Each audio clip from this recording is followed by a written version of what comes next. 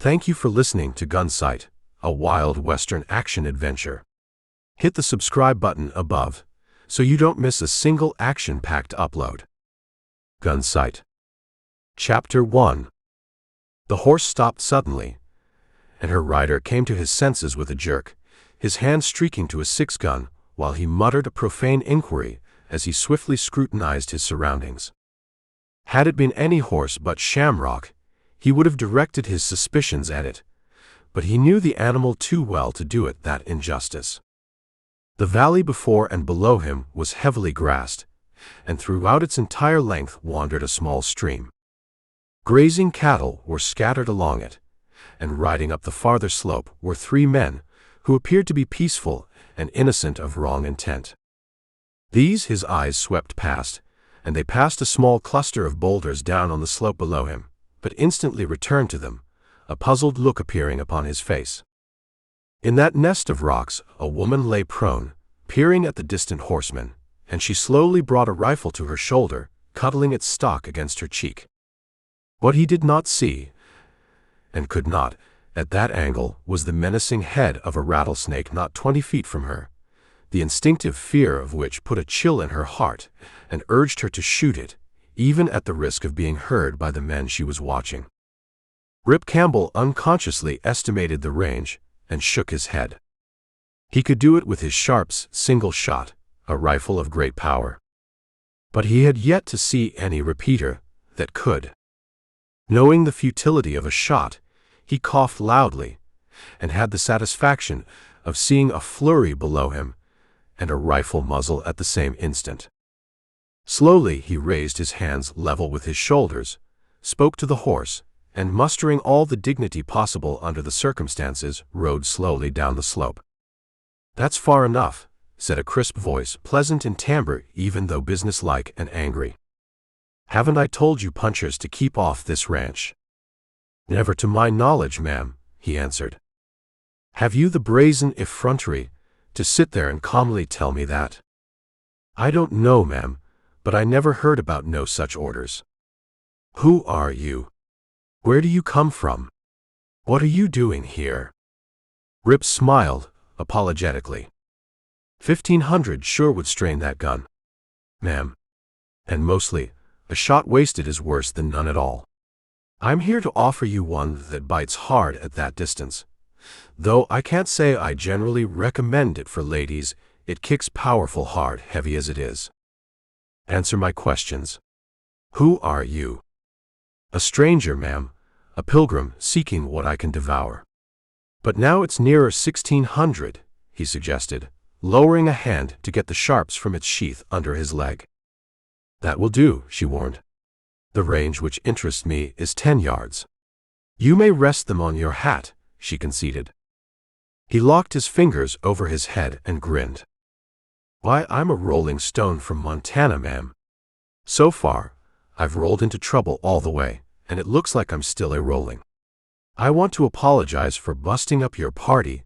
They've done faded."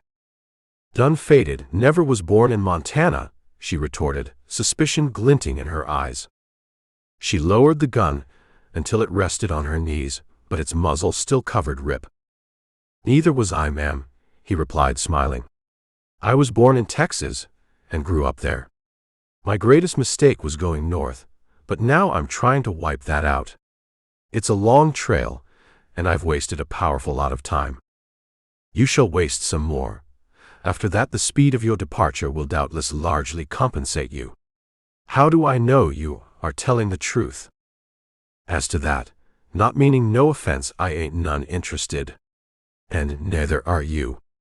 I might say, as a general proposition, that no stranger has any business asking me personal questions, and also that in such cases I reserve the right to lie as much as I please, although I ain't admitting that I'm doing it here.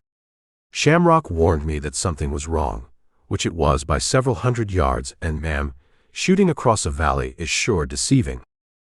The woman peered around, searching. "Who is Shamrock?" her voice laced with suspicion. Rip chuckled. He leaned forward and patted the neck of his horse. "This is her. My horse. She's got a keen nose for trouble. Also, I saw that one young lady was going to mix up serious with 3 grown-up men, pretty craggy individuals from what I know of punchers. That was not the right thing for a lady to do, but I'm awless with the underdog, I'm sorry to say.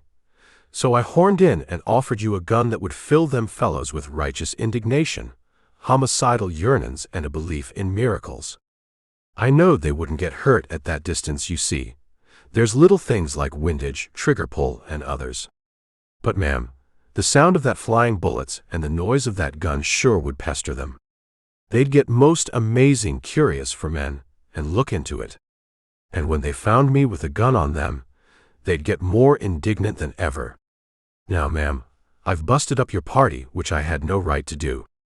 If you wants them fellows right up close so you can look them over good and ask them questions, say so, and I'll go get them for you. I owe you that much.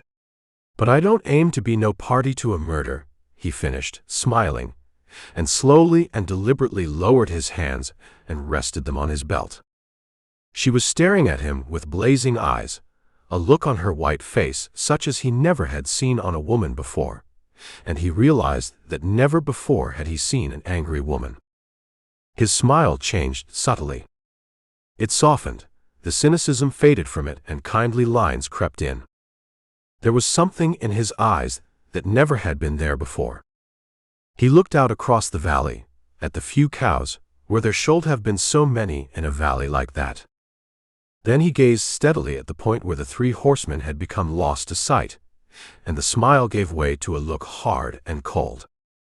Shamrock moved, and Rip drew a deep breath, squaring his shoulders in sudden resolution.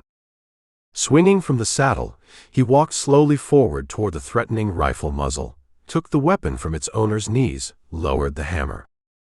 He placed the gun against the rock at her side. Straightening up, he whistled softly. Shamrock, advancing with mincing steps, shoved her velvety muzzle against his cheek and stopped. He swung into the saddle, wheeled the horse, and rode around a nearby thicket, soon returning with a saddled double-six pony, which he led to its owner.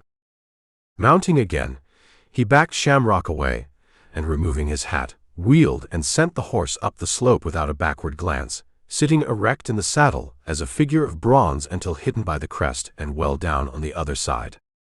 Then he pulled suddenly at the reins with unthinking roughness and dashed at top speed to the left until the crest was again close at hand. With his head barely on a level with the top of the hill, he sat staring across the little valley at the point where the horsemen had disappeared. There was a look on his face which, had they seen it, would have turned their conversation to subjects less trivial. Chapter 2. The sun was near the meridian when Rip rode into Gunsight, a town which he took as a matter of course. They were all alike, he reflected. If it were not for the names, they scarcely could be told apart, and it would have been just as well to have numbered them. A collection of shacks with the overplayed brave names. The shack he was riding for was the Palace, which only rubbed it in. Out of 100 towns, 75 would have their Palace saloon, and 50 would have a Delmonico hotel. Dismounting before the door, he went in and saw the proprietor slowly arising from a chair, and he was the fattest man Rip ever had seen. The visitor's unintentional stare started the conversation for him. "Don't you like my looks?" bridled the proprietor. Rip's expression was one of injured innocence. "Why, I wasn't seeing you," he explained. "I was thinking, but now that you mention it, I don't see nothing the matter with your looks. Should there be?" The other grunted something, becoming coherent only when the words concerned business. "What's yours?" "A drink with you and some information." "The drink goes, but the information don't." "I take it all back," soliloquized Rip. "This town don't need a number. It don't even need a name. It's different. It's the only one this side of Montana where the barkeeper was hostile at the start. I'm peaceful. My hands are up, palm out.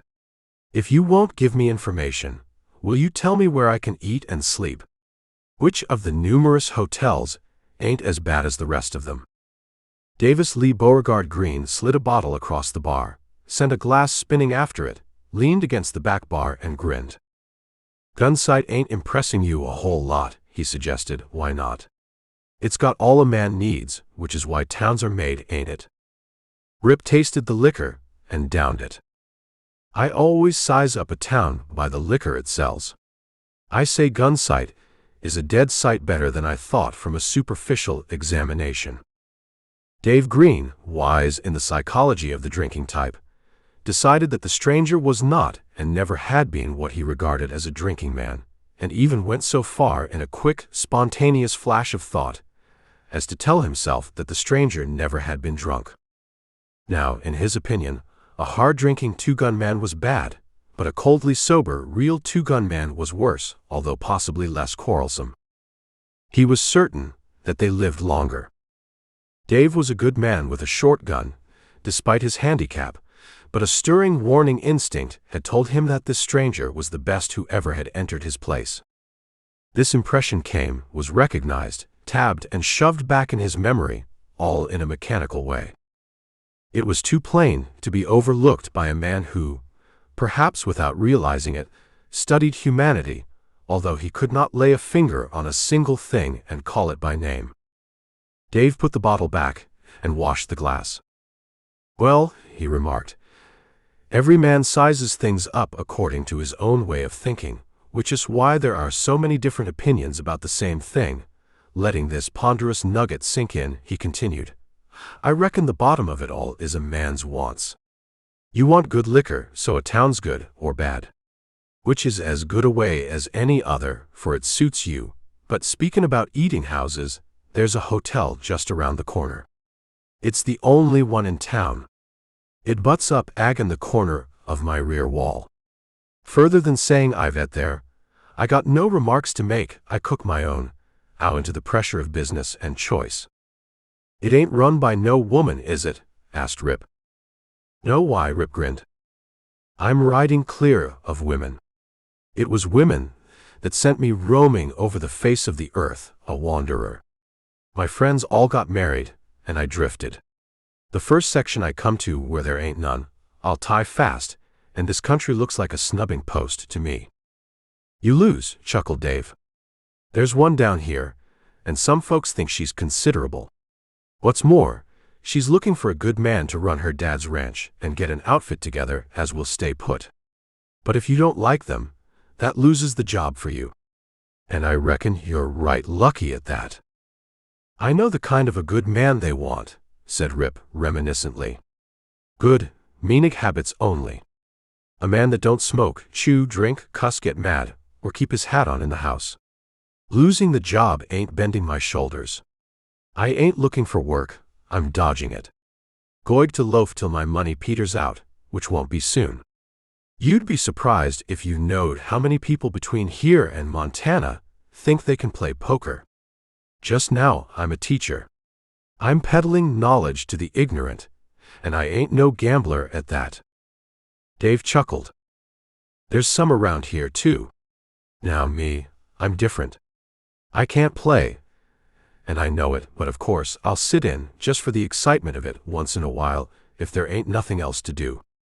Come to think of it, I got a deck of cards around here somewhere right now." The rear door opened and closed. Rip looked up and saw the worst-looking tramp of his experience. The newcomer picked up a sandbox cuspidor and started with it for the street. "Howdy, stranger," called Rip. "Ain't that dusty work?" The tramp stiffened. He hardly could believe his ears.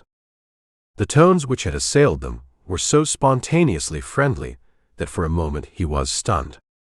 It had been a long time since he had been hailed like that, far too long a time. He turned his head slowly and looked and believed, for the grin which met his eyes was as sincere as the voice. It made him honest in his reply. "No," he said, "this here's sand. But ain't your throat dusty?" Two-Bit put the box down. "Seems like it always is. If these boxes get dusty, I'll know how it come about, me bending over them like I do, and breathing on them." Rip laughed. "I take it we're all dusty." He turned to Dave. Got 3 left. 2-Bit walked up to the bar. Usually, he sidled. He picked up his glass and held it up to the light and drank it in 3 swallows. Usually, it was 1 gulp. Wiping his lips on a sleeve, he pushed back the glass, dug down into a pocket, and brought up a silver dollar which he tossed onto the bar. "Fill them again, Dave," he said quietly. At this, Dave's slowly accumulating wonder leapt. He looked at the coin, and from it to 2-Bit. Sensing the situation, Rip pushed it farther along towards the proprietor. "Our friend is right, Dave," he said. 2 is company. Make mine the same." 2-Bit put down his empty glass and grinned. "I'll now go on from where I was interrupted, gents." He picked up the box, went towards the door. As he was about to pass through, he saw Shamrock and he stopped. "Good Lord," he muttered. "What a horse. I've seen passels of horses, but never one like that. Midnight her name ought to be, or Thunderbolt." He turned. "Stranger, what name do you call that horse?" Rip looked around. "That's Shamrock." 2-Bit grinned. "Did you see that?" he demanded, tilting the box until the sand ran out. "Did you see that? She knows her name like a child. Well, it's a good name, a fair name," he hedged. "But shucks. There ain't no name fit for that horses. How far has she come today?" "Near 40 miles, answered Rip. "I say it again, there ain't no name fit for that horses. She looks like she come 5, and he passed out." "Don't mind him," said Dave. "But where did he get that dollar?" "Steal it." "Find it." "Reckon he found it." "I near dropped dead. Poor devil, he come here last winter and walks in, cleans my boxes and sweeps. Then he goes round to the hotel, and mops, and cleans the pans better than they ever was before. He was so handy and useful that we let him stay. And I've never seen him more than half drunk. It's amazing the liquor he can hold." "Sleep here?" "No, and nobody knows where he does sleep. He's cunning as a fox, and fooled them every time. But wherever it is, it's dry." Rip produced a Sharps single-shot cartridge. "Where can I get some of these specials?" he asked. Dave looked at it. .45 to 120 minus 550 feet. You won't get none of them down in this country." "Post office in town?" "Not yet. The nearest is Rollins, 30 mile east, with the worst trail a man ever rode. The next is Highbank, 40 miles south. We use that, for the trail's good. We get mail about twice a month. The bar hand the triangle, take turns at it. Then I'll write for some of these after I feed. I'll tell them to send them to you, at Highbank. What name will I give?" "Dave Green, Highbank Gunsight Mail. But you better write before you eat. This is going away day, and the bar H will be in any minute now."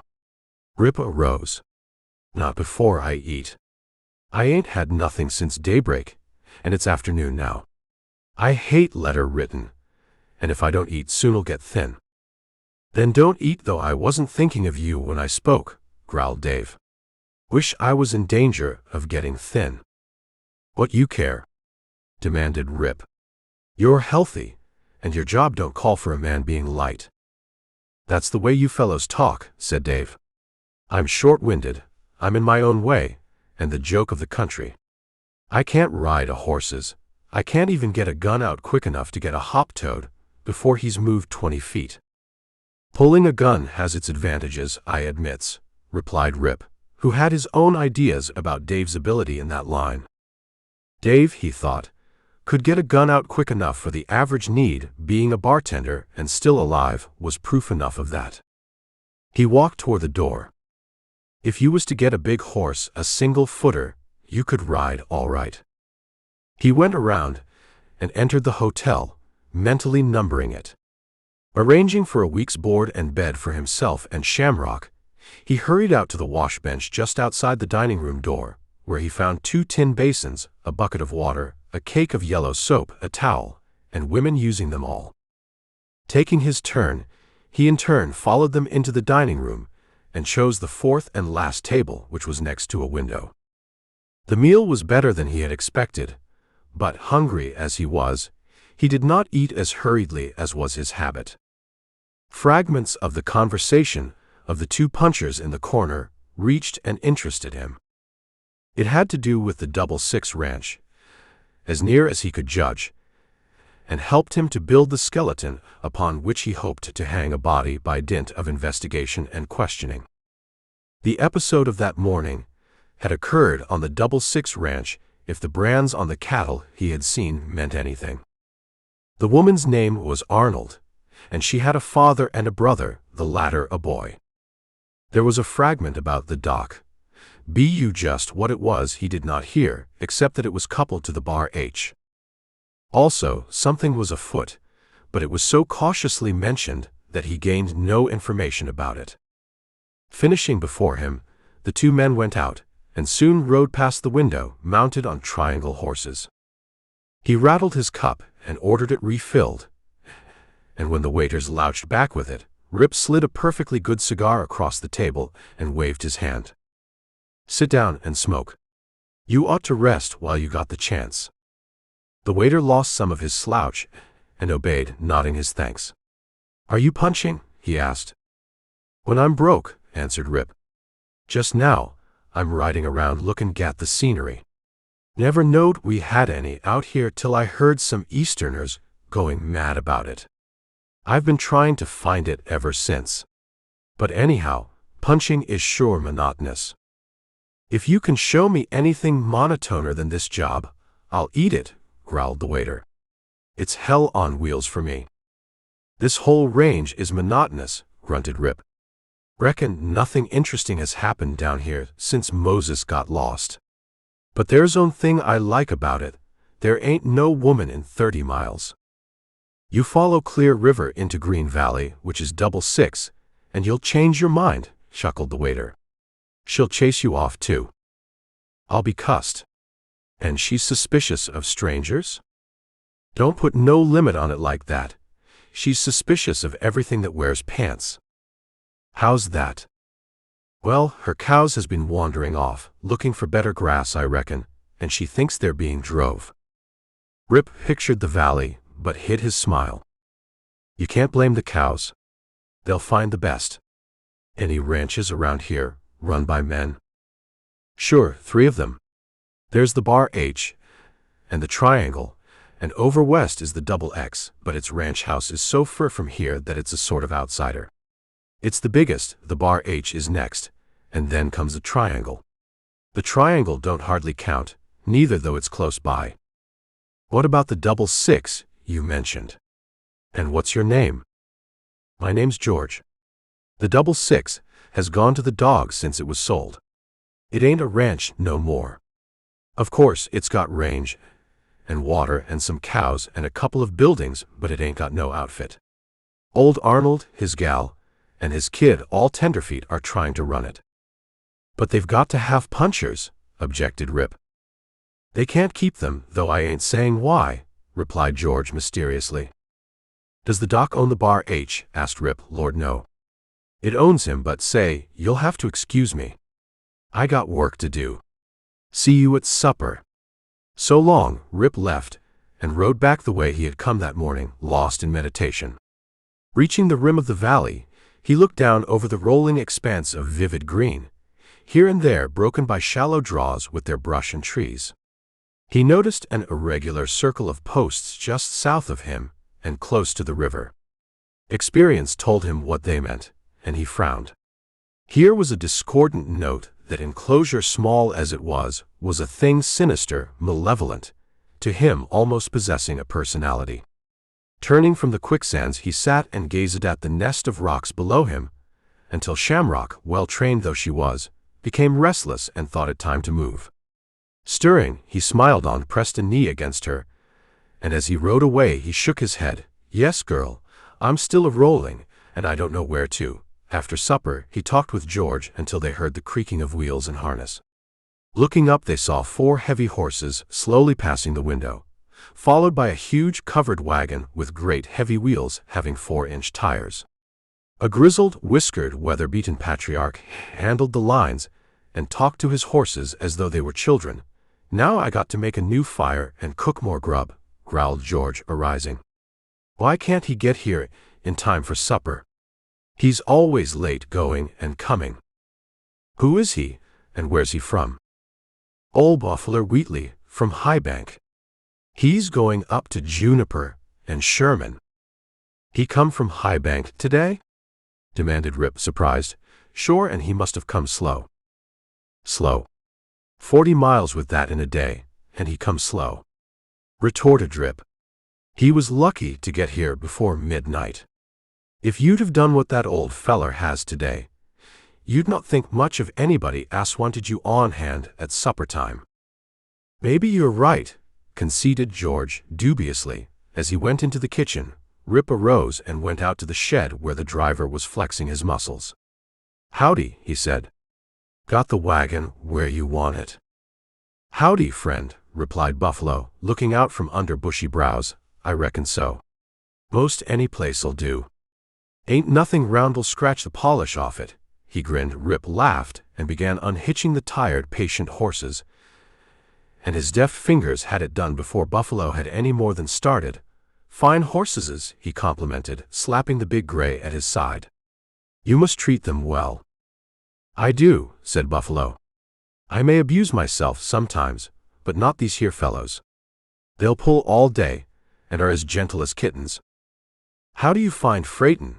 asked Rip, leading his pair into the shed. "Pickin' up and picking fast," answered Buffalo, following with the second team. "It's getting too much for one old man and this wagon. And top of that, I got the mail contract I've been asking for years.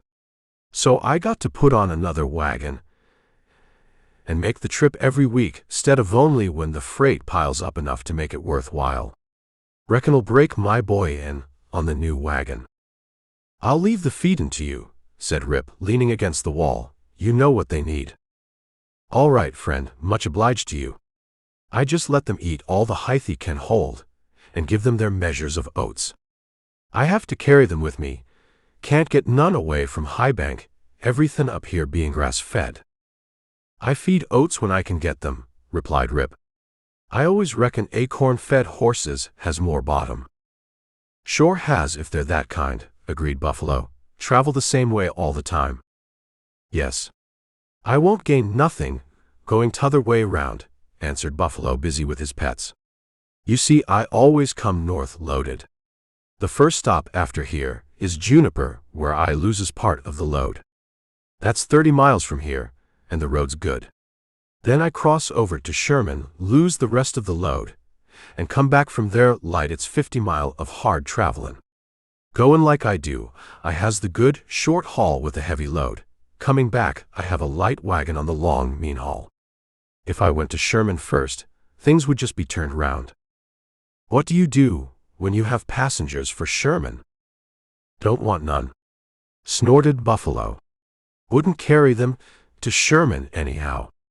Anybody with sense that can sit a horses wouldn't crawl along with me in the heat and dust on that jouncin' seat. But sometimes I hoss a tenderfoot to nurse, consarn them. They ask so many fool questions in ear go loco. But they pays me well for it, you bet." "Anything else I can give you a hand with?" asked Rip, following the old man out of the shed. "No, thanky, I'm all done. The only man that can give me a hand now is that scamp, George. I'm going in to eat, friend. Got to be up and be on my way before the sun comes up. I get the cool of the mornin' for me team, and give them a longer rest when she gets hot. If you see Jim Fanning, tell him I'm buyin' hides as a sideline now. I pay spot cash for them, same price as old Saunders would pay, less the freight. He has squeezed the business, and went to live with his married dater, old fool." "Fanning sell hides?" "No, I just want him to know so he can tell the Bar H and the Triangle and maybe the Double X I want to have a good load going back from here. There ain't no profit in going all the way back with an empty wagon." "Well, good night, friend. I'm much obliged to you." "That's all right," smiled Rip. "I'll tell him. Good night and good luck," he added as an afterthought, and then drifted around to the saloon where he found several men at the bar.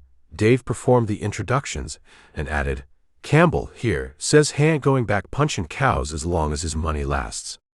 He's a travelin' educator in the innocent game of draw, or was it stud horses, Campbell?" "Draw is closer to my heart," laughed Rip. "My friend Tex told me I might learn draw if I lived long enough, but I'd have to have a pack of cards buried with me, and practice in the other world if I aimed to learn stud horses." "It grieves me to see a young man wasting his time in idleness," said Ben Castle, the storekeeper. "The devil is always looking for holts. Young men should keep working. Might I inquire if you feel like indulging in a little game of draw? You'll find us rusty, though. We don't play oftener than every night, and some afternoons," said Fanning. "I'm a little scared when a man says he's rusty," replied Rip. "Booty, reckon I might as well lose tonight as later. I hope Dave is too busy to cut in. He said he don't know nothing about it." "Dave's still cutting his teeth," chuckled Jim Fanning, "but he uses my silver to cut them on. When he learns the game, I'm going to drift out off town while I still got a horse." Two punchers came stamping in, and Dave nodded to them. "Here's your victims. Here's them infants from the XX boys. Say howdy to Mr. Campbell. Campbell, that tall red-headed feller is Stu Hawks, and that bow-legged towhead is Tom Wilkes. They ain't been in here in 3 months, and they've rid 20 miles to rob us." "And we might walk home," retorted Wilkes. "Let's lay the dust before we starts anything. Campbell, you're in bad company. This gang would rob a church. You want to get a knee hold and hang on to the pommel after this game starts. Here's how." As the game progressed, the few newcomers who straggled in felt their interest grow. As each finished his drink, Dave would lean forward and whisper, "There's what I call a poker game. 4 highwaymen playing them close. To listen to them, you'd think they never saw a card before," Rip was complaining. "Gents, I know I'm ignorant, but would you advise me to draw to a pair of threes? Shall I hold up an ace, or take 3 cards? I'll chance it. I never hold a cider." "Gimme 3. "Ain't that just my luck?" sighed Ben. "And me with 3 of a kind." A little later, Rip picked up another hand and frowned at it. "Well, seeing as I always hold up a cider, I'll have 2 this time." Hoofbeats drummed up and stopped, and a voice was heard outside. Dave looked at the calendar. Big Tom's a day ahead. He ain't due for his spree till payday. "Hello, Huff. What you doing so fur from home?" "Hello, Dave." "Hello, boys," said the newcomer. "I feel pretty good tonight. Just got word that McCullough wants 2,000 head from U.S. fellows up here. He'll be along with his regular trail outfit in a few weeks. 16 men, a 4-mule chuck wagon, and 9 saddle horses to the man. I'm sending word that I can give him 1,000 head, and the Triangle is going to give him 500, so he'll want 500 from the XX, which Stu and Tom can tell Sherwood." "Sure," growled Stu, and his ranch mate nodded. "Going up to Dodge again?" queried Castle. "He didn't say," answered Big Tom. "Who's doing the scalpin'?" Heasked, going over to the table, where he gradually grew more restless as he watched. "Some of these days, when I grows up," grinned Wilkes, "I'm going up the trail with a herd like a reg'lar cowpuncher. Dodge may bet top heavy with marshals, but I'd like to see it again with money in my pockets." Stu grunted.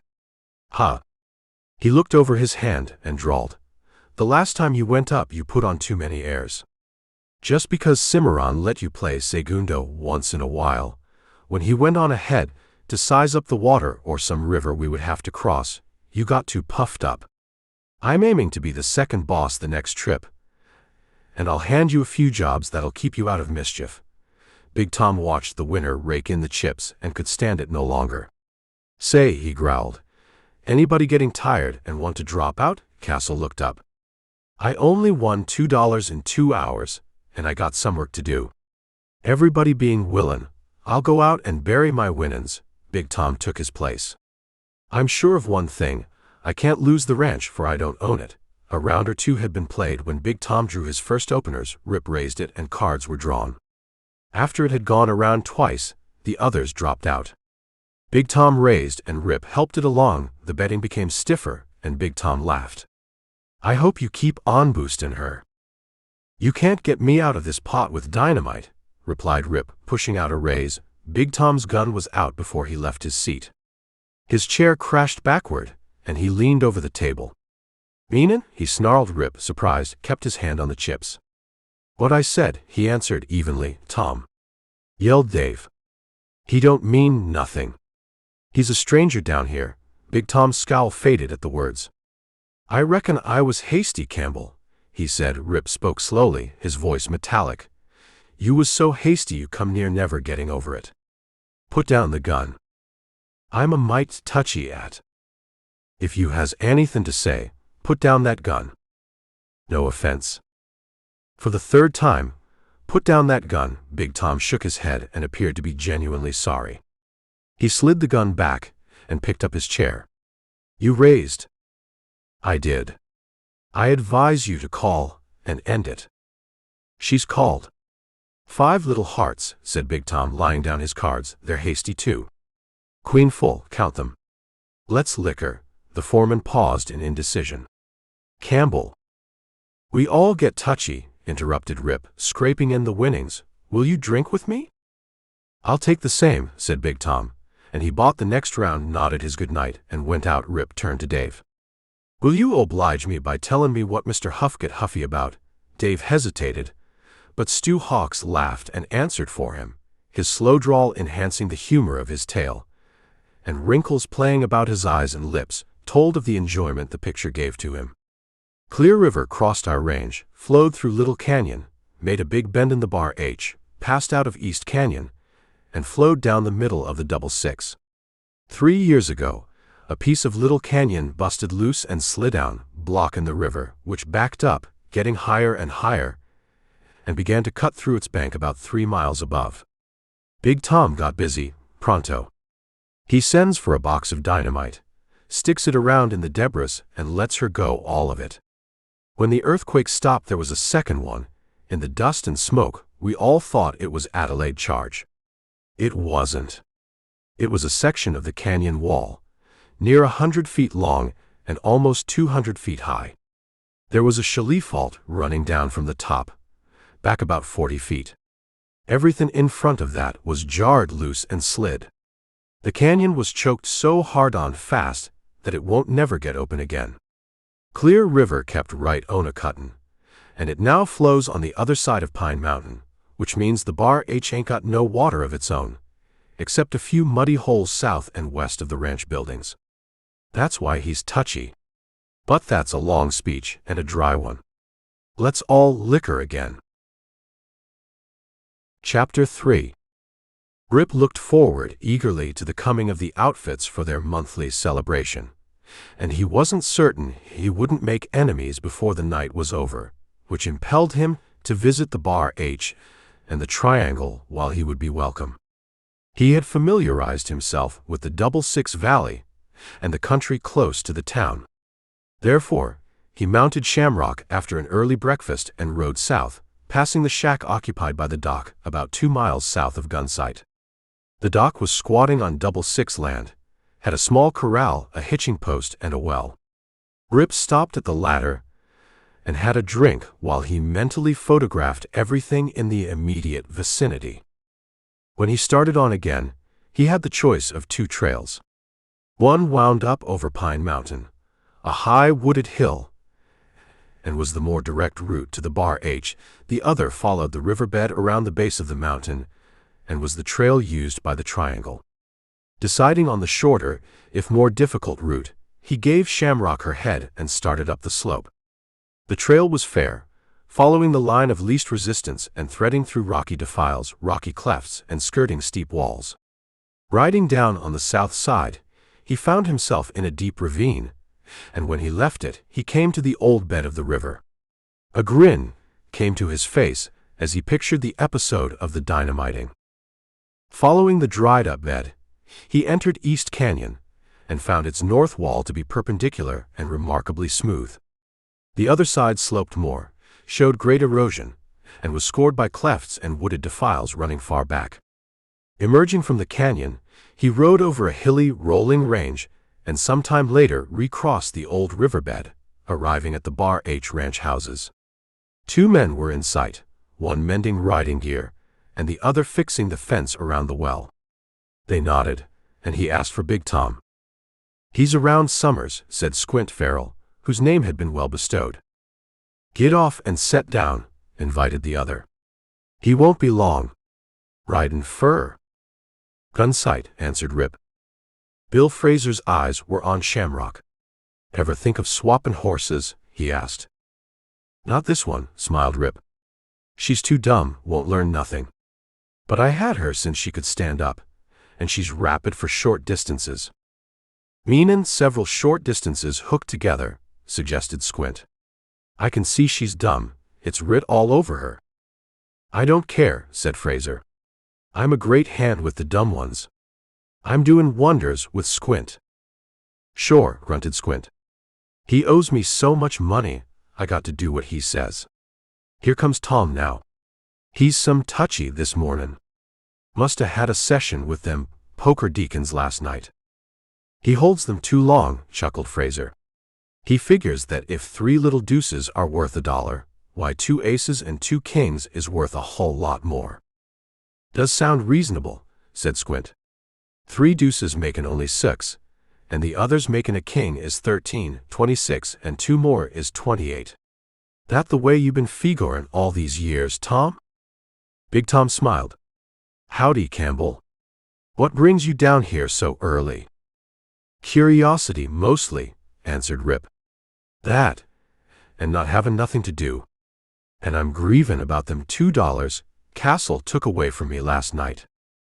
"Nobody that wiggles away from Castle and only leaves $2 behind can associate with me steady," objected Fraser.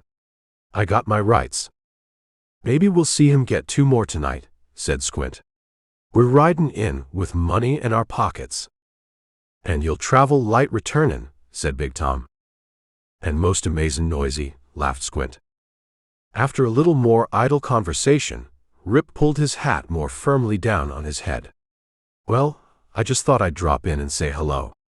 Any place else to go?" "Don't be in no hurry," said Big Tom. "But if you're set, you might get acquainted with the Triangle. It's only an hour's ride. They'll be in town, too, tonight." Rip nodded all around and rode off the way they pointed.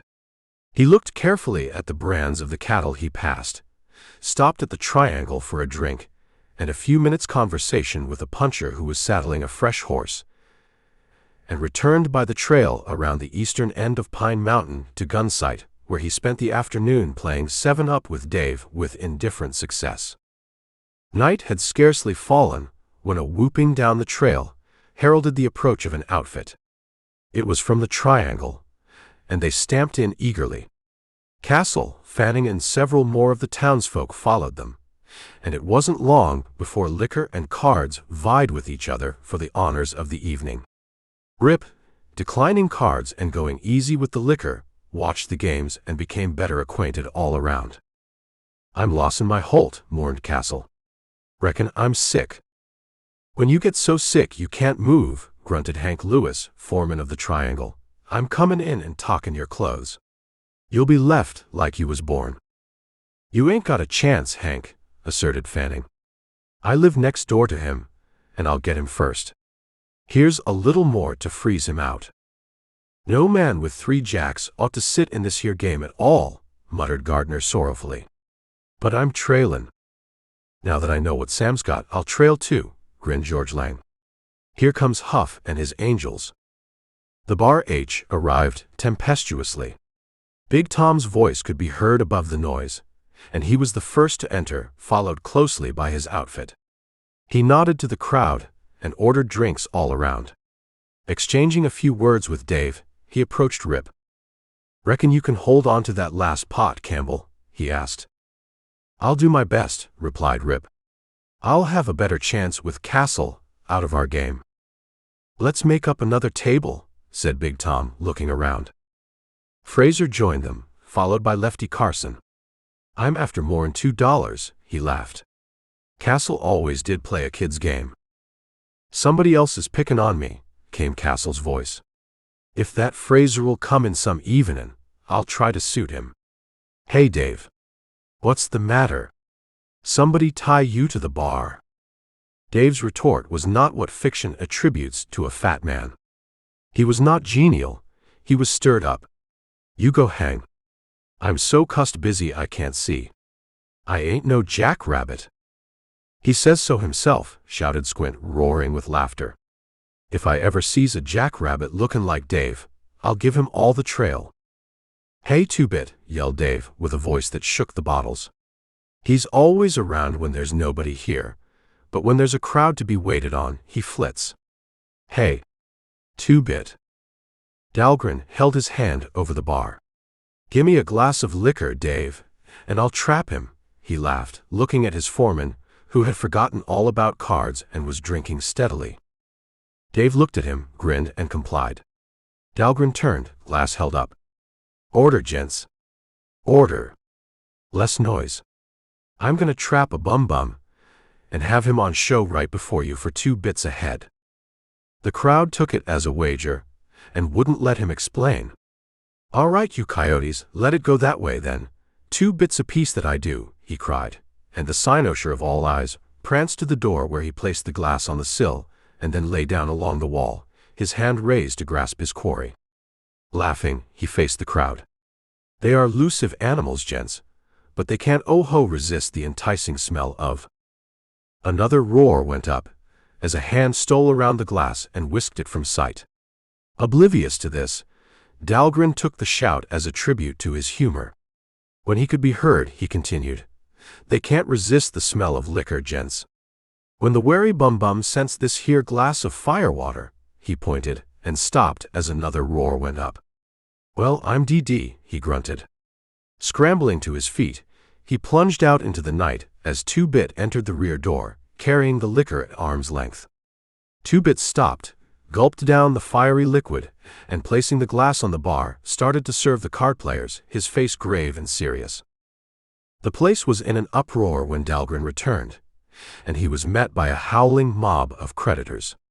Shaking his fist at Two-Bit, he exhausted his change as he bobbed around in the crowd, got more from Dave, and at last managed to pay off. Emitting a yell, he jumped for Two-Bit, grabbed him, and began to manhandle him playfully. Others joined in, and the sport grew fast and furious, rougher and rougher. Rip, seeing how things stood, and thinking that Two-Bit was in danger of being hurt, plunged headfirst into the mass of merrymakers, grabbed Two-Bit, and at the first opportunity threw him reeling toward the door. Leaping after him, he grasped the confused tramp, whispered, "Vamoose," and then yelled out, "I can't, huh? We'll see." There was a flurry, and Two-Bit shot out of the door as though he had left a bow. Rip turned and faced the crowd. "Did you hear him?" he demanded. "I showed him if I could or not. Blast his nerve to talk like that to me." "Wish he'd said it to me," growled Big Tom, whose liquor was making him surly and uncertain. "I'd have busted his cussed neck. This here country is getting too independent. That's it, too independent. The Bar H runs this country, and I run the Bar H," he boasted, resting against the bar. "That's it, and it's got to learn it. It's got to learn that the Bar H runs this country, and I run the Bar H. Anybody say I don't?" he demanded, looking around. Just at this auspicious occasion, Squint was unfortunate enough to step on the foot of a man who had little use for him, and who, several times in the last few years, had been restrained only by force from carrying out his thinly veiled threats. Teddy Forbes, the deadliest man on the Bar H, more than disliked Squint, and only their common interests had averted bloodshed. Now he snarled and reached for his gun, but found it held in the holster by little Tom Carney, who hung to Forbes's arm like a leech until others came to his aid, and succeeded in taking the killing edge from Teddy's anger. Teddy struggled, gradually getting free. "I don't want him now," he panted. "Let go of me. I'll get him when he's sober."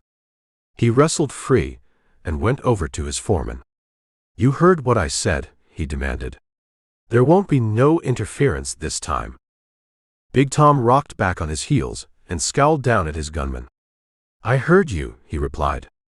And I say, you're making a fool of yourself. I'm running this ranch, and I'm telling you that I'll see that he is good and sober and gets an even break, if it ever comes to gunplay between you two. Take my advice and forget about it." He pushed Forbes to one side and waved his arm. "Everybody have a drink with Big Tom Huff. The boss of the bar set him out, Dave." They responded, but the soberer heads began to feel uneasy.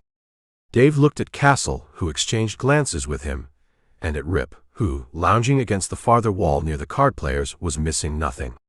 Rip allowed a faint smile to show, and winked at the proprietor, a knowing, significant wink. If it was meant to bring ease to Dave's troubled mind, it failed utterly. Worse than that, it acted the other way. Thought Dave. He's sober as a horse and cold as H, which anomaly did not strike Dave's too busy mind. Is he aiming to get Huff? Is he nursing last night's play?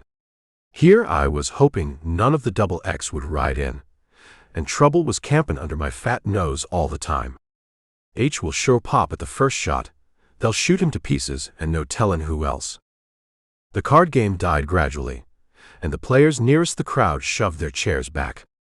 Dave noticed it and shook his head imploringly, trying by sheer willpower to force them back to the game.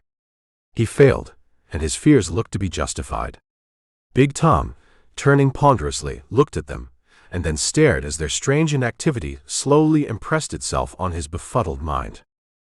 "Go on and play," he roared. "I run the Bar H, and Bar H runs the country." Dave leapt into the breach. "They can't. Castle's got all the money." "Castle's got, ha ha ha," roared Big Tom. "He's the old fox.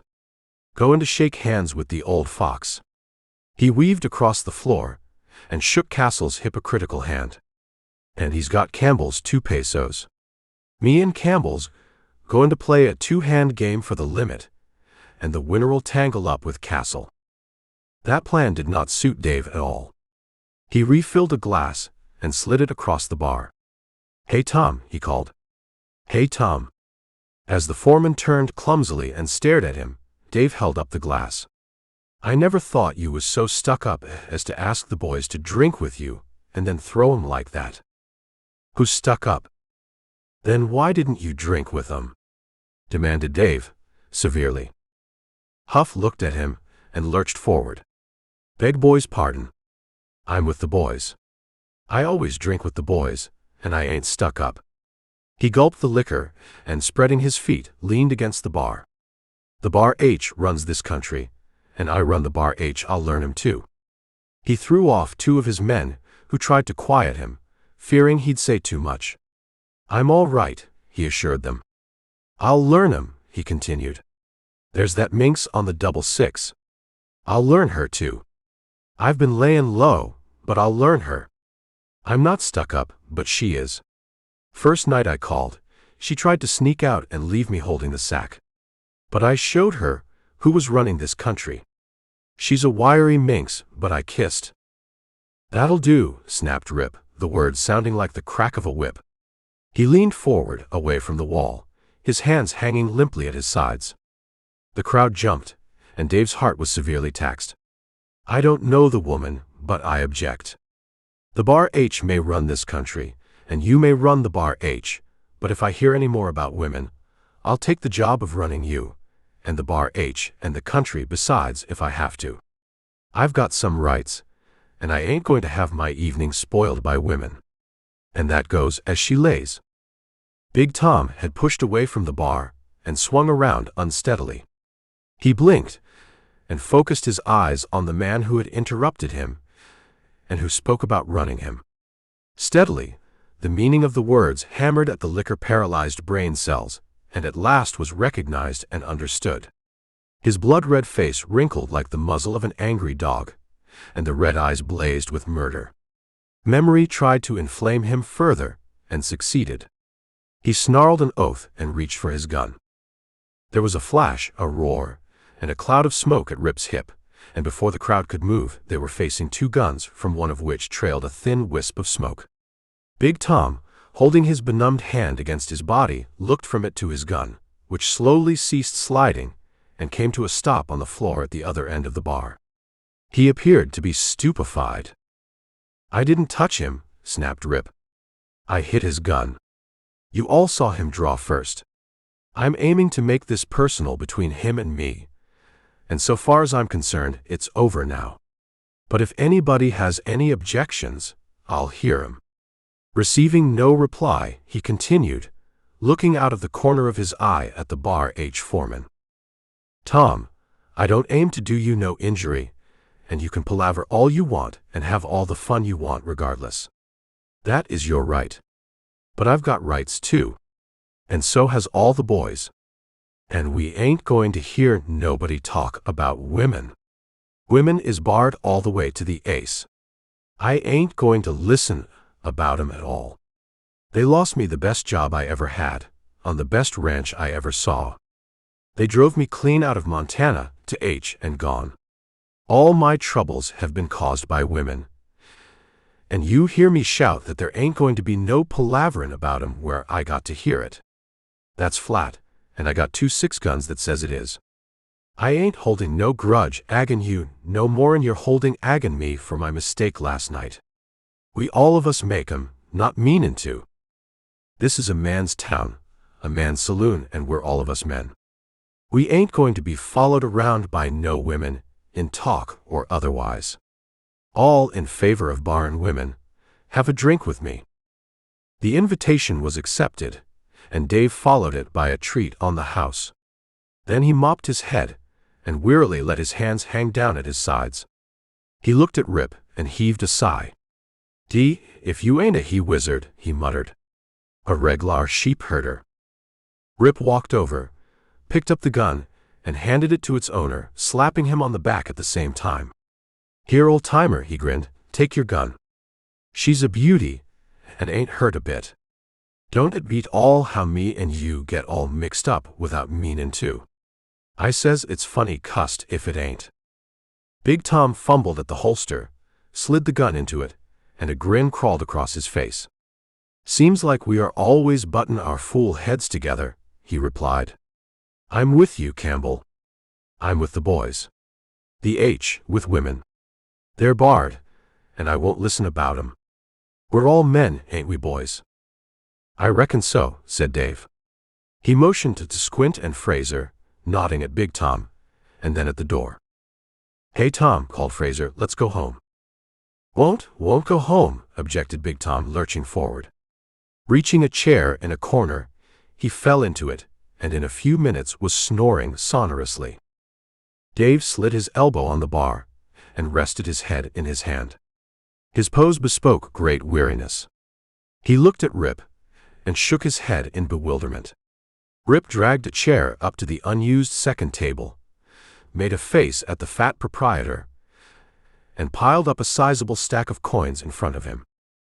"Any bar or triangle hombre think they can get any of this?" he demanded, grinning. 4 men thought so at the same time, and soon a third game was going on beside them. 2-Bit poked his face up to the window again, and looked in. Then he came in, with an air of nonchalant confidence. Having seen all that had happened, he believed the stormy weather to be over, and if it wasn't, why, Campbell seemed to be a friend of his, which sufficed. Dave slid him a partly filled bottle. "Take it away, and don't bother me," said the proprietor. "I'm restin' up for the next storm." 2-Bit looked around. "You can go to sleep, Dave," he said. "I'll tend bar for you. There won't be no more. My friend over there is like his black horse. Everything in this country is hid back in his dust." Turning away, he glanced quickly around, stuck out his tongue at the snoring Mr. Huff, put his bottle on a chair, sat down on another one, rested his feet on the recumbent form of Squint, who snored tenor to his boss's bass, and appeared to be well pleased with himself. Chapter 4.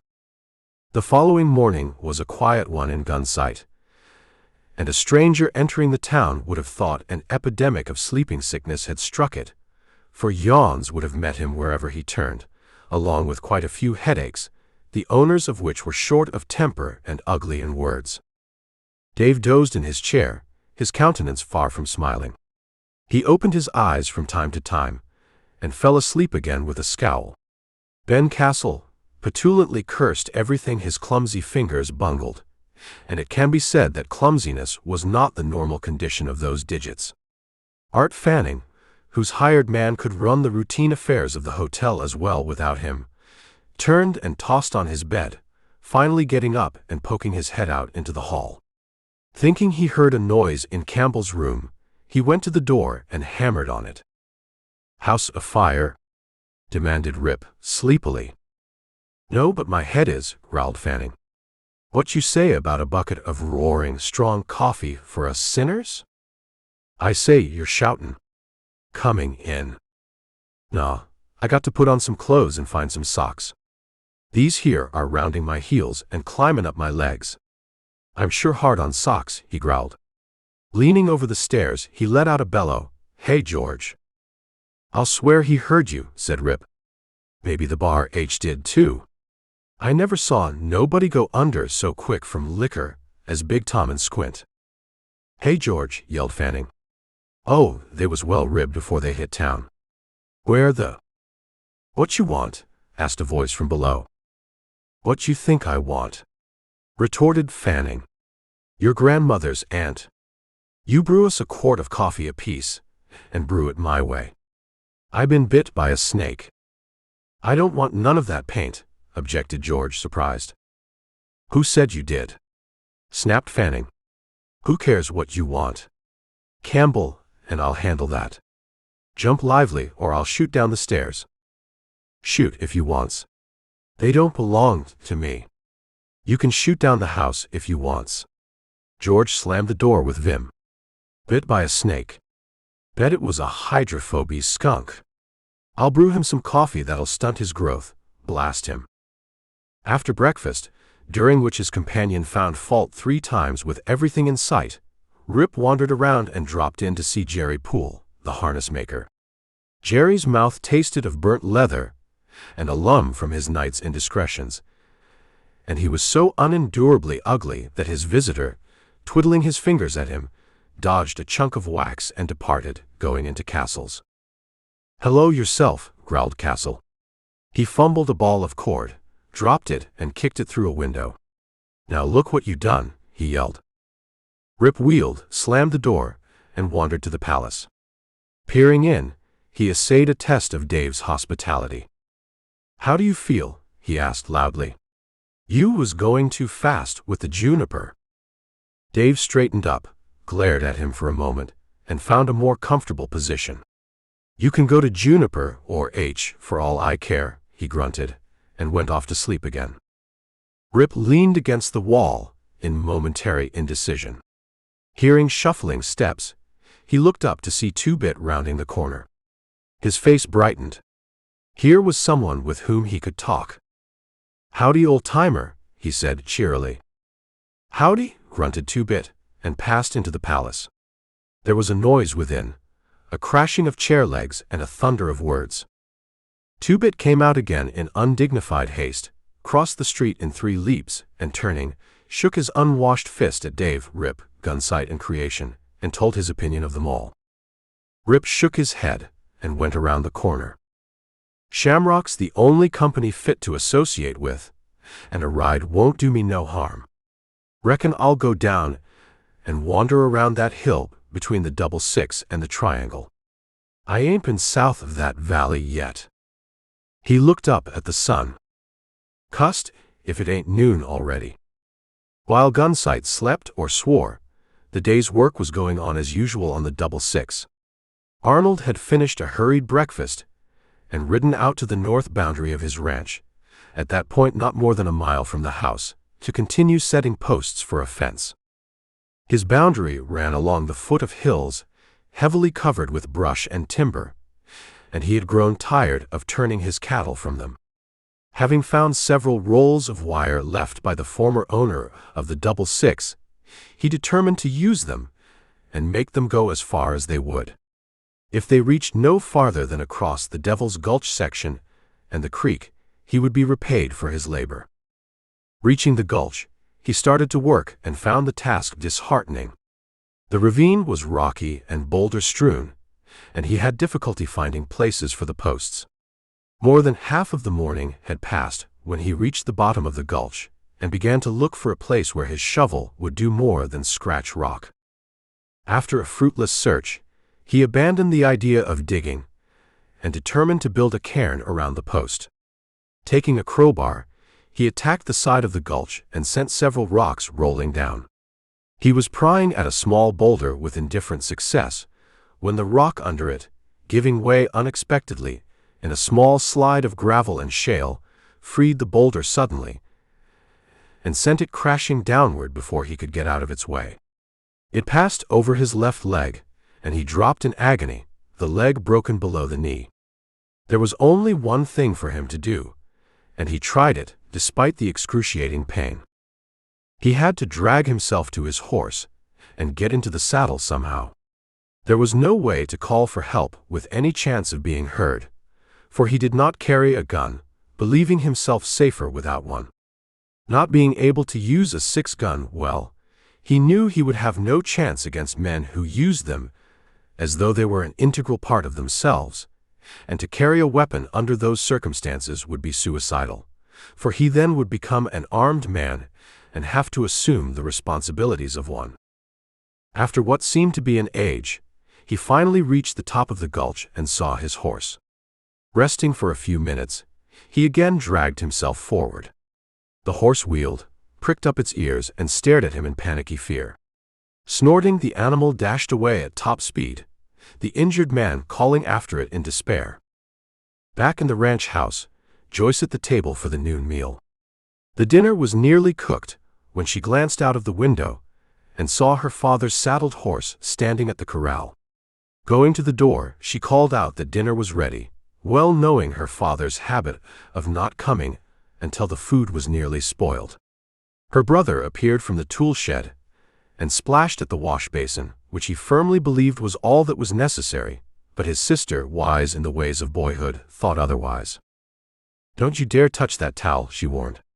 "If you want any dinner, wash your hands and face with soap. Get them wet anyway. Charlie, for a 10-year-old boy, you are hopeless. And for a 20-year-old woman, you are a nuisance," retorted Charlie.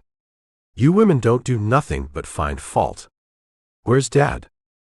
"I don't know. When you've washed, go tell him that dinner will be spoiled if he doesn't hurry." Charlie growled something, made a creditable effort at revealing his face, and departed to find his father. After a short but fruitless search, he returned and reported his failure. "Wonder where he went?" he demanded. Joy felt a chill of apprehension.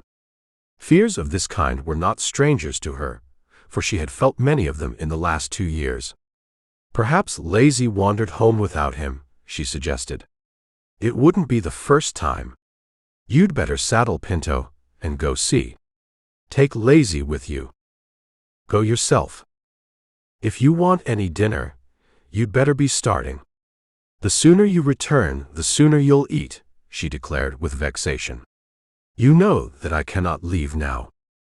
"All right," growled Charlie. He slouched to the corral, saddled Pinto, caught Lazy, and loped toward the gulch. Margaret's impatience gave way to a nameless fear as the minutes passed without sign of the men.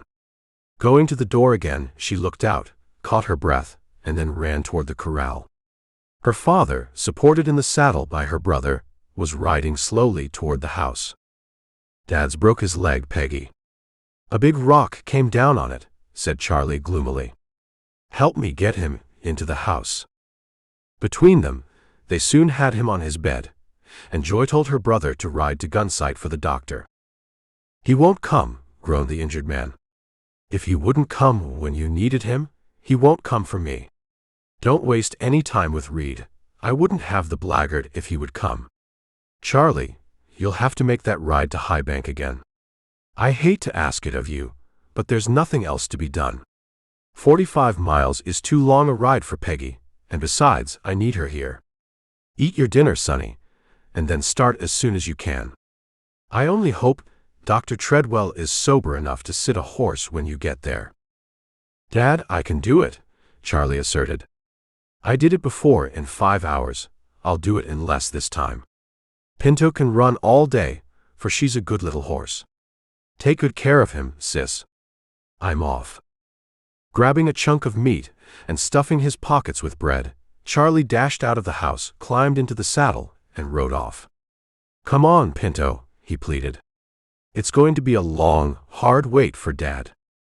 Fording the river, he took the slope of the hill beyond at a walk and, reaching the crest, shot down the other side. Soon he came to a better trail, where the triangle punchers rode when they went out to their north line. He had not gone far along it before he saw a horseman ahead of him, and when the rider turned and looked back, Charlie felt a thrill of fear. It was Squint Farrell. Squint was still going home from Gunsight, and he was not yet sober. Worse than that, he was in a savage mood. When his outfit had started for the ranch in the early dark hours of the morning, he had fallen behind them, stupid with drink. At the end of one of his spells of mental oblivion, he suddenly realized that he was alone, and urged his horse forward in hope of overtaking his friends. If left to itself, the animal would have followed the trail to the ranch, but in his sodden frame of mind, the rider knew better. "Go on," he ordered, pulling savagely on the reins and barely managing to ride out the ensuing bucking. "Where you going?" "I'm boss of this here outfit, and I'm going home. I'll point this here herd." "Go on." The result was that when day broke, and Squint aroused himself and looked around, he had no idea of where he was. "It's further'n I reckoned," he muttered. "Don't care, I'm going to sleep." He dismounted, made the horse fast to a sapling, and soon was asleep. When he awakened, he looked around in bewilderment and began to take note of his surroundings. Mounting his horse, he rode around and finally got his bearings. He was miles east of the ranch house, and with a savage burst of profanity, he turned the horse and started for home. As he crossed the 6 Triangle Trail, he heard the rapid drumming of a horse's hooves, and drawing rein, waited to see who it was. "Wonder if he got lost, too," he muttered, and then the hard-riding horseman turned the corner and shot into the narrow defile. "Cussed if it ain't that brat from the 6," he exclaimed, and became instantly, though hazily, suspicious. "Here you," he shouted. "What you doing on this range? Where you going so fast?" He turned his horse across the narrow trail, effectively blocking it. "You speak up, and don't give me none o' your lip. Where you going?" He reached for the Pinto's bridle, but missed it as Charlie pulled the pony back on its haunches and backed away. "I'm going to High Bank for the doctor. Dad's broken his leg," answered the boy, trying to get past. "Oh, are you?" snarled Squint. "Wish he'd busted his neck. Go round and get on the trail where you oughta. You can't cross this ranch." "You don't belong to it," argued the boy. "This is the Triangle, and I haven't got time to go back now. Please, Mr. Farrell, let me past. I can't waste any time." "Can't you?" sneered Squint. "I say, you're going round the way you should. Go on, now. Turn round and quick before I do it for you. Brat." "Please, Mr. Farrell," pleaded the boy. "Let me past. Dad's suffering, and I've got to hurry." "Please, Mr. Farrell," mimicked Squint savagely. "You going to do what I say?" he demanded, drawing his Colt and waving it menacingly. "I got a notion not to let you go at all. No way. You turn that horse and move fast. Hear me?" In his desperation, Charlie forgot his fear. There was only one way to save the precious miles, and he took it. The sides of the defile were steep and studded with boulders, but he dug his heels into the pony's sides and sent him scrambling like a goat up the left-hand bank. He was 10 feet above Squint before that surprised individual realized what had occurred, but with the reshamroction came a burst of drunken rage. The heavy gun chopped down and flamed. Pinto rose straight up on his quivering hind legs, stood poised for an instant, and then crashed backward and rolled down to the trail, his rider barely having time to throw himself from the saddle. "Now you can hoof it," shouted Squint, brandishing the gun. "Next time you'll listen and do what you're told. Go on home now." "D.U.," blazed Charlie, groping his way down the bank and kneeling at the side of the little horse. Realizing what was at stake, he flung himself down on the dead pony and sobbed as though his heart would break. Squint kneed his horse forward. "Don't you cuss me," he warned. "Don't you do it, you brat. Serves you right, now you can hoof it." He urged his horse into a lope and rode down the trail, arguing with himself, and finally burst into uproarious laughter at the trick he had played.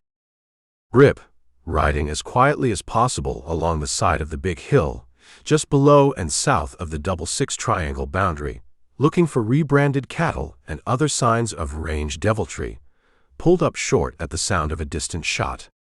It fitted in very nicely with his suspicious frame of mind, and thinking that he might catch someone red-handed in some of the things he had been searching for, he sent Shamrock tearing down the slope and arrived at the trail shortly after Squint had departed.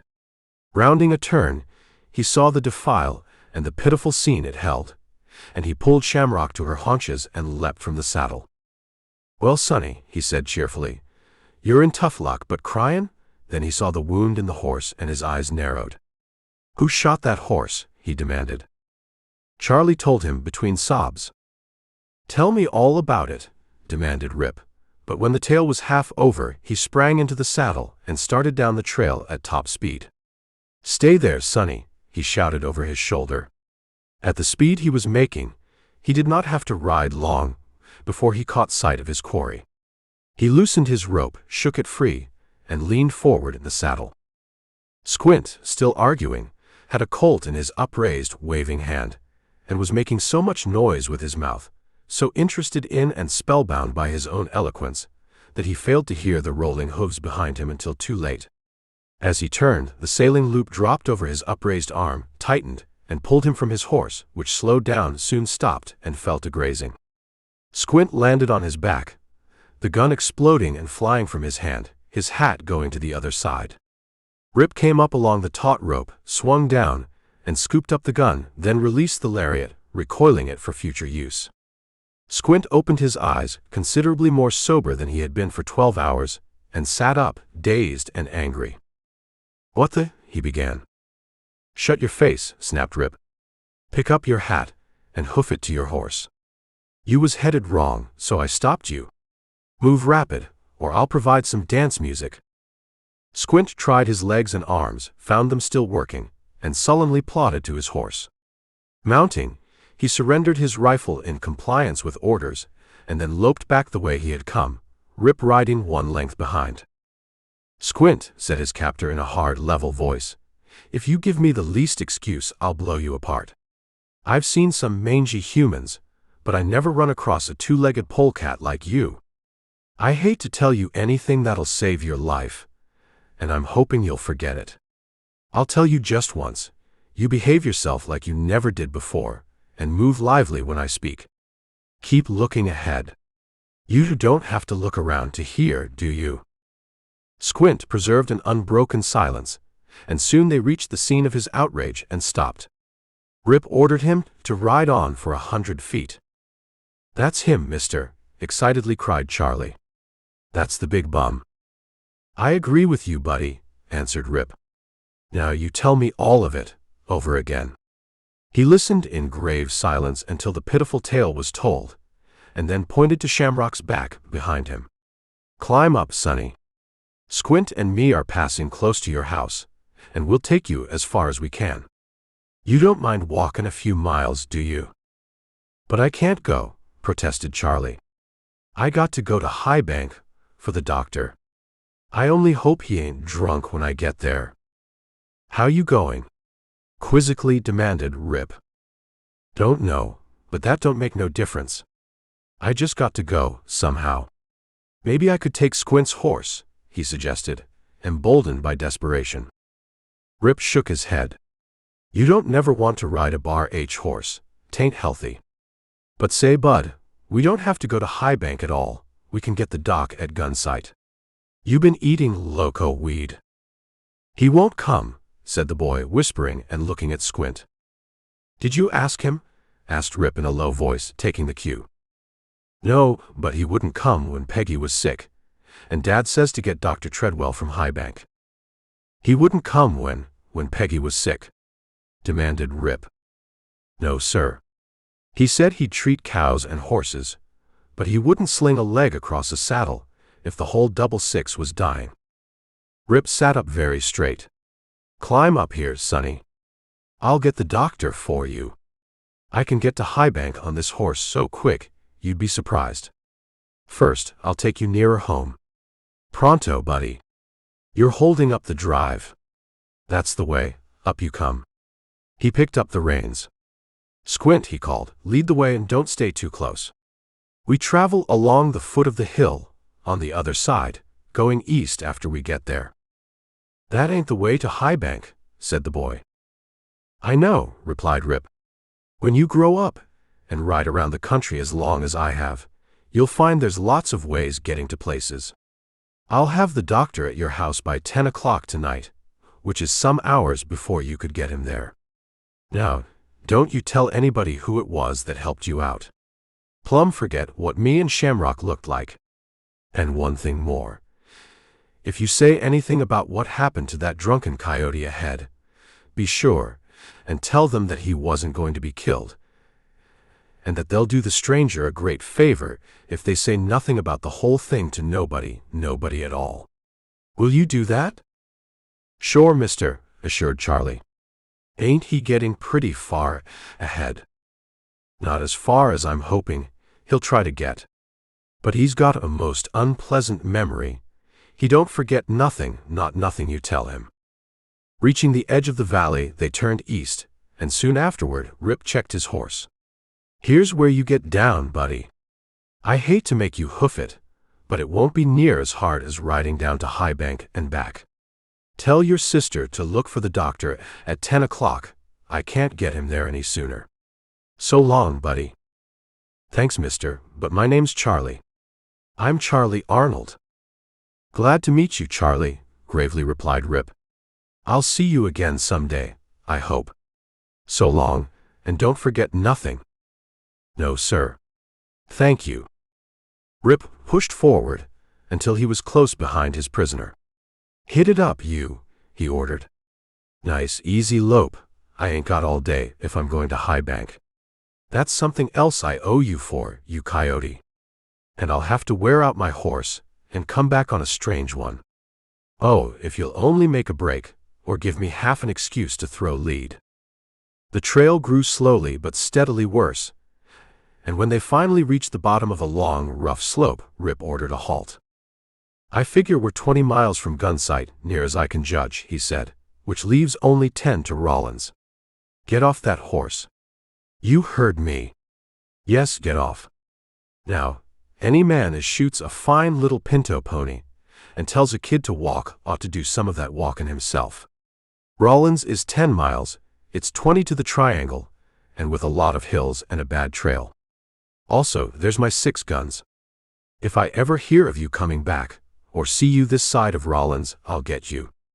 I want to make that plain. If it's the last thing I do on earth, I'll get you. I ain't got no love for the 666, but H ain't good enough for the man that'll shoot a fine horse to keep a kid from getting a doctor.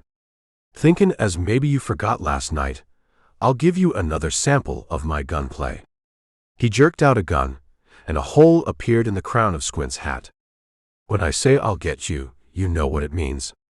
Turn around and keep your shadow before you." The moose. Watching the hurrying Squint until satisfied that he intended to keep on in the right direction, Rip turned back, leading the Bar H horse.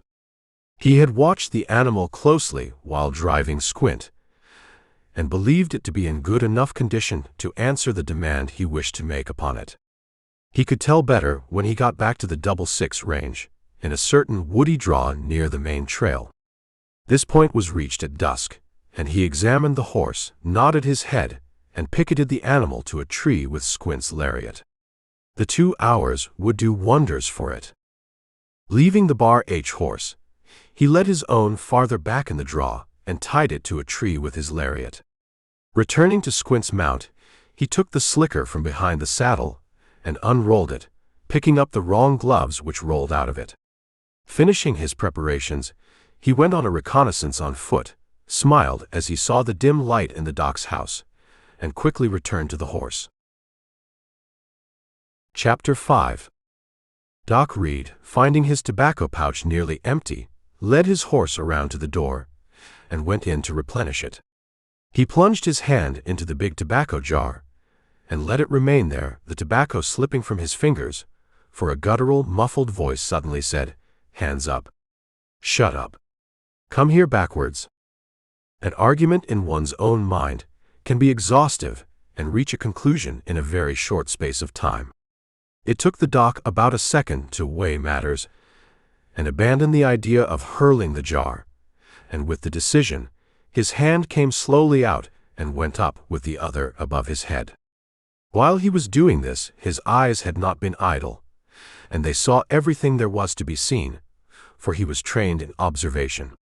They saw a man of his own height, dressed in an old, well-worn yellow slicker, a hat so covered with gray dust as to resemble a hat only in shape and function, its brim pulled well down in front, a pair of common black trousers reaching from the slicker down to common boots so thickly covered with gray dust as to resemble the hat in everything but the above-mentioned characteristics, a common cotton kerchief of a pattern found on half of the kerchiefs on the range tied across the caller's face, hiding it from chin to eyes, a narrow strip of the intruder's face, so indistinct in the shadow of the hat brim as even to hide the color of the eyes, a pair of gloved hands, the right of which was held in front of the intruder and on a level with his eyes, and last but emphatically not least, a heavy common caliber Colt with ivory grips yellowed by use and age, which weapon was firmly gripped by the upraised hand. The hammer was up, and a crooked gloved finger lay in the trigger guard. As the doc moved to obey, as he turned around, he caught a glimpse of a heavy black line running from the lower edge of the ivory grip uncovered by the curling fingers.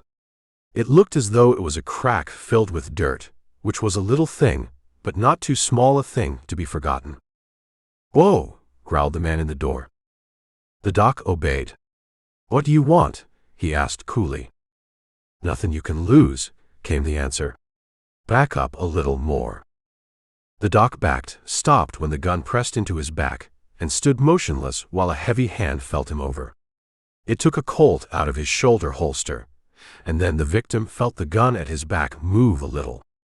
He smiled slightly, for the fact that his captor had shifted it to the left hand so he could use the right to empty the captured gun, and then toss it across the room onto the bed was no clue, for the reason that all of the men he knew were right-handed. The pressure changed again as the right hand went back on the offensive, and then the intruder gave him his second surprise. "Pack your tools. Broken leg. Take everything you need. Hurry." The doc stepped forward and picked up a satchel, glancing out of the corner of his eye as he did so. Only a hand, a foot, and part of the hat and face were in sight, the rest of the visitor's body being behind the outside wall. Filling the bag with what he would require, he took a bundle of splints from a shelf, for he was a methodical person, usually had plenty of time on his hands, and believed in having things to suit him. It was not necessary to go to all of this trouble, he smiled, as he reached out to turn down the lamp. "Stop. Let it burn," warned the visitor. "Very well, although I only intended to turn it down. As I said, it was needless for you to go to all this trouble and risk. I am in the habit of going on professional calls at any hour, in any weather, merely upon a simple request or a statement of fact. If this is a practical joke, I may or may not enjoy it. Usually the victim doesn't, but I really don't mind if you are careful with this bag and its contents. You might be the man to need it first, quien sabe." "I shoot at the first false move," warned the other. "You are going to the 666 now with me, and fast. I'll lead your horses, mine's out yonder. Go ahead of me, and don't look back." The doc obeyed, and his captor, feeling around the saddle for weapons, grasped the bridle and led the animal to where his own was picketed. Mounting, he ordered the doc to do likewise, and soon they were pounding along at a good pace, too good to suit the dock, considering how dark it was.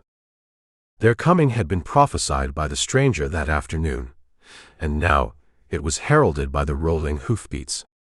As they neared the house, two figures, one considerably shorter than the other, appeared in the lighted doorway, while behind them a clock slowly struck 10. The captor growled a command, and surprised, the doc pulled up quickly.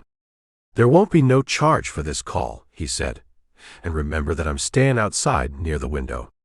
You make a false move, and I'll shoot you through it. If the job ain't well done, I'll shoot you when I find it out. You don't know me, so you won't know who to watch for, but I know you well. All HL can't save you.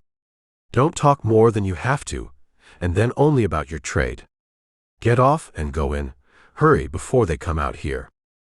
The doc dismounted, turning for a look at his captor's horse and saddle, and walked forward, adjusting his hat and pulling at his coat sleeves.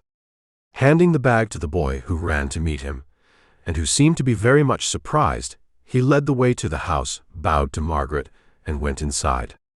The boy, looking back reluctantly, slowly followed him.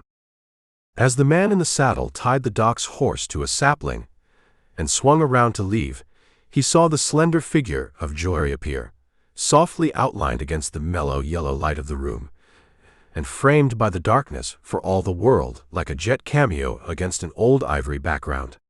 She stood without moving while the horseman in the dark, the glint of whose brass saddle ornaments barely reached her, bent low in the saddle and removed his hat. She could not see this, nor his slow departure, though she faintly heard the soft tread of his horse on the sod, steadily growing fainter. A voice from within called her, and turning, she shook her shoulders as if to throw off a restraining force, and hastened to answer the summons. Reaching the main valley, Rip rode at a lope, and when he believed himself to be well past the quicksands, he entered the river, following it close to the bank. Leaving the water at the main trail, he dismounted, removed the saddle and bridle, and slapping the horse on its rump, sent it homeward. Picking up the saddle, and seeing that the stirrups did not drag, he stepped only on rock as he went up the mountain, where he stopped at the base of a great pine. When he came down again to go to his own horse, he had left behind him everything belonging to Squint, the saddle in the brush, and the weapons and gloves well wrapped in the slicker, and buried in a sand drift. Some time later, in Gunsight, Two-Bit heard a rider, and waiting a few minutes, slipped into the horse shed, where he spoke softly to Shamrock before running his hand over her. "Huh. What made Dave say he went to Juniper?" he muttered. "She's warm, but not much. Her back is near dry." "Juniper?" he scoffed. 30 mile there, and 30 mile back since noon. He was someplace, but I'll bet my jewels he ain't been to Juniper. There's deviltry afoot, but I ain't talking little horses. Chapter 6. Two-Bit leaned on the broom, squinting into the distance. "Wonder what happened to Campbell," he mused. "Ain't seen him since you went on the prod yesterday." Dave paused, holding up the glass he was polishing. "What you mean, on the prod?" "When you chased me, at noon." Dave picked up another glass, breathed on it, and rubbed it briskly. "He stuck his head in the door, and said he was going to Juniper. Ain't he got back yet?" "Don't know," grunted Two-Bit, resuming his sweeping. "Ain't his horses back?" "Don't know." He tilted his head, listening. "Maybe this is him now, coming up the trail." Glancing out, he shook his head. "Nope, it's only that DD pill roller from the flats. What's he coming here for? He's got more liquor in his shack than we've got. I don't like no man that swizzles its secret. As I was saying, it ain't every, well, hello, Doc. What brings you up here so early in the morning?" "My horse," grunted the Doc, brushing past without a glance. "Hello, Dave. How are things?" "Smoother in HL, as the old lady said when she slipped on the ice." "What'll yours be?" "Cigar apiece," said the Doc. "For you and me," he added with a nod.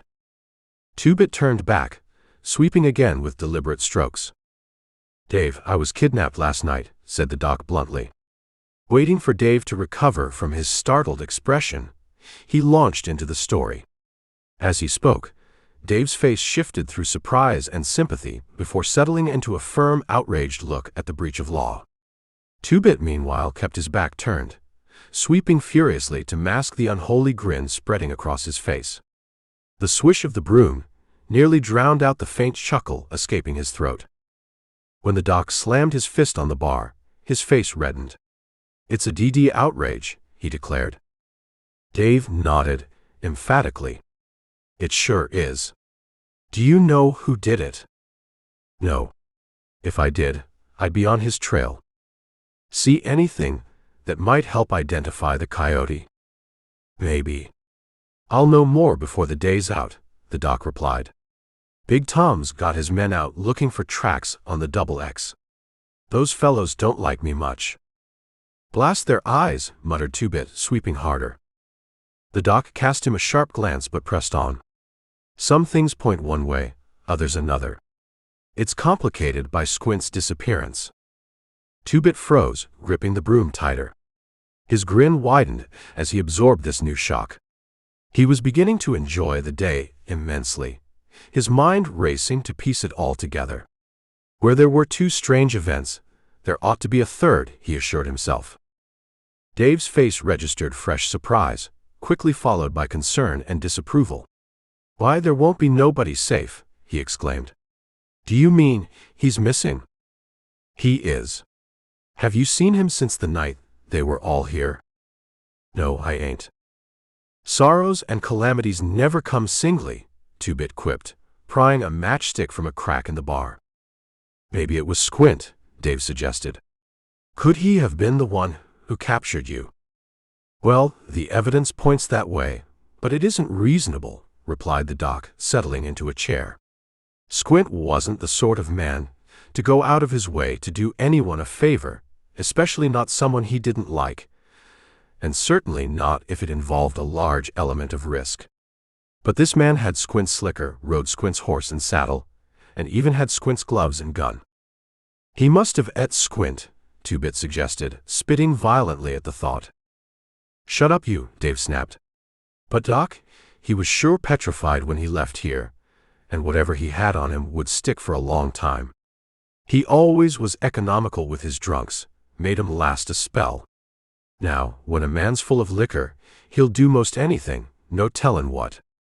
"This man was not drunk," the doc asserted in his best professional tone. "And he hadn't been drunk for over a week. His hand was steady as mine, and he didn't make a single false move. I'm sure it wasn't Squint. Big Tom can't make up his mind. Teddy Forbes swears it was, but Teddy was no friend of his, as we all know. Some of the boys suggested the Double X, knowing the dislike that lot has for me. 3 of the boys are over there now, looking for tracks." "What good'll that do them?" demanded Dave. "A man's got a right to make tracks on his own ranch. They're always riding around over it. But if they found tracks leading from the Double X to your place, or from the Juniper Trail to the Double X, then you'd have something." "There are none of the first kind," replied the doc, "and there won't be any of the second. I told you this man rode Squint's horse, and any tracks on the Juniper Trail could have been made when we rode over it together. We can't find where he got onto the horse or where he got off, but it must have been at the river. He was a fiend for riding on rock. He knew this country like a book. We've tried trailing, but it got us nowhere. So, Dave, I came up here to ask you a plain question. Who was in here last night between 9:15 and, say, 10:15? You might save some innocent person a lot of trouble."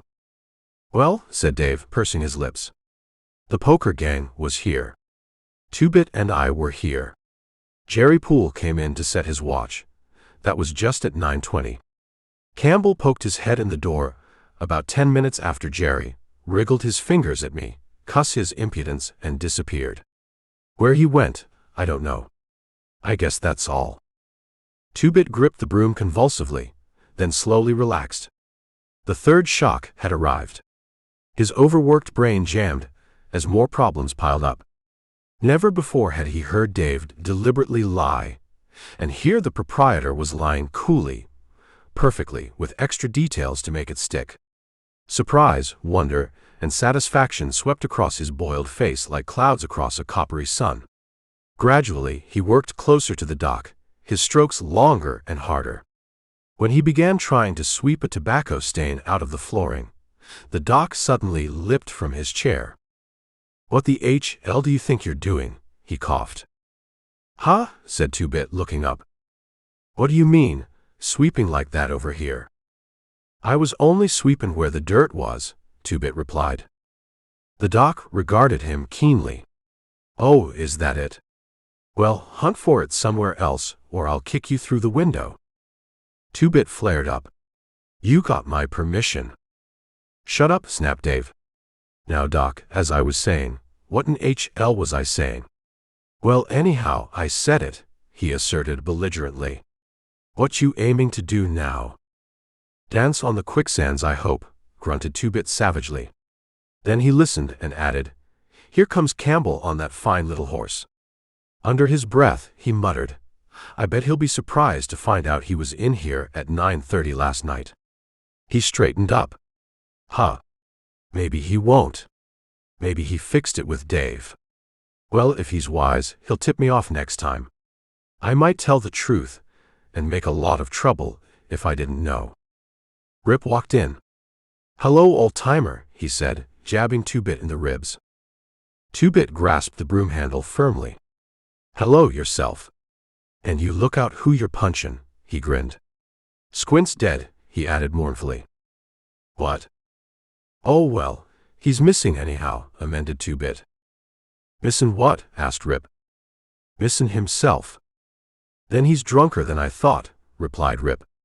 "I never heard of nobody being so far gone in liquor that they miss themselves." "Oh, you go to the devil," snorted Two-Bit, turning around so he could snicker in safety. Rip glanced casually at the dock, walked up to the bar, and bought a cigar, which he lit with scrupulous care. "Meet the Doc, Campbell," said Dave. Rip turned. "Glad to meet you, Doctor. I've heard of you and passed your place." "Saw you," replied the Doc, "and I coveted that black mare." "Nice little horse," admitted Rip. "The Doc was kidnapped," said Dave, watching closely. "That's so," replied Rip politely. "And how old was you, Doctor?" "What do you mean?" "Why, when you was kidnapped," Rip explained. "I was kidnapped last night," replied the Doc. "You last night?" demanded Rip, incredulously. "Well, I'm DD. What did they get?" "They got me." "I mean, what did they get that was valuable?" persisted Rip. Two-Bit turned away again and missed the floor twice. "They stole the Doc," explained Dave.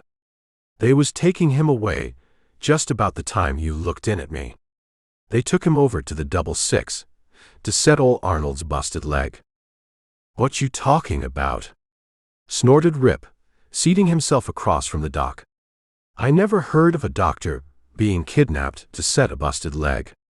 What am I supposed to say? I'll bite, if it does cost me the drinks." "No, Campbell, that's the truth," earnestly asserted the Doc, and he told the story over again. "You say he was on Squint's horse, wearing Squint's slicker, and using Squint's gun?" asked Rip. "Then where was Squint? A man don't just drop things like that without knowing it. What was that Two-Bit was trying to tell me?" The Doc explained the matter, and finished by saying that he felt sure it had not been the missing puncher who had visited him. "I don't think so, neither," asserted Rip. "He'd be a fool to go like that. No, sir, I'll bet it wasn't Squint. But wait a minute. If he counted on leaving the country right after, why, he might have done it at that. If it wasn't Squint, then where was he?" "Sleeping off his liquor," said Dave. "Why, that's it. While he slept, somebody took his outfit and kidnapped the Doc. HL, it may all be a joke." "You wouldn't think so if you observed that man as I did," replied the Doc. "He was in deadly earnest. I could feel it." "Well, there's two ways to start at it," said Rip, ordering drinks all around, including Two-Bit. "He had a grudge agging you, and he was extra friendly to the 66. Run back in your memory for somebody that hates you enough apt to want to get square. If that don't work, then hunt for the feller that likes the 666. Anybody round here that's sweet on that Arnold gal that you knows of? No, not that we know of, answered the doc. Big Tom was the last one who called there, but he quit quite some time ago. Got throwed so hard he still aches, gloated Two-Bit. Well, I can't help you, said Rip. I don't know anything about the people around here. And, being a stranger, and likely to be suspected of any orphan devilment, I'm sure glad I looked in here last night. But I ain't worryin' about Squint, he deprecated. He's an old hand at taking care of himself, if I'm any judge. He'll turn up with a headache, and yell fit to bust for his saddle and gun. I hope so, said Dave. He turned to the doc. Did you fix up the leg? Certainly. It was a simple fracture, answered the doc. He paused. Cussed if I know what to think, he growled, arising. He had observed Rip closely, saw that he was left-handed, found the voice not quite what he had hoped for, and Dave's statement cinched the matter. He nodded goodbye and went out, but he looked at Rip's saddle, where he found silver ornaments instead of brass, and plain stirrup guards instead of the fringed ones he had noticed the night before. Shaking his head, he mounted and rode homeward. Two-Bit placed the broom across a table and sat down. Dave, he said almost reverently, what made you say that? Say what? Demanded the proprietor, belligerently. You hearin' things? Maybe, but I ain't seeing them. What did I say that's riding you so hard? Demanded Dave. What you did about Campbell looking in last night. What was that? Asked Rip with pardonable curiosity. Why, Dave up and tells the doc that you poked your head in at that there door at 9:30 last night, explained Two-Bit. Well, suppose I did, asked Rip. What about it? Well now, mourned Two-Bit, if I ain't got the custis memory. It's got Texas fever. A tick must have crawled up my ear. Of course you did. And didn't you say, Two-Bit, when I sees you tomorrow, I'll buy you a drink? I reckon I might have said something like that, laughed Rip. She's yourn old-timer, with a cigar to punish me for forgetting. Two-Bit enjoyed his drink, and pulled contentedly on the cigar. Then he turned toward the rear door. Time for me to give George a hand. Shall I take Shamrock around, out of the sun? Why, yes, and much obliged, answered Rip. Dave pointed his finger and his whole arm at the broom lying across the table. That yourn? He demanded. Two-Bit looked. I told you that my memory was bad, he chuckled. Putting the broom away where it belonged, he went out and led Shamrock around to the shed. Rip looked hard at Dave. That was a good turn, Dave, he said. What made you do it? Dave rumpled his hair. Squint's missing, which means one customer less. Being a stranger down here, I reckoned they'd pass the buck to you. That meant they'd likely do it here, if the doc come up to locate you, I figured. Besides lossin' a lot more customers, I'd have to clean up a slaughterhouse. I just made up my mind I wouldn't do it. Anyhow, I'd like to shake hands with the coyote that lugged the doc off to fix that leg. I would so. Don't blame you, said Rip, holding out his hand. We can shake on that, all right. I say, a doctor is a doctor and ought to go where he's needed. Dave looked him full in the eyes, a quizzical smile playing around Highsmith, and shook hands gravely, solemnly. It was almost a ceremony. My sentiments, exactly, he responded. Wonder if Squint was hurt. I'd bet he wasn't, answered Rip. I'd even bet he went to a different part of the country. Maybe he got caught in some devilment. Punchers are great for Roman, just look where I am. He shook his head sadly and went out through the rear door for the hotel, leaving Dave with a grin on his face which threatened to disrupt it. He had not gone more than a few steps when he turned and went back. Poking his head in at the door, he said, Dave, when I'm drinking in here, and it can be done easy, just see that mine is some watery. I like the delicate flavor it has that way. The delicater, the better. Dave chuckled and nodded. You're drinking it. If you're satisfied, I am. I can't do it at the bar where the bottle passes, but it'll be easy if you're playing cards. Chapter 7. Rip entered the kitchen, looked at the stove, and went into the dining room where George was playing solitaire. "That's a bad habit, George," he said, shaking his head. "It don't get you nothing." George made a play and looked up. "Aiming to get me into a two-handed game of something?" he queried. "No, I ain't," answered Rip. "I was just wondering how long you was going to play it." "I'm going to play it till I have to start cooking," said George determinedly. "Then you ain't going to stand over that hot stove for more than an hour, are you?" "No, sir, I ain't." "You talk like it was something to dodge," snorted Rip. "I'd like to see you do it," retorted George. "Huh?" sniffed Rip. "I got a good notion to do it." George made another play. "Notions," he sneered. "Notions ain't doing it." "Then I will do it," said Rip, going into the kitchen and throwing wood into the stove. He took down a lid made up of rings, substituted it for one of the stove lids, lifted out the middle section, and put in its place an iron ladle. A chair scraped out in the dining room, and George poked his head in. "What you think you're doing?" he demanded. "Calling your bluff. Go on back to your solitaire. I'm going to run some bullets." "Why cuss your nerve?" said George. "Who told you to mess up my kitchen?" "You said you'd like to see me stand over this stove," answered Rip. "Run around and get me 2 pounds of lead from Castle." "Get it yourself," snapped George. "You clean up when you get through," he warned. "Sure," replied Rip, and he went out to get the lead. Castle looked up. "Hello, Campbell." "Howdy, Ben. Got 2 pounds of lead and some Kentucky powder?" "Sure," answered Castle. He slid a bar of lead onto the counter and took a can from a shelf. "This ain't Kentuck, but it's as good." "How much?" Rip put a few grains in the palm of his hand and rubbed them with a forefinger. "I don't want this at all," he said, showing the black smudge. "I want the kind you use." Castle grumbled, but felt under the counter and produced another can. "Here's the best made," he said.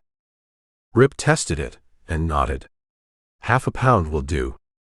Returning to the kitchen, he used George's axe to cut the lead into smaller pieces and dumped them into the ladle, after which he paid a hurried visit to his room for tools. Two-Bit shoved his head in at the door. "What you doing?" "Running slugs." "Shoeing a horse," said Rip. Two-Bit grinned. "Where'd you get the lead?" "Castle's," answered Rip, punching out old primers. "Buy primers and powder too?" demanded Two-Bit. "Powder," grunted Rip. "Off of the shelf behind him." "Under the counter." "You're lucky. He must like you." "Well, then some of them will go off," said Two-Bit. "But if you'd bought his primers, none of them would." He looked around and started to resize some of the shells. "These here ain't shells. They're kegs." He picked up the mold and opened it. "My GD," he snorted. "You're a bloody-minded cuss. Your gun got wheels and a limber. It'll make the other feller limber getting out of the way." Two-Bit hurt his finger and quit. "Reckon Dave wants me," he observed. "I'm sure I don't," grunted Rip, beginning to reprime the shells.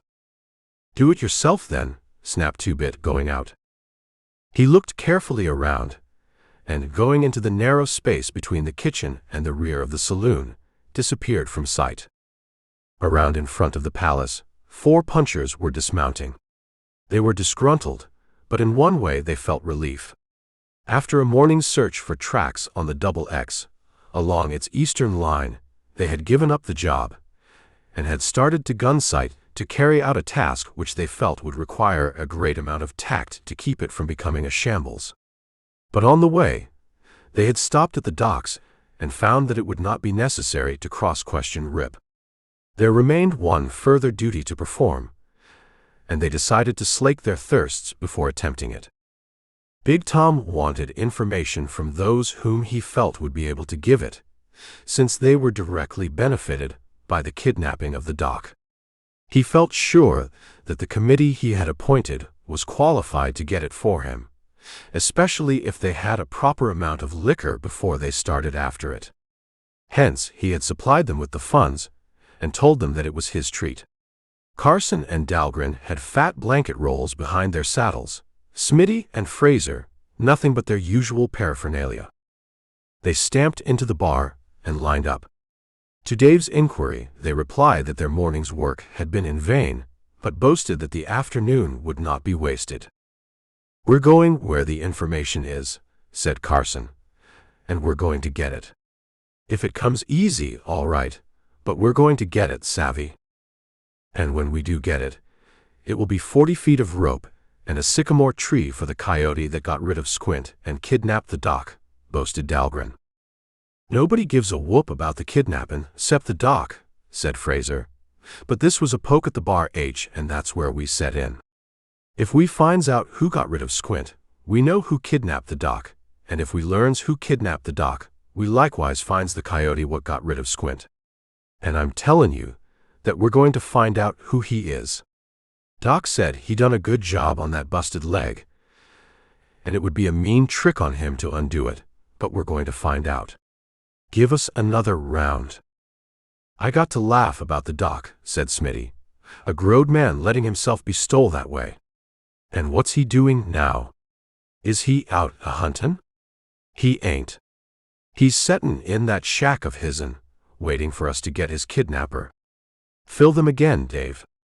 40 feet of rope and a sycamore tree," repeated Carson. "If he puts up a fight, we'll give him this." He yanked out his gun and fired at the floor.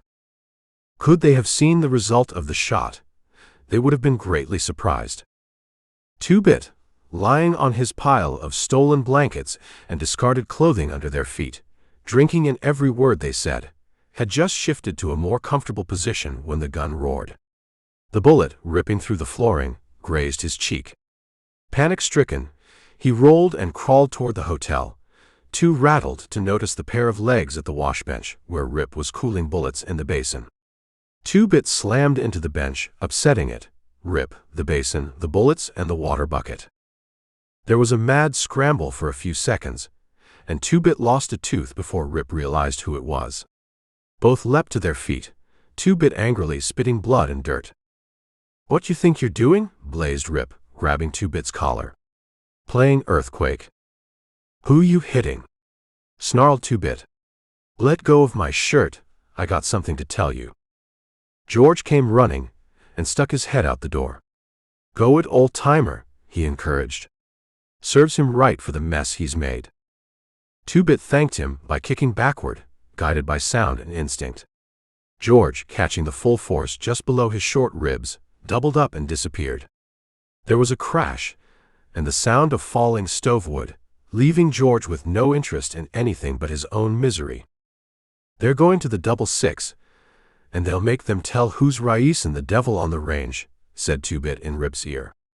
"If they ain't told easy, they'll take the splints off of the old man's leg. GD only knows where they'll stop, they're getting full of liquor." "Who are they?" "Carson, Dahl, Smitty, and Fraser," answered Two-Bit.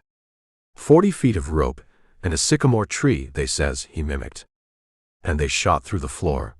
I got it in the cheek, DN them." A frightened look came to his face. "Don't tell them where I was," he begged. The hiding place was his only refuge, and without it, his life would be miserable. "I'll swap secrets," said Rip. "Keep mum about telling me this. Take Shamrock around front, and mix her in with their horses. Then pick up the slugs, and keep them for me." A piece of firewood whizzed past Rip's ear, followed by a stream of them. George, still throwing, emerged from the kitchen, blood in his eye. Rip grabbed him.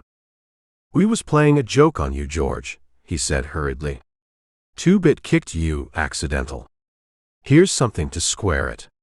George opened his hand to find a coin nestling inside. "Joke?" he muttered, feeling around his belt. "Accidental? You may think so, but I'm cussed if I do. My GD, his relations must be mules." Dave and the committee looked up as the door flew back and slammed against the wall.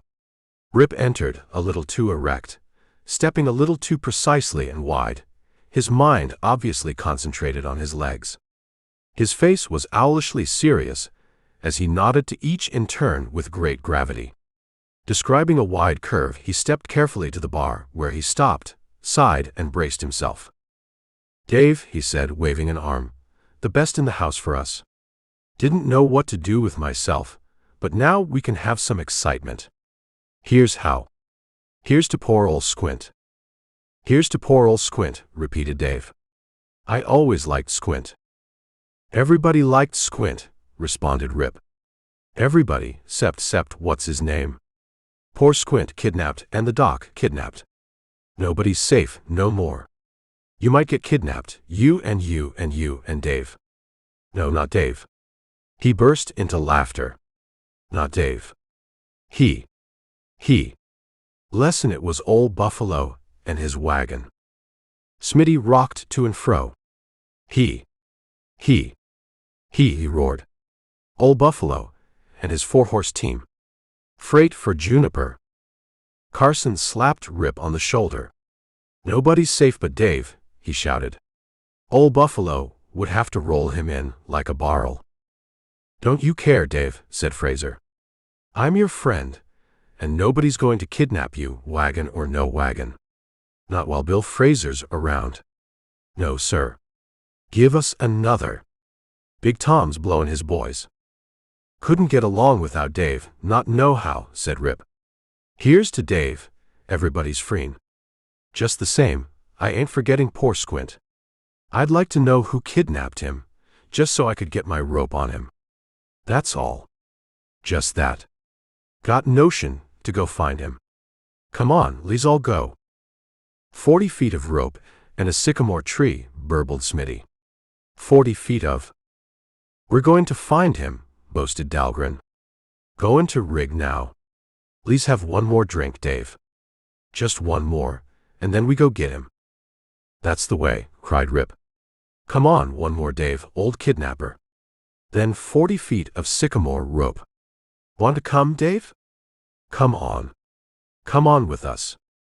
"I better stay here," said Dave earnestly.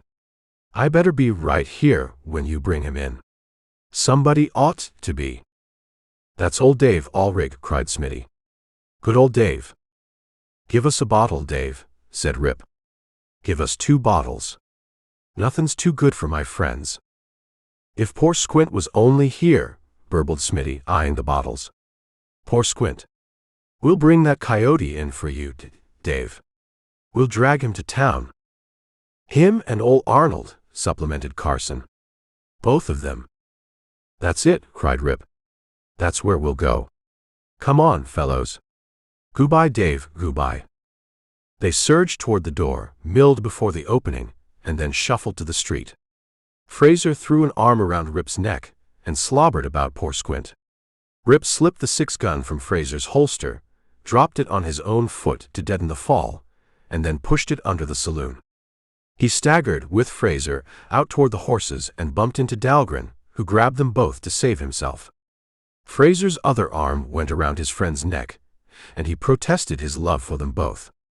Dahlgren's gun also struck Rip's boot and was quickly scraped over with sand. Under the saloon, 2-Bit changed from all ears to mostly ears and some eyes, for his view was limited to below the hips of the maudlin gang. When Fraser's gun slid under the floor, 2-Bit became, for an instant, all eyes, wriggling in greedy anticipation. Then he saw the second gun strike Rip's boot and get covered over with sand. He rocked from side to side with silent mirth, his boiled countenance acquiring spots of mottled purple, especially on his nose. As soon as the crowd mounted, he crawled forward, wriggling desperately when the space became too small for hands and knees. He had to get those guns before the proprietor did, for Dave would not allow him to own a weapon. When he had gone as far as he dared, he stopped and waited until the bunched group whirled away up the trail. Then he wriggled more desperately than ever. Suddenly he stopped and writhed sideways behind a pile of dirt, for the heavy steps above his head ceased as a pair of enormous legs waddled into his field of view. Dave kicked around in the sand, found the weapon, and laboriously picked it up.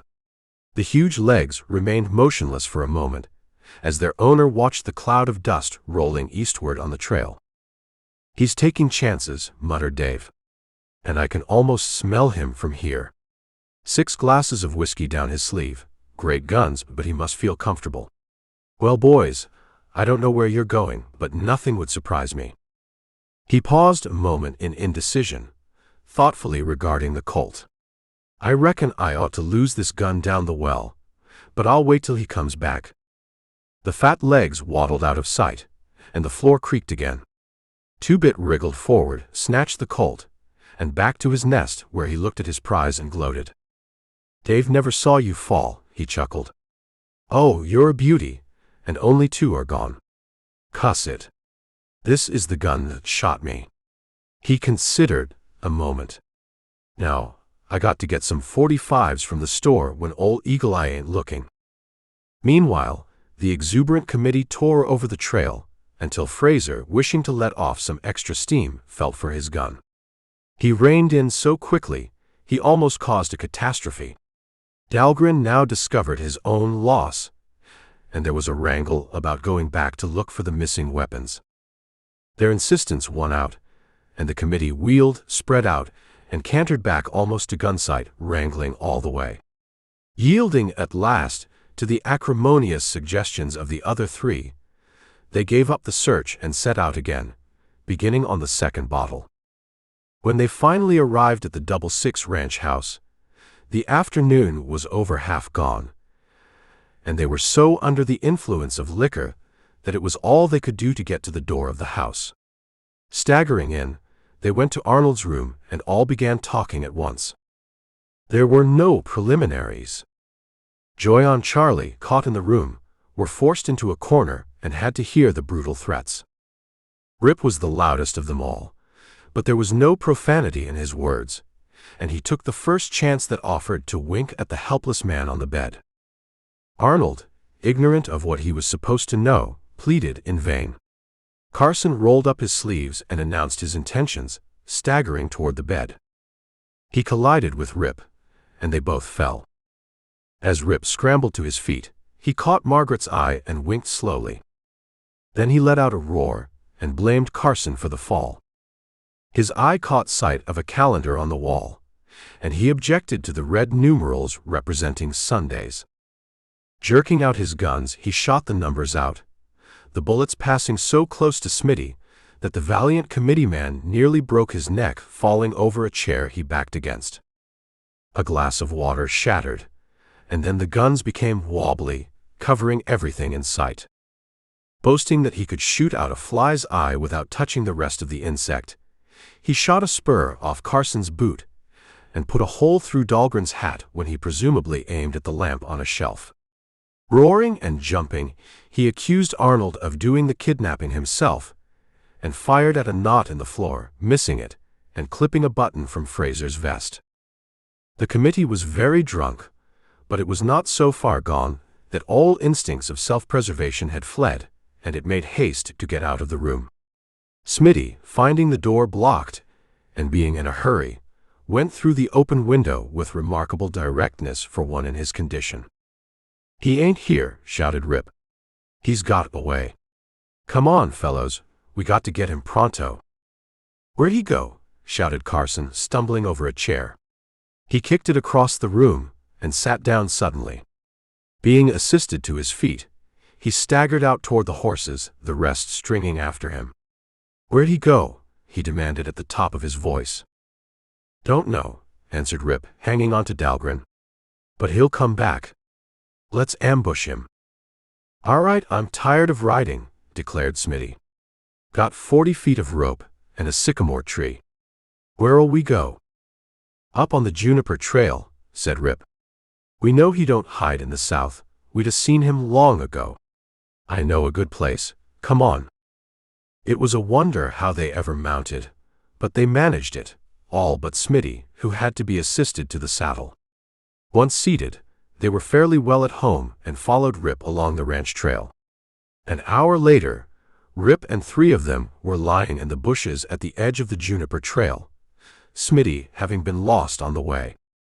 The sun was still warm, and the liquor potent, which was in no way checked by their inactivity, and snores soon arose. Rip, smiling cynically at the prostrate figures, made a soft bed out of Carson's and Dahlgren's blankets and lay down to see it through. The night passed quietly, and the early morning light showed 4 soundly sleeping figures. Higher and higher climbed the sun, and one by one the men awakened, consumed by raging thirsts. Rip raised himself on one elbow and looked around. "I want a drink," he announced. "Gimme a drink, Fraser." "Ain't got none. I'm dying of thirst." Staggering to their feet, they looked around, got their bearings, and made a rush for their horses. Soon, a miserable, sick committee pounded along the trail at its best speed, bent only on one thing: to get to Dave's. Dave heard them coming and knew what would be wanted. He met them at the door and passed out a bottle. Consuming it eagerly, they strayed off toward their ranch, ugly and profane. Rip watched them go. "I was in desperate company, Dave," he said. "They was all primed to raise HL out there, but I saw that nobody belonging to that ranch knew anything about Squint or the doc that we didn't know, so I sort of coaxed them away. And would you believe it, Dave? We was so petrified we got lost and finally climbed down and went to sleep right where the idea struck us." "I always was a great believer, Campbell," answered Dave. "That's maybe why I'm a poor man at my time of life. And I admits that you has persuadin' ways. Now, I figures it this way. The doc up and kills Squint. Squint gets even by kidnapping the doc, after which the doc buries the corpse and throws away the grave. But I says, and it's the buts that raise the devil, how does Big Tom figure it? He ain't got my trust in nature. And how will Teddy figure it? And all the rest, after they get together and wrestle things out? I'm glad you got a fast horse and a clear trail. Where's Smitty?" he demanded. "He was a weak brother," Rip sorrowfully declared. "The last I saw of him, he was fallen off his horse about 5 miles northwest of the ranch. First, he fell back over a chair, backwards, then he fell out of a window, frontwards, and when he fell off his horse, he was going sideways. When it comes to fallin', I'll back him against anybody. What do I owe you for them 2 bottles of whiskey? They was amazing medicine." "Whiskey?" queried Dave. "Did you taste it?" "I didn't," confessed Rip. "I handed the first bottle to Dahlgren, and by the time it got back to me, there wasn't nothing in it. The second bottle I gives to Smitty, and I got left again. If I'd had a couple more, I might have got a drink." "What makes you ask?" "The first was brandy, and the second was gin," said Dave. "I reckoned maybe they'd like a change." "Sorry, you didn't get none of them." Rip looked at him reproachfully. "I ain't," he said. "Good Lord. Come, Shamrock, there ain't no tellin' what this man'll do next. Maybe we won't see Smitty till next week. Come, little horses." Chapter 8. Having eaten enough to arouse the unqualified admiration of George, Rip went to the kitchen and became busy with patch paper, tallow, and a loading cup. He had just finished the 25th and last cartridge when 2-Bit wandered in. George was outside attacking the woodpile. "Got them done, huh? Ain't it better to buy them?" asked 2-Bit, looking into the dining room. "It is, old-timer, when you can. Just now I can't get them, so I got to make them." His companion looked at the belt, full of 45s. "Gimme a couple of them. I want to try something." Rip complied. "Want to see if they fits?" he asked.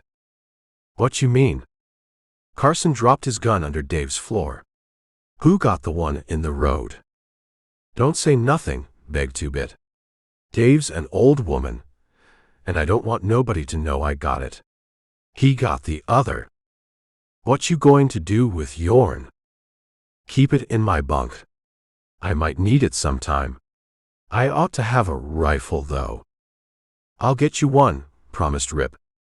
"What you going to do this afternoon?" asked Two-Bit, his face beaming at the thought of owning a rifle. "Don't know yet. It's time you knowed about things out here. You ride up the Juniper Trail to the second draw in about an hour, and I'll fix your case rack so you'll know what cards are out. You're guessing good, but faro ain't the only game where keeping cases is better. Why go up there? Well, pretty soon it ain't going to be healthy for anybody to be too friendly with you," said Two-Bit reflectively. "Anyhow, I'll be worth more if I ain't suspected of being too talkative." "The best way to get suspected is to hide out when you don't have to," said Rip. "You wander over to that grass spot across the road from Dave's and Castle's in about an hour, and lay down to rest your lazy bones with your head toward the saloon, so nobody can see that you're talking steady. I'll try to get there first. It'll be innocent as sheep. Shamrock hankers for live grass, and she deserves what she hankers for." "She does," responded Two-Bit. "Big Tom was in yesterday, talking to Castle. I heard him say something about no supplies. They had an argument, and finally Castle says, 'All right, if you say so.'" Rip nodded. "I'll see you around front in about an hour." About the time agreed upon, Two-Bit stopped sweeping and looked out of the door. "Things look plumb peaceful, Dave," he said.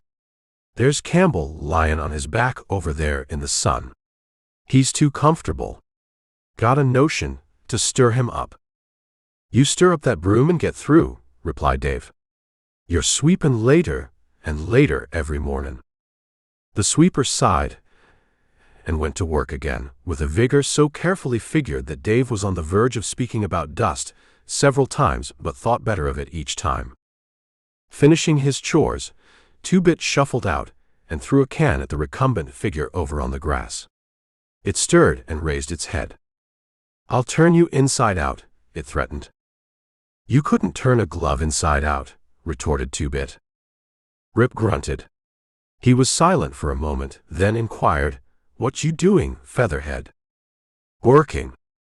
"Then you can't do it," regretted Rip. "What?" "Bring over a couple of cigars."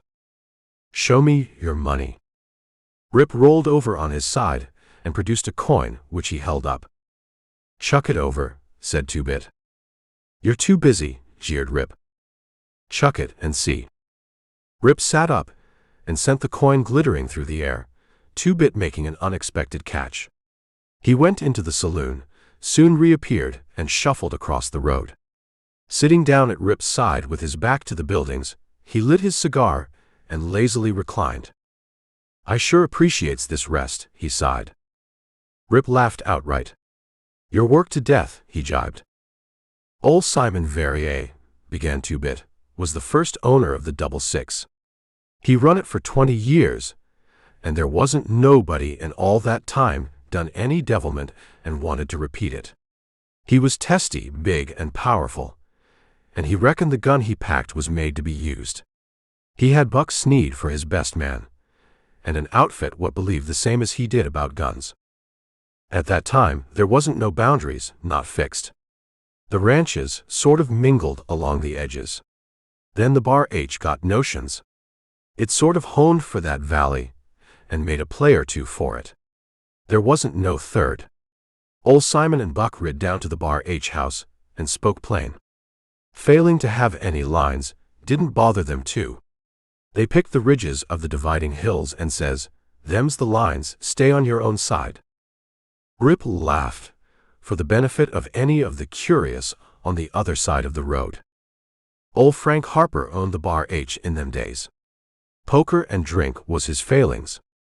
His poker took Castle out of the saddle and put him into the store, and it did the same for Dave.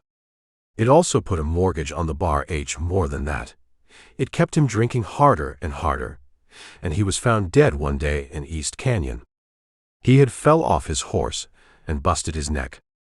The mortgage was foreclosed, and the present owners of the ranch bought it in and hired Big Tom to run it. The first thing Big Tom did was to forget all about them boundary lines. Old Simon and him had words, and when the smoke cleared, Big Tom had 4 slugs out of 5 into him, but he's got the strength of a grizzly and pulled through. About the time he was riding around again, on his own side of the lines, Simon got his feet wet and died in 4 days. I says that is downright funny. He had weathered stampedes, gunplay, northers, and the Lord only knows what for 60 years, and then he goes and dies from wet feet. Rip nodded and pushed Shamrock's muzzle from his face.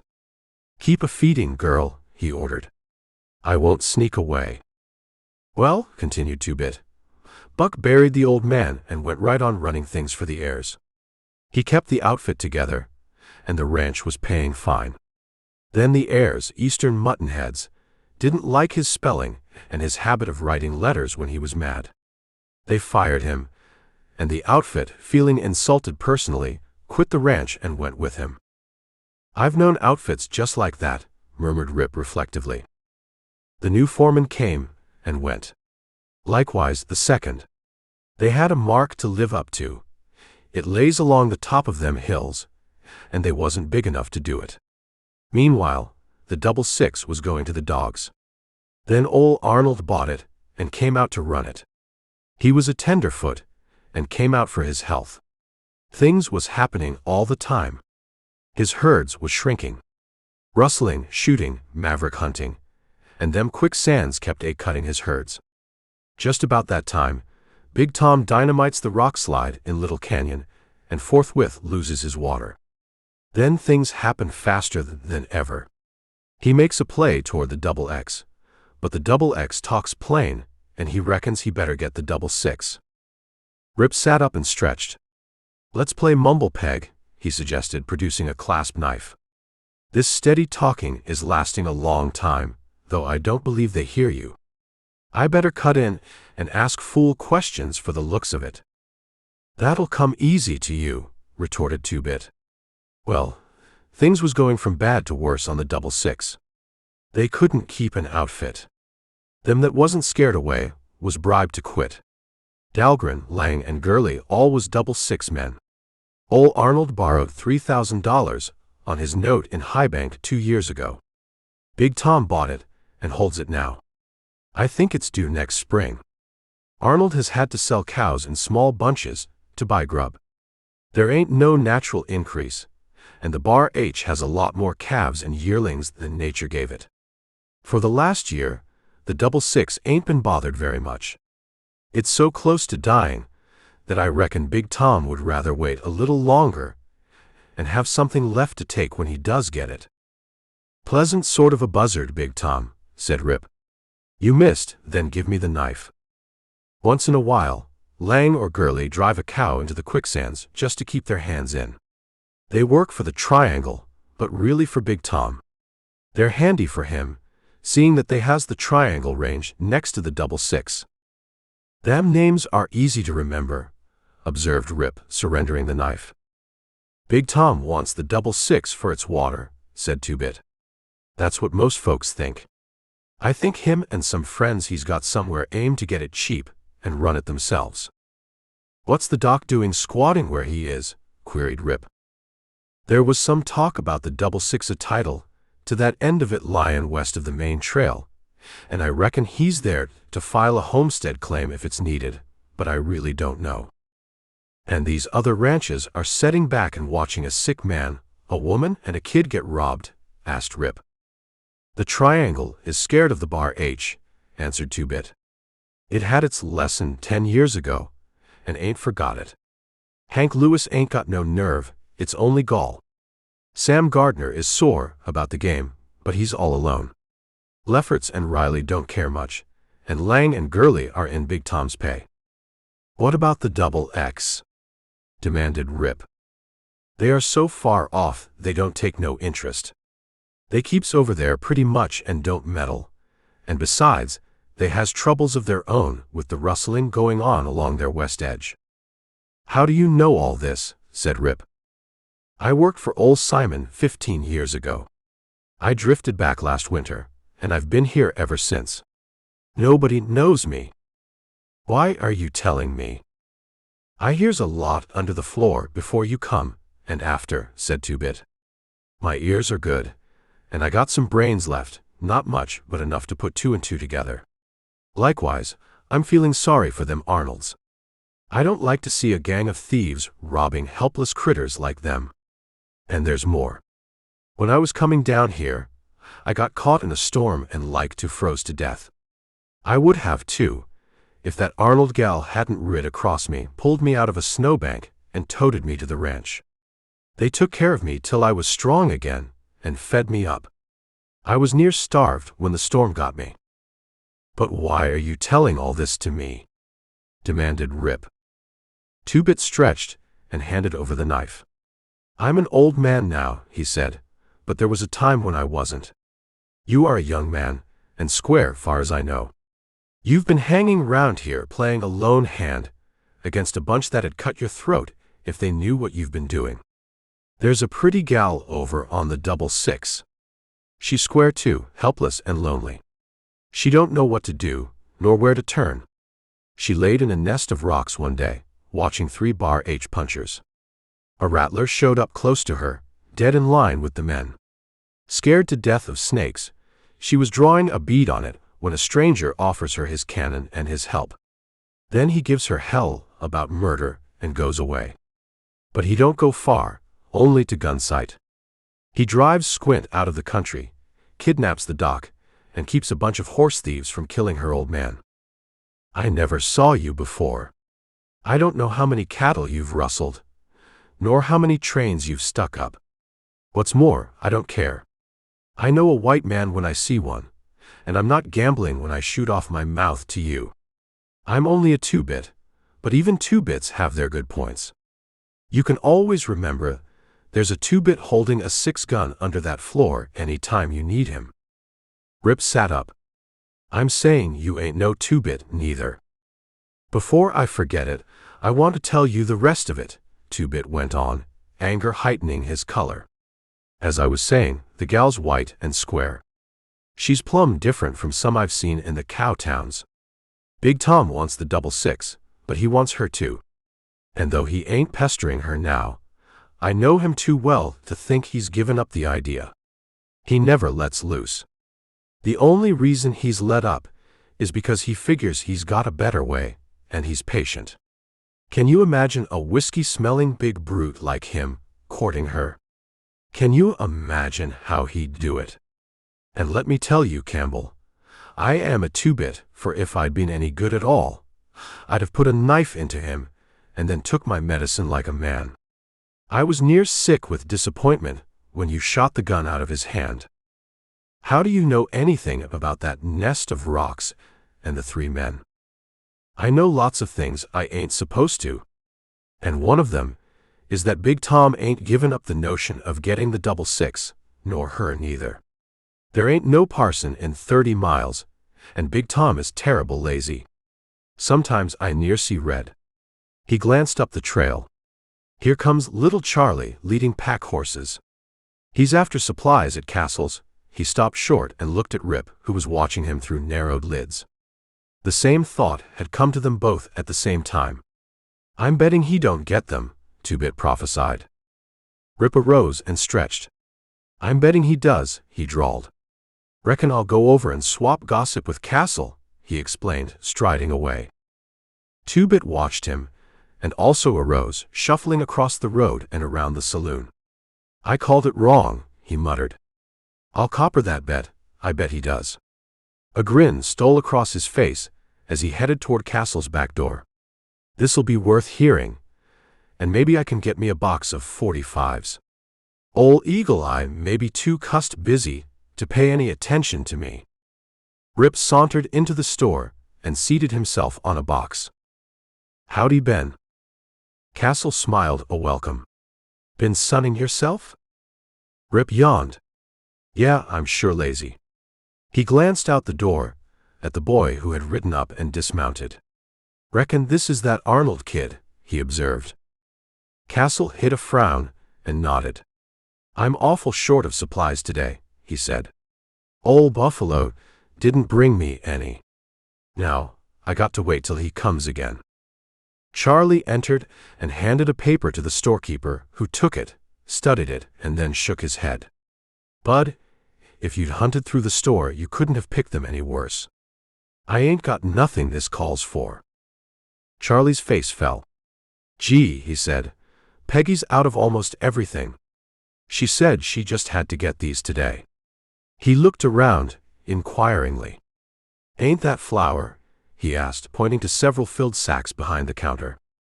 "Them's flour sacks," answered Castle, "but there ain't no flour in them now." He handed the list back to the boy. "No use, bud. You'll have to wait till Buffalo comes up again. He's too old to be of any account, anyhow, the old fossil. He's always forgetting something, always." Rip held out his hand, his right hand. "Let's see it, Charlie," he said, and looked it over. "I'll be cussed if that ain't funny," he exclaimed. "This here is the very same as I was going to get filled for myself, only mine wasn't all writ down like this. How'd you come to pick these things out, Charlie?" "Quit your fooling," grinned Charlie. "I didn't pick them. Peggy wrote that." Rip reached out and put the list in Castle's hand. "Better begin at the top, Ben, and run right down," he suggested. "We won't get them mixed that way, or leave nothing out. Let's start with one of them flour sacks, no matter what's in them." Castle flushed. "But I just said I was all out." "You're the most forgetful man I ever known, except maybe Buffalo," said Rip. "You ain't got no memory at all. Don't you remember you found a lot of things you'd poked away and forgot you had?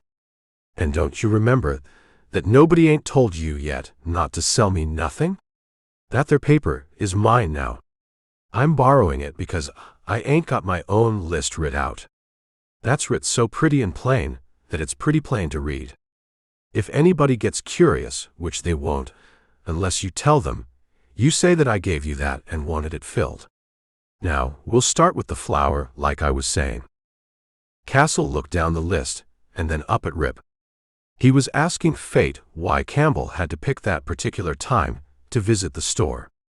Rip was smiling, but there was a look in his eyes which made the storekeeper do some quick thinking. He had no orders not to sell to anyone but the 666, and if Big Tom became curious, he could put his questions to the two gunmen and get what satisfaction he could. In his heart, he was in sympathy with the 666, and he had argued against refusing to sell to it. "Campbell," said Castle, slowly going behind the counter, "it's a good thing you remembered about that stuff. Are you taking it to the hotel?" "Reckon not," answered Rip. "Reckon I'll borrow Charlie's pack horses and him to take it off to a place I knows of, where there ain't no mice. You'd be surprised, Ben, if you known how many mice there are in that hotel." Charlie looked from one to the other, and not knowing what to think or say, grinned somewhat anxiously. "How's your dad and your sister?" Rip asked him. "All right," answered Charlie.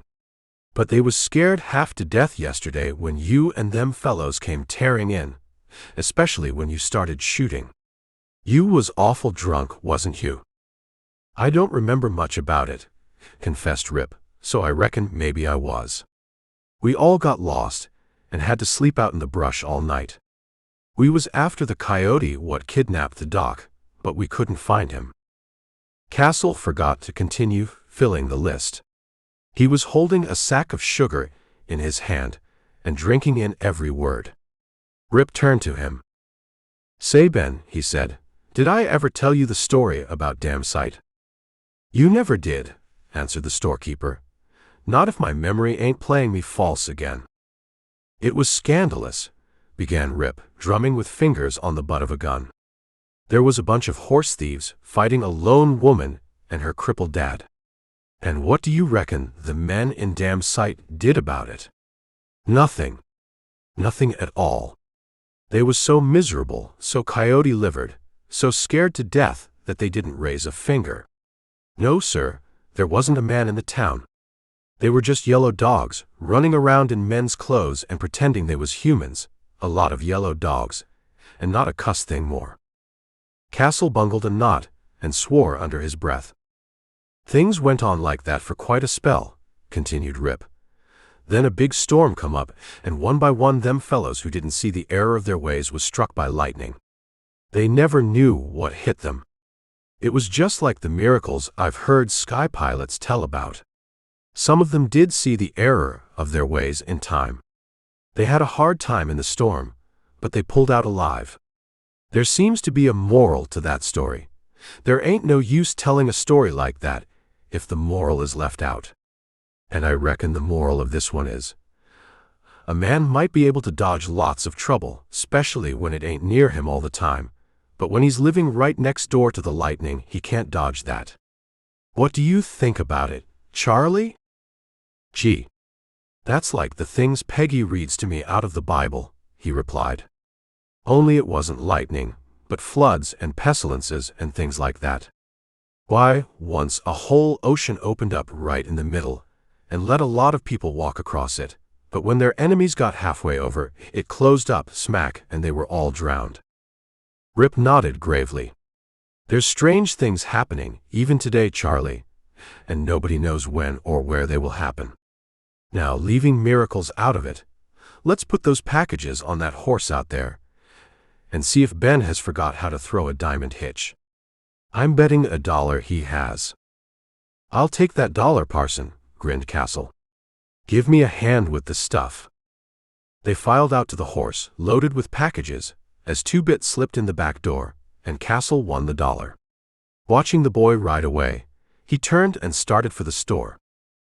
Well, he said over his shoulder, I've put up my lightning rods, and now I'm going to spit on my hands and hold fast, for if this storm busts, she'll be a whizzer. I'm aiming to tell people right to their faces that Castle's store sells to anybody that's got the cash. You better look to your tent pegs, young man. Chapter 9. The next morning, Rip mounted Shamrock and rode toward the 66. He had some thinking to do, and chose the conditions which he had found were most conducive to clarity and continuity of thought, the saddle. As he left the town behind, he took Shamrock into his confidence. Little horses, he muttered, we've gone just about as far as we can go without stirring up active and personal troubles. We can't play our hand much longer without folks knowing what we're doing. What you and me have got to do is plan things, choose the leads, and then stick to them in spite of hell and high water. And we ought to figure on doing something solid for the 66. Any fool can tear around and smash things, and we've got to do that, but you and me ain't satisfied with a worthless pile of rubbish. We got to smash so we can pan that rubbish, sort of, and get something out of it. And when a feller pans free and wide on a cattle range, he most likely will get cows. What else can he get? A man rocks gravel and gets gold if there's any gold in it. A puncher rocking ranches ought to get cows. There ain't nothing else to get. So we got to get cows, and now we got to find out how many cows we want. We can't find out exact, but we can do better than guess at it. There's a limit to this panning of ours, and it ought to be what was lost and stolen. There's only one place where we can find that out, and we're riding that way now. Having decided what we're aiming for, we'll let it rest and turn to something mighty close to us, ourselves, something plumb personal and terrible riled. You remember Tex Ewalt, don't you? You ought to, because he said some mighty nice things about you. I was scared he'd turn your head. Now Tex was a wise boy. He was amazing wise. Do you remember what he told young Stu Shanks? That there Baxter kid, who was all tangled up with tender feelings? Maybe you don't, but I do. Stu Shanks, he was fair wallowing in misery and acting like a sick calf. He hung around that gal's house like a doggy round a water hole. She must have got sick of the sight of him. Every place she looked, there was Stu Shanks and his hope I die look. She couldn't get away from the big calf. Tex never missed anything, especially if it was under his eyes, and one day young Stu Shanks got bleeding to him, moaning and groaning about his busted heart. What did Tex tell him? I'll tell you. He says, slow and deliberate, Stu Shanks, some you got to rush, others you got to peek, and the best way to do that in most cases is to let them think you can look at them and not see them. It takes nerve, and not one man in 100's got the nerve. Make them keep a thinking of you without chasing after them. Your medicine ain't no good, you might try the other. Now, just because Stu Shanks didn't have the nerve ain't saying Tex was wrong. I've got to decide which way is best, and it's tough riding. Now you keep right still while I wrestle this thing out. And he became so wrapped up in the problem that he paid no attention to where Shamrock was going, and she took him to the vantage point on the valley's rim, from whence he had looked down at the posts and their enclosed quicksands, and arriving there she stopped. Rip was aroused from his abstractions by a voice, which brought him back in touch with his surroundings, and with a jerk. "Good morning," said Margaret. He looked up, hauled off his hat and muttered something, his face in one instant giving up his secret. Then by an act of will almost brutal in its punishment, he mastered his feelings and nodded calmly. "Good morning, ma'am," he replied. "You found me off my guard. I was miles away." "Why aren't you?" she retorted, smiling. "Meaning? If I were a man, I'd stay near my friends as long as I could." "I did, ma'am, but there was too many women, so I drifted." "Ah, a woman hater, or are you trying to forget?" "They was all married," he grinned. "That is, all that had any chance to be. They married my friends, which took down the bars on me. I was fair game when there was any blame that should have been saddled on their partners. So I drifted. You can't use a gun on a woman, you know." "So you came down here to be a mystery?" "Mystery," he laughed. "Me? Why, ma'am, I'm so open I'm easy picking in every poker game I set in. Folks know what I'm going to think before I start thinking at all. Then I must be even denser than I feared. I am very much interested in what you have been thinking, and haven't the slightest clue to it. Perhaps if I confess my helplessness, you will take pity on me and tell me what you are doing down here and why." "The why shows you ain't guessing much, ma'am," he replied quizzically. "Why did you join that crowd of drunken rowdies and act worse than any of them?" "Because when I act bad, I'm harmless and they was not." "Perhaps, but why did you join them?" "I was afraid they might hurt themselves or get lost. Father says that we owe you a debt of gratitude. I'm sorry that I shall have to disillusion him. I wouldn't give him no shocks, ma'am, till his leg gets well. He ain't as young as he was." "Why did you go to the trouble of seeing that we had supplies?" "Invalids got to eat, ma'am." "Why did you stop that brute when he was entertaining his companions with his idea of humor?" "A man would just naturally do that, ma'am. It's an instinct." "Why did you do what you did the day and night that my brother was stopped from going to Highbank for the doctor?" "A man would do that too, and any doctor that forgets his duty deserves to be stole and made do it. You realize, of course, that you are getting yourself into great danger." "I wouldn't hardly call it that, ma'am," he replied, smiling. "There are different breeds. A man might get scared at a pack of wolves, and not worry about coyotes at all. Nevertheless, the danger exists. No man is proof against ambush." "Why are you courting it?" she persisted. "Folks don't ambush till they're pretty sure about things, and trying to keep them from getting sure is the hardest part of it." "Why are you courting it?" "Ma'am, some things are so raw that they rile an honest man. I admit I'm riled considerable, which, of course, don't prove me to be honest. Even Two-Bit says he don't know how many cows I've rustled, nor how many trains I've stuck up. The number might surprise him. Somehow I feel that I should thank you for the favors you have done us," she replied. "But my opinion of Western men, as I have found them, urges me to seek the motive first." He flushed and looked at her steadily. "Maybe that's the motive you're asking about," he said gravely, and slowly continued. "You've asked me a lot of questions. Can I deal a few?" "It depends on what they are." "They're personal, plumb personal. I'm wanting to know if Big Tom holds your dad's note for $3,000. He waited a moment, and receiving no reply, asked two in one. "How many cows was on the 66 when you bought it, and how many are on it now?" The tally sheets ought to give that pretty close enough anyhow. "Mr. Campbell, the first seems to be public knowledge." Mr. Huff holds my father's note for that amount. The number of cows then or now, I do not know. Is the note endorsed? And what security was given? I endorsed it. The ranch is in my name. Aha, commented Rip. Do you know where the tally sheets are? If you mean the books, they are on a shelf in the house. Ma'am, he said earnestly, I wonder if you would mind copying off what there is about the number of cows on the ranch after the last trail herd left, the year before you took possession? And how many cows there were this spring, or the number of calves branded then? Why do you want this? She demanded. Why should I go to that trouble, or tell you such things? I don't know, he answered, unless you want to. You see, I'm curious about things too. It's a failing most humans have, a bad failing. And before I forget it, I'm going to ask you another. Judging from them posts down there along the river, that's a quicksand. Why ain't there more wire strung to keep the cows out of it? Because it is torn off as fast as it is put up. We have given up the effort. It is useless.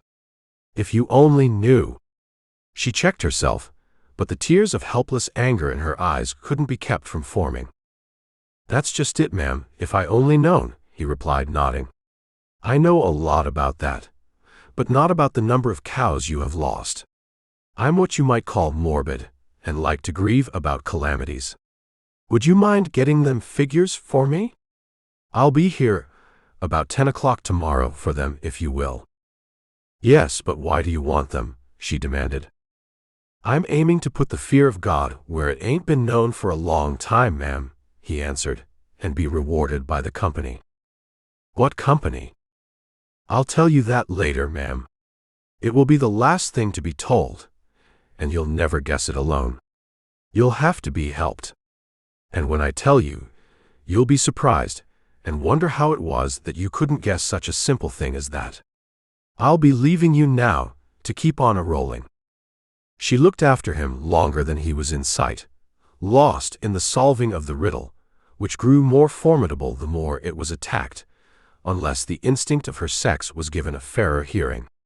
It hammered and hammered for admittance, and gained entry enough to cause a flush to steal across her face, and was instantly thrown out bodily. But if it was refused its day in court, it could at least stand outside the walls and make its plea, and so it did. Somehow, when she was in the presence of this man, she felt a sense of security that was almost like a lullaby. His easy, graceful poise, the quiet reverence which lay smiling behind his eyes and crept into his voice, the unobtrusive but unwavering confidence he had in himself, and the feeling of tremendous reserve power which emanated from his every word, look, and movement seemed almost to bathe her with peace and security. And for one instant his eyes had looked at her and made her go suddenly limp. She had felt suffocated, and the feeling had not been rebuked. Turning her pony's head, she rode slowly homeward, knowing that she would do whatever he requested, in spite of herself. Strangely, she felt no fear. Rip, the vortex of an emotional whirlpool, rode into Gunsight and dismounted before the palace, the action purely a matter of habit. Suddenly, he shook his head with savage energy. You fool! He growled. Keep your mind on your job or somebody'll find you easy picking. He looked around and saw Two-Bit grinning at him and felt a quick irritation. Well, he demanded sharply, what's on your mind? Two-Bit rubbed the disgraceful stubble on his face and grinned wider than before. I was just thinking you need a guardian, he retorted. Through with Shamrock? Rip regarded him unfavorably. A man usually gets what he needs if he tries hard enough. Tote that away and gnaw on it. I'm through with Shamrock. Two-Bit watched him enter the saloon and reflectively scratched his chin. Maybe there is some meat on that bone, but he didn't have to call me no dog, did he? Cuss him and his trick of leaving me knots to untie. He's crazy as a fox. Chapter 10. While Rip had been talking to Margaret, a very different scene was being enacted down at the bar. The foreman's anger at the condition of his 3 men when they had ridden in the day before was newly aroused by Smitty the following morning when he arrived and shamefacedly slunk into the bunkhouse. Big Tom stormed about the room, demanding to know why he had to have such sheep in his outfit. He wanted to know what they had done, and they could not tell him. He asked where they had gone, and they replied to the 666. What had they done there? They could not recall. Dahlgren spoke vaguely of going after the feller, but had no idea who he was or anything about it. But they all remembered that Campbell had been with them, in the same condition as themselves, and that he had terrorized the 666 household. Smitty corroborated the last, and rejoiced at the agility which had twice saved him. There were some things to which his memory clung. Little Tom Carney and Teddy Forbes enjoyed their friend's discomfiture, at the same time sharing in some of Big Tom's disgust. Teddy looked at them pityingly. "You make me sick," he sneered. "Fine bunch of sage hens, all you think about is liquor. How many times have I told you to let the stuff alone, as long as you couldn't drink like humans?" "Parson Forbes has the floor," growled Carson. "Being human, he—" "That'll do," snapped Teddy. "You know how much parson there is to me." "Who shot you out of a lynching bee back in Texas?" he demanded. "Who got me into it?" demanded Carson. "They was watching that bank, and I told you so." "You said so because you got scared at the last minute," retorted Teddy. "If I didn't have to waste half an hour arguing with you, oh, what of it? That ain't excusing you from being a fool day before yesterday, is it?" "Maybe you could have done better," ironically queried Dahlgren.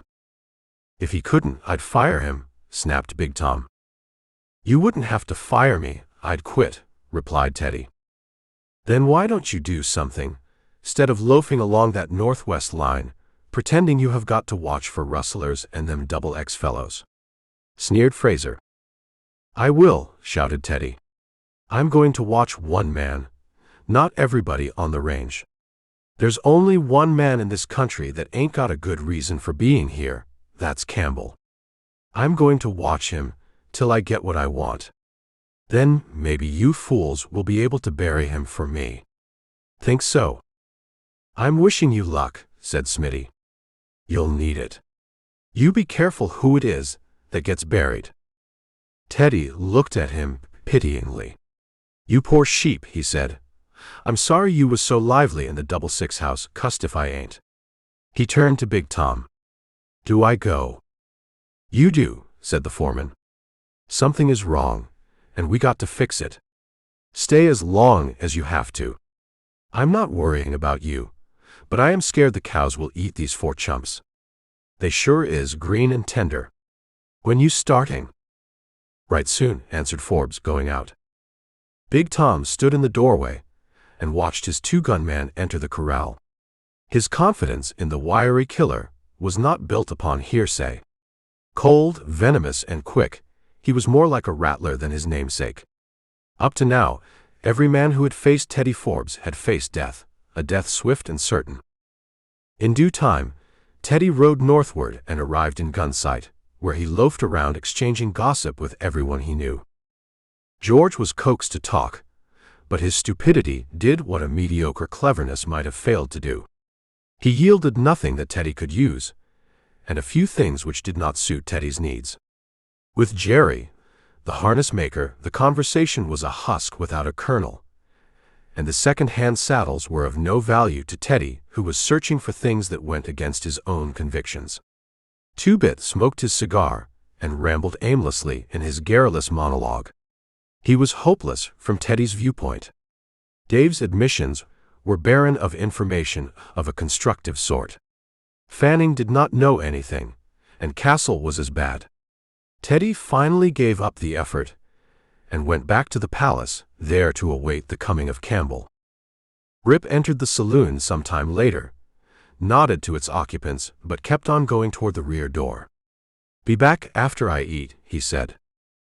George looked out to see who was washing. "This ain't no time to come in for dinner," he growled. "There's never no time like the present. Can't help it, retorted Rip. While I'm washing, you rustle the chuck.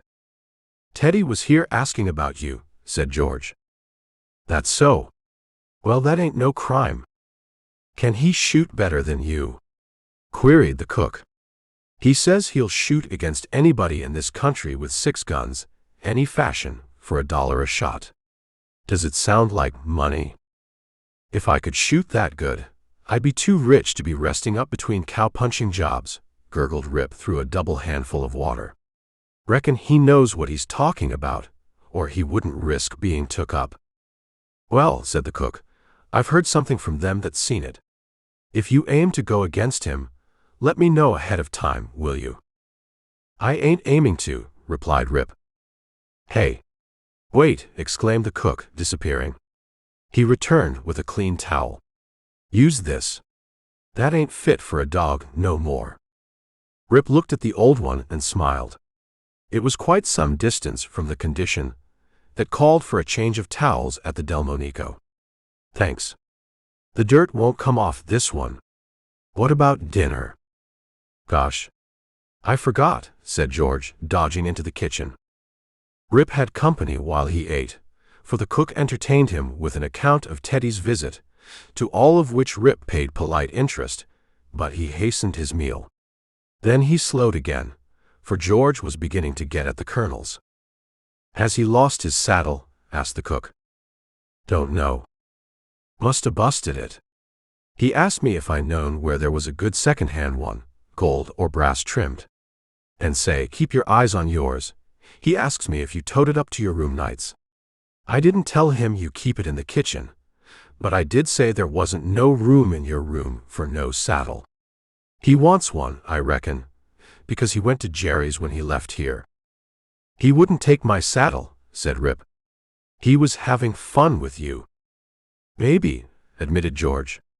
He was in a joking humor, 'cause he laughed, and says he reckoned you'd get the courting bug like all the rest, and go calling on that Arnold gal. And he says he'll bet you get thrown as hard as the rest of them. I gave it to him right back, and says that you and me are both alike, we hate women. They've got to hustle if they rope you or me, laughed Rip. What else did he say? That's all, that and what I told you before. Where are you going now? Round to Dave's, for a game of cards maybe. Teddy and Fanning are there, answered Rip, taking his hat from the floor and rising. You ain't repeating what I said, are you? Asked George, somewhat anxiously. He didn't mean nothing by it. No, why should I? We all like to joke. I ain't got nothing against Teddy. See you at supper, and Rip went out the rear door. As he neared the corner of the kitchen, Two-Bit turned it and bumped into him. Teddy's asking about you all over town, he muttered, then louder, why in blazes don't you look out?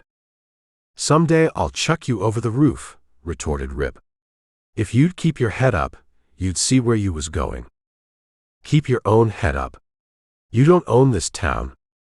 Rip turned as he reached Dave's door. If I did, I'd run you out of it, and entering, he slammed the door behind him. There was a laugh from the bar, where Teddy and Fanning were still chatting with Dave. Teddy swung the conversation around to the 6 and kept it there as long as he could after Rip joined them. He worked around to Squint, to the kidnapping of the doc, and endeavored to get a careless admission from Rip, but the latter evaded the traps. He showed no disinclination to talk about Teddy's pet subjects, and even helped the other to keep the conversation on them. He disposed of the committee's visit to the 6 by saying that either the Arnolds knew nothing at all about recent events, or else they had been terrorized by the visitors' actions and had been unable to think clearly or even talk. He admitted that the committee was in no condition to handle the situation, and that he was as bad as any member of it. As to what had really occurred out there, the details were lost to him because he had been too drunk to know much about anything, and in this he was backed up by what Teddy himself knew about the other members of the committee. He remembered that he had got rough, and that someone, he thought it had been Smitty, had yelled something about getting somebody, and they had followed him to do it. "Give us another round, Dave," said Teddy.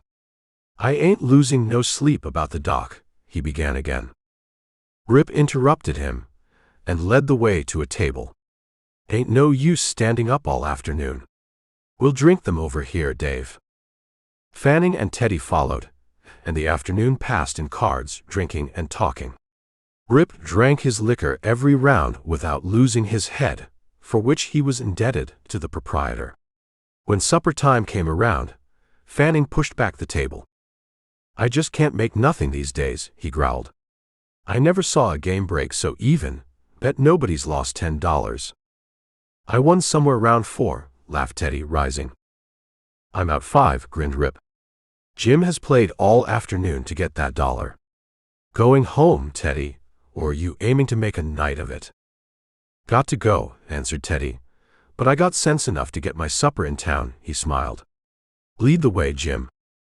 "Hey," called Dave, "somebody give me a hand with this keg." Rip, who was last in the line, turned. "Be right after you fellows," he said over his shoulder. "Where do you want it, Dave?" "Up on the buck, under the bar." "Easy now." "Up." "Good." "That was fine baby stuff I was drinking all afternoon," chuckled Rip. "How'd you keep the color?" "Young man," smiled Dave, "your business is punching cows, mine selling liquor. Go on, now, and eat. Keep your wits sharp." While they were at supper, there was a commotion outside, and 4 punchers from the XX stamped in. "Hello, fellows," said Stu Hawks, throwing his hat on a table. "It smells good," grunted Wilkes, and turned to the other 2. "Boys, this is Campbell. Campbell, shake hands with Gus Thompson and Bill Sage." He nodded coldly to Teddy, who returned it with reserve. "What brought you hoodlums to town?" asked Fanning. "You fellows act scared of Gunsight. Old Castle got you buffaloed." "I reckon it's the 20 miles, said Stu, dragging a table up to the one then in use. "Hey, George. Can't you move faster than that?" "Go roll in a ditch," came the polite reply.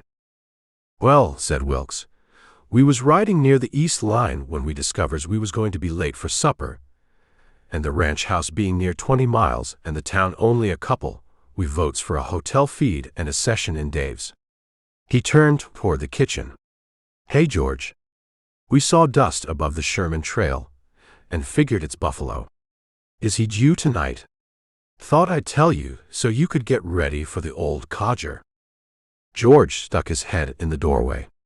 "Any more hard luck coming this evening?" he demanded. "Can't somebody trail in after him so I can keep on working?" "You get back in there and go to work," warned Thompson. "We're hungry." Teddy arose, paid his bill, and took up his hat. "Well, I'm off. So long, fellows," and he strolled out. "Which ain't causing me no tears," muttered Stu. "He likes us about as well as we like him. Here comes the cook. Good for you, George." When the XX squad had nearly finished, the rumble of a wagon was heard, rapidly getting nearer. Soon it passed the side of the hotel and ceased. "There's old always late," grumbled George. "I'll give him a hand," said Rip, arising and going out. "It'll save you time." "Don't strain yourself on my account," replied George.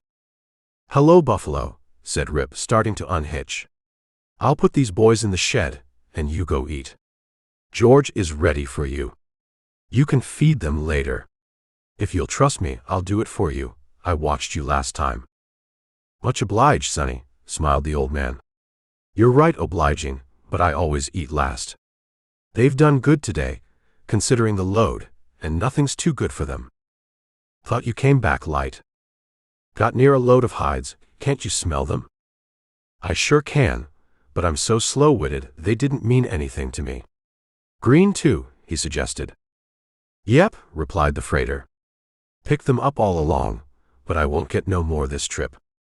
The Triangle won't have none, and I ain't going to go out of my way to call at the bar. H got enough, and I'm going right through. I'm always glad to get home." "I bet you are," replied Rip. "Ain't anything more I can do, is there?" "No, Sonny, thank you. I appreciate your help. I ain't as young as I used to be, nor as quick. Thank you, good night. Rip went to the saloon, where a sudden outburst of voices told him he would find Fanning and the Double X men. As he opened the door, a roar of laughter greeted him.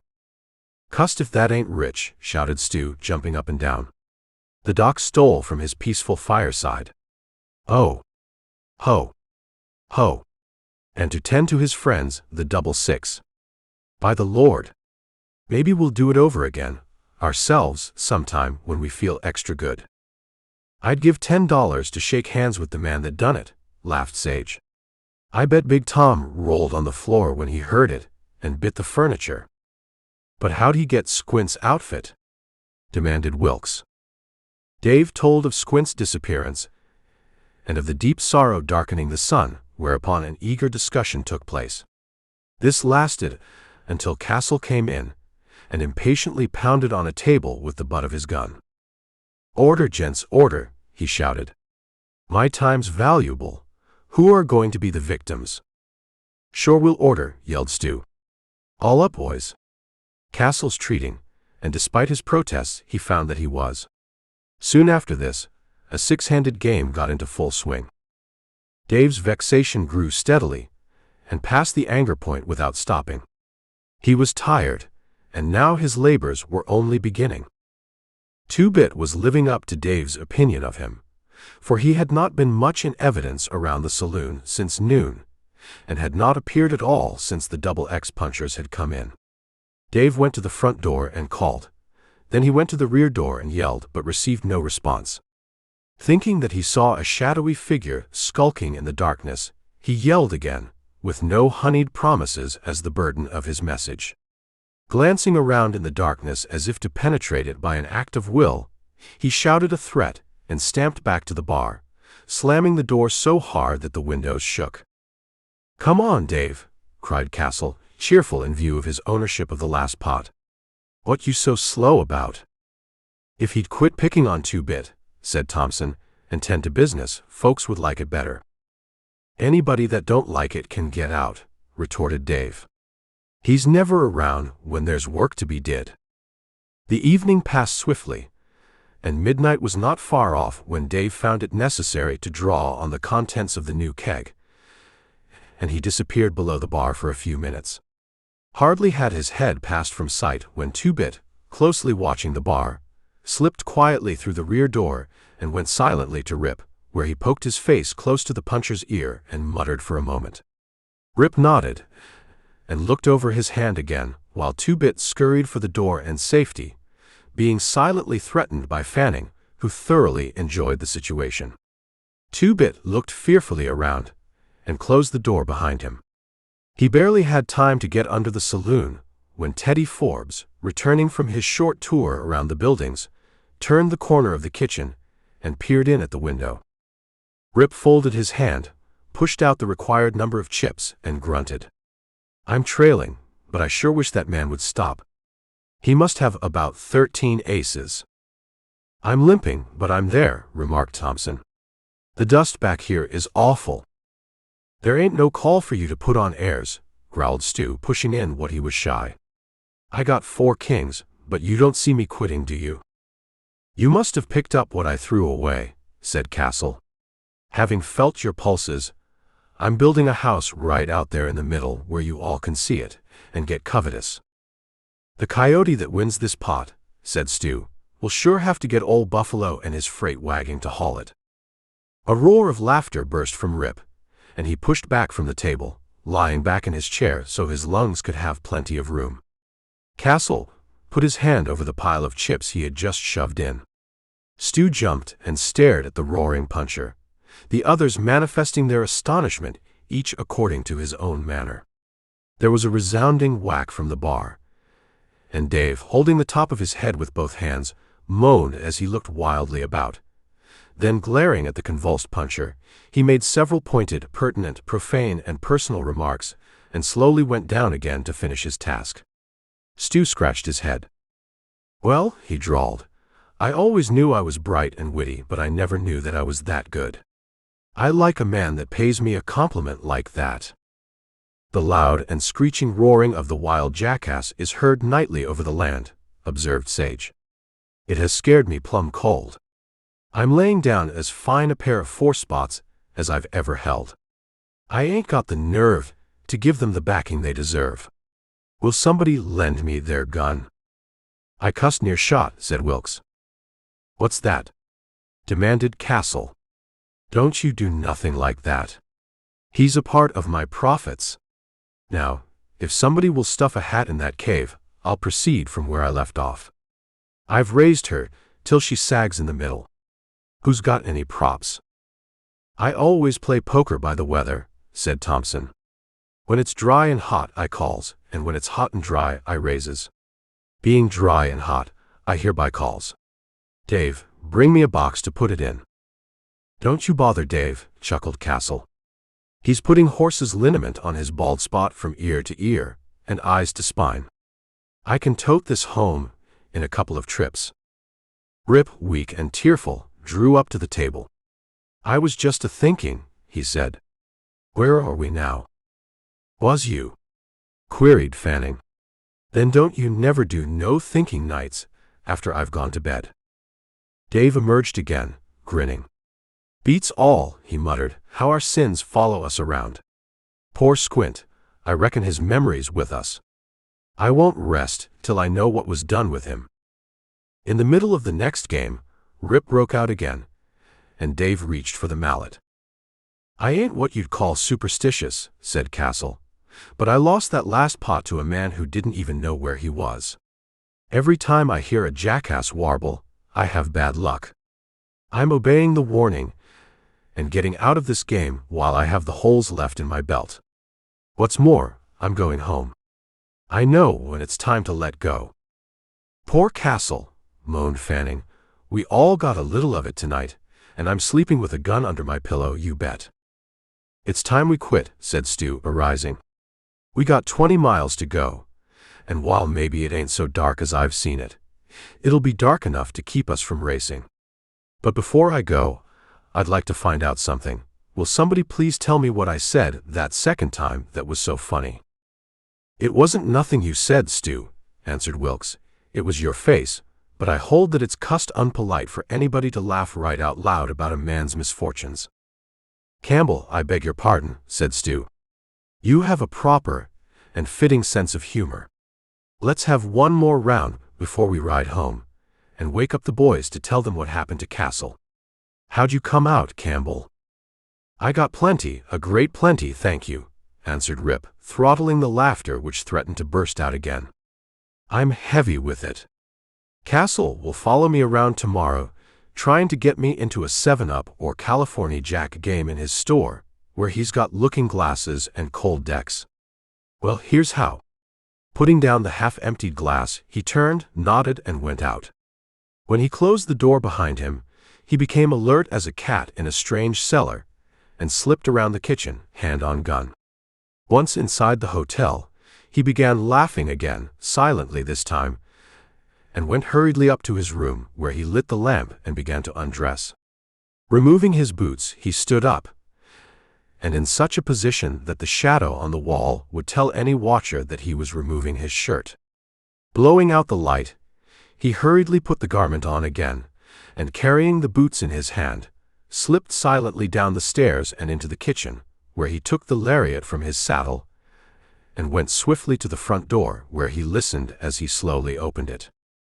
Satisfied that no one was watching, he slid sideways, closed the door gently behind him, and going along the side of Castle's store, he slung the lariat around his neck, put the bootstraps between his teeth, and dropping onto all fours, crossed the road, and disappeared into the darkness on the farther side. The noise around at Dave's took on sudden volume as the double X punchers went out to their horses. Laughing and joking, they swung down the trail at a lope. Fanning and Castle said good night to Dave and departed. Gunsight instantly grew quiet, and soon a figure emerged from Dave's horse shed and was swallowed up in the darkness to the east of the main trail. Shortly thereafter, the hoofbeats of a horse were heard by one pair of listening ears in town. Two-Bit crept out from under the saloon and stood up, shaking his fist at the sound, which moved southward. Then the hoofbeats grew more rapid as Teddy increased the pace of his horse. Down the trail, where it narrowed to pass between two clumps of brush, a coatless, hatless figure crouched in the left-hand thicket, the coil of rope in his left hand held low down. At irregular intervals, he seemed to be suffering from an attack of ague, for he quivered and shook, and there came from him strange, subterranean rumblings and rusty wheezes which he tried to muffle with an arm. As the hoofbeats coming from town grew rapidly louder and nearer, he tensed himself. The pounding rang out loudly now, the soft jingling of chain and ornaments distinguishable in the greater sound, and soon the vague figure of a mounted man burst out of the darkness and swept past the clumps of brush. The waiting man on foot straightened his body and arm at the same moment, and at the instant the rope grew taut, he pulled it sharply and leaned back with all his strength. There was an exclamation and a crash, and the man who had waited ran swiftly forward, hauling the rope in hand over hand. Kneeling at the side of the prostrate figure, he slipped the guns from their holsters and threw them into the brush, then fell back to work with the rope and the victim's kerchiefs. With the gagged, bound, and blindfolded man on his back, he went up the trail toward town. Gunsight had been quiet for over an hour when a strangely shaped figure staggered across the road west of the hotel and steadily neared the shed.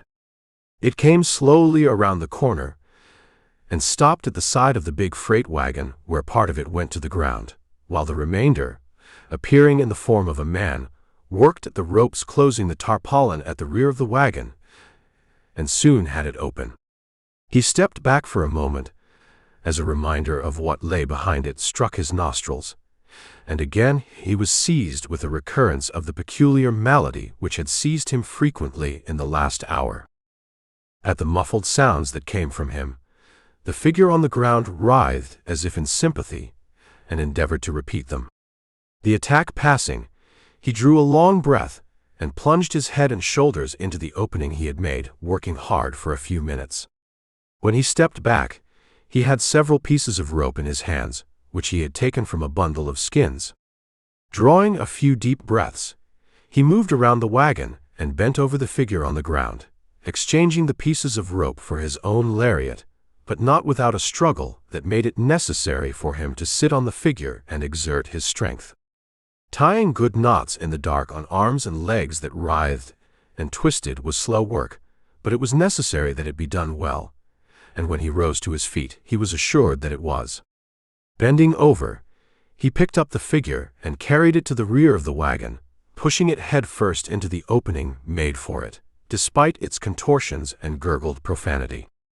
Again, his head and shoulders disappeared under the tarpaulin, and when he straightened up, he knew that his victim was so securely lashed to the wagon box that it would be impossible for him to move around, no matter how much he bridged and wriggled, no matter how much the wagon jolted. It was a job that demanded care, and it had received it. Satisfied with the conditions inside the wagon, he now turned his attention to the outside, which must be proof against revealing anything to the observing eyes of the old buffalo hunter. He carefully replaced the tarpaulin as he had found it, even to its folds, and he duplicated the knots he had untied. Pausing a moment to think, he dusted the canvas and ropes, cogitated as to his own footprints, which old buffalo would not fail to notice if the light permitted. He got his rope, coiled it, and with this as his tool, he effaced the prints, then went to the horse shed. When he reappeared, he was leading a horse whose color melted into the darkness like a lump of charcoal in ink. They passed in the dark like the passing of a cloud, and it was not until some minutes later that the drumming of hoof-beats rang out on the trail, bound southward in search of a saddled but riderless horse, which should be found in that direction. It would not do for it to be seen by anyone but themselves while it bore the riding gear of Teddy Forbes. A blot on the ground near the horse shed arose. Two-Bit was in pain, and the tears flowed down his unwashed cheeks while spasm after spasm racked him. Holding a 6-gun limply in his hand, he stumbled and staggered away from the buildings, to some place where he could give free vent to the agonizing mirth which threatened to choke him. Coming to a weed-filled gully, he sank into it and lay with his face buried in his arms. Minutes passed before he got control of himself, and then he rolled over weakly and stared up at the star-filled sky, inert and sore for he knew not how long. "If it was anybody but Teddy," he moaned, "it would be bad enough, but it's 10 times worse as it is. Teddy Forbes, the killer, Teddy, the two-gun badman, the terror of the range, the cool, deliberate, stuck-up Teddy, who walks with stiff-legged dignity and holds his nose up in the air. Teddy Forbes, oh my God. Give me air." Snooping round like all over town, filling his ears, smart and chipper, cold and wise. Oh me. Oh my. Sneaking round from window to window, listening at the cracks as if I didn't see his bow legs passing back and forth. Trying to learn if it was Campbell, who stole the pill roller and did for Squint. Hearing what them double X fellows had to say about it, and him standing there boiling with rage. Oh, when this night's work gets spread over the range, there'll go up a laugh that'll shake the sky. If he's got the nerve to come back and face that music, he'll have to use them guns of his. And he can't fight them all, good as he is. Teddy, ha. He started out as a Teddy, but he'll change his spots before he gets to Highbank, and his scent too. He'll turn into a polecat, a hydrophobic skunk. Oh. Me. Oh. My. Polecat Forbes, the strongman. Oh. Ho. Ho. While he rested, his merriment slowly died and gave way to venom. He sat up to shake his fist in the direction of the wagon. "You earned it, cuss you," he snarled. "Bound up like a bundle of rags, and headed for Highbank you are. 40 miles it is, 40 miles of sun, and jolts and stink and flies and aching bones and cutting ropes. 40 miles of heat and dust and thirst, 40 miles of rage, of thinking it all over, 40 miles of hell on wheels, that's what it is. 40 miles of hell on wheels. 14 hours, says I, but I hope it's 20. Time enough for thinking, you blackguard. Remember the time you kicked me off of Dave's hitching rail? Remember how funny it was, huh? Remember how I said I'd get square with you, and how you kicked me again and made me dance to your blasted guns? I was a harmless old man, but it was funny just the same. Oh, I'm wishing I don't go over there and tell you all I'm thinking. Your ears would bother you more than your nose if I could. If I only knew you wouldn't come back. If I only knew that. It was me that did it. I told Campbell about you, and I was hoping you'd get blown apart, but this is better, cuss you. When you're dead, your troubles are over, and you'll wish you was dead when this story gets out. And if you keep your nerve and find out who done it, you will be. Teddy. Teddy. Huh. I got a better name for you." He arose and went back toward the saloon. He had not quite reached it when he heard the soft steps of a horse on the sand. He dropped to the ground, his gun lightly held and ready. In a moment, he made out a man leading a horse, and he rose, which turned the approaching figure into a blur of action. He could feel the menace of the other's gun. "It's me, Two-Bit," he whispered hoarsely. The other relaxed and came nearer. "You trying to get shot?" came a low, tense voice. "What you doing?" "I had to be dead sure who it was that's tied up like a bundle of trash in the wagon," answered Two-Bit. "You riding south bothered me. I'll never forget this, never." "That's the first thing you got to do till you hear about it from somebody else," replied Rip, feeling at his saddle. "Here," he said, untying a Winchester and holding it out. "I promised you a rifle, and this is something else you want to forget. I got one of his 6 guns tied under my slicker roll. You see that you don't forget that it belongs to me. I'll give you the cartridges tomorrow. They're in the belt over my shoulder. You rustle under that floor, it's near daylight." A grin of delight swept over Two-Bit's face as he grasped the weapon, and he scurried to his nest. But there was one thing more to make his happiness complete.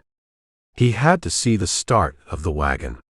And he did not have to wait long.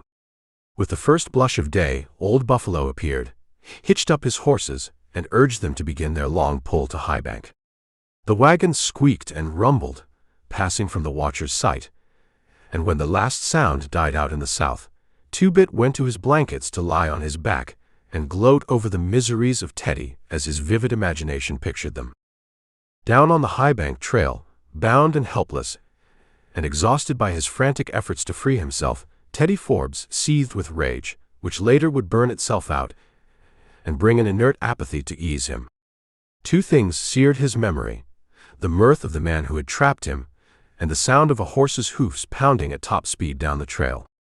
They had gone southward, towards the Bar H, the Triangle, and the faint trail leading to the Double X. With these meager clues, he built several edifices of speculation, not one of which could be singled out in preference to the others.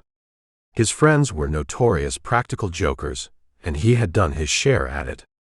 The Double X outfit hated him, and Campbell had cause to wish him out of the way if his suspicions concerning Campbell were well-founded. Would his unthinking friends carry a joke so far?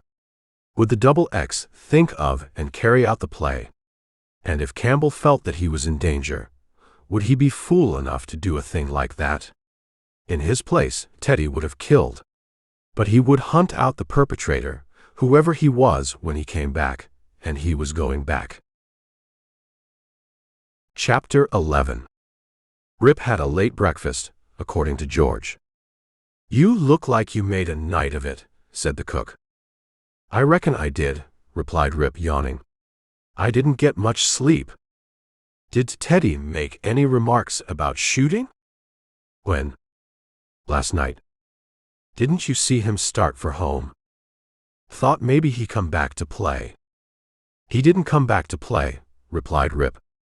"I'm going for a ride and see if I can wake up," he said, and he did. As he loped along the juniper trail, he made a confidant of Shamrock. "Dearly beloved," he muttered, "we are going to be the center of a whole lot of eyes before long. People will pay attention when they see us. We are going to be right, popular, and unpopular. If you knew all the trouble I'm brewing for us, you'd reckon I wasn't no friend at all. But I know you're with me to the finish, and not worrying about whose finish it's going to be. I've got to do some thinking. You listen." Teddy was sent up to find out who's been tickling the Bar H with a prong, and he didn't have no luck. Knowing he was losing patience, I knew what a man like him would do when he came to the end of it. He'd pick a fight and start shooting. Now, you know I ain't scared of Teddy, but you don't know that I wasn't ready to start no open war just yet. I'll admit, I hope I don't have to start none, but I wouldn't bet 2 bits on that. So what did I do? I sent him away, Shamrock, but he'll come back. Aha, he'll come back if he's got the nerve, and it'll take some. And if he does, you and me will have to step around right lively. If he figures right, he'll come back a-shooting, for he'll be all riled up. I couldn't have him trailing me wherever I went, could I? The man wasn't reasonable. He didn't allow I had any rights. Now then, Teddy won't be back before tomorrow morning. I'm betting he won't be able to sit a saddle before morning, and that brings him here tomorrow afternoon. The Bar H won't hunt for him, thanks to what you helped me do last night. If they find his horse without his saddle, they'll think he come down and got a fresh horse. And all we want is to see that little Peggy girl and go over to the Double X. Then we'll turn the Bar H upside down and let Teddy square up for his buggy ride if he wants. And I'll give odds that he'll want to." When he reached the rendezvous, he was early and grinned as he realized his unusual impatience. "Shamrock, things are sure happening to me. I'm what you might call sober drunk. Just setting here quiet, looking at that little valley is plumb thrilling, little horses, and would you cock an eye at that gent down there? And cussed if there ain't a cow in them sands. I reckon, maybe, it's going to be real thrilling before long." He jammed his hat tight on his head and waited, tense and eager for the overt act he felt sure would come and send him down the hill like the swoop of a hawk. Down in the valley, Lang looked searchingly around, and then tying his rope to the remaining strand of wire urged his horse ahead. He was standing up in the stirrups, his weight on one leg, leaning to one side to keep the rope from pressing against his other leg, his back to the hill. He did not see the black thunderbolt dropping down the green slope, and so intent was he upon the work in hand that his ears did not give him warning of the charging enemy in time to attempt deliberate and well-sighted long-range rifle shooting. The wire had been torn loose from the first post and was straining at the staples in the next one before he had any intimation of the swiftly approaching danger. Surprised and galvanized into action by the sound of rolling hoofs pounding over a stretch of bare, hard ground, he turned in his saddle, flung a glance at the racing thoroughbred, and jerked his rifle from its sheath. His horse, feeling the rope rub against one of its hind legs, kicked viciously and pranced. Twisting from one side to the other, rifle at his shoulder, Lang found himself in too awkward a position for well-aimed shooting against the racing enemy, who lay along the back of his horse and presented a discouragingly small target. Sliding the rifle back into the sheath, Lang worked desperately at the rope, trying to free it from the saddle. Cursing his clumsy fingers, he suddenly realized the trouble. On my soul, if somebody ain't knotted it. Oh, the cussed fool. Giving up the attempt, he reached again for the rifle, swiftly changed his mind, and pulled angrily on the reins to back his horse so he could get the other end of the rope and free it from the wire. Staked out like a calf, he gritted. Hauling in the rope, he at last grabbed the knot and swore again. It had pulled so tight that precious seconds were wasted before he could free it, and his temper was not sweetened any by the 2 bullets Rip, firing at long range, sent on a gamble. They missed him by feet, but had their effect. Dropping the freed wire, he spurred around to face the swiftly nearing danger and jerked out his Colt, firing hastily. Rip now was standing up in his stirrups to offset the bouncing of the horse, and his shots were coming nearer all the time. Lang swerved his horse suddenly and fired again, but the animal was prancing. Rip's reply struck the horse, and the pain-racked animal, leaping convulsively, bolted for the gap between the posts, straight for the quicksand. Lang, frantic at this new danger, fought the animal with one hand, trying desperately to turn it, and used the gun with his other hand, doing neither well. Rip, drawing his second Colt, replied to Lang's last shot. The triangle puncher, dropping his weapon, sagged forward in the saddle and fell sideways into a grassy hollow where he sprawled grotesquely as his horse, freed of his weight, leaped forward at greater speed and dashed out onto the treacherous sands, stopping only when it became mired beyond the possibility of further progress. It floundered and strained with frantic energy until exhaustion made it pause, then stood trembling, doomed by the inexorable sands which slowly crept up its quivering legs, causing its eyes to widen in terror. Rip flashed past the prostrate puncher, and then suddenly became aware of his danger. Shamrock, holding her speed, kept straight on for the sandy trap. Rip tried to swing her, and she responded, but not enough in the restricted space. When he had pulled her back on her haunches, she had crossed the quicksand's edge and slid, wallowing and struggling, to a stop far from safety. Her instinct warned her of her peril, and she struggled frantically to retrace her steps, but succeeded only in turning partway, and had to give up the fight momentarily with her side to the firm ground she had just quitted. Panting and shaking with terror, she looked around appealingly at her rider, who shook his head. "No use, Shamrock girl," he said. "You'll only get in deeper. Rest yourself and wait. I'm the only one who can help you now, and I never thought I'd do a thing like that to you. I ain't going to do it till I have to. Good little horse, the best I ever laid eyes on, and I've seen the best there was. We've had our last ride together, little horse, and maybe we'll go down together too. Easy, girl, easy," he coaxed, and not wholly in vain. "You just rest, and maybe we'll make another try after I see what there is to be seen. We got the coyote that caused it, anyhow." His words were contradicted almost as soon as spoken, for a derisive voice from the grassy hollow rang out in exultant laughter.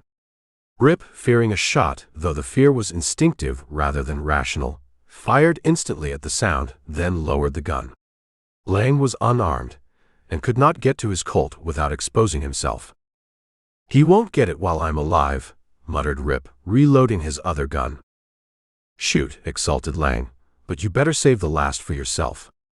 "That's right, shoot," he jeered, as Rip, stung by the words, wasted another cartridge. "You're coming as close as anybody could," he continued. "You can shoot like the hammers of hell, and that makes it all the funnier." "Shoot again," he invited, holding up his hat. A hole appeared in it, to his surprise, but he jeered again instantly. "Fine. That's shootin'. Shoot again." Rip stroked Shamrock's neck, then leaned over and looked down. "Not so deep," he muttered. "Sure, look it over," shouted Lang. "That's what I'm aiming to do. I'm aiming to look it over, right to the finish. I've always wondered how a man would act in them sands, and I'm going to find out now. Maybe if you're polite, I'll put you out of your misery when your chin gets wet. Then I'll ride over to the Bar H and tell them who kidnapped the doc and did for Squint. I've seen shows, but this here is going to be the best of the lot." Rip's eyes glinted, and he fired twice in succession, then a third shot after an interval, endeavoring to force Lang to keep his head down while his other hand worked swiftly under his slicker roll. Emptying one gun, he slipped it back into its holster and used the other, still struggling with the slicker. At the last shot in the second weapon, he worked Teddy's gun loose and slipped it into the holster on the far side from Lang.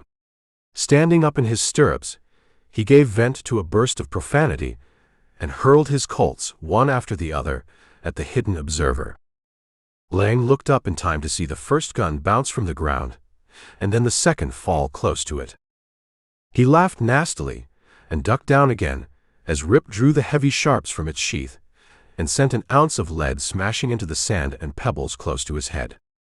Another, and another struck the top of the ridge, the last striking a rock and screaming high into the air. Then Rip gripped the heavy weapon at its muzzle with both hands, stood up in his stirrups, whirled it around his head, and sent it through the air toward the hidden man. It struck loose sand and slid 10 feet in a little cloud of dust. The triangle puncher looked out again, chuckled, and slowly emerged from his place of refuge. "I calls that kind," he laughed. "There wasn't no use of letting good weapons like them be lost. I can use them all, and just for that I'm going to end your misery like I said I might. First," he said, going over to the nearest Colt and picking it up, "I'm going to load this gun and do something for my horses and that cow." He walked unsteadily toward the edge of the sands, pulling half a dozen cartridges from his belt as he advanced. Reaching the danger zone, he tried each step before putting his weight into it, and slowly advanced to the last tuft of grass, where he stood, swaying slightly as it moved gently under his weight. The sand at its outer edges moved a little and changed color as the water flooded and receded in it. "Reckon this is the jumping-off place," he said. "You'd be plumb tickled if I fell in, wouldn't you?" He jeered. "Well, I ain't aiming to. I'm figuring on loading this gun this way. Number 1, he said, sliding a cartridge into the cylinder, is for my horses, number 2 is for the cow, number 3 is for a hole through your hat. This one is for your horses when only its head is out, or as soon as you jump off. I'm giving you that chance to help it, and to save my valuable time, these 2 are for your head when your chin gets under. 1 will be enough, but 2 will be dead sure.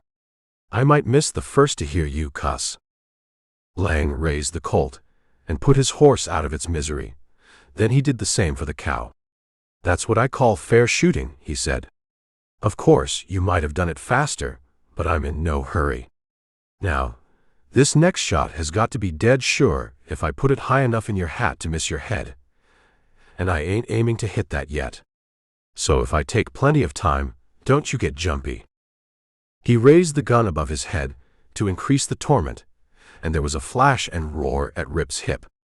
The triangle puncher's hand opened, and the gun dropped behind him as a look of great surprise flashed to his face and remained there. Twisting sideways, he fell face down, sprawled full length upon the greedy sands. "There, damn you," gritted Rip. "The show's over for you." He brought the gun back on its mark, but did not release the hammer again. There was no doubt this time about Lang. He let the hammer down on an empty chamber and slid the weapon back in his holster. Reassuring Shamrock, he glanced down and saw that her legs were being pulled to the sides, which sprawled them out. "Slow," he said, and looked again to make sure. "Mighty slow. This stuff is different in places, but damn sure," he added bitterly. "You take it easy, Shamrock girl. I won't let it last much longer, though it's going to take a lot of nerve. Good little horse, good little Shamrock girl." He now knew there was no hope of riding out. He knew quicksand. He had seen them on other ranges, but never such a one as this. The others had been small. The size of this bed was far beyond his experience. He studied it and watched the tremors running through it. The sand seemed to be moving, and new surfaces were forming. Wet spots appeared, became covered with water, and then were uncovered again as it drained away. Hollows slowly formed here, slight bulges there but with no stability. Undulations showed frequently near the bodies, which were slowly sinking. The cow was nearly under. This trap had no definite edges, for it met and merged with the honest sands around it in such a way as to show no lines. But he knew, by looking at the tracks of his horse, which, strangely enough, had not been quite obliterated, that he was too far from firm ground to have any hope of getting out in that direction. He cogitated upon the possibilities of escape in other directions, for it was possible that along some other course he might find firm earth closer to him. To his right was a grass tuft, not as far from him as the place where Lang's body marked the other edge, but it lay too far away. Behind him, the nature of the sands was evident for a like distance, and questionable for half as far again. To his left was the triangle horse, which he could gain by leaping from his saddle. Beyond that, half as far was the cow, still useful if used soon enough and not rested on for too long. He believed that the cow could not have crossed much of the sands before becoming mired, and this gave him renewed hope. It was the only way worth trying with a chance of success. At best, it would be a gamble, but while those two bodies remained above the surface, they would serve as stepping stones. From the body of the horse, he would do the last kind act in his power for Shamrock, and then, throwing away the gun to save its weight, jump to the cow. This would be easy, but from there on he would need all his strength, wits, and will. Looking beyond the cow, he searched for something to tie his rope to, and found nothing nearer than the fence posts, which were too far away. Then, while he looked, he saw water ooze up and cover the sand some distance beyond the cow, and he admitted that his case was hopeless. As he admitted it, the cow disappeared from sight. Hopeless, but not to be submitted to without a struggle. He would neither sit apathetic nor frantic, nor turn the gun on himself. Hope had gone as a matter of reasoning, but something had taken its place which, in power, transcended hope, cold rage, and a savage, defiant hatred for that deadly silent trap, a rage such as he seldom had felt before, which urged him to tear and rend the sands as though they were a sentient enemy. Hope, living in him, had been faint-hearted when he thought of how ghastly the thing was, how he, a man with all a man's strength of body, mind, and will, mounted on the finest horse for hundreds of miles, armed with a weapon the use of which no man knew better, could not do a thing to save his life. What is hope but a wish? But the dynamic rage that crept through him was a force of another kind. Defiant, savage determination to cheat the workings of that mobile bed of horror, or go down to a death made glorious by the fight. He shook his fist at it. His thin lips drew back over set teeth in a snarl, primitive in its timbre and in the savage nature behind it. Damn you. You may win, but I'll make that winnin' hard. Gripping the pommel, he climbed up onto the saddle and poised for the leap. Could he believe his ears? Glancing around, he saw a woman tearing down the valley toward him, the drumming roll of her horse's pounding hooves growing ever louder. What a sound! What music ever was so sweet? What sight had ever been so beautiful as that trim figure mounted astride a horse that seemed to spurn the grass in its arrowy flight? Hatless, Her hair streaming behind her like a glorious battle flag of hope, came Margaret, and her voice rang out like a trumpet. Wait. Hope returned again, to bulwark rage, and give determination a better footing and stronger lever. Shamrock girl, choked Rip, I'm glad I waited. There's maybe many a mile we'll do together, better friends than ever. I'm telling you that if there's any way outside of hell to get you out of this, you're going. Hear me, little horses. And that thoroughbred girl has brought us the way. Cheer up, we're going out, you and me. But we'll have bad dreams, plumb bad dreams for many a night to come. He suddenly raised a warning hand. Look out, he shouted. Don't come too close. I know this grisly thing like a book, she replied. What shall I do? Don't come too close. This is the edge, tell me what to do. She looked at Lang's partly submerged body and shuddered. Hold your horse fast by the reins and get off, so I can put my rope around that pommel. But I'm afraid it's a little too far, he replied, swinging the braided lariat carefully around his head. She quickly obeyed, but led the horse to another point on the edge, gaining a few inches. The rope shot out and up, struck the saddle, and then the sands. Jerking it back again, he coiled it carefully, and then looked up and nodded. Joy was holding to the pommel with one hand, and leaning out over the sands, her other arm extended toward him. The second cast went over her wrist, and she caught the rope, drew back to the saddle, and made the loop fast around her pommel. Get up in the saddle, and pull this rope tight, tight, he said, and at a word from him, Shamrock braced herself as well as she could, as if a cow were at the other end. He slid from the saddle, touched the sand for an instant, and pulled himself at his best speed along the lariat, moving too rapidly to be caught, and soon stood at the side of the woman who had saved him. Can't we save that darling? She asked, tears in her eyes. We're going to try mighty hard, he said. Start ahead, slow a little more. You watch your horse, and stop instantly when I say the word. I'm scared we'll break Shamrock's legs, though if it's done easy we may get along all right. It looks soft right there. Ready. Then pull. Come, Shamrock. Come on, little horses. Come on. Come on, he cried, and then he whistled the well-known signal. Come on. That's the girl. That's the girl. Keep it churning, tear it up. Come on. Come on, you black darling.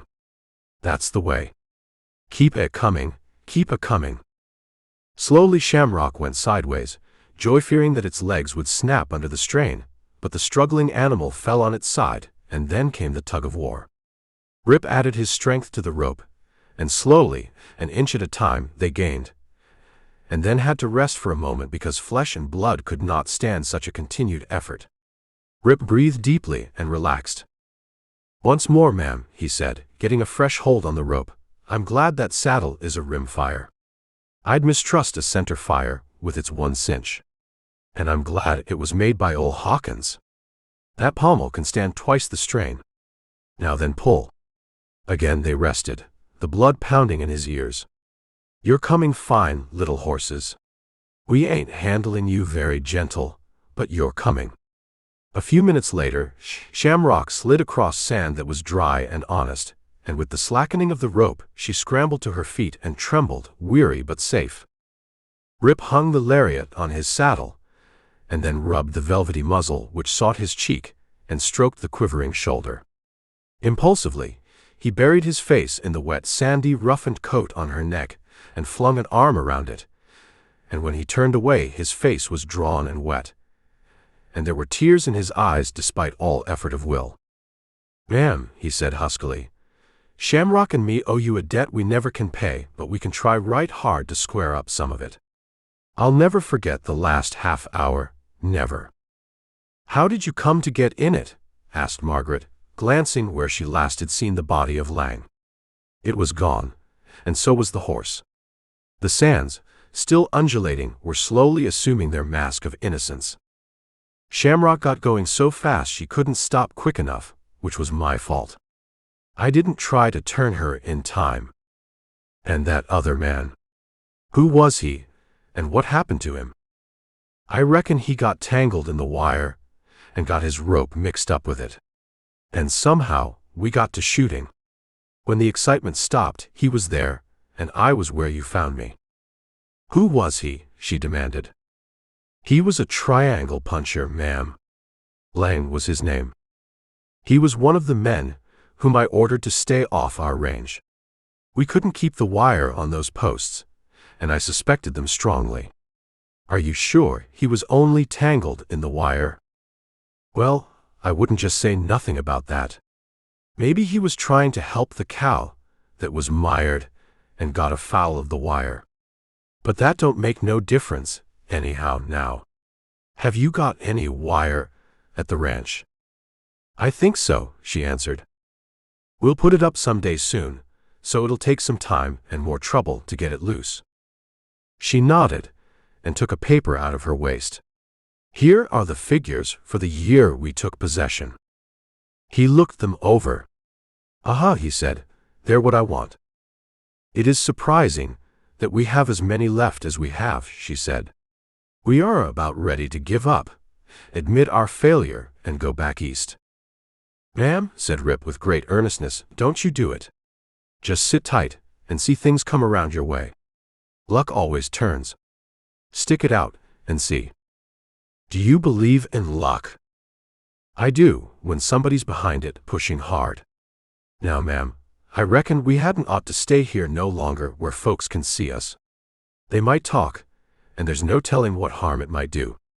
Besides, this little shamrock horse needs a bath, and I'm aiming to take her into the river as soon as she gets a little quieter. She looks like she mixed up with a tornado." He walked around collecting his guns, blowing sand from them, and cleaning them as well as he could.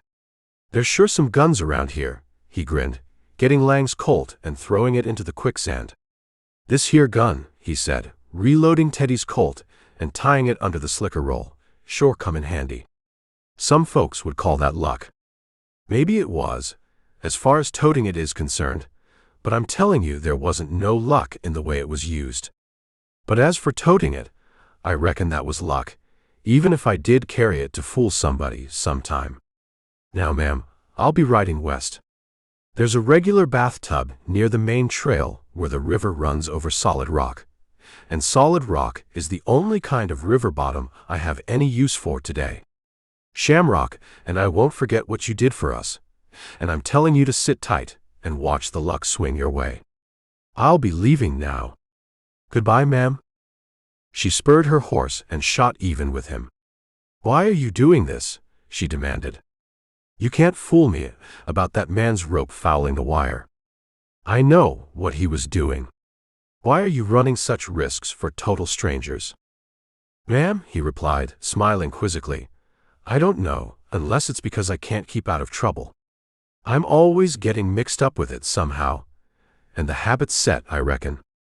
I'm getting so I like it. But we shouldn't be riding like this. You have no idea how much folks can talk or figure from a little thing like this. Can't you stop them as you did that Bar H foreman?" "Reckon so, but I ain't ready to," he grinned. "There's a time for everything, and I'm not sure the time has come for that. When it does, I'll know it without no doubts. I'm asking how you learned all the things you said yesterday. I suppose it is a natural curiosity, even in a man, but I prefer to say nothing about the matter." She drew rein, and he took off his hat. "I'm tempted to see if the luck will turn," she smiled. "Goodbye." "I'm thanking you again, ma'am," he replied. "It sure will, and you can bank on it," and he pressed Shamrock's sides. The horse struck into a stride suggestive of a wish to put miles between her and the scene of her torture, but he pulled her down to a walk. "You're entirely too willin' little horses of mine," he reproved, patting the roughened coat. "I was aiming to do something today, but it can wait. Teddy or no Teddy. If he horns in, I won't waste no more time on him, none at all. There's a nice little wooded draw over there, and we're going for it. You got to get rested up and quieted a little. The bath can wait a couple of hours. You got to keep in good shape, because the time is coming when I'll have to ride you like I had a remuda to draw on, and I ain't worth a cuss unless you're in good shape. You're my legs, Shamrock, and no puncher is better than his horse. And maybe Two-Bit, the tattletale, won't be surprised when he sees you." Joy looked after him and smiled, then turned and stared at the innocent patch of wet sand under whose hypocritical surface lay grisly death. Shuddering, she sent her pony into a sharp gallop and set out for home, a color in her face which might have been due to the exhilaration of horseback riding. Chapter 12. Rip entered the draw, found a small clearing, and let Shamrock wander, watching her closely while he went over his guns again, cleaning them thoroughly. The afternoon had half gone when he whistled her to him and rode her down to the rocky pool he had mentioned. Stripping himself, he removed the saddle and its blanket, and mounting bareback, rode her into the stream where he found a place deep enough to swim her. Crossing and recrossing this several times, he took her out and started to dress. No sooner was she free than she trotted to a dry, warm patch of sand and rolled to her heart's content, grunting with pleasure. "Now look at what you've done," he grinned. "After me getting you all washed up, you go and blot yourself just like a common horse. I've been wasting sympathy on you. There ain't nothing the matter with you.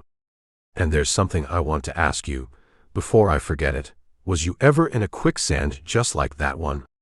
I bet you wasn't. I've crossed some rivers in my time, and had cattle bogged in several, but this was different somehow. Maybe it's because it wasn't underwater, but I don't know. I was scared we'd bust your legs. Maybe we didn't, because we pulled you sideways, and you raised so much hell when you felt the rope tighten and heard me call you. Just the same, I'm saying we had a close call. And we mustn't forget it. Come here now, and let me throw this saddle on you. We're going to town, and you're going to get robbed till you shine. I'm as stuck up about you as a gal is over her first beau." In a few minutes, they were on their way to Gunsight, but they did not reach the town without incident. They had ridden to Pine Mountain, and Rip, wishing to see if Squint's saddle had been discovered, hid Shamrock in a dump of brush and scrub timber well back from the trail.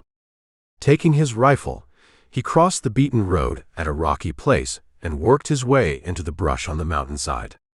When he had climbed about 80 feet, he reached a little rock shelf and rested a moment. As he was about to go on, he heard hoofbeats down the trail, and he flattened himself behind a tuft of grass growing in a crack. Looking down the trail, he saw a horseman round into sight from the arroyo leading from East Canyon. "Smitty," he muttered. "I don't think much of him, and I reckon he'll scare. And maybe if he's scared near to death a few times, he'll figure he ain't wanted around here and hit the trail out. Maybe I'm wrong, but here's where Mr. Smitty gets a jolt he won't forget. It will be number 1. Whether or not he gets any more will depend on how he takes this one. I'm betting he don't stalk me for it. Here he comes, riding lazy and trying to sing. I ought to be able to come awful close at this distance, with a rifle laying on a rock rest." Mr. Smith of the Bar H rode at a walk, singing a song, the words of which should never appear in print.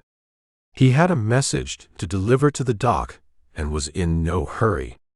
His hat, a Mexican hat with an ultra-fancy band and a high crown, made to appear even higher by the vertical dents pushing the top into a peak, was tilted rakishly off-center, looking rather ludicrous to the man on the mountain, who noted that there seemed to be plenty of hat and horse but very little man. When he reached a short stretch of rocky trail, a roar rang out over his head, the kind only black powder can make, and his tilted hat flew into the air, landing on the ground. The horse and its rider heard the blast at the same instant, and each acted on instinct. The horse shot forward, clearing a dozen feet in a leap, sprang back, wheeled in midair, and bolted for the arroyo it had just left, where it quickly recovered its poise and stopped to search out succulent grass tufts. Mr. Smith's instincts seemed to have come to him through generations of acrobatic ancestors, though he was unaware of any such lineage, at least since his family had forsaken arboreal surroundings.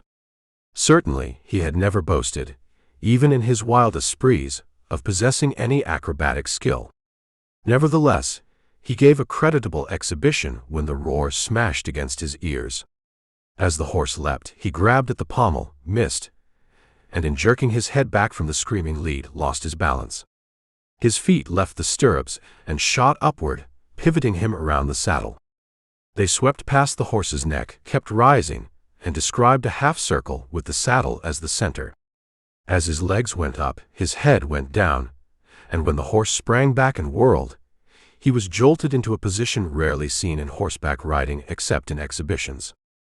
For a moment, he stood on his shoulder against the cantle of the saddle before executing an unintentional but graceful backflip onto the ground, landing squarely on his hat. The whole thing happened in a flash, and the sound of the shot was still rumbling among the hills when, grabbing his hat, he started a dead run for the horse and the ranch. When he reached the animal, he leapt into the saddle without touching the stirrups and urged a speedy departure, which his spurs promptly obtained. Rip rolled onto his back and laughed heartily. Finally, he sat up, put the empty shell in his pocket, reloaded the rifle, and climbed farther up the mountain to hide Squint's saddle in a better place, now convinced such a precaution was necessary. It was more than probable that Pine Mountain would soon be searched, once the indignant puncher led his friends to the scene of his humiliation. He found the saddle where he had left it, and carried it to a narrow, shallow split in the mountain's rocky side, dropping it in. Then he covered it securely with dead branches, grass, and rocks. Scrambling back to the trail, he looked cautiously along it before dashing across and making his way to his horse, stepping on rock whenever possible. Not long afterward, he rode down the Juniper Trail to the hotel shed, where he led Shamrock inside and began grooming her. He had barely started when Two-Bit sidled in, wrath in his eyes. "What you been doing to that horse?" he demanded, sweeping his gaze over her. "She looks like she's been rolled in the river." "Maybe she has," Rip replied, rubbing briskly. "She likes a swim, as well as I do, and we both had one, something I can recommend to you." "What did you do with them rifle cartridges of polecats you was going to give me?" asked Two-Bit, working on the other flank. "I hid them," Rip answered. "Look out, she don't hand you a stomachful of hoof. She don't like strangers." "Huh," snorted Two-Bit. "What do I care about strangers? Where'd you hide them?" "In them sweepin's under the manger," Rip replied. "Wait till after dark. You think I'm gonna show everybody that Two-Bit's startin' an arsenal?" He rubbed for a moment in silence, then began to chuckle. "Old Chief Smell'em Strong had a plumb fine gun. I got a laugh comin'. You gave the best one away." "I'm satisfied," grunted Rip. "Dave was on the prod this noon when I showed up," continued Two-Bit. "What did you say you was swimmin' in?" He examined one of Shamrock's hawks. "Water," Rip answered. "What did he say?" "Maybe it was," Two-Bit observed. "How'd you get out?" "Swum." "At the end of a rope?" "Why, Dave wanted to know where the this, that, and the other thing I was last night. Reckoned maybe I'd got full of berries and hibernated." "What was you doing in the 66 Valley?" "What did you tell him?" Rip asked, grinning. "Told him I was rustlin' a passel of cows, and they went so fast I had to run to Juniper before I could head 'em off." "You must have had one HL of a time getting out. Sure Shamrock ain't hurt?" "It ain't the first bath she's had. She's a good swimmer, though for much of it, I'd ruther have a horse with a bigger barrel. She won't shrink." "Why in HL don't Dave set out the bottle like he used to?" growled Two-Bit. "Ain't no sense in tottin' it by the glass to a crowd of blotters. They'll hold more liquor than a gopher hole, and I broke my back carryin' water to drown them fellows out when I was a kid." "How long is your rope?" "Dave's a friend of mine, that's why," Rip answered. "My capacity's so limited that old Castle could clean me out after my fourth drink. Them leather bellies can drink me into a heap on the floor and never know they'd been drinkin'." "Sure," said Two-Bit, chuckling. "You're a teething infant, a regular sucking calf." I've seen you put away a dozen, and not bat an eye. And it's bad medicine, look at me. How long's that rope? 80 feet. You're another. There ain't a man living can throw such a rope and catch anything. I've seen some good ones, but I've never seen even a 60-foot rope. Who fastened to you? You're loco, plumb loco, said Rip. You want to forget them hallucinations. Somebody might believe 'em. Hallucinations, humph. I'll have to remember that, and throw it at Dave. Where was you today? Minding my own business, retorted Rip. Whatever put you hanging round a saloon, emptying boxes? Whiskey, said Two-Bit. I was smart like you, and liked to hold up my end drink for drink. Here's some more of that water you swum in. Looks familiar. I'm going to drag you out to a ranch some of these days, threatened Rip. Give you a job, and whale the skin from your bones the first time I see you taking a drink. You got brains, and that ranch needs 'em. You can't learn an old dog new tricks, grunted Two-Bit, then burst out laughing. But you can change a teddy into a skunk if you goes about it right. Hey. Hey. Hey. In a few minutes, he threw down the brush and went to the door. Seeing as how you're playing freshwater clam, do it yourself, he snorted. Dodging the other brush, he scurried around to Dave's. Down on the bar H, Smitty's arrival made a ripple of excitement. Big Tom was mending a shirt, cursing the clumsiness of his fingers and the sharpness of the needle, when the clatter of hoofs outside made him look up. Smitty leaped from the saddle and jumped through the doorway, holding a much-abused Mexican hat at arm's length. It was trampled and soiled, with a fuzzy-edged rip an inch long in the brim where a 550-grain bullet had plowed through before passing on. 8 years before, Smitty had paid $25 for the hat, perhaps entirely too much, and next to his saddle, it was his most prized possession. It had seen hard service, but he still fondly regarded it as good as new. Look there, my hat, he cried, jabbing it under the foreman's nose, causing the needle to find the finger again. Damn the hat, growled Big Tom. Take it away from my nose. Look at it, insisted Smitty. Some coyote shot at me from up on Pine Mountain, and plumb ruined it. He came so close I could feel the slug. Cuss it, I smelled it. It fair grazed my nose. Look at it. Big Tom threw the shirt away and took the hat, turning it over in his hands. I'd say it was close, plumb close, he admitted. How far off was he? Right over my head, couple dozen feet, answered Smitty. Here. Don't poke your blasted finger in it like that. Cuss it, it's bad enough now. That's more like it. I could feel the concussion and smell the smoke. I was riding along at a walk when, Fongo. It near stunned me, it was so close. And look at what he done to that hat. There ain't another hat like that on the whole range. You're right, they throw them away long before that, retorted Big Tom, an idea coming into his head. Did you pick up his trail? How could I? Indignantly demanded Smitty. My horse fair went wild, and before I could get him under control, he was clean out of the canyon. I tell you, I did some highfalutin riding stickin' to a crazy horse among all them rocks. How'd you get your hat? Didn't it go off your head? Sure it did. I scooped it up as my horse wheeled. And talk about turnin' on a saddle blanket. That jackrabbit can wheel on a postage stamp if he's prodded enough. He just simply climbed up straight and swapped ends. You should have gone back and stalked that feller, said Big Tom, using plenty of salt on what he heard. Or at least rustled to Gunsight to see who might come riding in. Where did all this happen? Right on them benches on the east end of the mountain, at that rocky hump in the trail.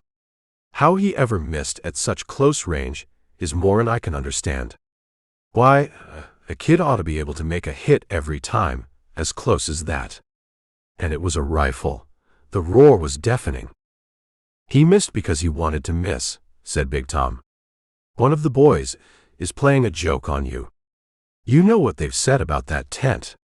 He come closer than he reckoned on, I'll bet you rocked forward in the saddle as he shot. Yeah, I reckon I did. You know what ridin' is over that hump, Smitty said. I remember that when I jerked back as it passed my nose, I went quite a ways. My neck is sore from the jerk. But I'm tellin' you, I ain't no wise sure it was any joke. And I say, if it was a cussed poor one. I'll not really skin any fool I catches playin' any more jokes like that on me. Cuss it, it scun my nose. A skin for a skin, huh? Chuckled the foreman. He handed the hat back to its owner. There ain't no man on the range that would miss your head, hat or no hat, from them benches.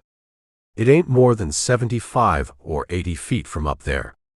They aimed to miss you, and they shaved it a little too fine, not allowin' for you bobbin' forward. I say, it was one of the boys. You lay low, and use your eyes and ears, and if you find out who it was, I'll give that fool a dressin' down he won't forget. A joke's a joke, we all play 'em, but there's such a thing as ridin' 'em too hard. Did you give the doc my message? What message? The foreman stared at him, and slowly raised his hands. I'll be cussed, it was more of a joke than I thought.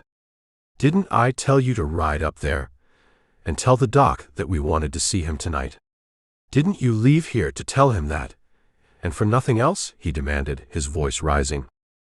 Yeah, I reckon maybe you did, admitted the puncher uneasily. You want to see him tonight, sure.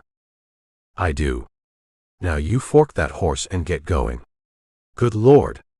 That bullet must have hit your memory. He glanced at his puncher's thigh. And where's your 6-shooter? Did you forget that somewhere? Smitty's hand went to the holster, and he cursed heartily. Damn these open sheaths. It must have fell out when that jackrabbit did the fancy swappin' of ends. Now I got to go get it, but I'm borrowin' a gun to wear, or I stays here. Something tells me it's unhealthy to go ridin' around this god-forsaken country without no 6-gun. Take that spare one of mine, hanging up over my bunk, offered the foreman. She's in good shape.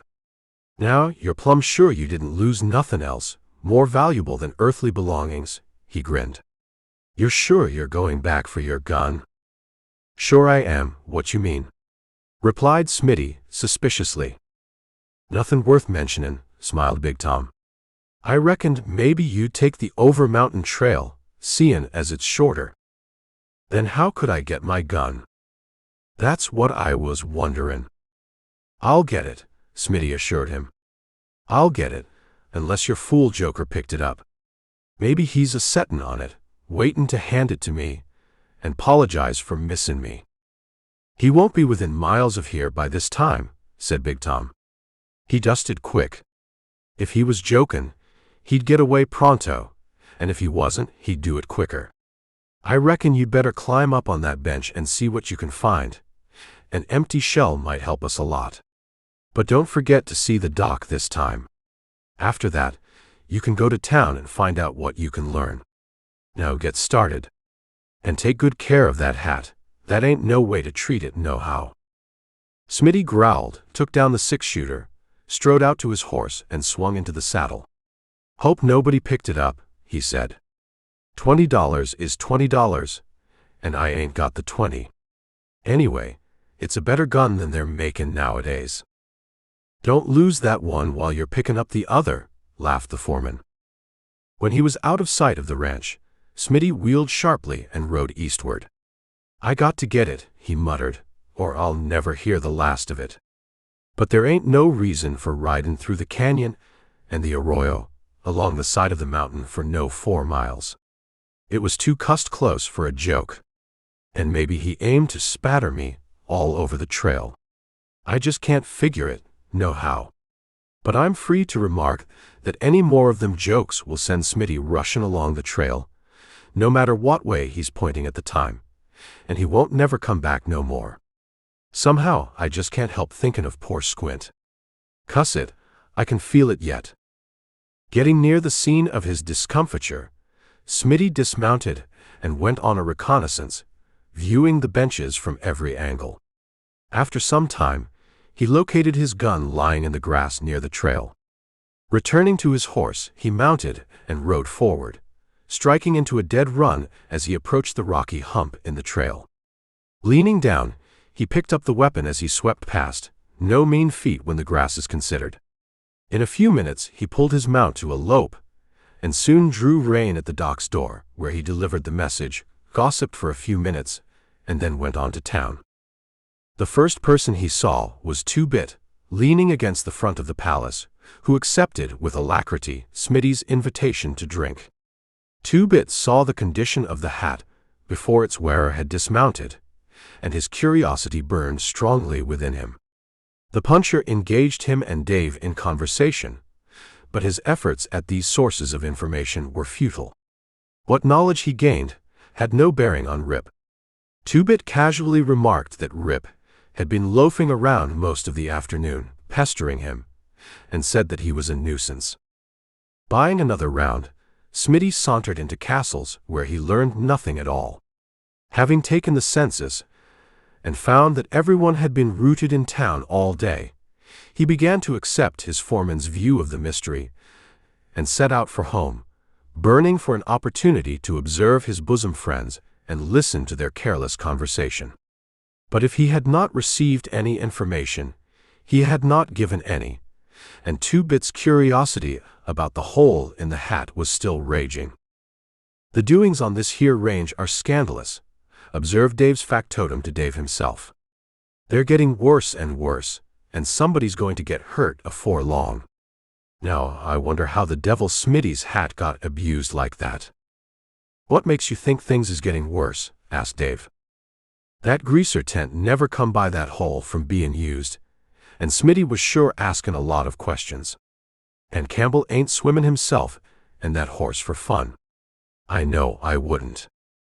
"Which isn't Abaddon sore to all them as gets downwind of you," said Dave. "Was Campbell's saddle wet?" "No, I reckon it was dry," grudgingly admitted the other. "Was his clothes wet?" continued Dave. "No, more reluctantly admitted Two-Bit. "You got a head like a toad," contemptuously rejoined the proprietor. "Trouble with you is, your imagination is on the rampage. You got too much time on your hands. Suppose you tend to the sandboxes. They ain't been touched in 3 days." Two-Bit sighed and obeyed. "Huh?" he grunted, emptying a box into the road. "Maybe, but I saw something about that hole that reminded me of some gosh awful cartridges I seen lately. Cuss it, I'd bet on it."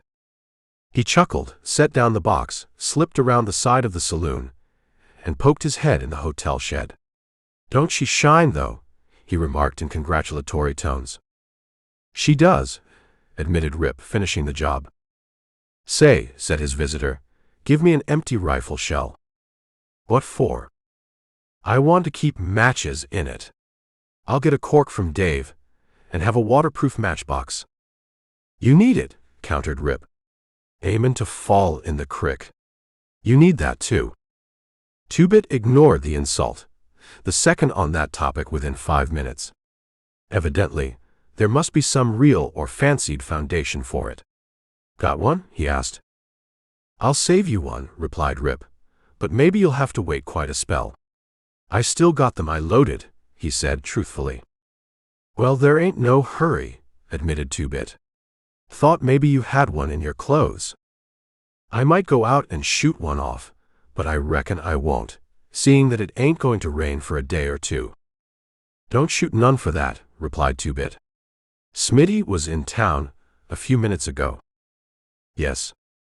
"Aha, he was. He was projecting around, trying to find out who spoiled his 20-year-old mech sunshade. He was het up about it." "Don't blame him. Was it spoiled bad?" "Plumb sufficient. Looks like the railroad thought it was a tunnel. He acts like he's got hallucinations," grinned Two-Bit.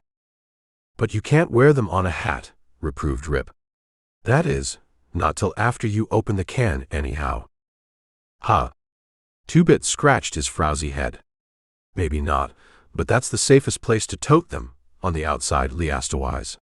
"Did you think they was like a shirt?" he demanded with great sarcasm. "Maybe. They covers a lot of ignorance. You're not going out, are you? Asked Rip. I am, retorted his companion, shuffling toward the door. You think you're DD smart, don't you? You and your hullercations. Well, you can go plumb to HL. And 2-Bit made haste to get around in front of the saloon, where he refilled the box and carried it inside. Cuss it, Dave, he complained. Nobody round here treats me like I deserve. And it's DD lucky for you that they don't, retorted Dave. You tend to them boxes, or I'll make a start at treating you like you deserves. What's the matter with you, anyhow?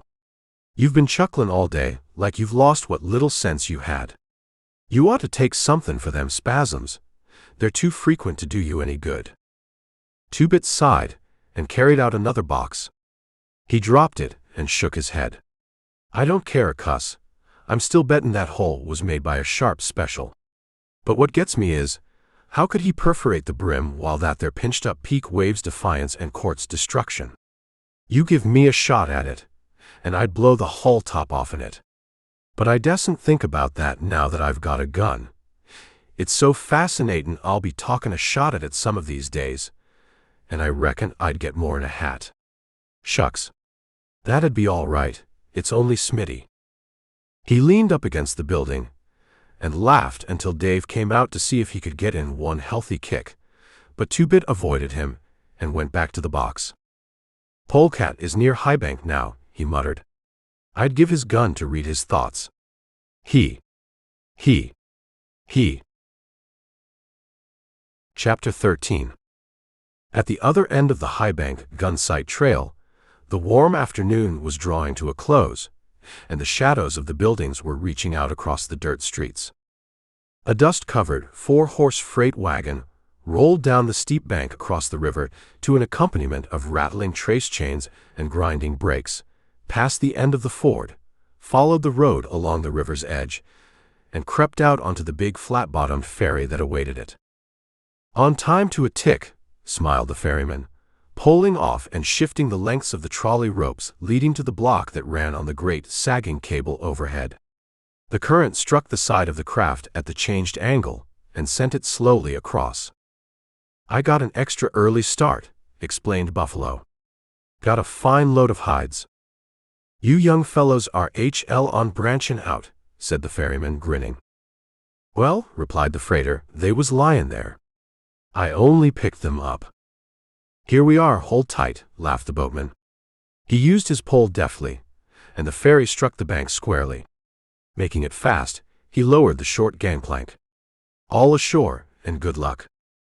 The quartet strained, and the wagon rumbled up the bank, then up the road in the wide ravine. In a few minutes, it struck the level at the top and entered the main street of the town. Brazos Larkin, town marshal, pushed away from the Highbank bank and rolled out to the wagon. He stepped on a hub and then up to the footboard as was his custom.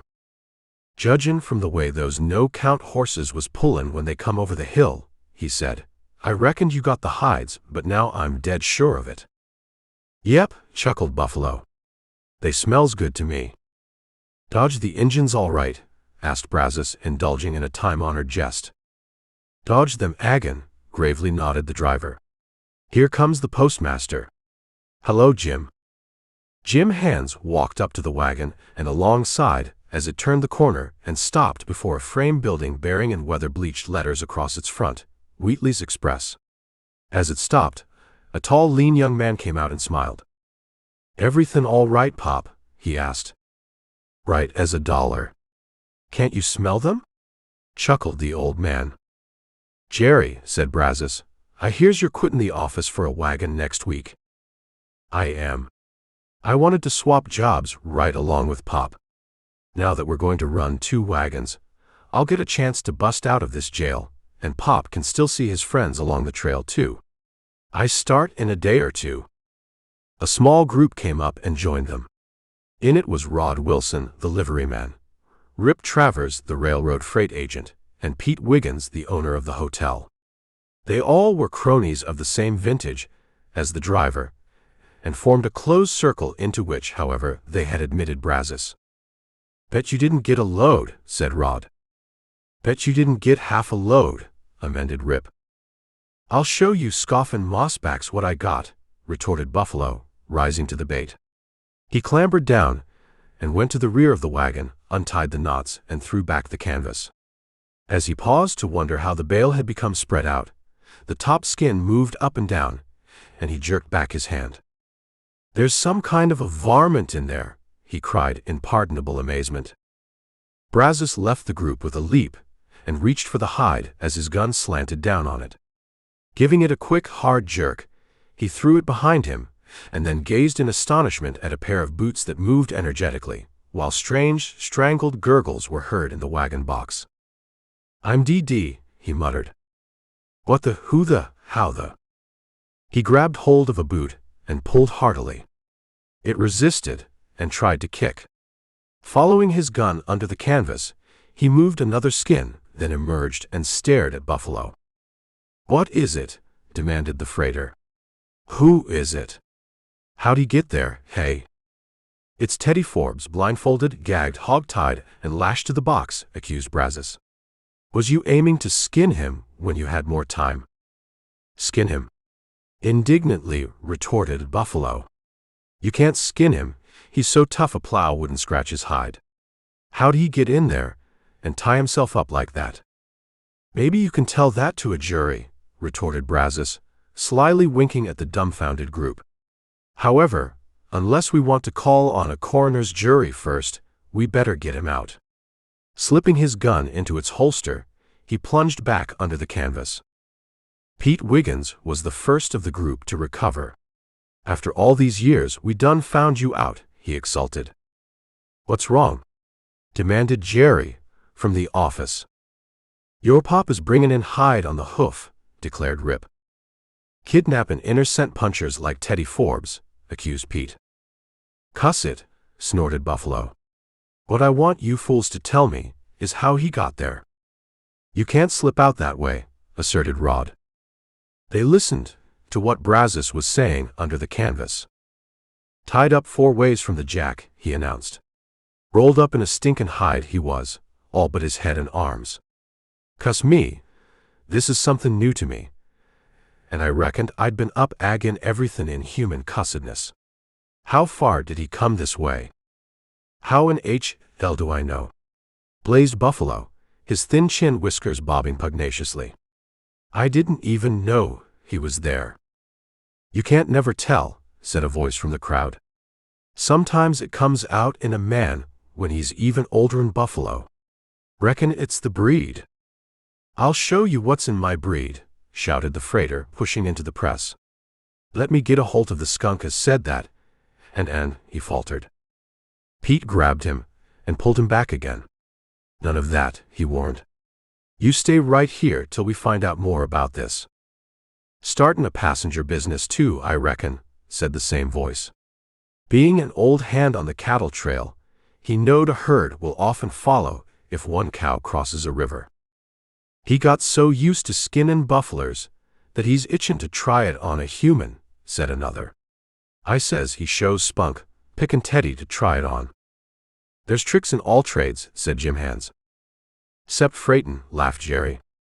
Somebody pass in a knife, requested Brazos.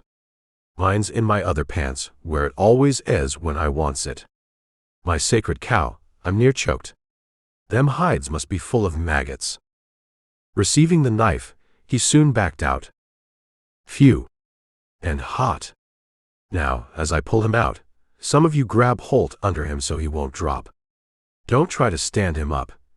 He can't do that for all the money in the country. Here he comes, stand by. Ready hands went under the puncher as he appeared and lowered him to the ground. Teddy could not speak, he could not even move his jaw, but there was nothing the matter with his eyes, and they served as points of concentration for his rage. They almost sparked. Jerry, get a bottle of liquor, ordered Brazos. Get it sudden, too. You and some of the others rub his arms and legs. He ain't nowhere near going to die, but he's in bad shape temporary. Jerry appeared with a bottle of brandy, and Brazos poured a thin trickle of it into the open mouth. When a fourth of it was used, He started to rub the jaw muscles, whereat the eyes sparked furiously, and the gurgling became more emphatic. "He says he likes that," chuckled the marshal, "but he likes this better," and he gave another dose of brandy. "You can't kill these fellows," he remarked, rubbing the jaws with rhythmic strokes. "They're steel, rubber, and rawhide, tough as hickory knots. In administering a stimulant," he paused, liked the words, and repeated them. "In administering a stimulant, as I says before, you got to consider what effect it will have on a liquor-drinking patient. This here feller looks like he was used to it, so we'll give him all 6 chambers. There ain't no harm in getting a man drunk, not if it's good for him. And if I was him, I'd ruther be drunk than sober when the blood starts a-flowin' agin. Dose number 3, it's fetching him and he ain't coughed once. Didn't I tell you he was brought up on it?" Buffalo, holding back his laughter with all his will, shook his fist at the prostrate puncher. "Think you're smart, hey?" he demanded fiercely. "But I want my pay. Nobody can steal a ride with me without payin'. I want $5. You hear me? $5. These fools act like they think it's a joke, but I ain't swallerin' it, no sir. How do I know you didn't plan this all out and get your friends to help you beat an old man out of his fare? There you was, snug in my skins like a tick in a cow's hair, layin' there for 40 miles, snickerin' at me. You wouldn't pay and ride alongside me, up in the dust and the heat, but you got poked away on them soft hides out of the dust and the sun, talkin' it easy while I was driving them 4 wild horses for 40 miles. Dozin' off, maybe, while I was doin' all the work. I don't see no joke." He choked, controlled himself, and shouted, "But you can't do it. I want my pay. And what will folks say up in Gunsight when they hear about you?" "Oh Lord," yelled Pete. "What will they say? It'll never be forgot." "Life must be pleasant," said Rip, "livin' with that outfit. There's always something to pass away the time. I reckon they must have saved up a long time for this feller." "Can you imagine what he's been through today?" asked Pete, his imagination becoming active. It was plain, common. Buffalo suddenly let out a whoop, draped himself on a wheel, and burst into laughter. When he could get control of himself, he looked around at his audience. "Fellers," he groaned, "it wasn't his outfit. It was them XX fellows. There was 4 of them in Gunsight last night, and they was feelin' good. They've got the nerve to tackle a joke like this, too, and there ain't no love lost between them 2 ranches. When I was going into the hotel, after puttin' up my team, I heard a lot of laughin' in Dave's saloon, and I remember some of them XX fellows howlin' about a kidnappin'. That's it. They'd done it. And I tell you, it took nerve tacklin' this 2-gun man for a joke. It won't be no joke when he gets back. There'll be killin's over this. But killin' or no killin', I can't help it. Oh. Ho. Ho. Oh. Ho. Ho. And me settin' up there, drivin' like a dodderin' old fool, with this feller tied up in them odorous skins. Teddy Forbes, 2-gun badman of the bar H.O. Ho. Ho. There'll be killin's, but I got to laugh. Oh, Lordy. Lordy. Lordy. 40 mile.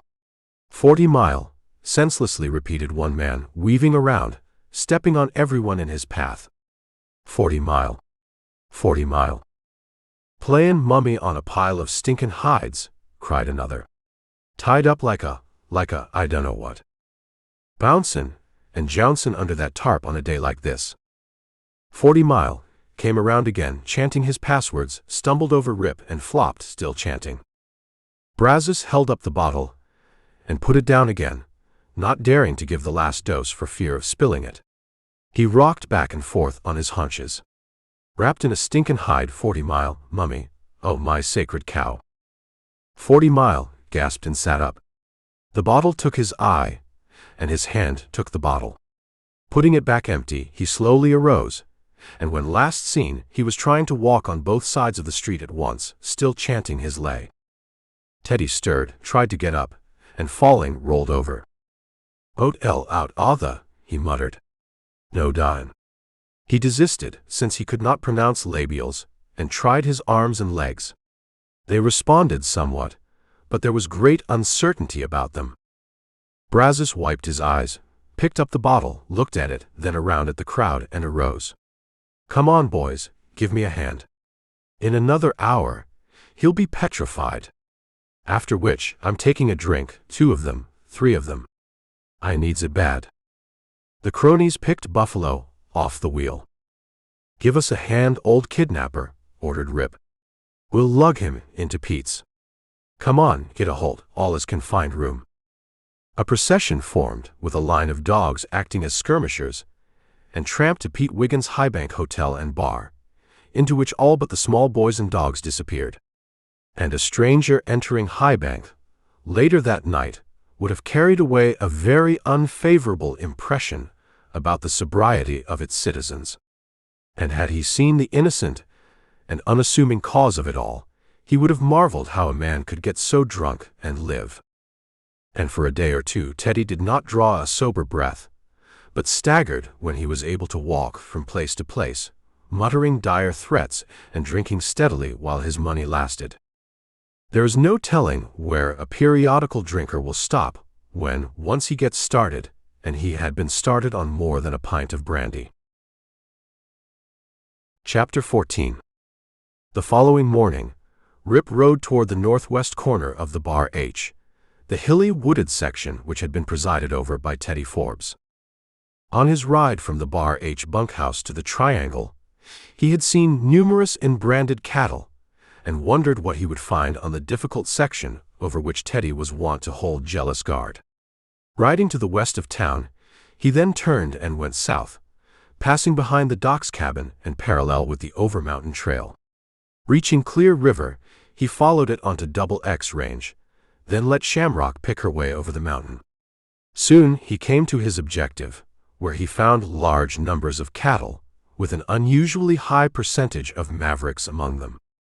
"Shamrock," he said, alert for signs of Bar H riders, "the 66 has lost a lot of cows and folks can't make cows. So, if it's going to make up its losses, it will have to do it with cows that are living this very minute. Now, it ain't reasonable to go on a ranch and round up a lot of enbranded cattle, especially if it ain't willing for them to be rounded up. On the other hand, there ain't no harm in riding around and sizing things up. We want to find out where the mavericks are, and get some idea of how many there are of them. Maybe you don't know it, but a lot of mavericks means generally a lazy outfit, not to say nothing worse. And when a ranch reckons it's fenced off by natural barriers from other herds, that don't excuse them. A dishonest foreman or outfit, or a couple of dishonest men in it, can get rich with mavericks if they know their business and don't work too hard. And if the whole outfit is dishonest and working for its ranch, mavericks belonging to surrounding ranches are awful temptations. Now the 66 don't ear-notch its calves. They don't have no sleepers at all, and I know that calves will wander from their mothers after they are weaned, get notions of their own, and they can be cut out and drove to another range and grow up to be big cows. On a ranch like the 66, that ain't had no roundup in 3 years, all calves will be mavericks. There won't be a sign on none of them to tell where they belongs. Now then, we'll say the Bar H is dishonest, but its foreman and outfit is working for the ranch and not for their own pockets. If they drove 66 calves to their own ranch, they'd put an iron on them as soon as they could, after which they wouldn't have to bother with them no more. They wouldn't have to be guarded jealous by the best man of the outfit and turned back when they tried to get off the ranch. When I heard how Teddy almost lived out here, I got suspicious, Shamrock, and when I saw too many mavericks on this ranch, I got more suspicious. And you've maybe heard that I was brought up in a plumb suspicious outfit. Of course, all ranches are going to have some mavericks, especially if it has a wild, rough range. Brush, timber, scrub, and broken country hides cows that don't get combed out in a roundup. We had some, ourselves, down on the old Bar 20 along our west line. But the numbers out here are scandalous. I'm keeping cases on these cattle, and I says it's so scandalous that it just can't be true, but it is true so far. There's folks down here that are careless and lazy or crooked, and I've got my suspicions about which it is. Now, we'll say that the outfit is crooked and working for its own pockets. They wouldn't want to brand any mavericks, not with the ranch mark. There's two ways of dividing that conclusion. First, that they're doing it for their own pockets, the foreman not knowing about it. But no foreman is so dumb that he'd overlook so many mavericks. He'd raise hell, weed out his punchers, and get new men. There wouldn't be many cows in branded if he was working for his ranch. The second is, the foreman and outfit are working for themselves, dividing up the profits according to some plan. Then nobody would care how many mavericks there were, for the more the merrier. They'd have a right smart herd to brand with the mark of some friend's ranch, road brand them, and throw them on the trail for some shipping point up north near the railroad. Or maybe they figure on stocking a ranch of their own in some other part of the country. Rustlers plumb love mavericks, and if I was one and wanted to get rich, I know where I'd start out. And if it wasn't for the XX lay-in between this ranch and the Snake Buttes country, them rustlers over there would give this outfit sleepless nights. Them XX punchers being on the job all the time is all that saves these here mavericks from swapping ranges. The XX is working for this passel of thieves and don't know it. Now then, these mavericks out here are mostly all 3 years old or younger. There's some 4-year-olds and others, of course. And the 66 ain't had a calf round up in 3 years. Ain't that remarkable? The Bar H owners get good reports every roundup. The new calves keep right up to the factor of natural increase, and there ain't nothing to make anybody jump out here for a good look at things. And when the drive figures go on and show 500 cattle on the beef trail, and really there is 1,000, the books balance just right, and Big Tom gets a Christmas present from the owners for being such a good, honest foreman. Where that extra 500 head goes, nobody knows but the outfit. I've heard that Teddy is the segundo down here and is trail boss on every drive. Do you wonder he's jealous of his mavericks out here and watching day and night for some of them Snake Buttes rustlers to bust through the XX riders and pay this section a visit? Him being so alert was another reason why I packed him off to High Bank for a day or two, where he can have excitement and there's things to do and see. And while he's enjoying the hilarity of town, we'll have a good look around. Pull up, Shamrock. There's horse tracks fresh too. They was made while the morning's dew was heavy, which is told by the little chunks of dirt his hoofs picked up and turned over. You stay right here while I go ahead. Lay down. He slapped the horse and gave a low, peculiar whistle. Shamrock laid her ears back but slowly obeyed the signal and went down, playing dead on her side. Taking his rifle, Rip slipped into the brush, following a course parallel to but some distance from the tracks. For an hour he trailed, seeing numbers of mavericks and but few branded cattle, and twice he was in danger of being charged by crusty old long-horned outlaws who, while having a due and well-founded respect for mounted men, evidently regarded a man on foot as a different and less dangerous species of animal. These he eluded by taking to the brush and swiftly getting out of sight, detouring and picking up the trail again farther along. Suddenly he stopped and laughed silently. On the farther side of a clump of brush, a conical, vertically dented Mexican hat loomed against the sky. Waiting a moment to be sure he had not been heard, he raised the rifle and took long, deliberate aim. With the roar of the gun, the peak of the hat flipped up and over, reversing itself as if on a hinge, and hung down on the side of the high crown like a cup. There was a yell of surprise. The hat dipped below the shielding brush, and the sudden noise of pounding hoofs rolled toward East Canyon. Rip reloaded and ran to a place where he could see the fleeing horseman. It was Smitty, mounted on his own horse, a long-legged big-barreled roan, fresh from a 3-day rest. The speed it made awakened a surprised admiration in the laughing rifleman, who watched the departing horseman until he dashed into East Canyon. "Thanks, Smitty," chuckled Rip. "I'm glad you ain't headin' for the bunkhouse." Now, I won't be bothered by no curious outfit combing these hills, looking for me. Reckon Smitty is going to town, or he never would have rode for the canyon.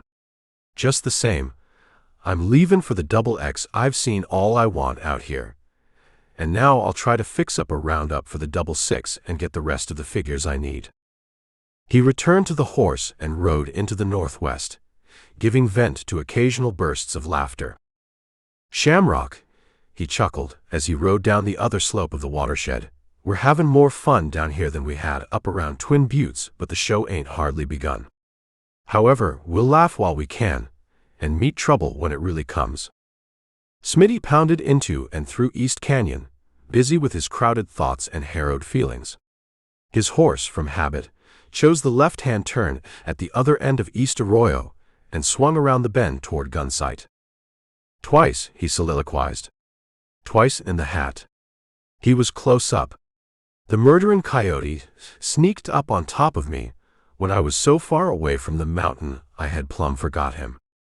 Sneaked up to the other side of that brush, couldn't have been 40 feet away, and he missed again. You can't tell me he didn't aim to miss, not this time. And I'm dead sure he aimed to miss me that other time. Why? Because he didn't want to hit me, yet. It was a warning, it was. He says plain, Smitty, you ain't wanted around here no more. I'm warning you the second time. But maybe the third time I won't miss. I'm saying there won't be no third time.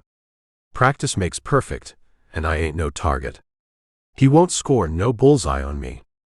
Big Tom says it's a joke, all right, but if it is, it ain't going no further.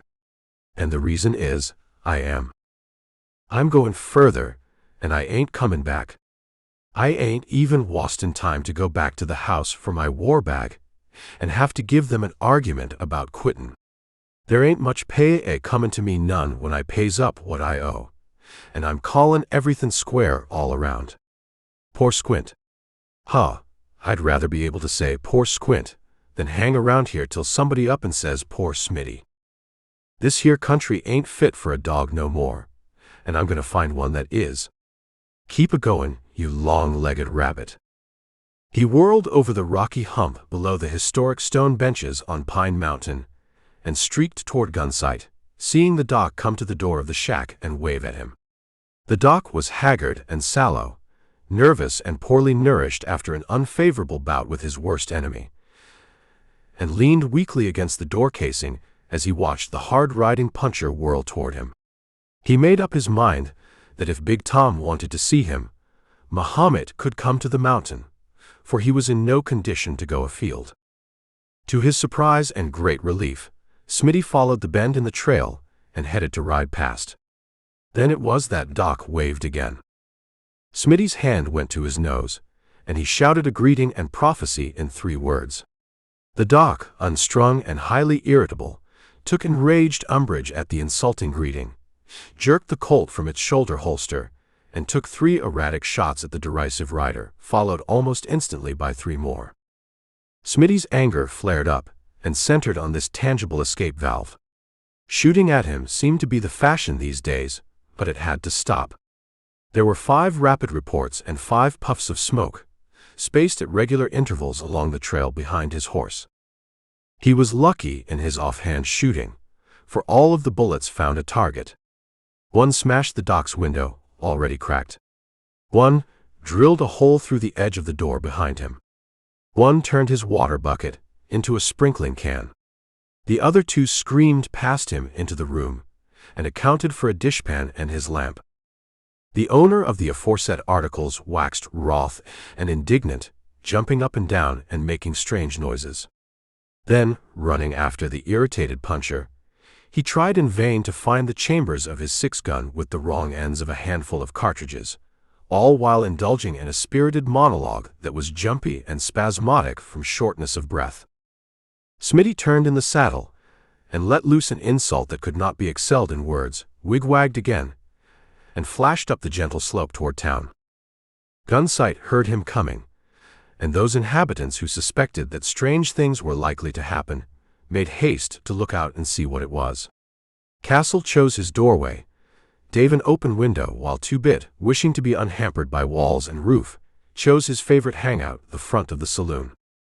"Where you going so fast?"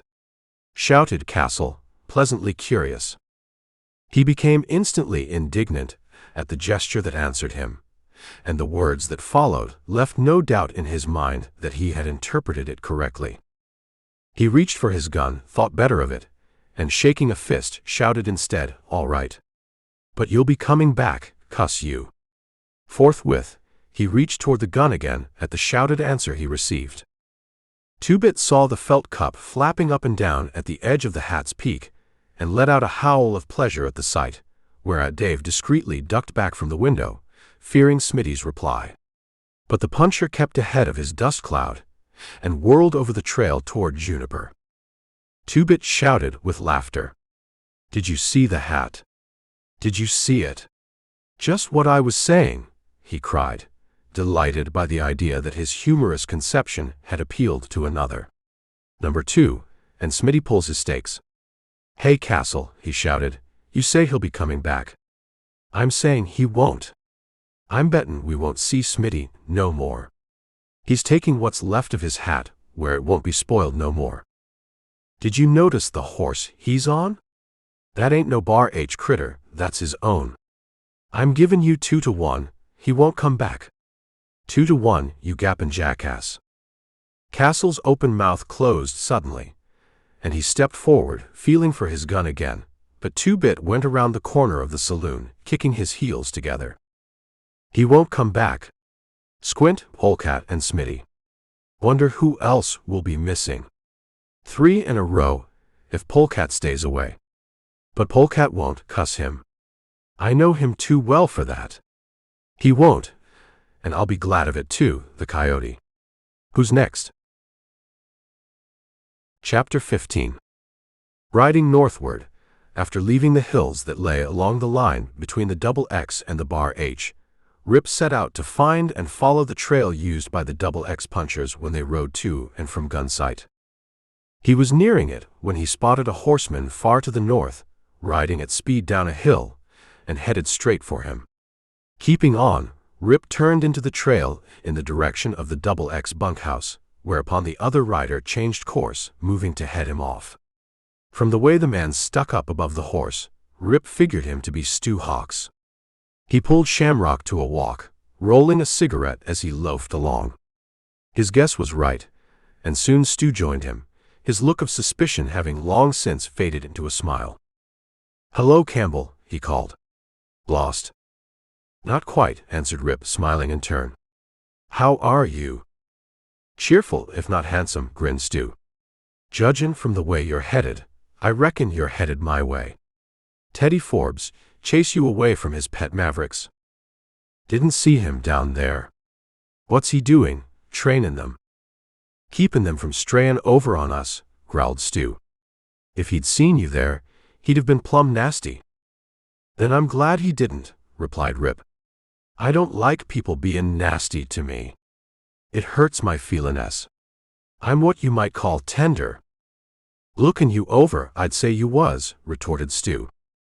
"I'm aiming to pay you fellows a visit," said Rip. "Being so tender, I won't stay long if I ain't treated nice, or if your cook is worse than George." "You're welcome if you got money with you," laughed Stu. "We make it a point to entertain visitors with plenty of poker. Which reminds me, this must be Visitors' Week on the Double X. Larry Halleck's 3 brothers are visiting him, and Pete Wiggins' boy Arch dropped in last night. Arch quit the Circle 4, and was heading to High Bank to see his dad and spend his month's wages. He's still able to go see his dad, but there ain't no danger of him spending any of them wages in town. He can't leave us now. We got him interested in our entertainment, and he ain't got no money left. He aims to stay around and get it back. We aim to get his horses and fixins, then lend them to him so he can go down and strike old Wiggins for enough to redeem them. The Halleck boys are doing a little better, but we have hopes. Now that you're headed for our web, I'm sure everything will be real cheerful. Anyhow, we'll make you welcome, little stranger, for we got ideas about you that have kept grins on the faces of our outfit. The boys are hunting to pump you. Has the doc been kidnapped again, or has Squint come back? Neither of them calamities has happened, chuckled Rip. How much can the double X scrape up, in case I make up my mind to stay a week? $4.02. I'm aiming to play them, so that you'll have to put up that black wonder you're riding. I sure could use her for my own. This horse won't never put no interest in gambling, said Rip, stroking a glossy shoulder. She's my partner. I'd say she was northern raised, guess Stu. Them north ranges sure do make a difference in stock. I've heard of Texas ponies putting on a couple 100 pounds and even growing higher up there. Tin Cup, he read. Where's that located? I never saw that brand before. Up in Montana, replied Rip. I worked for it and bought this horse while the brand was still red. She's got blood in her, I'm telling you.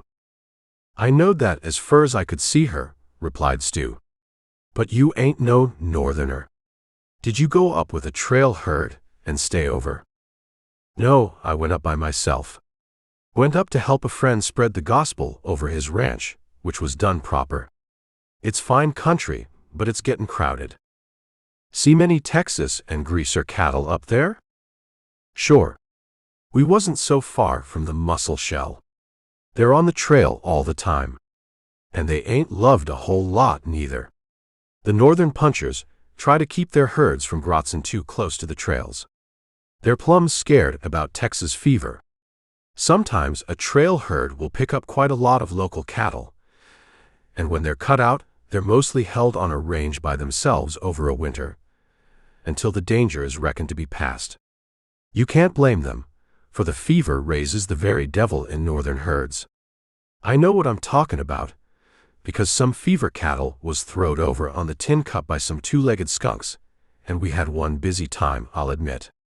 It went through our cattle like fire through dead grass, and if it hadn't been for an Englishman with plenty of brains in his deceiving head, it would have been goodbye Tin Cup. It was a squeak for us. How's everything with you fellows? Our troubles are periodic, replied Stu. We'll have a long stretch of peace and quiet, and then things will happen in bunches and keep us crow-hopping all over the range. We got our southeast section tamed, but our west section boils over every once in a while. Even when it ain't boiling or even simmering, we got to watch it close. And it's generally on the simmer. If you go broke a visitin' us, which I hopes you do, you can earn quite some cash. All you got to do is go over in the Snake Buttes country just west of us and get Nevada for us. We'll pay $500 for his body, and $100 apiece for each of his men. I've heard tell about the hole in the wall up north, but I reckon we've got its first cousin down here right next door. We have to keep 4 men on our west section, day and night. Don't you never ride out there for fun. We shoot first and then find out who it was. Nevada, mused Rip. Who is he? Some say he's white, others a half-breed, answered Stu. Nobody I ever met knew anything about him, except that he come from Nevada. While I never saw him, I sure heard and felt his lead one night, and if he can shoot that good in the dark by ear, I ain't hunting to meet him for fun and excitement in the daytime when he can use his eyes. He skinned my ear, put one through my arm, another cut my shoulder, one went through my hat, the 4th grazed my side, and the 5th killed my horse. It sounded like a loud RIIP. Since then, I don't make no noise at night out there. I imitate a ghost when I move around, and I'm on full cock with a hair trigger every minute, which is some strain. How'd it happen? Asked Rip. We was roundin' up last fall, and had a beef herd we was holdin'.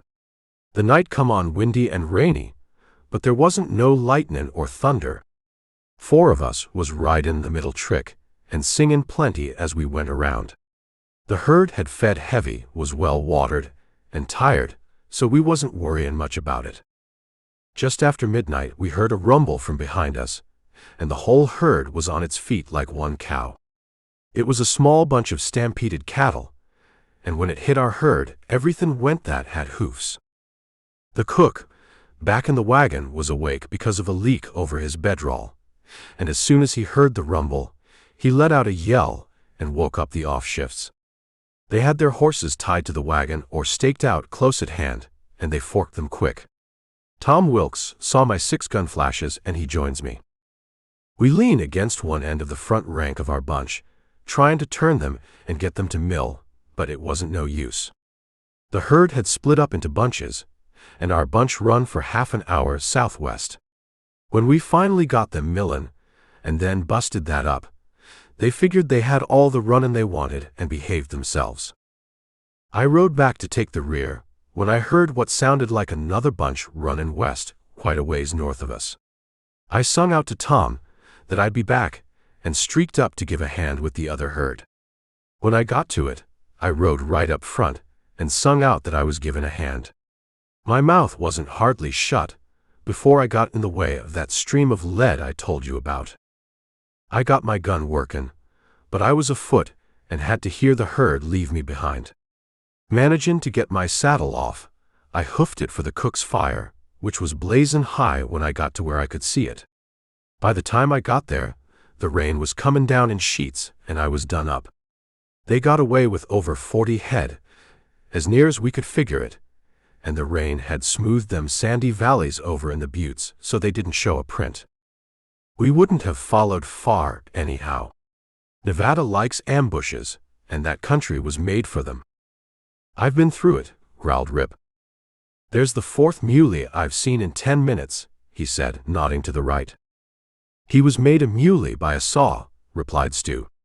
That feller was a bloody-minded terror. He's cost this ranch a dozen times what he was ever worth. We don't know what was the matter with him. Just born savage, I reckon. He killed and ruined a lot of young steers before we got onto him. At first, we was going to kill him. Then we said he had been so all-fired mean that he ought to be punished. So we sawed off his horns and turned him loose to play with the rest of the longhorns. He got some good lickin's before he learned that he wasn't dangerous no more. He got mauled so much before he quit his mean ways that we sort of felt sorry for him. Here comes Quantrell. He's our segundo and boss of our trail outfit. Good man all around. Hey, look at that old reprobate go for him. What do you think of that? Cimarron was the man who sawed off his horns and cussed if he don't remember it. The approaching rider evaded the charge, fired close to the steer's nose as the animal went past, which turned its chain of thought, and rode up laughing. Did you see the old boy? He chuckled. Reg'lar friend of yourn, laughed Stu. Here, shake hands with Campbell. He's coming out to show us how to play draw, and his pockets are full of money. You're welcome, said Cimarron, grinning, his handshake solid and sincere. Better put your rope on him, Stu, in case he gets scared off. Laughing and chatting, they rode westward until about mid-afternoon when, hungry as wolves, they arrived at the bunkhouse. Cimarron dared the sanctity of the cook shack to rustle warm, if rather dried-out food from the back of the stove, and they ate to the frank and personal comments of several loafing onlookers. The rest of the afternoon was passed in discussions and reminiscences of things concerning range activities, and in telling stories about men they had known. It was not long before other men began to come in from the range, and the cook showed signs of activity. When he was ready, he let out a yell. Are you all a-coming? They were, and ate hungrily for the most part in silence, listening to the 3 who had enjoyed a late dinner and who could take time to talk. 4 men soon arose and exchanged banter as they looked at tobacco, guns, and other things requiring their attention, and saying goodbye went out to the corral. They had the first night shift on the west section and soon were riding away. Hardly 2 hours later, another 4-man group came in, fell upon the second meal the cook had prepared in less than 3 hours, and then loafed, joining in the conversation. How's things over Gunsight way? Cimarron asked Rip. Just the same, I reckon, came the answer. Everything is all right, a cuss sight better than they are further east. It's a shame too, a cuss shame. Meanin'? Queried Lynn Sherwood, the foreman, a tall, wiry man of about 40 years, whose broad sloping shoulders suggested great strength. His face was frank and kindly, and his steel blue eyes twinkled from their frames of wrinkles in a manner to win Rip the moment he had looked into them. "I mean in that old man with the busted leg over on the 666, answered Rip, "and that kid and that helpless girl. Do you know they ain't had no roundup in 3 years, neither calf nor beef?" "What's that?" exclaimed Cimarron in surprise. "That ain't no way to run a ranch. Ain't they done no brandin' at all?" "Ain't had an iron hot in 3 years," replied Rip. "What's the matter with them?" demanded Matt Webb. "They can't keep an outfit," answered Rip. "Every time they hired a man, he was either scared off or bribed to quit. After a while, they gave it up. 3 of their men are working on the Triangle or the Bar H right now." "Then they didn't lose a whole lot," snorted Art French. "If they don't round up, how do they know where they are?" asked Bud Norris. "How do they know how many cows they got, or if they're running at a profit or a loss?" "They don't," answered Rip. "But there ain't no roundup necessary to tell them about profit and loss. They can see the herd shrinkin', it's so plain, and when they has to sell off a few head every time they need chuck, I reckon they know about profit and loss.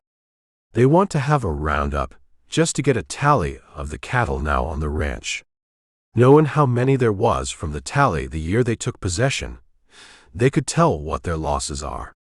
But how can they hold one without punchers?" "They ought to know," said Stu. "But that wouldn't help them much, at that. It would only make them feel worse, I reckon." "Their herds ain't got no business to shrink, not on a range like theirs," said Bud. "If they ain't throwed many on the trail, they ought to have more now than they had 3 years ago. Cattle don't stop multiplying just because they ain't rounded up once in a while." "Maybe their cattle are different then," said Rip. "And there's one thing sure. I never saw so few mavericks on any ranch as there are on the 666, nor so many as I saw on the Bar H. Why, when I was on the Bar 20, down in the Pecos Valley, we wouldn't have let no ranch close to us hold so many inbranded cows." "Where did you say?" quickly demanded Bill Dusenberry, who answered to the name of Deuce. "Bar 20, replied Rip, "down in the Pecos." "Did you ever hear of Lacey?" excitedly asked Deuce. "Lacey? Why, he run a saloon over in Perry's Bend, and he was a white man clean through." "Holy mackerel," cried Deuce. "Was you one of Peter's outfit?" "I was near since I was old enough to throw a rope," answered Rip, a pleased grin coming to his face. "Did you know Lacey or Buck?" "Lacey is my cousin," exclaimed Deuce. He turned to his friends. "We ain't going to have no poker tonight.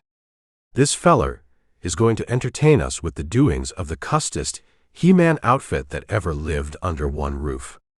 Lacey has told me just enough to get me on the prod, and here's a man who was one of that outfit. You can begin with that cowskinner you fellows went to Perry's Bend after. I'm telling you that if you can show us that you belong to that hair-trigger outfit, there ain't nothing Bill Dusenberry and his friends won't do for you. What was that cowskinner's name, and where did he die?" "I'm glad to meet a relative of Lacey's," replied Rip, smiling. "Lacey turned a buffalo gun loose on that gang of rustlers when they had me in Jackson's store after they had killed Edwards. As to Jerry Brown, he died in some sort of a church or mission or something like that. He shot me in Harlan's saloon, shooting through his coat pocket, the skunk. Speaking of mavericks, you fellows all know that if the natural increase ain't branded, you're going to have a fine crop of inbranded cattle. And if there ain't no calves branded for 3 years, you're sure going to have one slashin' big herd of mavericks. Now, if them mavericks wander off the ranch, there ain't no tellin' what'll happen to them. And if they ain't allowed to get back again, or ain't kept off some other ranch, somebody's going to have a fine lot of cattle that can be marked with any brand they feel like puttin' on them. They won't even have to be vent branded. They can be sold, and the first and only brand they start with can be the sign of the man that buys them.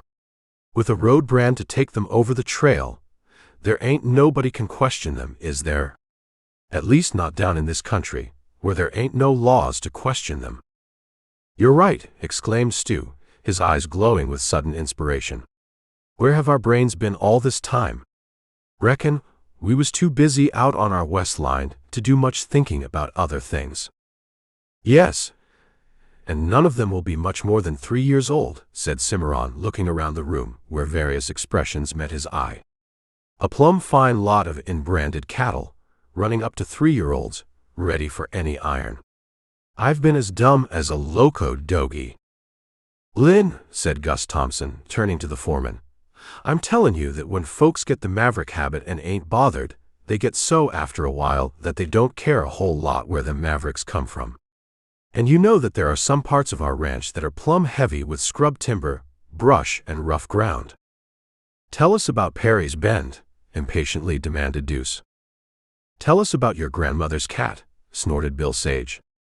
"That can wait. Campbell's going to stay here a couple of nights anyhow." He looked around.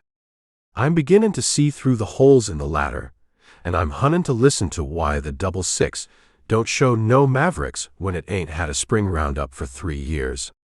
Does it sleeper?" "Not in her notch," interjected Tom Wilkes.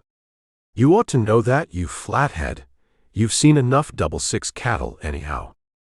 "Maybe Campbell can explain it," suggested the foreman. "I'm willin' to talk it over anyhow," said Rip. "In the first place, there's natural enemies." "Then you can leave them in the first place," laughed Stu. "There ain't none that I knows of down here." "Well then there's them quicksands," continued Rip gravely. "Cattle are plumb fascinated by quicksands." "Ha," snorted Cimarron. "You ain't figorin' them sands are talkin' the increase of 3 whole years, are you? Or picking mavericks as a choice?" grunted Matt Webb.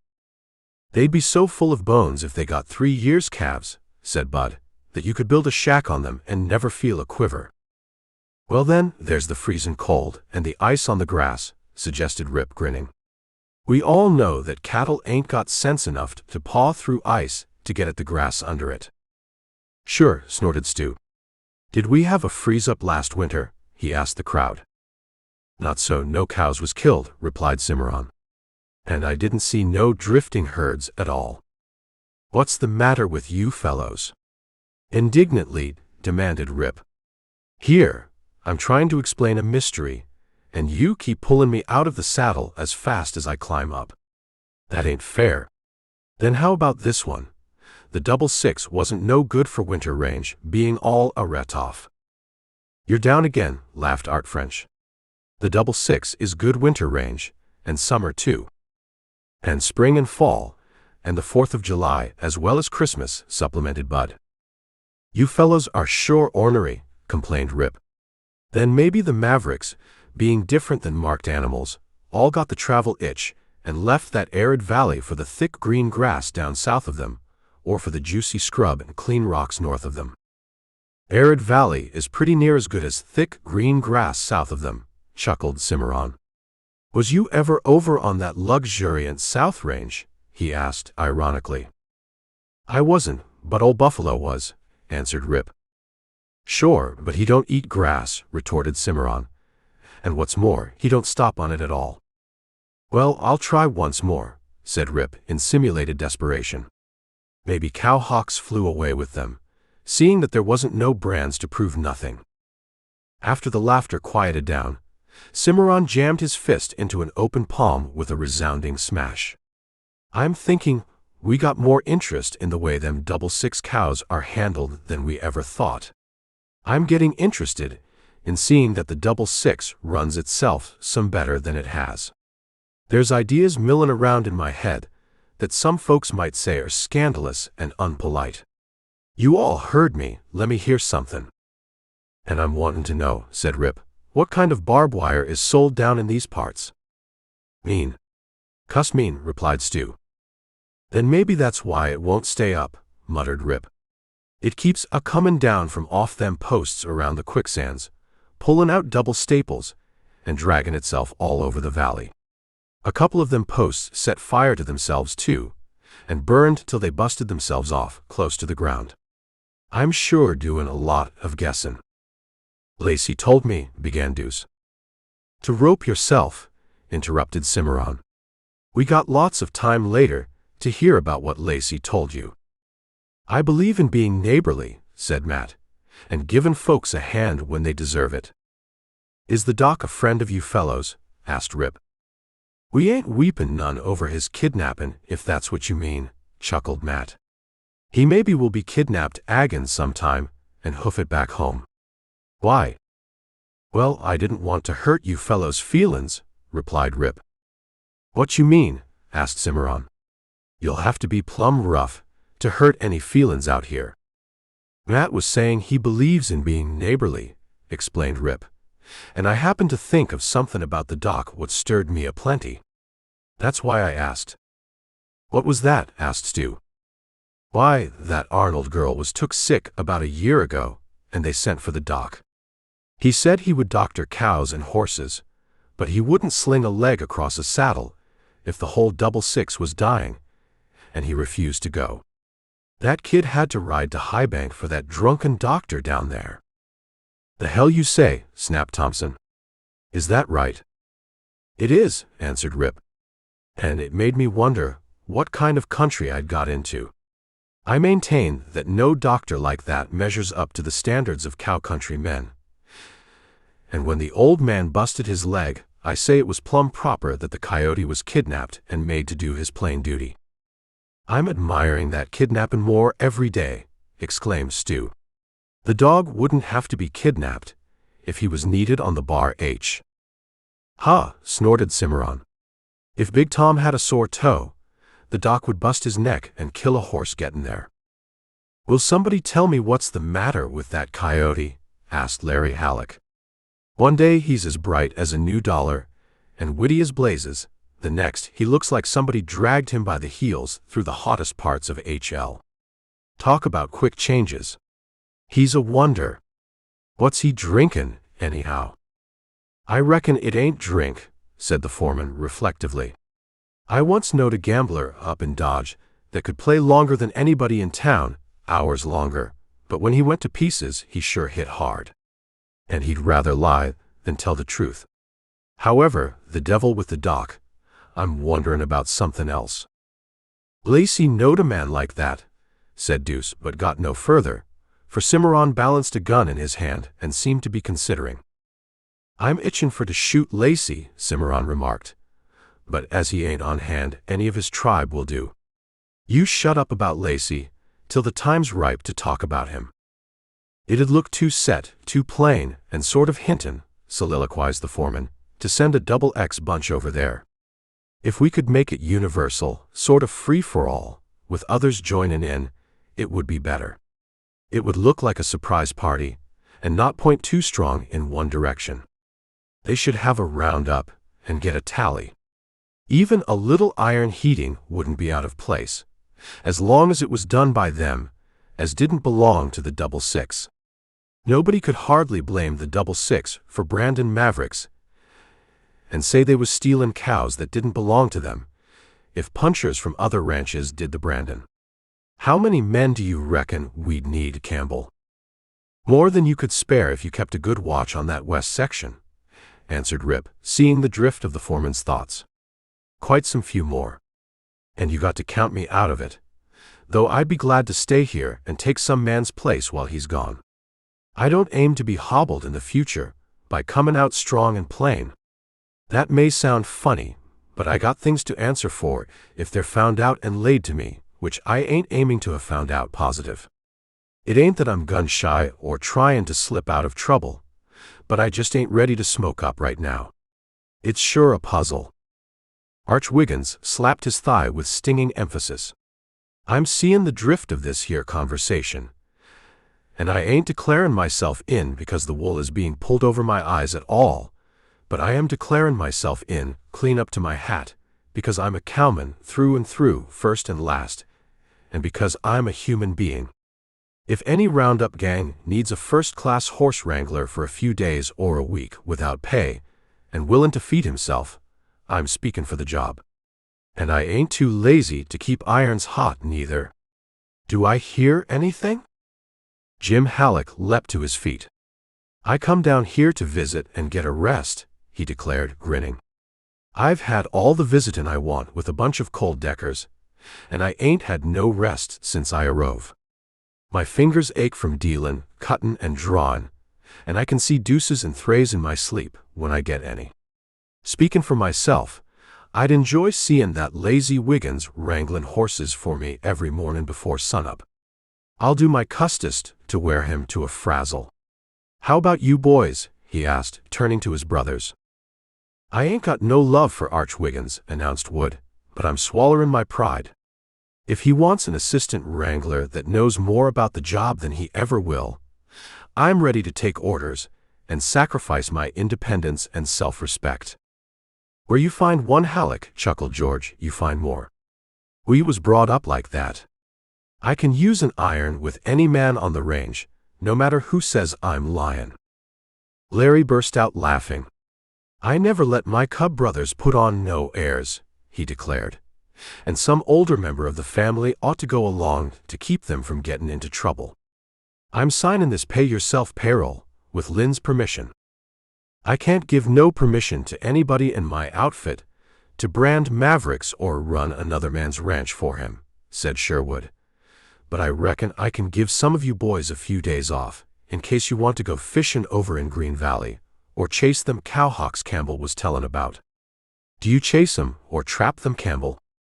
"You put a hunk of maverick meat on the end of a rope and tie knots in it," said Rip. "The cowhawk swallers the whole thing, and the knots get caught in his innards. Then you shoot him through the epizootic with a hunk of lead. Didn't you ever go huntin' them?" "No, but I've heard all about it," replied Sherwood apologetically. "Now let me see. Some of you fellows have got to stay here. There's 12, not counting me, which nobody ever does anyhow. 12, thanks to them Snake Buttes coyotes, on a ranch that shouldn't have more than 8. Well, after all, sizing up the 12 and lumping them, and dividend it by one real sure enough puncher, they only come to 8 after all. I figure I can do without 4 of the laziest 5, if Campbell stays to show somebody how his job ought to be done. Now, that makes 9 going to Gunsite to spend their time and money. Somebody ought to remember about a cook, for I'm saying right out loud and flat that our cook ain't gettin' no time off." "You can't make me sore," chuckled Lem Curtis, culinary artist of the ranch. "It'd only be out of the fryin' pan and into the fire for me." "Thanks, Lynn. I can cook good enough for any bow-legged coyote that ever set foot on this ranch," declared Art French. "And besides, I got some scores to settle up. I'll cook." "Well," said Sherwood, "I promised Cimarron some time ago that he could have a few days off to rest up from them poker parties. He's a good foreman and roundup boss, only he ought to do some work himself. But I'm bettin' our wrangler ain't got enough saddle stock within a day's ride to give you fellows a remuda apiece, say about 5 to a man." "If you wasn't the foreman and keeper of the payroll," retorted Rich Morgan, "I'd say you was a cross-eyed fabricator. Cuss your nerve. I'm the best horse wrangler, barrin' Arch, of course, that ever took a cussin' from a fool outfit. What the devil is a little matter like a herd of 45 saddle horses to a man like me?" The foreman leaned back and laughed contentedly. "You would think we was wantin' them to go to a dance," he said to Rip, his eyes twinkling, "instead of going out of their way to do some hard work. I'm bettin' the 66 has a proper roundup. Who's going to be tally man?" "That takes a good man away from work when anybody can count knots or make a pencil mark," growled Cimarron. "We ought to have somebody that can't do nothing else, like that 2-bit over in Gunsite." "That's the tally man," shouted Arch.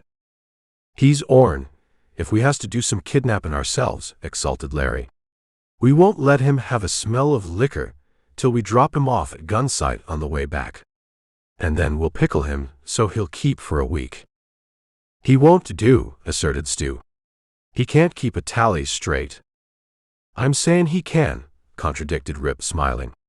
"Seems to me I've seen him do little things that showed me he was a punchin' once, and punchin' for a long time. I'll bet he can keep tally, as good as any man in this outfit, and count them as they pass too. Maybe he wouldn't suit a buyer or a seller, but he's good enough for me. Anyhow, you can call the figures when you're counting herd. There won't be a new brand get away from him if you let him alone. It's time he was put to work. Maybe he won't work on the 666, suggested Arch. The doc didn't want to, neither did he, demanded Stu. But he did. What's the use of kidnapping anybody that wants to be took? He'll work all right, or he won't eat. Hey, said Cimarron, turning to Rip. We got a lot of gall running a roundup on another man's ranch. What'll we say to them? We got to say something. Tell them it's a neighborly act, replied Rip. Say you'd have done it before, if you'd have knowed about things. They got any wire? Asked Wood. I'm aiming to run a fence around them posts that'll make some thief cuss some dark and stormy night, as the books say. Staplin' is fine, but talkin' a couple of turns around the posts, and staplin' all around is better. I reckon so, answered Rip. If they ain't, tell Castle to give you a spool and charge it to me. Not being in on this personal, I'll purvey a spool, offered the foreman. I'd like to see this crew at work over there. A man always works harder for somebody as a favor than he does for the man that pays him. It would give me a line on how hard I could crowd you fellows. Wood, if you throw about 3 half-hitches over them posts before you staple them, you'll bother anybody that tries to unwind it from a horse. Try it and see. Here's your cleaned-up version with spelling corrections while keeping the word count the same. You're talking gospel, said Wood, grinning. It'll just wind up the other way, and before he knows what he's doing, he'll have one plumb fine job on his hands. I'll give 2 bits pretty near, chuckled the foreman, to see some faces in this country when the news gets out about this here high-speed roundup. But I don't reckon there'll be no trouble about it. I'm saying, however, if you'll listen to me, don't nobody start none. Your job is taking care of 666 cows and not gunfightin', though I know there ain't no danger of anybody chasing you off the range. There won't be no trouble, Lynn, assured Cimarron, not if I have to shoot up the whole blasted country. And I'm aiming to have some of them triangle riders join hands with us. We're rounding up wide and regardless, and it stands to reason that we'll have to cross their boundary line. But we'll be polite and fair, we'll tell them 3 times smiling. After that, it'll be their own bull-headed fault. There's one man on the triangle I hope is hard of hearing, chuckled Tom Wilkes. That's Gurley. Can I ask him, Cimarron? You'll stay right here, replied the segundo. We'll have trouble enough, maybe, taking things as they come, without lugging along no canned grudges. You watch me stay here, retorted Wilkes. I'll do that very thing, chuckled the foreman. You're going to show Campbell over our west range tomorrow night, and cover more ground out there on account of there being fewer of you. Campbell, he said, turning, have you any choice of men for this here party that's going to celebrate their freedom over in Gunsight? I ain't saying a word, not one word. All right then, continued the foreman. Now boys, them that are going to have a few days off are Cimarron, Larry, Art, Stu, and Bud. I ain't lending no horses, wire, or no chuck wagon, for they ain't needed going to Gunsight on a spree. But I'm saying that I don't expect to go in the storeroom, nor the wagon shed, nor have no time to bother about my horse wrangler's job. If he wants to keep a lot of saddle horses away off somewhere where they can't be seen, that's his business. He's doing the wrangling for this ranch, and nobody else is. And he grinned, turning toward the cook. Lem here has a poor memory and never would miss no pots and pans. I has, likewise I'm blind, said Lem. But lemme make a prophecy. If there are any cooking utensils that get misplaced and can't be found for near a week, and they ain't as clean when they're found again as they was when they got lost, there'll be some H.L. roarin' excitin' times on this here packet. You all hear me chirp? Now then, Campbell, said Deuce, tell us about Lacey. And he broke off his request as he dodged Cimarron's boot, for the segundo was a man of set ideas and he was going to turn in. "If I hear any more about that cousin of yourn tonight," quoth Cimarron, pulling off the second boot and balancing it, "there is going to be weepin' in the Dusenberry family. I'm turnin' in, and I only turn in when I want to go to sleep. I got plenty of work ahead of me for a few days. And I'm saying further that if there's any poker playing tonight, it's going to be held in the kitchen and played by a lot of dumb men. And if I catches any poker parties in my kitchen," announced Lem, rising and flexing his muscles, "I'll heave them out again. I ain't going to clean up after no pack of bums. You hear me real plain?" "Couple of grouches," growled Stu, looking around. "Get the cards and beans, Tom. We'll pull the wagon out of the shed and play in there out of the wind. Somebody else get the lanterns." "And what are you going to get?" demanded Rich, pausing as he started to take a lantern down from its peg. "I wasn't going to say nothing about that," answered Stu, grinning, "but as long as you asked, I'll tell you. I'm going to get the money.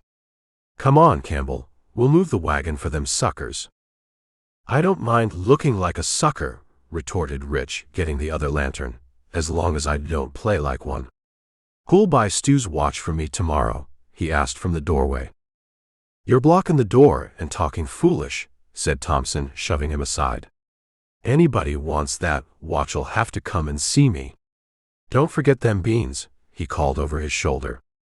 "He ain't got time to get them," muttered Tom, "but he'll have to wait for me if I get them. Can you figure him?" Chapter 16.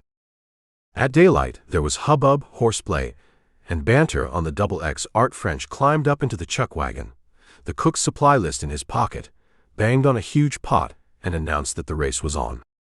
Arch Wiggins, on this part of the journey at least, had plenty of assistant horse wranglers. For the 8 riders, Cimarron with the rest, herded the horses and started for the Double Six, happy as schoolboys on a lark. Reaching Gunsight, they caused quite a commotion, firing into the air to give zest to the occasion. Dave mopped his beaded brow several times before his share in the festivities slackened, and Two-Bit, burning with a fever of curiosity, shuffled from the chuck wagon being loaded in front of Castle's to the saloon, asking shrewd questions and making pertinent observations. "And why the wagon?" he asked Stu. "To put Juniper in," answered that cheerful disciple of George Washington. "We reckon we'd like to have a town closer to the ranch, and Gunsight ain't good enough." Two-Bit wandered around and put the question to Cimarron. The segundo regarded him with a level gaze. "It's for the widder's mite," he answered. "We're on the rustle, which ain't to be told." "Huh," snorted Two-Bit. "You might be aiming for some widder at that, but I'm saying that if she sees you first, you'll need more'n 8 men and a wagon to take her away from her home and family. What are you aiming to rustle?" "Every cow on a certain ranch between here and Juniper," whispered Cimarron, looking stealthily around. "Then don't you waste no time hanging around here," warned Two-Bit, also looking stealthily around. "Big Tom's getting up early these mornin's, I bets." Cimarron gravely shook his head, whereat Two-Bit remarked carelessly, apropos of nothing, "Smitty has left the range for good." He had 2 holes in his hat, the upper hole like a coffee pot with the lid back. He rode his own horses and was going strong when he passed here. But nobody was chasing him then. "Hey, fellows," shouted the segundo joyously. "Smitty has followed Squint with a couple of gunshot wounds in his mech's hat." Laughter and cheerful remarks greeted the news, and Dave had to verify it. "Bar H Mark II," cried Norris. "Bring them up, you ropers, the irons are hot." Two-Bit, despairing of gaining any real information in Dave's, shuffled out and went to Castle's, where Art French was putting the last of the provisions on the wagon. "Hello, French," greeted Two-Bit, putting a foot on the spokes of a wheel. "Where are you fellows heading for?" "Up the Juniper Trail," answered Art. "Want to come along? Have you got the nerve to take a chance with somebody else's cattle?" Two-Bit looked at him intently. "What are you aiming to do with them?" he asked. What do folks usually do with cows that don't belong to them? Countered Art. Holy mavericks, muttered Two-Bit. These here IJUTS ain't carin' a whole lot. Who knows about it? What you got the wagon for? Aimin' to squat out there and steal them as fast as they grows up. That's for the hides of them that get killed. We're going to round up every hoof, clean and prompt. You didn't stop at the docks on your way up, did you? Asked Two-Bit, paying no attention to the noise made by several men who had mounted and were riding toward the wagon at a walk. Why? Oh, nothing. Only I reckoned maybe you'd got some of them little white pills he shoots into himself. Can you keep a tally? Asked Art carelessly. I can, but I won't. Art waved a hand at him. He can tally, but he won't. 3 ropes dropped over the surprised ex-tally man and were drawn not unpleasantly tight. He thought it might be a joke, so he grinned. It would not do to let anyone think he took it seriously, because it might cause them to take it that way. Takes 3 men on horses to rope me, he jeered, chuckling. Better get the rest of the gang before I get rough and boisterous. Can you set a horse? Asked Stu. I sure can't, regretted Two-Bit. It's one of the sorrows of my life. Then we'll have to tie him on, said Wood. Chuck us out a couple of hobbles, Art. I can ride any horse you can, boasted Two-Bit. I was bustin' them before you was born. Then we'll hobble the horses, laughed Wiggins. Loosen them up. I hear Dave a-callin', exclaimed Two-Bit, suspiciously eager to answer duty's call. Where you aiming to have him swing? Demanded Art. Squint has got to be revenged. The first tree, growled Stu.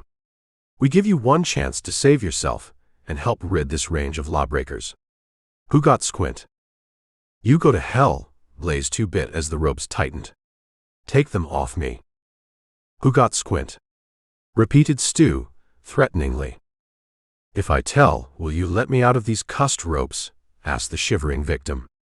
We will. Smitty got him, chuckled the captive. Ask him if you don't believe me. Take them off now. As soon as he was freed, he danced away, wary and anxious, and bumped into Cimarron, whose muscular arms held him as in a vice. Now, what's the matter? Blazed Two-Bit, wriggling in vain. What you reckon you're going to do? We need a tally man on this rustlin' expedition, said Cimarron, and we like your looks. Bring up a horse and he can go bareback, either that or ride with Art. I'm riding with Art if I go, which I ain't aiming to, snorted Two-Bit. I can't count up to more'n 10, he protested. You won't have to count at all, Cimarron assured him.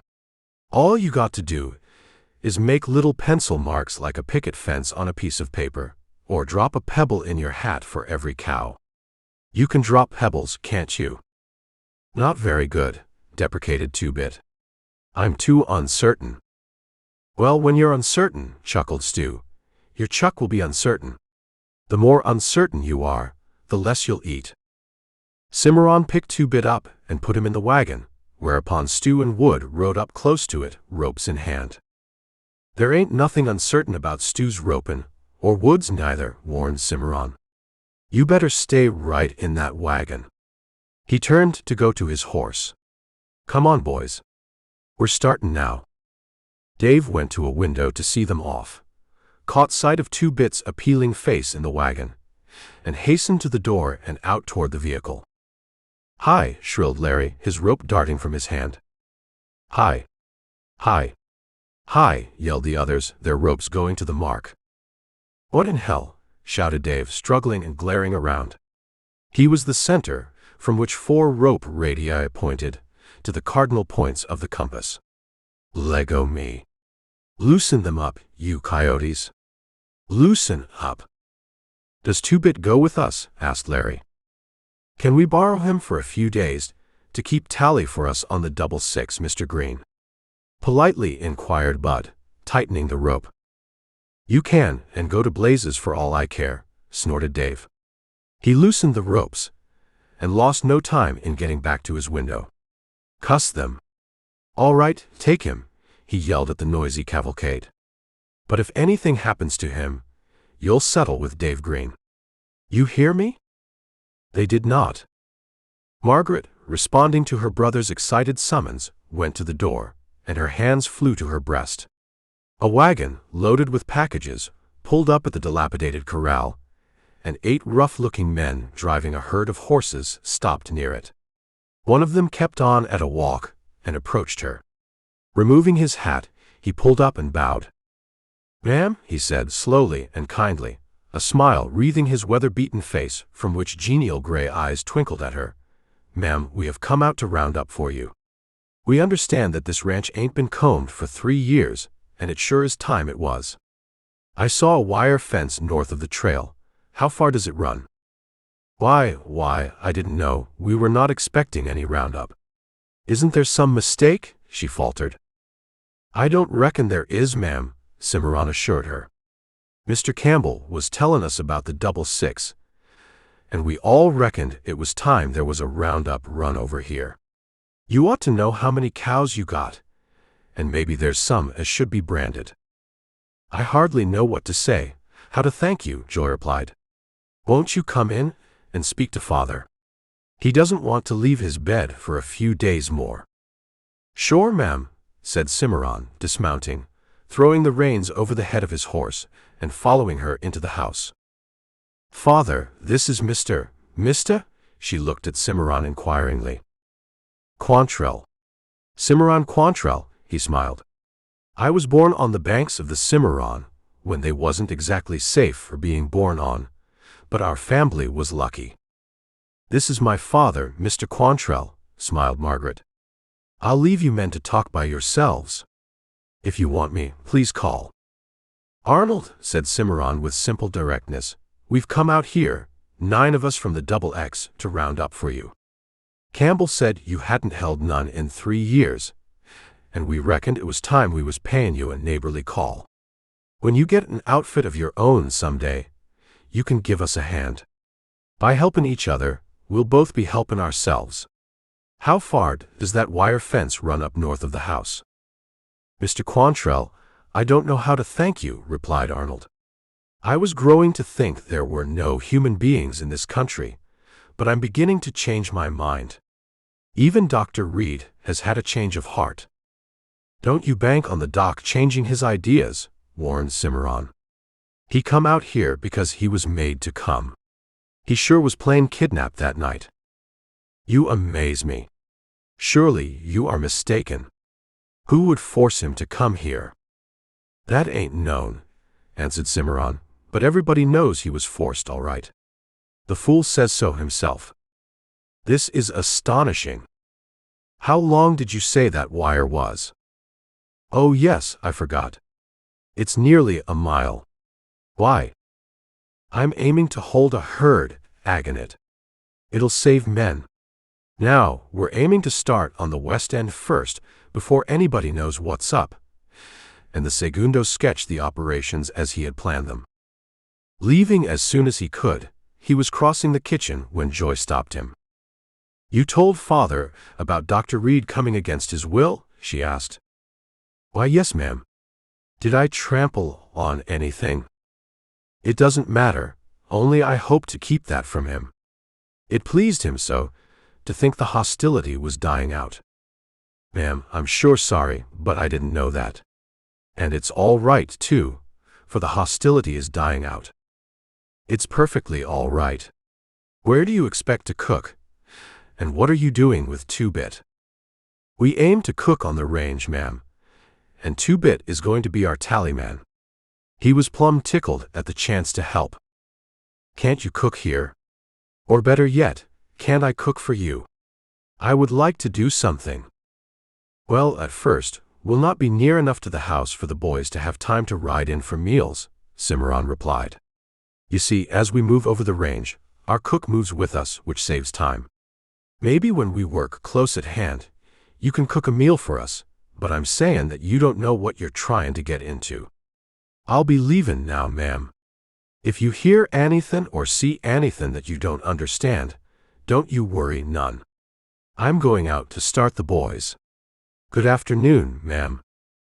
She watched him join the riders and saw them, with chuck wagon and horse herd, drive down toward Green Valley, noisy with cheerful laughter and shouted jests. They passed around a hill and became lost to her sight, and soon the voices could be heard no more. "Margaret," came an excited, impatient call from the front room. "Yes, father, I'm coming," she answered, turning and entering the house. "It begins to look like people are getting friendly," he exclaimed, smiles playing on his drawn face. "Perhaps things will change, and we can make the ranch a success." "Luck always turns," she smiled. "Are you getting to believe in luck?" he demanded. "I do, when somebody's behind it pushing hard," she replied, turning her face away. "Are you crying, my dear?" he exclaimed, but she had left the room. While events were moving smoothly and swiftly on the 66, a new freight wagon rumbled north over the high bank. Gunsight Trail, and about the time that a circle of tired but happy punchers sat around a roaring fire on the west end of the 66 ranch, the great wagon rolled around the corner of the hotel in Gunsight, and the weary driver got down stiffly to put up and attend to his 4-horse team. After becoming acquainted with George and eating a hasty supper in the hotel, Jerry Wheatley went around to Dave's to make the acquaintance of that person and whoever else might be in the saloon, and to tell about Teddy Forbes' auntie's trip to High Bank. He found the place quiet, but he left it full of hysterical laughter, wet eyes, sore sides, and some hiccups. And before he had gone to sleep, Dave's patrons were emulating some of the substantial citizens of High Bank in the avidity with which they sought strength from Dave's merchandise. An occasional burst of uproarious laughter brought the freighter back from the shadowy boundaries of sleep and set his bed shaking as he silently joined in. Realizing that Teddy's miseries were going to do more for him in the matter of getting acquainted along the way than a dozen ordinary trips up the trail would accomplish, he smiled contentedly and fell asleep. Chapter 17.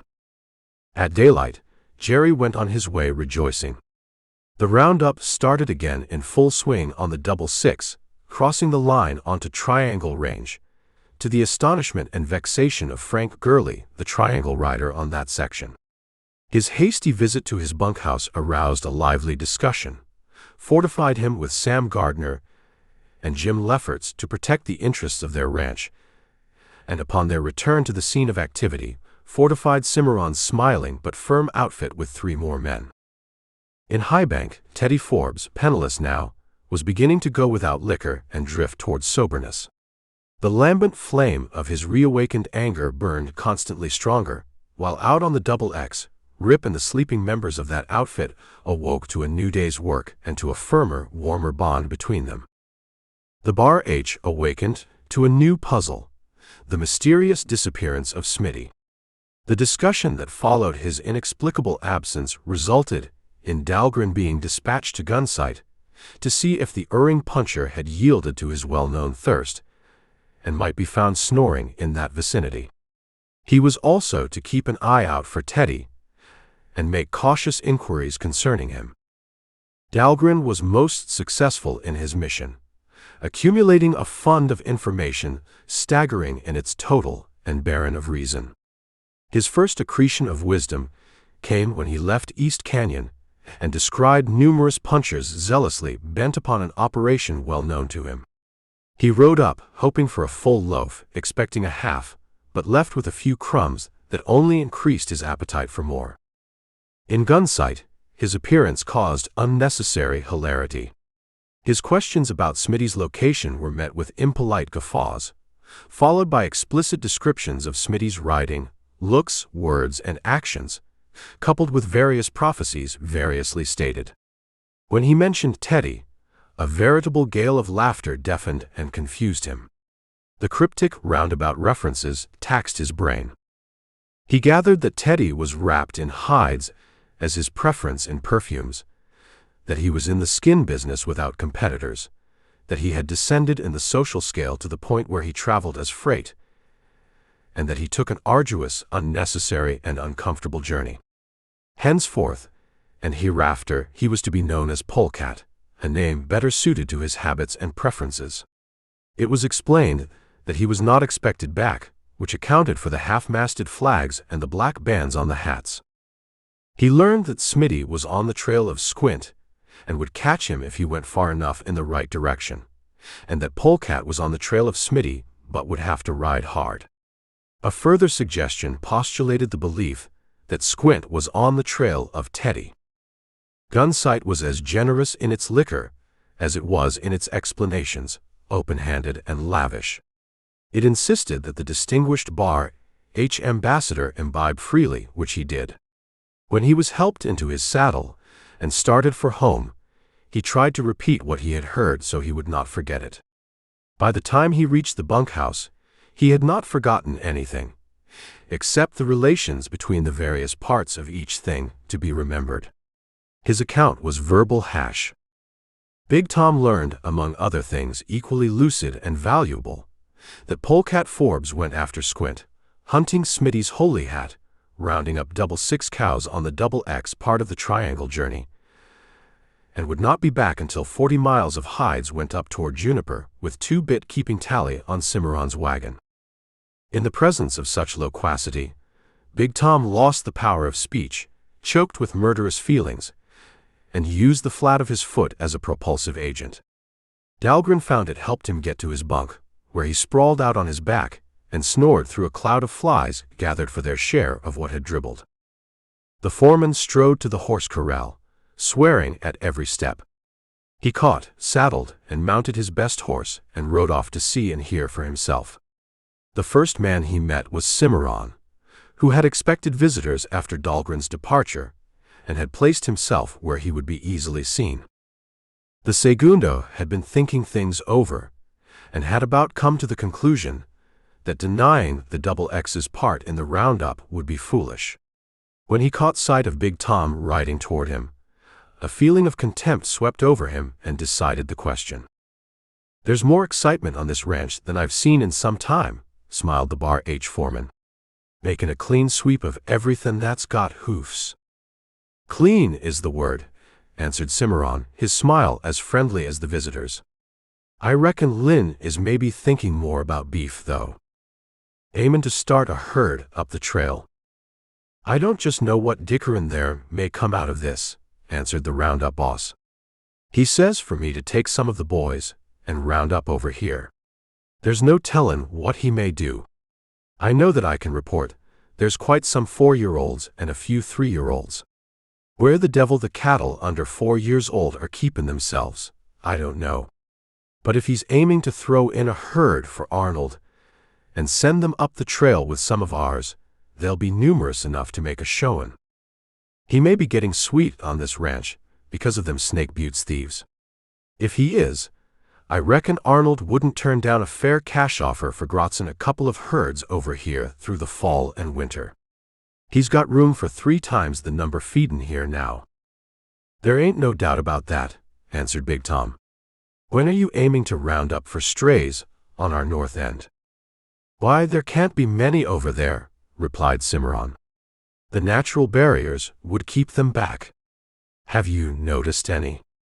"Nary a one, but if you want to make sure, I'll lend you a couple of the boys, though I'm sure getting short of men." "If you say you ain't seen none, that's good enough for me until the spring roundup anyhow. Then we can start combing at the same time, if we do the work for the 66, of course."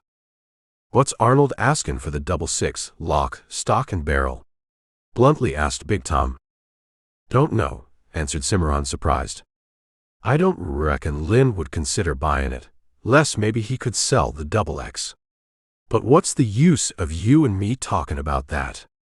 I don't know nothing except orders, and the only orders I got was to run this roundup and get back as soon as I can. I'll be leaving you now, for I'm working harder than any man here, which sure is saying something." "And I got to be riding on," said the Bar H foreman, and he made the words good. Reaching the Doc's shack, he dismounted and went inside, where he remained for nearly an hour. When he came out, he glanced at the bullet holes, then went on to town. The saloon was deserted, except for the proprietor.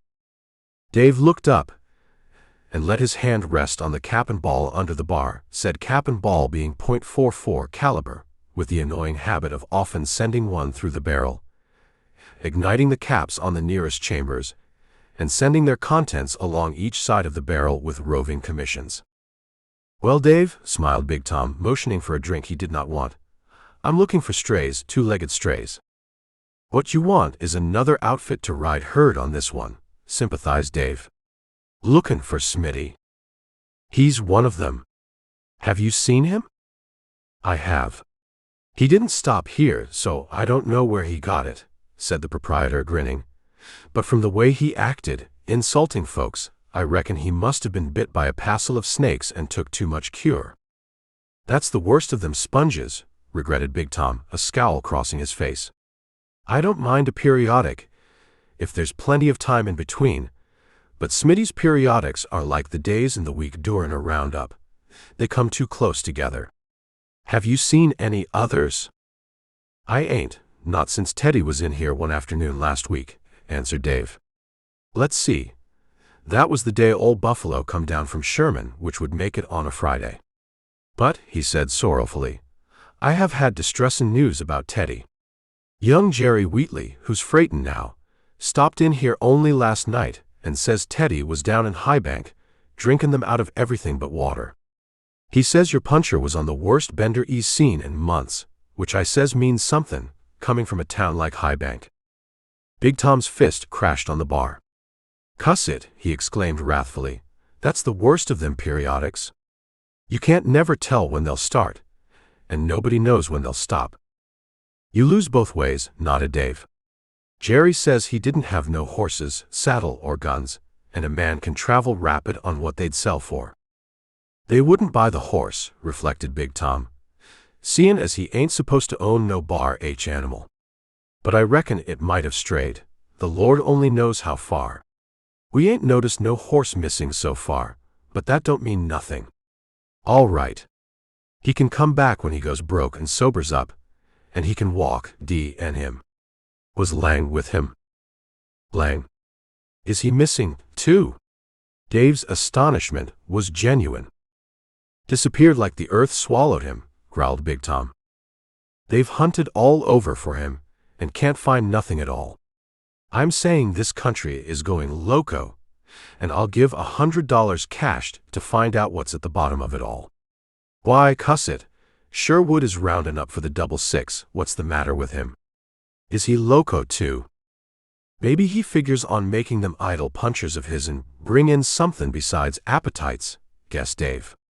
"I don't blame him at all. Maybe, but they act like they was having a picnic out there. Have you heard anything about the XX startin' a herd of their own up on the trail?" "Not a word. But ain't they throwing their cattle into McCulloch's this year?" "They're supposed to, but you can't never tell," answered the foreman. He glanced around, and then looked fixedly at his companion. "You're not forgetting what I said about $100 cash, are you?" he asked. "That's something I ain't likely to forget," replied Dave ambiguously. "If you mean it, sure." "I'm meanin' it, though I ain't wantin' you to have no rivals," replied Big Tom significantly. "You hear and see a lot in here, and there ain't no use of letting anybody else in on it and splitting up with you." "There ain't nobody else going to get in on it," truthfully assured Dave. "Campbell got over his grouch aggin' women," laughed the foreman. "Don't reckon so, but he ain't seen her yet, I guess," replied Dave, grinning. "When he does, there ain't no tellin' what's going to happen to him. Don't it beat all? You better look out, Tom. He may edge you out of the game." "Me?" demanded the foreman. He let out a roar of laughter. "I ain't got no interest that-a-way at all. I passed cold." He turned away. "Don't forget, Dave."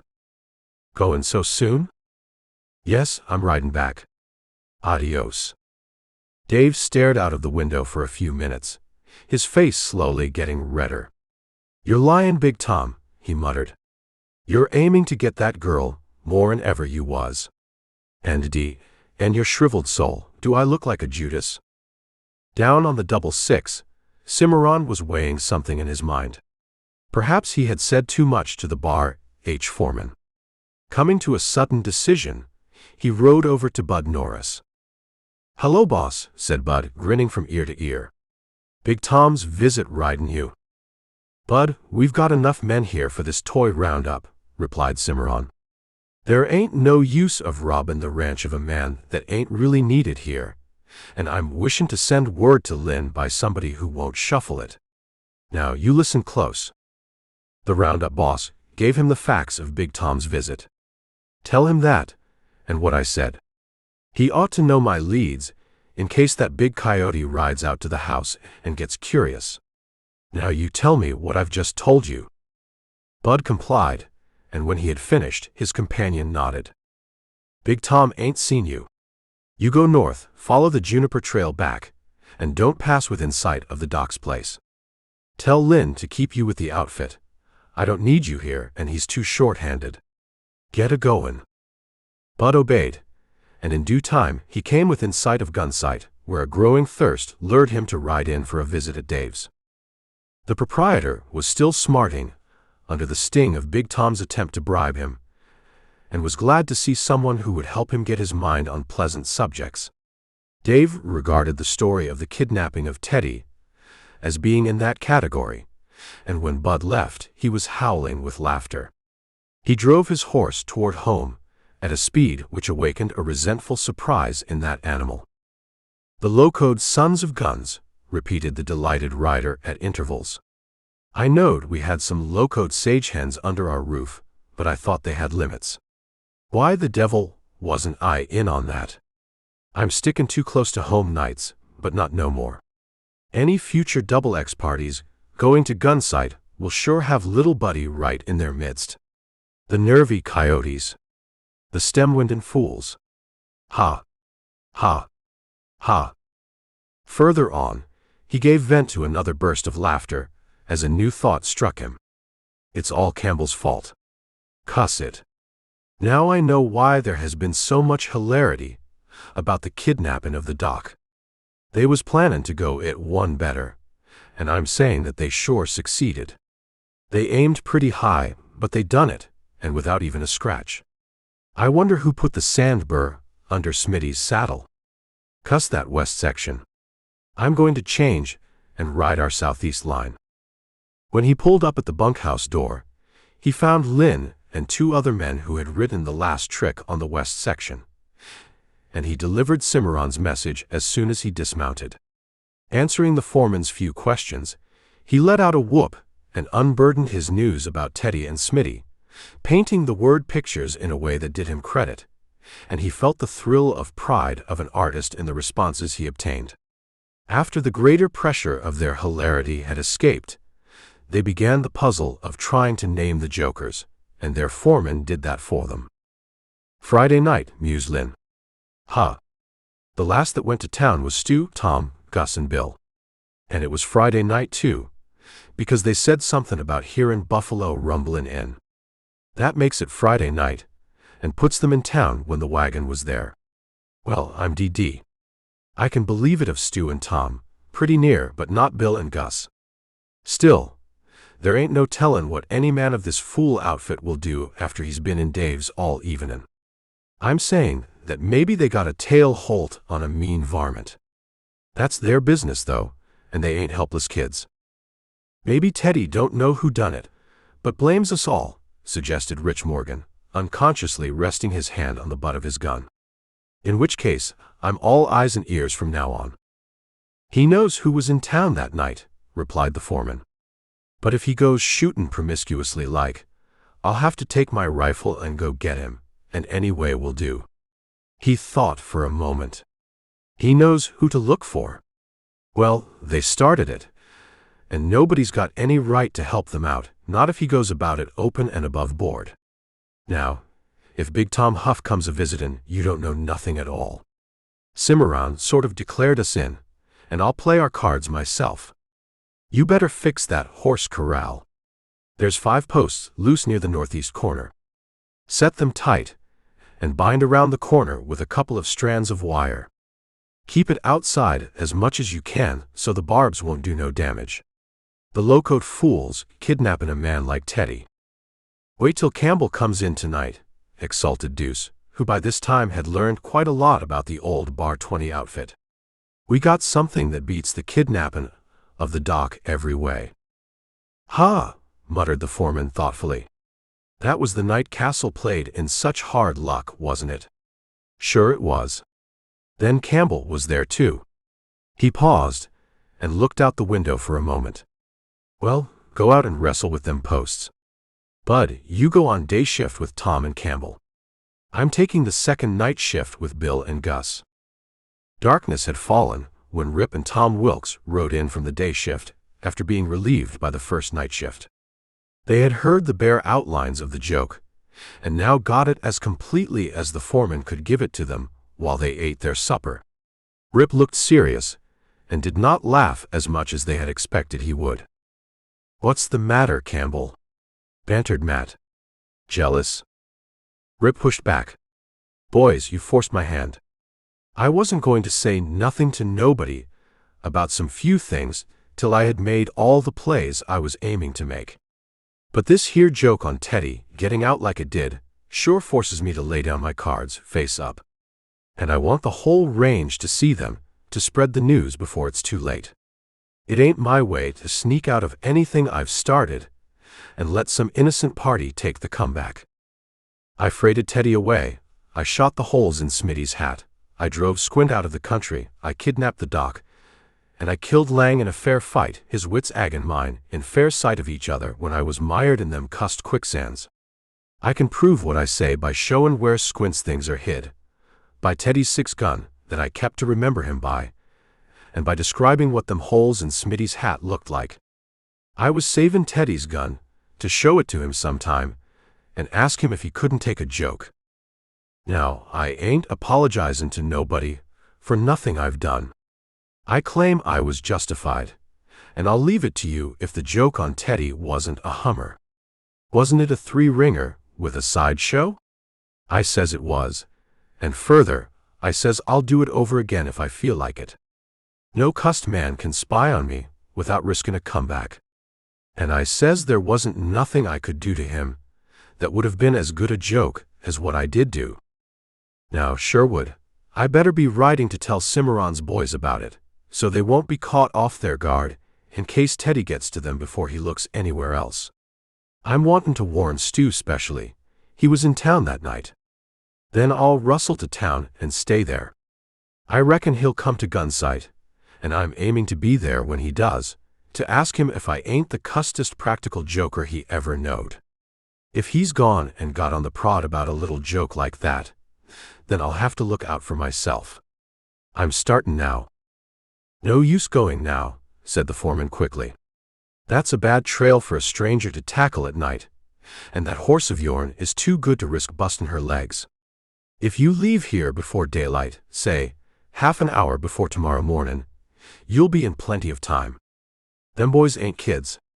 I'm huntin' to hear about these jokes, and so are the boys.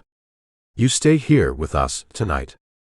Lynn's dead right, earnestly endorsed Tom Wilkes, the others unanimously backing him up. You ain't going till we hears about them. That is, of course, if you feels like tellin' us. Rip looked from one to another and then sat down again, and for the rest of the evening he had an audience that expressed its appreciation of what it heard, and in unrestrained enthusiasm. When he had finished and started to turn in, the foreman strode over to him and held out his hand. Campbell, I'm proud to know you. Put it there. The others shook his hand with an enthusiastic sincerity which warmed Rip's heart, and he fell asleep with a smile on his face. Chapter 18. In Gunsight, Castle rubbed his eyes and cursed the slowness of his breakfast fire, then padded in his stocking feet to the window and looked out in time to see a black horse go past with a reach and swinging smoothness that brought an appreciative glow into his blinking eyes. The rider sat his saddle with a supple grace and erectness that harmonized with the beautiful leg action of his mount. He ain't stoppin', muttered Castle. Must have been up to Juniper. I'm saying again that if that pack of coyotes lets him start ahead of them, out of rifle range, there ain't nobody from down here as will ever get close enough to see him again. There's maybe purtier things on earth than a horse like that, but I'm admitting I never saw them. Cuss that fire, it's smokin' again.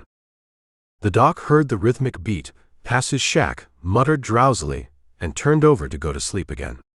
Hope it's that Smitty, blast him, and his snores grew steadily louder. Leaving the Double X quite some time before daylight, Shamrock had been sent over the upper trail which joined the Juniper Trail north of town. Now she spurned the high-bank Gunsight road beneath her flying hoofs with an eagerness and power that belittled the 25 miles she already had put behind her. Rip stroked the satin skin under which the powerful muscles of her sloping shoulders rippled and bunched, and pride surged through him. I used to think Hoppy's Red Eagle and Red's Ginger were the real thing in horseflesh, he told her. But they was cows compared to you, Shamrock girl. There ain't nothing on 4 legs has any right to look at you, and some few on 2 legs too. Swinging around the hill where Green Valley met the trail, he patted her again. There they are, little horses riding off to comb the range. See that tied-in pinto Stu's a-riding? Show it what running is. I want to talk to him. Stu glanced around, drew rein, and had a brief argument with the pinto, which did not like Stu or his habit of stopping suddenly. Changed your mind? He asked, smiling. In quite some ways, replied Rip, forthwith explaining the situation in terse sentences. Stu's mouth opened and forgot to close until his groping mind at last mastered what his ears fed to it, when the mouth opened wider and gave vent to loud, sustaining laughter. Finally subsiding, he demanded the story in detail, but Rip wheeled around. I'm warning you, not amusing you, you human rope, retorted Rip. If Teddy comes back, he'll maybe come a-shootin'. Pass the word along. Stu shoved his hat well back on his head and jammed his gloved hands against his sides. The HL he will, he rejoined. Let him then. He ain't the only man out here as packs a gun. I maybe got one, myself. Having been kindly warned, now I'm all ready to be amused. Tell it slow. If you can't talk it, sing it. Wait. Here comes Cimarron. The roundup boss rode up, wearing a grin in sympathy with Stu's far-reaching guffaws. What's the scandal? He demanded. The custest thing you ever heard, laughed Stu, putting his hand on Shamrock's bridle. Campbell is in a hurry to go somewhere, but he's got to give us all of it now that he's whetted my appetite with the mustard. I want to get to town and give Teddy his chance, objected Rip. If he's aching to smoke up, he'll come here, won't he? Demanded Stu. This is the place to wait for him, right here. All of which I admits is interestin', said Cimarron, but what is it all about? Slow now, prompted Stu. He looked around. Would you listen to that dicky bird up on the hill? He asked. The dicky bird was Larry Halleck, whose voice barely reached them. What do you reckon you're doing? Demanded Larry, though in far different language. Getting married. Further inquiries, not receiving the attention he felt they deserved, made him suspect trouble. He hurried to where he could hear about it. Hello, Campbell, he smiled as he joined them. Looking for Two-Bit? No. Where is he? Demanded Rip. I reckon he's downing liquor in Dave's about now, answered Cimarron. He's been raising the devil for a drink he didn't get. Stu, the fool, owns up to giving him $1 last night, and when we woke up this morning, our tallyman had disappeared. But that ain't telling me what Stu was hee-hawing about, or about Teddy. Slow and deliberate with everything in, chuckled Stu. Go ahead. Rip complied, to their hilarious enjoyment, and when the tale was ended, Stu wiped his eyes, pointed out over the range, and said, You can stay right here and do something worthwhile. Not one man in 1,000 would come back with that pinned on his shirt tail, and I'm saying Teddy ain't that man. He blames the Double X, and there's only 12 of us. He's sure about 4 being in town that night, but I ain't lettin' my modesty stop me from sayin' that barrin' Cimarron here, He knows the 4 who were there are the best 6-gun men on our ranch, and that we ain't talking lessons from nobody when it comes to throw and lead. He might get 1 of us, maybe 2, and I'll stretch hell out of that word probability and say he might get 3, but he won't get us all, and he knows it. But worse than shooting it out is what he'll have to face, and he hates ridicule worse than a rattler hates a king snake. You ain't gonna sit in Dave's, talking it easy, while we're sweating out here. I got a nice little place where you'll fit in and stop the gaps that Larry is always leaving open. Gaps? Snorted Larry indignantly. Trouble is, you drive 'em so hard they get stubborn and go on the prod. Anybody'd think you never saw a cow before, the way you act. You ought to know you can't crowd 'em too hard. Cimarron cogitated. If you're aiming to meet with Teddy, Campbell, he said judicially, I reckon you'd do better to stay here. He ain't got no reason to want anybody in town. Nobody there has done anything to him. And he knows none of us boys hang out there, except once in a while. What's more, he ain't likely to want to face Gunsite till he's squared up for his kidnapping. As to him coming back, I ain't nowise sure he won't. Some fellows are so full of the idea of revenge that everything else plays second fiddle when they go on the prod. They go fair mad and don't care about nothing else. Teddy's bad as a mad rattler. I figure this is the place for you. I'm saying this too. If Stu had worked that razzle on him, I wouldn't take a hand. But knowin' Stu didn't, if that venomous reptile comes tearing around here with his guns cocked, I'll just naturally puncture him at long range with my Remington. I ain't sympathizin' with no man that shoots till he knows why he's doing it. Stay here till this afternoon, anyhow, said Stu. We'll be needin' our tally man before night, and you can ride to town, look around, and bring 2-Bit back with you. I'm saying Teddy won't come back. I'm cuss sure I wouldn't in his place. Sure, endorsed Larry. Turn your horse loose and get one from Arch. Take that bay gelding. He's near human at this kind of work. Anyhow, he's got more sense than Stu. Dawn in Highbank found a sobered Teddy, unarmed, penniless, and hectic, with a steadily growing rage. He went from place to place in search of a horse, finally borrowing one from a saloon keeper who knew the foreman of the bar H, promising to use the animal only as far as the ranch and to send it back behind the freight wagon. He threw the saddle on it and then rode around in search of a gun. Knowing about the joke and feeling the man's murderous rage, no one would lend him a weapon. He had about decided to leave without one when he chanced to pass the small horse corral and shed behind Pete Wiggins' hotel and espied a sodden figure asleep against the palings. Stealing the puncher's gun, he rode away and in a few minutes was cursing the ford, of which a few yards was swimming water. Emerging on the other bank, he pushed up the bluff trail at a walk, and then, reaching level ground, set off for his ranch at a pace that might have killed a poorer horse. As he rode, his mind became clearer and clearer, and he began to unravel the tangled skein of his abduction. Like his kind, who, accustomed to hours of solitude, often talked their thoughts, he did his thinking aloud. XX, says Buffalo. Maybe. First, we'll accuse everybody else in town. Dave. He laughed sneeringly at the thought. Castle. Fanning. Jerry. George. Why them? They ain't the kind to stack up agin such a risk for the fun of it, and they ain't none of them got any other reason.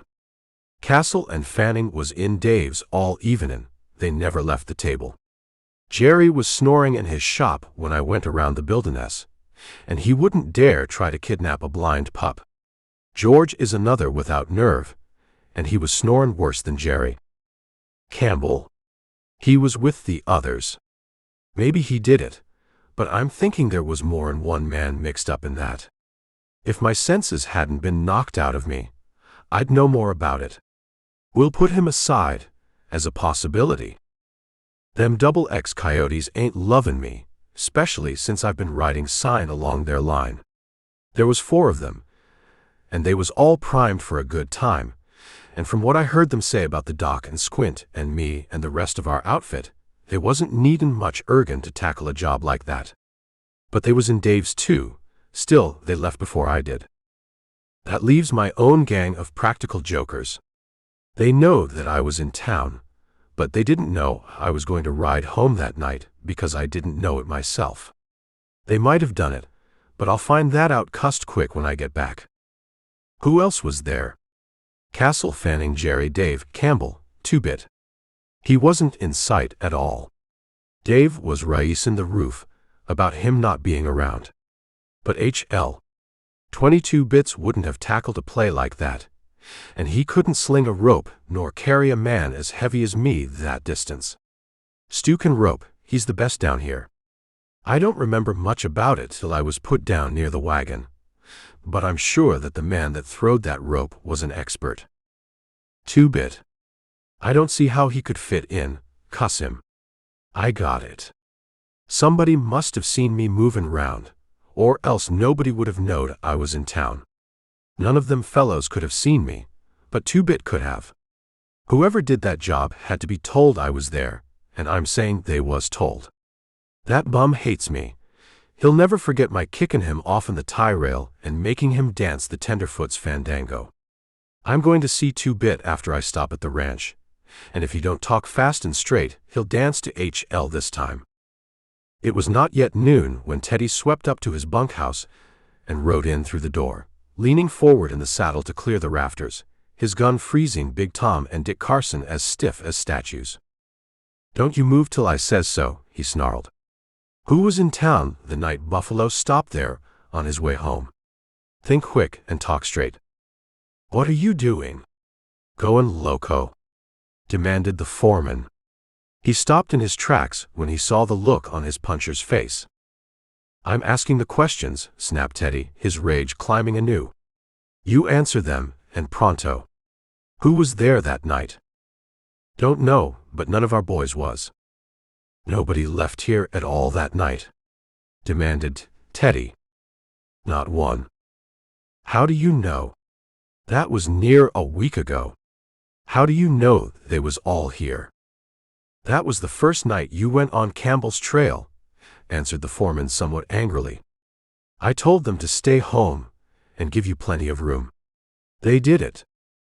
"I reckon they was glad to do it," sneered Teddy.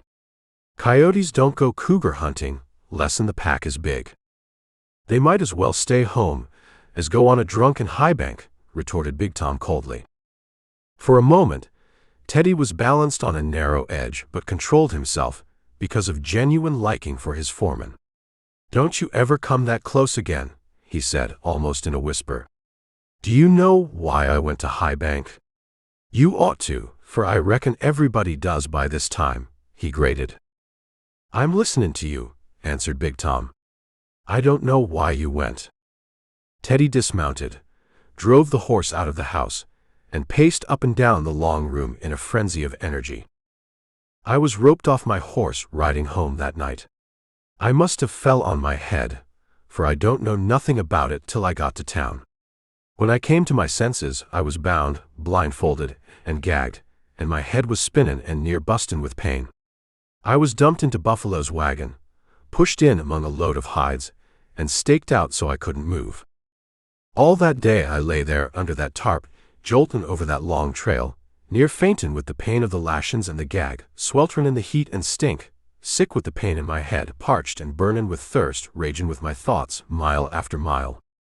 There was times I must have lost consciousness, but I can remember a plenty. Down in High Bank, I was hauled out by a gang of cacklin' sage hens who thought it was a joke. If I'd had a gun and could have used it, I'd have showed them what kind of a joke it was. He flew into a burst of rage that awed his companions, nearly wrecking the room before he subsided, his words one quivering stream of profanity. "And what have I got to face?" he shouted. "What have I got to live down? I'll be the laughingstock of this whole country till I die, and after. But I can show them that it costs something to make a fool of Teddy Forbes, and I will, if I dies for it. I want a 6-gun and a rifle and your pet horses. I'm riding to town to see the one man who can tell me where to start, and I'm riding alone." "Think it was Campbell?" asked Carson. Maybe, but I'm not saying till I know, snapped Teddy, pacing again. I'm asking you, do you figure roping and kidnapping Teddy Forbes was any one-man job? Is there any man in this country that would tackle that job alone for the fun of it? You're right. I says not to. And if he didn't do it for the fun of it, would he have dared tackle it at all? What I mean is, if he did it to get rid of me, wouldn't he have killed me from that ambush? I'm telling you, he'd have figured it would be a lot safer to shoot me, for there wouldn't be the risk at the time and the dead sure danger of the comeback. One man alone would have shot. 3 or 4 might have took a chance with the rope. I'm riding to town to learn for sure, and I'm riding now. Carson, saddle me that horse while I get the guns I want. Gimme a drink of your flask, Tom. You sure you want it? Gimme a drink. I know what I want. In a few minutes, he rode north at a dead run, headed for the over-mountain trail. It was not until he was gone that the foreman realized he had not told his puncher a word about the events that had taken place during his absence. Teddy crossed the mountain, turned left, and went around Gunsight on the west, heading back toward town to approach it on its blind side. He rode up behind the hotel shed, dismounted, and crept along it. As he passed a crack in the warped boards, his eye caught a movement, and he stopped to peer through. Two-Bit was crawling out from under the saloon. Rising to his feet, the tramp looked carefully around for signs of any of Cimarron's outfit who might have come after him, then slipped through Dave's rear door. The watcher stiffened, and a sudden thought sent his rage up to the border of madness. Two-Bit's mysterious sleeping quarters were no longer a mystery to him. His eyes swept the side of the saloon, and the narrow space between its foundation sills and the ground. This open space ran along 3 sides of the building, and he knew that a man under the floor could see the feet and ankles of anyone who passed.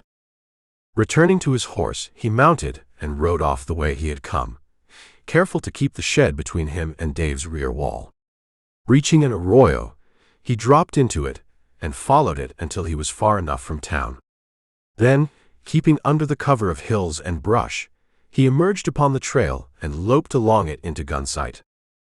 Dismounting in front of Castle's, he walked swiftly and quietly toward Dave's, bending low to keep under the 2 front windows, and paused at the door to listen. He, shrilled Two-Bit, warming to the liquor he had taken. I'd have liked to died when Jerry told about him. I could smell them hides before they turned the corner of the hotel that night. They was so odorous they near made me sick. And if he went into them a Teddy, I'm saying he come out a polecat. This range never will forget it. He can't never live it down. Never. And Jerry's tellin' it all along the way, too. I'm wonderin' if he'll come back. Castle laughed sarcastically. I'm bettin' he won't. No man would. I'm sure I wouldn't, chuckled Fanning. I'd ship off to South America pronto, and I wouldn't care what happened to the ship while I was on it, neither. I'll take 3 to 1 he does come back, said Dave. Is $20 too much? Asked Castle. 20 to my 7 suits me, replied Dave. I'll take the same from Jim, too. You're on, chuckled Castle. Me too, replied Fanning. A man slipped through the door, a gun in each hand. Dave wins, he snarled. Keep them both on the bar, he snapped at Dave, who forthwith forgot for the moment all about the cap and ball. The little group in front of the bar stiffened into whatever postures they had been caught in, their eyes on the muzzles of the steady guns. Death hung poised on Teddy's thumbs like a hawk balanced in the blue, ready to strike. The only sounds in the room were the hushed breathing of 4 men facing destruction for the slightest slip, the insistent buzzing of a bee cruising across the ceiling, and the soft slip of the gunman's feet as he slid them forward a few inches at a time. His face was ghastly and working with rage, his power concentrated in his dull, threatening weapons. He jabbed one of them at Two-Bit. Step over there on the end, he snapped. I'll shoot at the first move, he warned them all, feeling the hostility he faced. 3 of them were armed, and needed only an instant's carelessness or indecision on his part to prove that their courage was only held in leash by calculating reason. "Not a move, cuss you," he warned, his eyes never leaving the 3 armed men. Castle's face was tense, but his body had slouched into a relaxation, the danger of which was well known to Teddy. Fanning's eyes were glinting, and his lips were hard and thin, while enmity peered out of his eyes as though it were a living thing. Dave, his face paling after the redness of his first flush of anger, stood as a cat stands in the presence of a foe. Not for a fleeting instant did Teddy dare to take his eyes from this crouched danger. "You'd have done better if you hadn't come back," said Dave quietly, but the timbre of his voice sent a chill up Two-Bit's spine. "Don't move your paws," snarled Teddy. "Two-Bit, come over here by the bar." Two-Bit obeyed, sullen and fearful, taking a place that shortened the arc of danger for Teddy. "Where was you that night?" demanded the gunman. Two-Bit stared at him and tried to moisten his throat. "Where was you?" snapped Teddy venomously. "Talk fast." "I don't remember," answered Two-Bit. "You was in your hang out under this floor," accused Teddy. "Did you see me?" "It was too dark," answered the tramp, flashing an appealing look at Dave, whose face was growing red again. "Not with the light streaming out of them side windows." "Who did you tell?" "I didn't see you." "Who did you tell?" "The double X." "No, it was too dark." Warned by a premonition of impending disaster, and feeling that they were unawed, restrained only by reason, Teddy ordered the 3 armed men to turn their backs to him, which they did with a slowness that in itself was an insult. He took the guns of Castle and Fanning, and ordered Dave to come out and join them. Dave took time enough to keep his dignity unsmirched. Free from the necessity of keeping a high-tension vigilance, Teddy walked up to Two-Bit and struck him on the face with the heel of his hand. "Did you tell the double X?" he demanded. "DNU, answer me." "No," whispered Two-Bit, and in his bleared eyes there smoldered the sparks of a fire long dormant. "Did you tell Campbell?" "Quick." Castle and Fanning hung on the slow answer, for they remembered that little incident with startling clearness. "No," snarled Two-Bit. Teddy kicked him on the shins, and dropping one gun into its sheath, grabbed the skinny throat, gripping it cruelly. "Who did you tell?" he growled, shaking his victim and quivering with rage at such resistance where he had expected to encounter none. Some ghost of a former stalwart courage, shaken awake by desperation and rage, came back to its forsaken habitation and spoke through a mouthpiece for too long a stranger to it. Two-Bit tried to speak, and Teddy, a gleam of triumph burning through the madness in his eyes, loosened his grip and stepped back. The voice that answered him was not Two-Bit's, though it came through his lips. It was level, cold, self-possessed, and biting. "You ask somebody who's scared of you, you 3-card flush. And keep your paws off me, they stink of hides and maggots." The crashing roar sounded like a thunderbolt, and the acrid cloud of smoke swept forward, shrouding the falling man. Teddy leapt back out of it, and stopped the instinctive advance of the horrified and enraged onlookers who had turned at the shot. His 2 guns were barely sufficient for the task. Dave's expression caught his instant attention, and he snapped a warning, venomous as the jet from a copperhead's fangs. "Don't you try it, Green." He flashed a look at the other 2, and nearly fired, in instinctive answer to the malevolent looks in their eyes. "Anybody that itches to take this up will get their chance. I'll be back," he promised, retreating swiftly to the door. Shoving his guns forward in a silent final warning, he slipped from their sight and dashed for his horse, firing several shots behind him past the windows and door.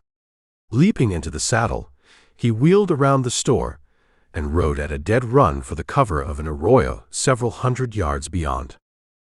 Dave started toward his bedroom for the rifle hanging on the wall, reconsidered, and looked at the huddled heap on the floor. "We'll take care of the best man first," he said, picking up the limp figure and carrying it to the base of the front wall. Getting a blanket, he went back again. As he stood up, he drew a deep breath and faced his companions, a look almost reverent coming to his face, softening the malignancy of its expression. "He died like a man. I hope I do as good. Let's liquor." The afternoon shadows were beginning to lengthen when the low voices in the saloon ceased, allowing the speakers to catch the sound of a horse coming up the trail. Dave, moving with surprising celerity for one of his build and habits, grabbed a rifle and hastened to the front window, where he peered out cautiously. Then, walking to the bar, he reached over it, stood the weapon behind it, and replied to the unspoken inquiries of his companions. "It's Campbell," he said quietly. The hoofbeats ceased abruptly, and Rip's voice was heard promising the horse some sugar. He entered and strode straight for the bar, nodding cheerily at the three, then smiling quizzically. "You sure look glum," he remarked. "Glum as a funeral. Come up and take something for it." "Well, the 6 is being cleaned neat and proper. Cimarron knows his business, and that crew of his is going at full speed. I came in to get 2-bit. They're needin' a tally man, and he ought to go through with it. Seen him around, or is he hidden out layin' low?" "He's layin' low," replied Dave. Rip looked at him curiously, puzzled by the proprietor's manner. "Meanin'?" "He's dead," said Castle bluntly, staring fixedly at the front wall. Rip flashed him a glance and looked back at Dave, who nodded significantly at the front of the room. Rip turned quickly and followed the other's stare. He straightened and walked slowly to the blanket, drew it back a little, and then replaced it with reverent care. Rising to his full height, he turned and looked at them. The silence was oppressive, crowded with potentials. They could feel a tension that fairly crackled, making them shrink, guiltless though they were. The erect figure radiated a ferocity that numbed them and caused Fanning to lick his dry lips. Overhead, the bee, which had buzzed monotonously for so long, increased its buzzing and bounced from point to point, its wings striking the ceiling with a dry whirring not unlike the angry rattle of a snake. From an unrinsed glass on the bar came the buzzing of drunken flies renewing their efforts to escape. The measured breathing of 4 men sounded loud and unnatural, and from Castle's forehead rolled a bead of sweat.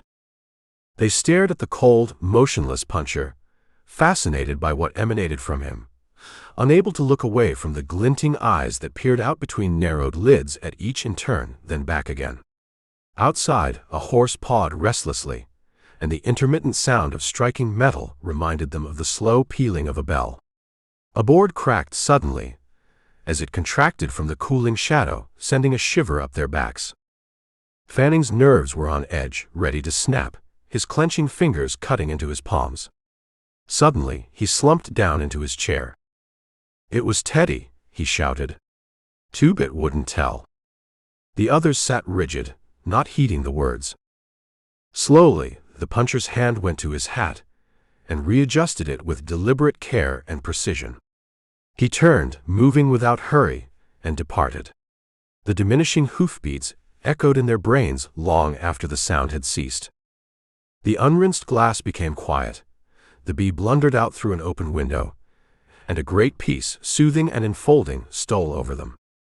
Fanning stirred, rose to his feet, and stumbled toward the door. "Christ," he whispered. "Amen," said Dave. "Death's flying low." The Bar H outfit, loafing near the bunkhouse, was deep in discussion when they heard a horse. Looking up, they saw Rip Campbell coming toward them at an amble. He nodded gravely and soon stopped near them. Carelessly throwing the reins over Shamrock's head, he lazily swung down, pushed his hat back on his head, and sauntered up, stopping just an arm's length away. Teddy stirred restlessly, his eyes never leaving the visitor's face. "2-bit was my friend," said Rip in a matter-of-fact voice. Teddy's slouching frame shifted slightly, then froze. "He never went heeled," Rip continued, his voice even, dispassionate. The open palm of his right hand struck Teddy's face with vicious force. There came 2 roars which sounded almost as one. Rip, leaping pantherishly aside out of the rolling smoke, held 2 guns on the paralyzed group. "Teddy shot him," he explained, backing away behind his ominous guns. He whistled softly. Shamrock, despite the dangling reins, lifted her head high and came to him.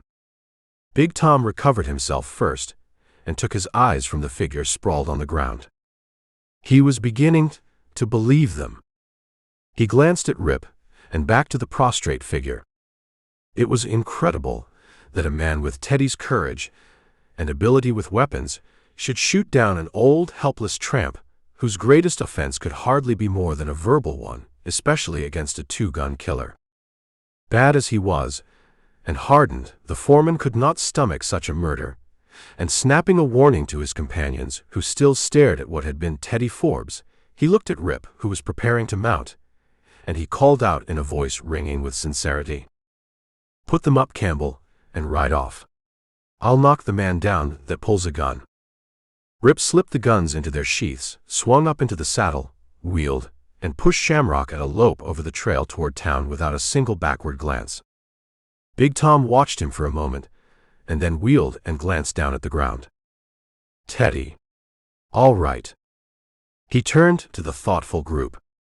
"Dig a hole somewhere out on the range and dump that into it," he said contemptuously, and strode toward the ranch house. Chapter 19. The deaths of Two-Bit and Teddy created a mild sensation over the range, particularly in the manner each had occurred. The respect Rip had enjoyed in Gunsight and on the Double X increased, and the range relished his other exploits. Dave was open in his sympathy for the Double Six, and his growing contempt for the Bar H. Castle said he had a gun and could use it any time Rip needed help, adding with a grin that he hardly expected to be called upon. The Double X was hilarious and brutally frank in everything concerning their neighbor to the southeast. On the Triangle, Frank Gurley became moody and silent, while Sam Gardner and Riley grew noisy and assertive. The latter, along with Lefferts, took over the north end of their ranch and worked nearly as hard for the Double Six as they did for the Triangle. Two-Bit's funeral was a holiday by tacit consent, and Gunsite was the mecca for the surrounding country. Fanning offered the hotel, but Dave's eyes grew red, and he declared that the saloon had been Two-Bit's home and that he would be buried from it, even if the cap and ball had to cast the deciding votes. Stu rode to Juniper half an hour after hearing the news and brought a minister back with him. Cimarron sent Larry Halleck to the ranch with the news, George Halleck to the Double Six, and went himself to notify the Triangle. The day dawned clear and reasonably cool, and at an early hour riders began arriving. The saloon was as clean as Dave, Rip, and George could make it, and the rough box that had kept Castle and Fanning up most of the night with hammer and saw was covered with green boughs and a few wild flowers. As each newcomer rode up to the door, Dave quietly informed him that the bar was closed and would remain so until after the funeral. There would be no instrumental music. Arch Wiggins' offer to ride to the Double X for his fiddle was politely but firmly declined after he was questioned about his repertoire. Jerry's harmonica was overruled, and Riley's accordion was rejected for the same reason as the violin. When Joy Arnold rode up alone with a huge bouquet of old-fashioned flowers, Gunsite became tremendously interested, and a great deal of surreptitious grooming took place in out-of-the-way spots. Lynn Sherwood regretted not being more neighborly, and wished he had worn his new boots, tight though they were. He accused himself of being a poor sort of grown man, not to risk a corn or two under such circumstances. He frowned down Stu's sheepish remark about seeing Miss Arnold home after the ceremony as unwarranted and too forward, keeping Stu in sight thereafter. Castle cursed Big Tom's warning about selling supplies to the Double Six, and was gloomy over the handicap it put him under, but it suited the atmosphere and nearly gave him the place of chief mourner. Several of the rejected suitors formed a consolation circle, deeply reflecting the sorrow expected at funerals, while grumbling that the universal remedy for grief would not be available until after the burial. A suggestion arose for a concerted rush on the bar, But the tender flower of hope was frostbitten by a glance at the cap and ball protruding from Dave's waistband. The proprietor had no regard for the sacredness of the occasion, standing behind the walnut counter armed like a highwayman. The amount of pugnacious confidence he exhaled and exuded was entirely out of place. "He acts like a cow with its first calf," growled Sam Gardner. "He acts like it was his funeral, which I'm sorry it ain't," snorted Pete Wiggins, young hopeful, still raw about the matter concerning his fiddle. The minister, walking from the hotel, signaled the groups to fall in behind him and file into the palace. This sky pilot was a stalwart member of his cloth and acted as though saloons were not strangers to him. He looked around, nodded his appreciation of Dave's efforts, and at once became the friend of every man there. "Friends," he said, looking slowly around, "a good friend of the deceased, one who knew him well and cherishes his memory with gratitude and affection, will sing. Miss Arnold, if you please." Margaret, tears in her voice and eyes, arose and began her favorite hymn. Her rich contralto voice played upon the heartstrings of the rough men until they dared not look around. Cimarron coughed and received Stu's elbow in his side with unnecessary force. Dave developed a sudden cold and reddened with self-consciousness, wishing he had chosen a seat in the rear instead of standing at the end of the bar, which was altogether too suggestive a place for one in his line of business.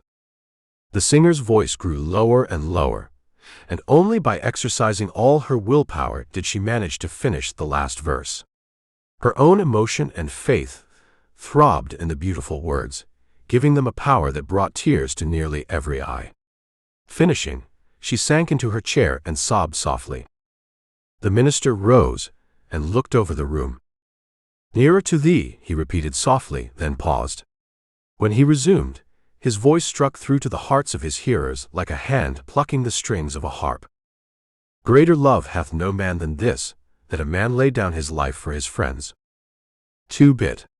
The name was lowly, given thoughtlessly and cruelly to Henry Travers, who was once under foreman for Simon Verrier, the former owner of the Double Six Ranch. We have no knowledge of the interval between the days of his responsibility and strength and that cold winter evening when Joy Arnold found him, weak from hunger and exposure, freezing in a snowdrift near her home. Of the man's weakness we will not speak, except in charity, and to show that the character which won the confidence and trust of old Simon persisted in spite of that weakness and blazed out gloriously, winning him an honorable death. It would have been easy to betray another's confidence, especially when he knew that other's ability to protect himself. He could have saved his life by telling the truth. And I say to you, there are some untruths more glorious than the truths that mean danger or perhaps death to a friend. If he had yielded to fear to save his life, he would have found that life a thing without value. He would have lost to himself all that remained worthwhile. 2-bit, weak with a weakness perhaps passed on to him by the thoughtless and vicious lives of those before him, was nevertheless a man, and he will live in your memories as a man. A man who, at the threat of death, rallied the best within him, and died to protect a fellow man who had been kind to him. He was a lowly card, but even a 2-bit has value, as every man in this room can testify. A 2-bit, at the right time and in the right combination, makes a winning hand. And I have it on the authority of 2 people here, that he was given 1 spot too many. Hardly an ace of diamonds, but surely an ace of hearts, for in his breast beat a heart as true and sympathetic as any man in this room. There was not a thing that came to his knowledge affecting the welfare of a struggling, defenseless family on this range that he did not tell them. And when I say that, for a man of his age and weakness, to walk 9 miles to warn them, and 9 miles back again, in any weather, at the only time he could do so without being seen and arousing suspicion, required such a heart and a fine quality of courage, I know you all will agree with me. Many nights, when the range was wrapped in sleep, 2-bit made that journey. And I say that he was a man, and I pay him the respect such a heart and courage merit. No matter his weaknesses, no matter how unworthy you may have thought him to be, I say that this man you knew as Two-Bit was as good as any who sneered at him. As much a man in his last moment on earth as any man in this room. And I say that if we all, every one of us, can die as fearlessly and honorably as this man died, we need not fear the judgment day. There may be some of you who do not give much thought to that judgment day or that merciful judge. Some of you may not believe in God. But I say that no matter who or what waits beyond the open door, he or it will deal gently with Henry Travers. And I say for those who do not believe in any divine faith, and say it aside from any viewpoint of religion, but purely as a question of ethics, of effort and reward, of right living or wrong, that every man in this room can find something in the strength of this weak man. Something in the way he faced death that can be taken with profit to himself and serve as an inspiration. Under all his fleshly weakness, with all his yielding to a dominant craving, there blaze the white flames of sympathy, affection, and loyalty. And I cannot find this occasion to be one for sorrow or grief. Rather, I should say it is one for congratulation. Two-Bit, shorn of his weaknesses, saved from jeers, cruelty, and injustice, and the misery that comes with old age, which cannot but be tragic for such a one as he, found himself at the last moment, and died the man that circumstances would have refused to let him live. Let us pray. If his listeners had been impressed by his address, the prayer reached down and gripped their very heartstrings. It stirred into groping life the vague fear and awe of the supernatural, a heritage firmly implanted in each consciousness. Death, with its mystery and threat, brought its awesome fear like a wave, rolling down past generations, its momentum pressing upon minds prepared to quail before it in momentary surrender. From the distant and impersonal, it suddenly loomed out of the fog of the mysterious unknown, real and immediate. And made real by a mind trained to present truth as it is, it became close and personal. At the conclusion of the gripping words, only the fresher, newer momentum of the carelessness and indifference of their everyday lives could offset the fear that spread like ripples over their superstitions, setting their religious instincts aquiver. But like concentric ripples, it grew weaker as it reached farther out, yet the reacting ripples endured for days, showing intermittently and arousing vague unrest in their minds. He glanced at Joy and walked quickly to her, placing his hand on her shoulder. I would not attempt it, my dear. Two-Bit would not allow another him at such a cost to you. Castle, Rip, Dave, and Fanning moved slowly forward, feeling as they never had before. Reverently and carefully, they picked up the box and carried it out of the building, across the street, to a grassy knoll not far from the road, where the warmth and brightness of the sun rested from dawn to dark. The ceremony at the grave over, they returned to Dave's, where they shook hands with the parson, who had jolted their ideas regarding men of his calling. Friends, he protested, raising his hands at the coins in the hat held out to him, this is too much. I cannot take so much for doing my duty. It is not reasonable.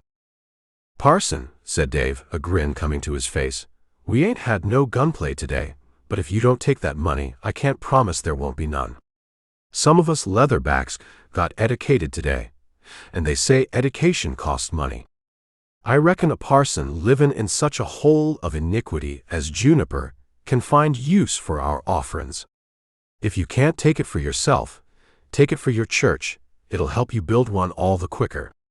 And I'm saying we'll always be glad to see you in Gunsight, as a parson or as a man. Shake. Joy came forward and thanked him, then turned to Dave.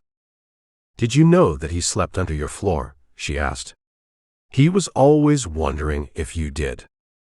Ma'am, smiled Dave, feeling to see if his tie had slipped. I knowed it the very first time he snored, which was the second night he was here. And I've had many a laugh at him, the way he wiggled out of little slips he made. He heard a lot under here, and sometimes he let things out that made him dig frantic to explain away. I reckon I'm going to be lonesome, especially this winter. Here comes Lynn Sherwood. Miss Arnold, meet Mr. Sherwood, the bashfulest man in this country. He don't mind a little thing like an extra 18 miles in the saddle, and I'm admitting that nobody will steal your horse while he's along.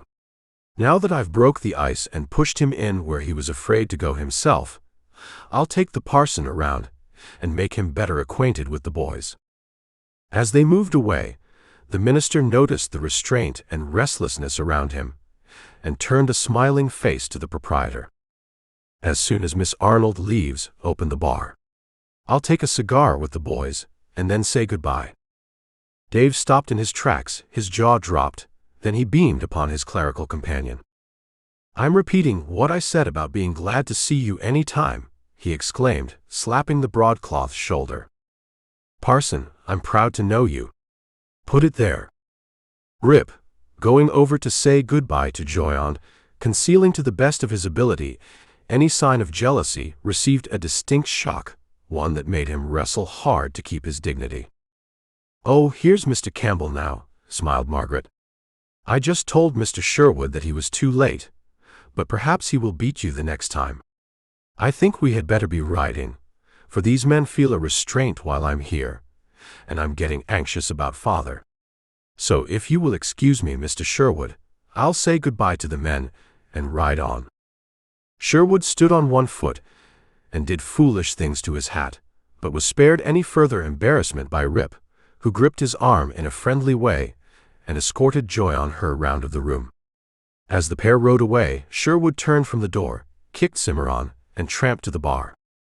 The segundo stared after him. "Well, I'm cussed," he muttered. "So that's it, huh? Well, you'd have done better if you'd have kicked Campbell." With the minister gone, Dave became very busy, and Castle found a pack of cards and dragged out a table. "Having been generous to the church, now I aim to get back some of it," he remarked. "He is a fine man, and what he said is true, and if I can get 4 little 2-bits, I'll show you all an inspiration that's stem-windin'. One at a time, don't push." "You're sure hard-boiled," reproved Stu, slightly vexed. "You ain't got enough reverence in your saturated carcass to start a prairie dog out in life like he ought to go. And GD knows that ain't much." "Which same I say is true as HL," endorsed Cimarron, scowling. "Let the old mosshead herd by himself. I'm going back and picking up that roundup where we dropped it. We got to get that over with as soon as we can, for we'll be rounding up from McCullough pretty soon, and he ought to be along next week." Sherwood heard him and turned from the bar. "He ain't getting many from us," he said. "We'll send our own herd up the trail next spring and take a gamble on getting more for them. I'm saying the 66 has got plenty of friends from now on, too. I'm riding home. Who's coming with me?" Chapter 20. On the last day of the roundup, Rip rode out to the 66 and found a herd held against the wire fence. A branding fire burned off to one side, and Larry Halleck had just thrown a calf, its pitiful bawl turning its mother into a charging fury. The mother, being enbranded, was thrown instead of being diverted and received the same treatment as her sturdy offspring. Larry's helpers arose, let the calf up, and grinned at its eagerness for maternal protection. They wiped their foreheads with wet sleeves and welcomed the visitor. "There's some calves at that," said Larry, "but they're this year's crop. And that's the last branding, I reckon, for here. Cimarron and 3 of the boys are starting a cleanup north of the east end in that grassy valley. I reckon today we'll finish it." Stu nodded. "It wouldn't hurt to keep a few men riding well back for a few days, picking up strays, but I'm saying this ranch has been combed to a T. We've cussed near branded even the shadows. You'll never have no trouble telling them that Larry has branded. He paints wide and free, like he was painting a house. Just look at that yearlin' over there, and them 2 wieners, they're cussed near all brand." Larry grinned. "Sure, it saves a lot of riding when you can read them far off.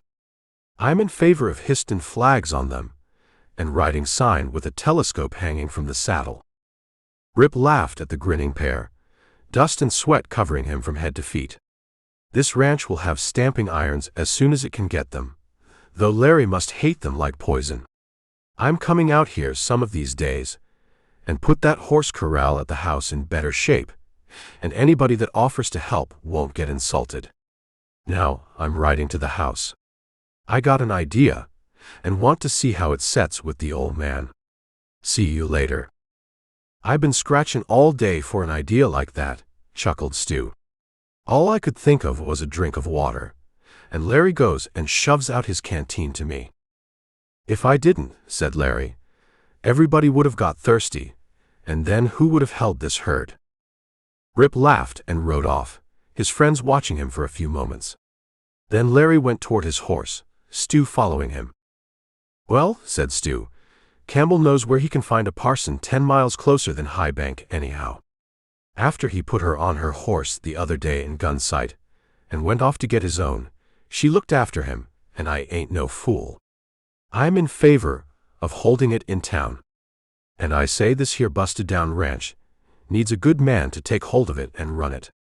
I reckon an outfit of 4 would swing it handsome. Yes, 3 good men could do it. Larry swung into the saddle. I got 3 brothers that sure do love singin' since 2-bit was planted.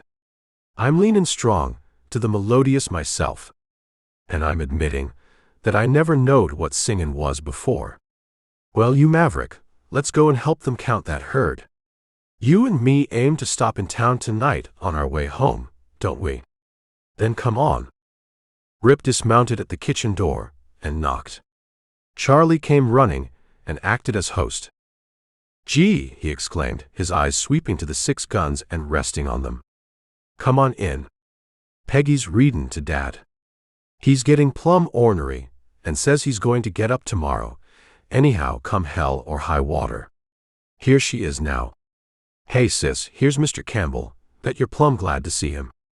Is Dad still on the prod? Charlie. What language? How you do pick things up. How do you do, Mr. Campbell? She smiled, holding out her hand. I am so glad to see someone who may have a good influence on Father. Come in. Father, here's our friend, Mr. Campbell. Which gun got Teddy? Demanded Charlie. Glad to see you, sir, exclaimed Arnold. You've been entirely too much a stranger to this house. Sit down and tell me what's going on. That Cimarron may know how to talk, but he doesn't seem very anxious to prove it. When I ask him how he finds the ranch, he tells me everything else he can in 1 minute, pleads work, and leaves.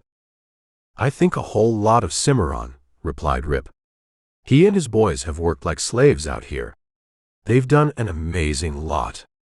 They expect to have everything cleaned up and counted by tonight or by tomorrow without fail. Then we can do some figuring ourselves and see how many cows are coming to you. What I called for was to make a proposition to you, and I think it's a good one. Go ahead. I'm saying yes to it right now, smiled Arnold. I reckoned maybe you would say that after you heard it, said Rip. McCullough, trail boss for Twitchell and Carpenter, is coming up from the south with 2,000 head of mixed cattle. His deliveries call for 4,000 head, and he's counting on getting the second 2,000 right up here around Gunsight. The Bar H is throwing 1,000 over to him, and the Triangle has promised him 500. The other 500 was to come from the Double X, but Sherwood has got other ideas. He's got a good outfit and hankers on gambling a little. He's made up his mind to sell McCullough only 100 head of older cattle and keep the other 400 for his own trail herd next year. He says dodge, but I reckon he's fishing for a government contract up north, and if he is and lands it, he'll make a lot of money. I wish somebody would show me how to make some, replied Arnold gloomily. We're headed for some poorhouse, I'm afraid. Father, exclaimed Margaret reprovingly, you should not say or think such things. Everything will come out all right. Our luck is turning. Rip glanced at her and smiled. Perhaps it is, but I can't see its face yet, retorted Arnold. We'll know how many head we have and how many we've lost, but that knowledge won't keep us, will it? Perhaps Mr. Campbell has something to say concerning that. I have, ma'am, smiled Rip, his eyes resting on hers for an instant. I'm going to suggest that the 666 sells McCullough that missing 400 head. That'll be the best way to turn some of your cattle into money. And it'll bring you as much as you can hope to get without starting an outfit up the trail. If you put a herd on the trail, it'd have to be a small one this year, and there ain't no profit in driving 400 cows up to Dodge, especially the kind you'd have to take. You'd have the risk and the worry, and the spending of quite some money. This other way, you'll get your money, and McCullough will have the wrestling to do. Now I suggest that you let Cimarron drive 400 head home with him tomorrow, and keep them handy on the XX for the drive herd. They'll road brand them and hold them with their own, and when Sherwood gets the money, he'll send yours to you, and you'll have something to work on. And we will be 400 head nearer bankruptcy, growled Arnold, more to give vent to his pessimism, which had become nearly chronic by this time. There will be more than that many turned over to you before winter, said Rip. Cattle stealing don't go very long down here even. Now, don't ask me nothing about it, but I'm wishing you'd give me authority to act for you in any little thing that might come up. I might not have time to ride out here for it then. Why, certainly. And I'll be glad to have somebody act for me who knows what to do, replied Arnold. All right. I'm advising you to tell Cimarron to go ahead with that little trail herd. I'm going out that way now, and I'll speak to him about it if you want me to. I think that is a splendid idea, enthused Margaret. If we did not sell them, they will be a year older next year, and we will have to sell them then anyhow. All right, grunted Arnold. Sell them. I don't care what is done, if only I can get out of this cursed bed. And I'll be out of it tomorrow, or know the reason why. We'd better have the doc come out and look at it, said Rip. I'll be riding to town pretty soon, and I'll drop in and tell him. He sure ought to finish what he started. Margaret's hand went to his arm. Please, she pleaded. Don't have any trouble. Father can wait a little longer, I'm sure. I certainly can, quickly spoke up the quasi-invalid, if it will save you from any trouble. I don't know just how much I would do for you. There won't be no trouble at all, Rip gravely assured them. Doc and I know each other real well. You've got no idea how well we get along together. You'd be surprised if you only knew how prompt he'll start for here. Why, trouble with me over a little thing like this is the last thing he'd think of. You just stay where you are till he sees you and says you can get up. That's the least I can do, replied Arnold. Damn it, man. If I only were up and about and could get a few good, honest men to work for me, I'd make something out of the 66. You'll be up and around before you know it, Rip assured him. And you won't have no trouble getting 3 honest men to ride for you. That parson must have had a good influence on this range, even before he come down to Gunsight. Did I hear Sam Gardner tell him he was tired of working for the Triangle? He asked Margaret. Why, of course you didn't. Well, I'll have to ask Sam if I heard right. I'm going to ask you to send to Highbank for 3 66 stamping irons. Arch Wiggins is riding down there tomorrow. They're real handy, and shoot branding sure saves a lot of time. They'll be needed in a month or so. Arch knows a blacksmith that can turn them out alike as 3 cartridges. You get anything you think we need, said Arnold. How about some wire for those quicksands? They're fixed to stay fixed, answered Rip. Arch and that Woodhallock are great boys when it comes to wire, and I'm gambling on that wire staying up till it rusts, which won't be soon. There's 6 strands, and they set quite some few more posts. Arch does things right. I reckon he'll be looking for a job when he gets through visiting Highbank. He says as how he's quitting the Circle 4. And from what I've seen of Arch, I like him a lot. Tell him to see me before he leaves the ranch, exclaimed Arnold. Why, we're sailing along at a great clip. Look here, Campbell, there's a spare room here, you come and use it until you ride south. You're better than a tonic. Quit that hotel, God save the word, and come out here. Well, I hardly think I can do that, smiled Rip, though I'm thanking you just the same. I've got business close to Gunsight. That'll keep me there for quite a spell, but afterward I'll maybe spend a couple of days with you. Well, come when you can, replied Arnold. If you think of anything else this ranch needs to get from Highbank, order it. You can tell that Arch that there's a job here if he wants it. I'll leave the question of wages to you. All right, but I'll send him in anyhow, said Rip, arising. I'll be going now. You better stay where you are till the doc comes and looks you over. He followed Joyet. You are sure that you will have no trouble with Dr. Reed? She asked as he stepped onto the porch. Why, no, ma'am. The doc is seeing the error of his sinful ways, and I reckons he'll do pretty near anything I tell him to, if I tell him right. And of course, I wouldn't tell him no other way. You are a puzzle to me, confessed Margaret, smiling. I'm never quite sure about you. Puzzle. He turned his hat over and looked into it as if to find something puzzling. Why, ma'am, he said, grinning, daring another deep look into her eyes, I'm as simple and easy to read as a Injun. Now, if it was you, I'd say there was a puzzle. But pshaw. I never was no good at all figuring puzzles. I remember once I was watching some tenderfeet playing billiards when I was in Kansas City, after leaving some cattle at the yards across the river. They did things to them balls that I never thought could be done, and they did them easy like.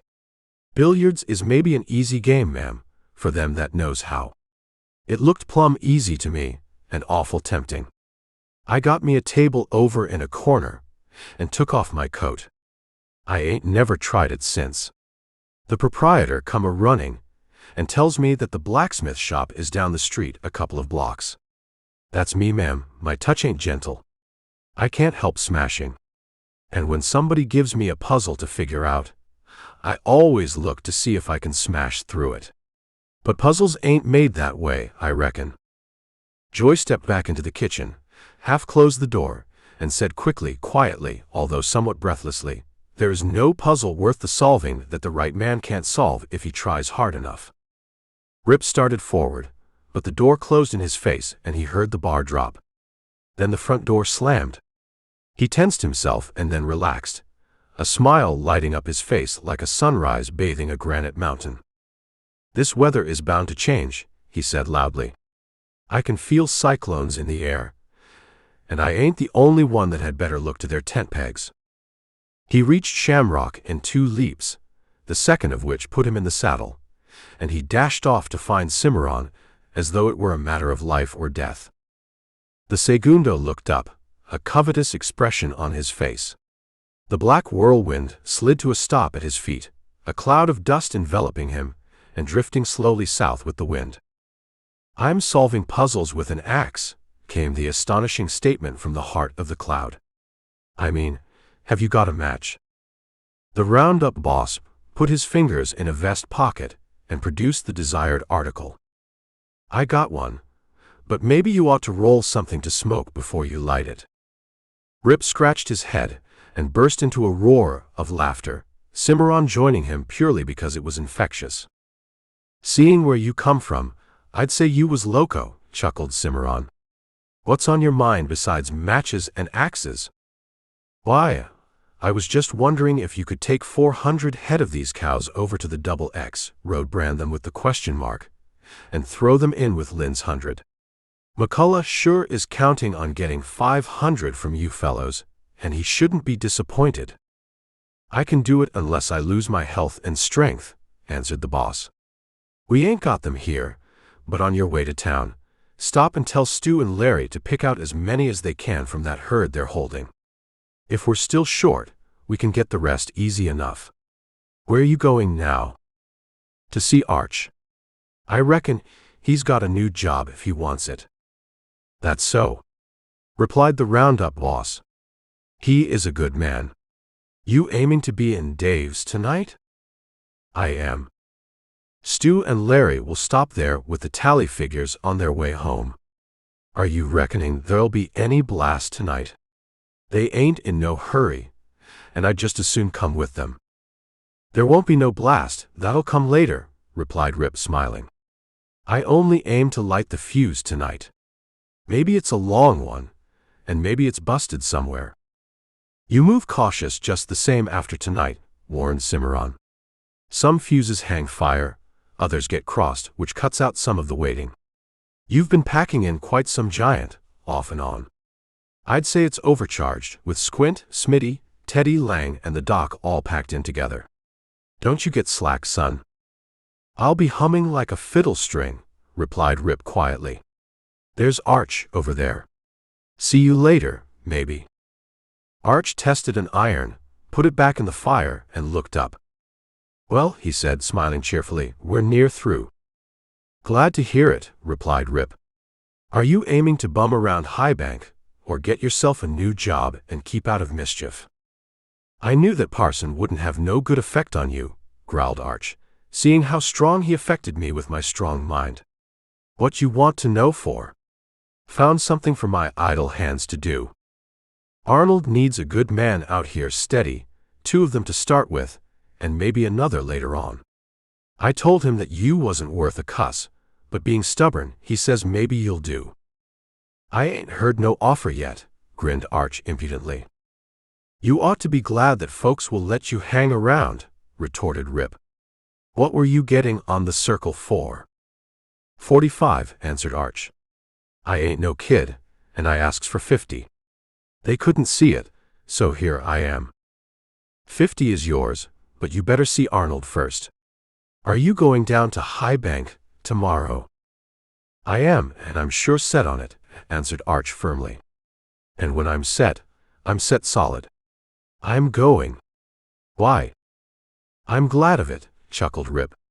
You bring back 3 stamping irons for this ranch, and be sure that you can get both ends of them on a cow at the same time. If I'm toting them with me on my horses, you can gamble. They won't be no pets of Larry's, laughed Arch. Anybody going to be in town tonight? I reckon so. I'm dead sure that Fraser will be there. He's got a plumb affectionate disposition. He's been following me around steady since Teddy cashed in. He's over there in that patch of scrub right now. Don't look. I ain't looking, you ignoramus, retorted Arch indignantly. I'm coming in to have a little of Dave's firewater tonight and sleep in a bed once more. It looks like rain, he observed, scanning the cloudless sky, and I sure hate a blanket and slicker roll when it rains.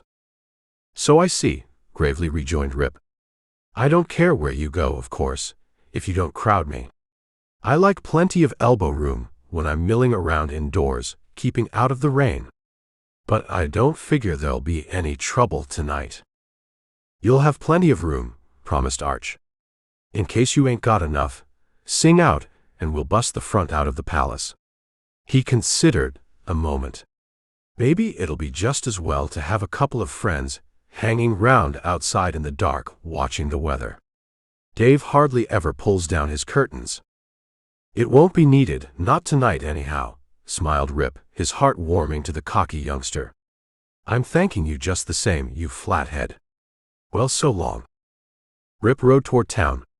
After he had spoken to Stu about the herd to be collected, he sent Shamrock into a pace that defied any horse on that range to equal.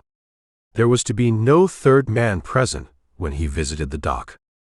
Arch looked carelessly over the range, stretched the kinks out of his back, and let his gaze rest idly for a moment on the distant clump of scrub timber. You poor jackass, he muttered. You'll maybe be another one of them fellows that didn't know it was loaded. The doc glanced idly out of the door and resumed his packing. Big Tom had promised to send the chuck wagon for his effects on the morrow and to give him the extra room in the ranch house. The offer had been accepted with reluctance, for the doc did not like to live in the same house with another, especially if the other was the boss of the house. Visiting was all very well, but he yearned for privacy, and there was good reason for it, besides a natural inclination. He had little in common with the minds about him on the range, for he was a student and a reader, and his bookshelves held a literature far above the understanding of those around him. He had no choice, however, for the time had come to get out of an impending storm.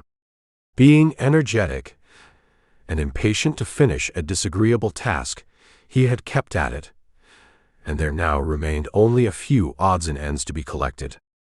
He drew the corners of an old blanket over the bundle of clothing, extra bedding, and miscellaneous linen, pulled them tightly together, and knelt on the bundle, straining at the rope. He had just finished the knot when a moving shadow on the east wall caught his attention and made him reach instinctively for the gun in its shoulder holster, but he checked his hand in midair just in time. There was only one man whom he had reason to fear, and that man had killed Teddy Forbes under the noses of his own outfit and in an even break. What chance had he, a novice, against such gunplay? He let his hand drop to his side and slowly looked around. "That was sure close, Doc," remarked a quiet but not unfriendly voice. "You don't never need to reach for no gun for me if you act square. I ain't on the warpath at all. I'm peaceful, I am, and I come down to ask you something that nobody but you can tell me." The Doc arose, anger glinting in his eyes from the memory of a former indignity. "Well, what do you want?" he growled. "Framing up another kidnapping?" "There you go," accused Rip in great disgust. "You sure hop on the prod, as quick as any man I ever knew. I only come down to ask you how soon Arnold can get out of bed and get some use of that leg of his." "I don't know," replied the Doc. "Not knowing, I wouldn't care to say. I've not been out there since." "He's all ribbed to get up," continued Rip. "And there's this about things. Folks that act square with me always find that I act square with them. And I'm telling you that them fellows will maybe be plumb lucky during the next few weeks.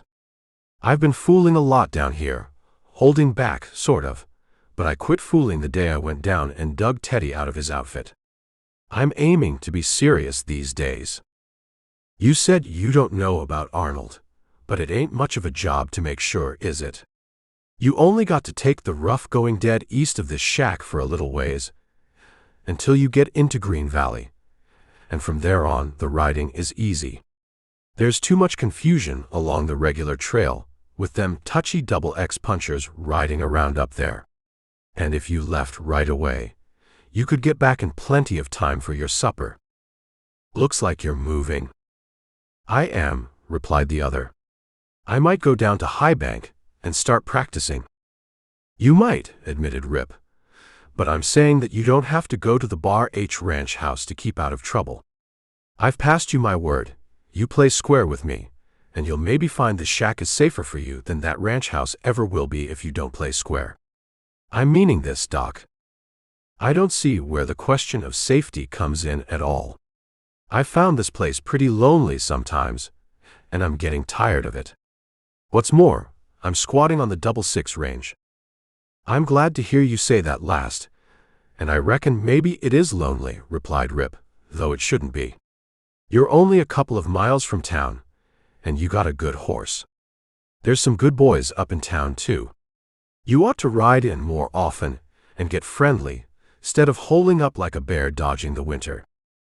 And as for squatting, why, I'll say the 6 won't say nothing at all to you about that, especially after you tell some of the boys in town that you are only squatting down here and don't lay no claim to this land. Doc, the time is sure coming when nearly everybody on this range will be choosing sides or setting on the fence, and them as takes to the fence should set awful tight and still.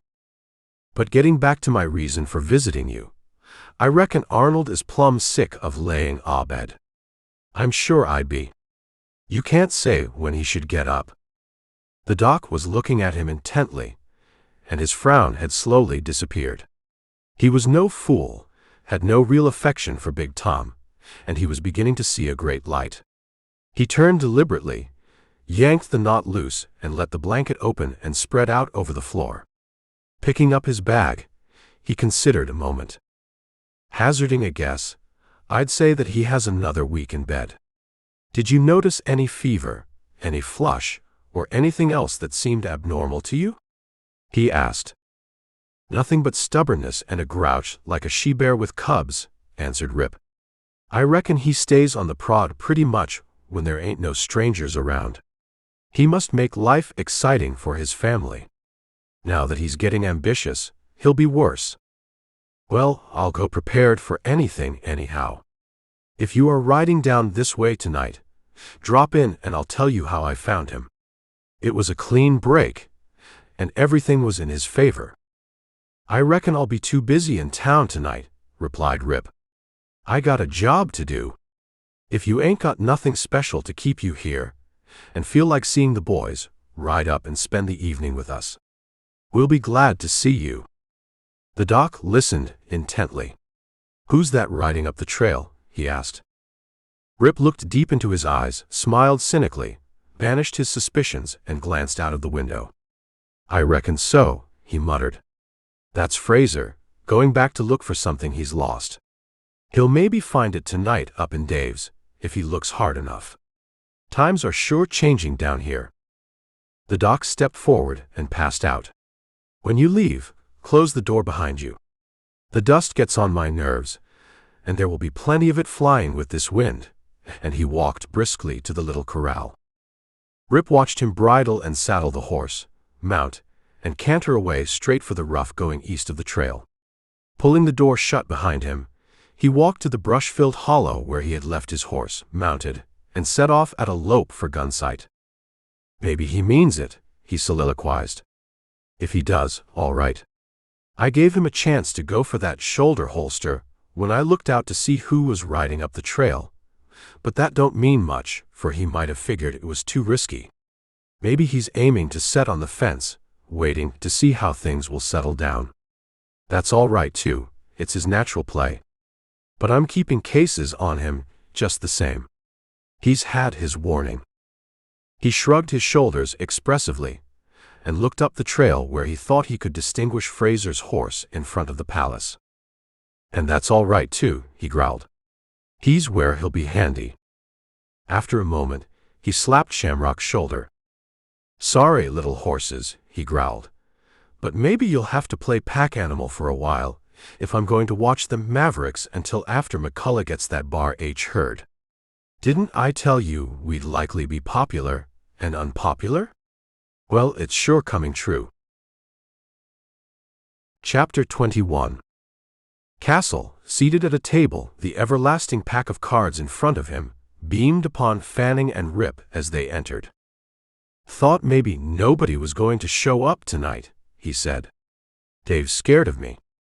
"I never did care much for wild animals," retorted Dave. "And I say that you sure go wild when you see a deck of cards. If you'd only win something once in a while, I wouldn't have a word to say." "That's what makes him wild," chuckled Fanning. "Ben, how much has Campbell taken away from you?" "Not very much, and I more than got it back from the others," retorted Castle. "If I only had his luck with my skill, but what's the use?" he asked, shrugging his shoulders. "You sure have got to have plenty of luck with your skill," jibed Dave, "or you wouldn't even have a shirt left." "Let me ask you something, seeing that you know so much about poker," said Fanning. "How far should a man back 2 pairs? Them assassins? You get up to this table, you scoffing innocent, and I'll show you when you ought to let loose of 2 pair, chuckled Castle. "Who's this coming?" "Fraser. Come over here, Bill, and help me rope a couple of tenderfeet into a little game of draw. They're shy tonight." "Who's the other, besides me?" inquired Fraser, leaning against the bar. "Ha," snorted Castle. "All right then, help me rope in the other 2. "If I'm going to be your come-on, what do I get out of it?" laughed Fraser. "Every cuss thing you can get and hold on to, but you'd better sand your hands. Here's another sheep. Hello, girlie. You're just in time to get a seat. I always did like a 5-handed game. Come on. Come on. Don't be afraid of the iron." "Make it 4-handed for a little while," said Rip. "That'll give Castle a chance to stack it up in front of him, all ready for me." I ain't as good at draw as some down here, but I can always take it away from Ben somehow. How's things on the triangle, girly? Slowing fast since them double X fellows moved off. They made me wear out 4 horses a day. When will they finish up? Pretty soon, I reckon, answered Rip, turning to Fraser. You fellows are lucky. You don't get many strays over the mountain or through that canyon, I reckon. Not any that I've noticed, replied Fraser. But we've been plumb lazy in our roundups. We got an awful sight of branding to do next time. That so? Asked Rip. Been taking life easy and letting them go. Sure, that northwest section is so rough and full of brush that it's near impossible to get them out. There must be an awful lot of unmarked animals over there. We're going to have our hands full with them. Aimin' to tackle it this fall? Asked Rip carelessly. Maybe, maybe not. McCullough will save us from going up the trail this year, so we might run a special combin' up out there. I'm running one right here, exclaimed Castle, banging his fist on the table. I'll run a brand on you fellows that'll smart so you can't sleep. Come on, let's get a-going. Hot iron. Hot iron. Roper's up. I'll just take a bite out of you, said Fraser. Anybody else hungry? I just ain't never had enough to eat, chuckled Fanning, dragging up a chair. Not since I was a growin' kid, and I ain't no wise sure that I had enough then. Which I say is frank, coming from the keeper of a hotel, laughed Gurley. I've often felt the same way when I ate in town. Turn it loose. I'm on. Let me see, pondered Castle. We deal 5 cards, don't we? We do, but only one at a time, replied Fanning patiently. Don't turn no trump. It's sort of coming back to me, smiled Castle, spreading out the cards to be cut to see who dealt. It's sort of coming back, he repeated. Then I'm saying it's due to be leg-weary, for it's going to have a long journey, remarked Dave. He looked up. Cuss it. Here's the doc. Hello, stranger. Sure, this is Gunsight. Hey, Castle, he's got a whole satchel full. Bring him into the game. Bet he's got a wad of wool soaked with that there chloroform. Somebody ride herd on him, laughed Fraser, but he was tense.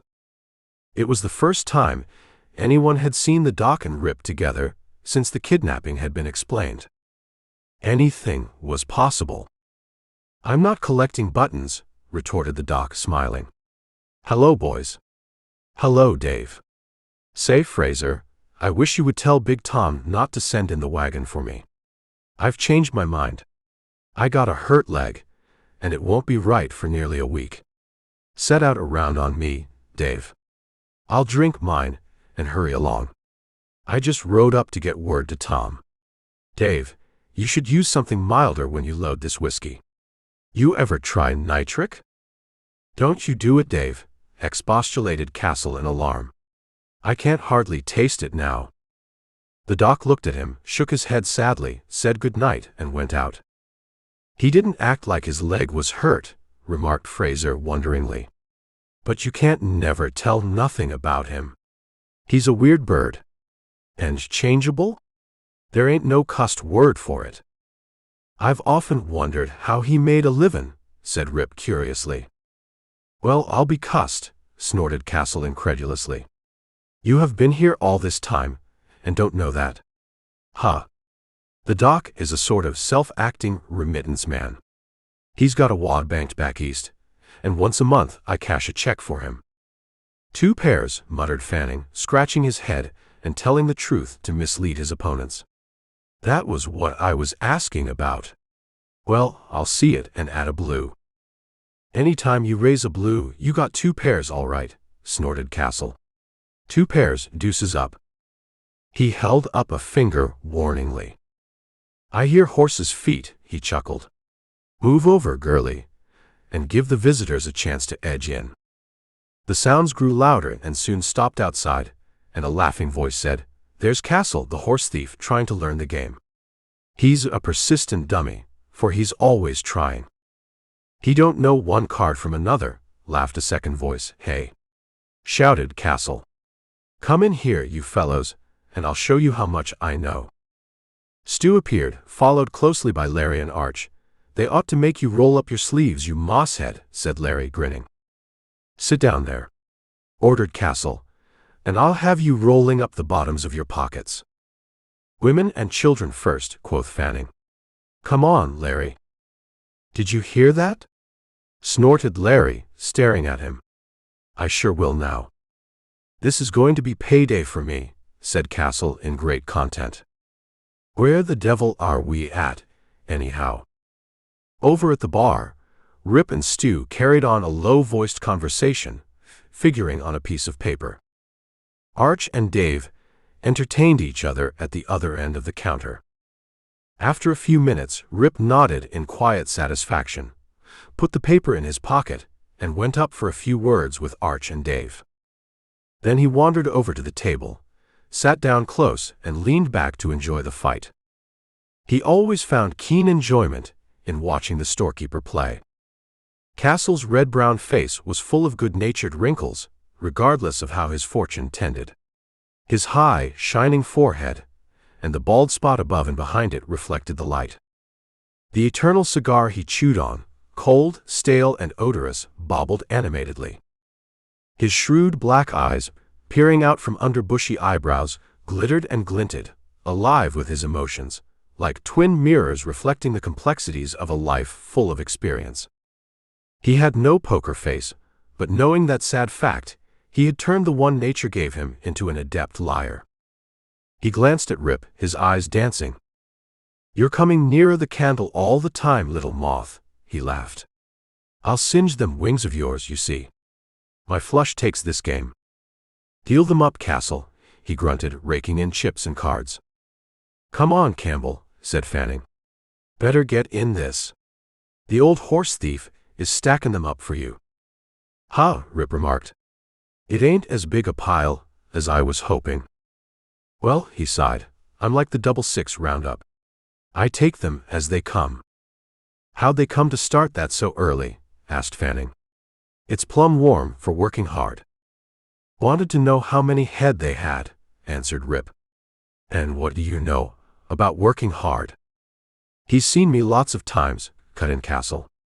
Did they find out? Sure. They've got 1,220, which would be 1,455 if Arnold hadn't sold 235 head. That's good, considering how things have been let slide over there, remarked Fraser. The old figures from 3 years ago, said Rip, when Arnold took possession, were 1,685 in the fall.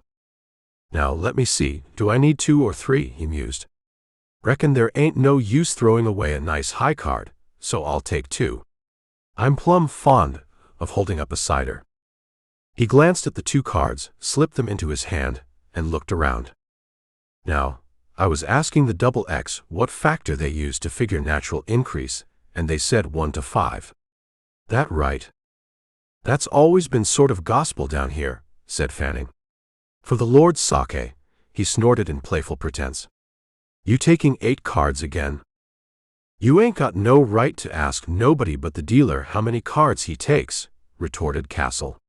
As a matter of fact, I only took 7. I'm hell-bent to get me a pair. You are dealing, declared Gurley. How many did you take? 3 jacks, answered Castle. If I only had the other 3, maybe I'd have a pair. Which same I calls enlightenin' and lucidatin', muttered Gurley. I demand a count of the deck. But speaking of factors, I'd say 1 to 9 was nearer right over on the 6. Let him count the deck, growled Fanning, before he gets worse. 1 to 9. I'm saying 1 to 5 is close whittling down on this range. It'll come right 8 out of 10. Well, well, he chuckled as he looked at his card. Welcome, welcome, little stranger, how I wondered what you was. But I'm not pressing my luck too hard. I sees and trails. I'm passing, sighed Rip. Now, I say that the natural increase of them 1,685 cows the next year would be 339, using that gospel factor. The herd would finish the second year with 2,024. Using that gospel factor again, it would increase 405 and finish the third year with 2,429. This is the summer of that third year, and that 2,429 ain't there. There's only 1,220, which, added to them that Arnold sold, makes 1,455. Now, I figure that 1,455 from 2,429 leaves 974 head. That's what is missing, 974 head. Call it 970.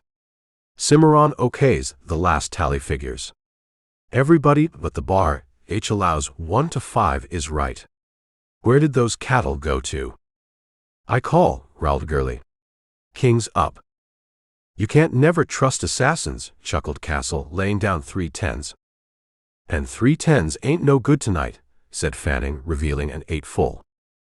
2 pair ain't no good to bet on hard, but they're plumb fine to draw to. What you got, Fraser? He demanded. A headache, grunted Fraser, throwing down his hand. Deal them up, Fanning, said Castle. Where did they go to? He asked Rip. I've gone over everything I can think of, replied Rip, leaning back. I figured hard winters, wolves, fever, there wasn't none of them. Strayed off. Where to? Would they leave Clear River for an arid stretch 40 miles wide and stay away? They have to drink, don't they? Quicksands? Those that wandered in wouldn't be many, and them that was drove in will count part of that 970. Where did they go? Maybe they heard them angel voices calling, said Fanning, grinning. I'm saying something is plumb wrong down here, replied Rip. Somebody has been riding the line careless, and a lot of mavericks has got across. Fraser, how many riders has Big Tom kept on his northwest lines? Fraser looked serious and pretended to ponder deeply. Only one, Teddy. And he was always paying more attention to the west line, facing the Snake Buttes country, than he was to the north line, though. All he could think of was rustlers. Cussed if he didn't near sleep with them, he had them in his mind so strong. He did not see Stu's sneering smile or the look he exchanged with Arch. Stu was beginning to regard that outfit very much in that light. That's what I thought, replied Rip triumphantly.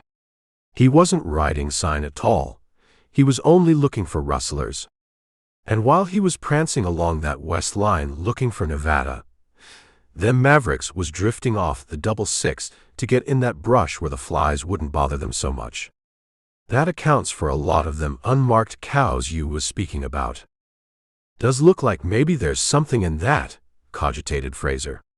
As I said, we never paid much attention to the cattle out there, but it don't sound reasonable that all them 6 Mavericks would drift over onto us. And why only Mavericks? He thought for a moment. I'm saying nothing, but there's something plumb wrong somewhere. Want me to ask Big Tom about it? Maybe it was rustlers. They're plumb active. Rip considered. Well, you might, he said slowly, leaning slightly forward in his chair. Tell you what, Fraser, I'm dead sure about them 970. Suppose you tell him to brand that many Mavericks, taking them as they come with the 6 mark, and throw them over to Arnold when he holds his fall roundup. The 6 will provide stamping irons and a couple of men to help. As to rustlers, they'd have to drive across the Bar H and the X to get to Arnold's ranch. Any rustlin' that was done would be done on the fringes of the X. Why, you fellows ain't never been raided. And to get to the 6 would be worse than getting to the Bar H. That's what we'll do. We'll have him throw over 970 head this fall, and that'll make things right. Fraser boiled inwardly but controlled himself. There had been no accusation, nothing to call for defense, and to take it angrily or as an accusation he felt would be to play into Rip's hands. Being guilty of the very thing the other had gone so carefully around made him find the hidden meaning in the heavy circumlocution, and keep quiet about it for fear of revealing the real meaning of the words to the others in the room. He knew how Big Tom would take it. His foreman was smoldering like a volcano, charged with the cumulative anger caused by recent events. He felt sure the news he would take back to the ranch that night would cause an eruption, a great one. This was another reason for remaining calm. Not knowing what Big Tom might decide to do, it would be wise to give Rip no cause to exercise any unusual caution or to strike hard and suddenly. So he growled a little as he resumed the play. "That's sure a whole lot of cattle to throw over to anybody free, but hell," he said. "It ain't no funeral of mine. It's Big Tom's business, though I reckon it'll sort of take his breath." "Did Arnold say that?" "He's saying it through me," answered Rip quietly. "I'm working for him, acting for him, and using my own judgment." Stu lounged into a more comfortable position against the bar and grunted. "Well," he drawled, "we're coming to the conclusion that the roundups down here got to be general, spring and fall. This here maverick business is always a bad proposition, and it's worse in the kind of country that's plentiful on parts of this range. Sherwood is standing out, set for a general drive. He says for all the ranches to join hands, sweep the whole range, do our branding, and divide up and brand the mavericks according to some fair plan. I suggest dividing them in proportion to the number of cattle on each ranch, but that's only my idea. He goes even further and says that the running iron and this brush branding we've all been doing down here has got to be done away with on the Double X and every other ranch in this section. Anybody knows that chutting them and stamping on the brand is easier, and there ain't no honest reason for the straight iron no more. Texas threw it into the discard 10 years ago or more. We're discarding it, and we're going to raise the devil with any outfit that don't follow suit.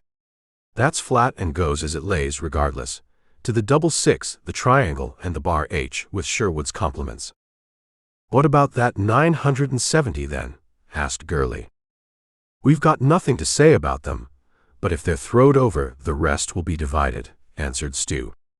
"Being the biggest ranch out here, we stand to lose more than any other by throwing over them cows to the double six, but we admit its title to them. Tell Big Tom to think it over and see us about it before fall." 1 to 5 is figuring too strong," remarked Gurley thoughtfully. 1 to 9 is nearer the real figures. "There ain't no reason I can see to change figures that have proved themselves time and time again down here," replied Stu. "Having been talked plumb weak," growled Castle, "suppose we rest ourselves with a nice quiet game." "It's your deal, Fraser." "Coming in, Stu?" "No, I ain't." "I'm going out," answered Stu. "I got more than 20 miles, and I'm tired." "Coming, you fellows?" he asked Larry and Arch.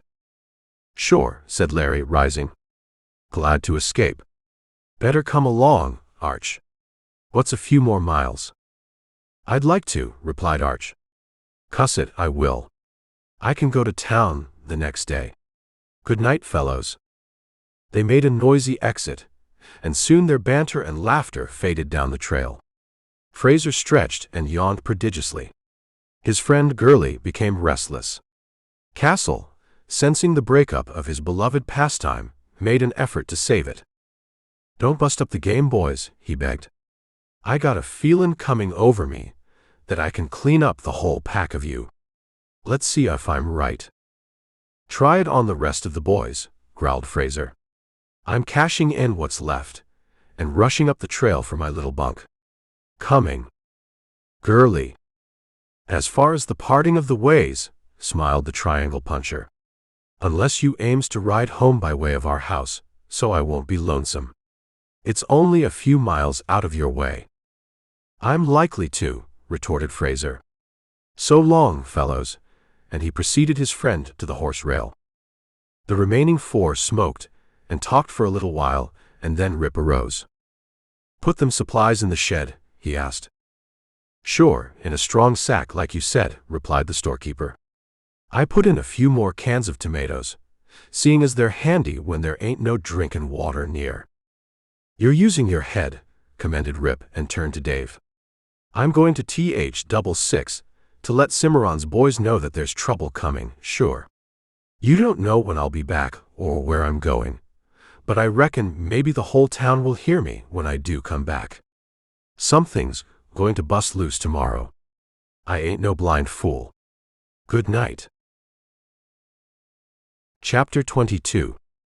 There was movement on the Gunsight Trail in the early morning.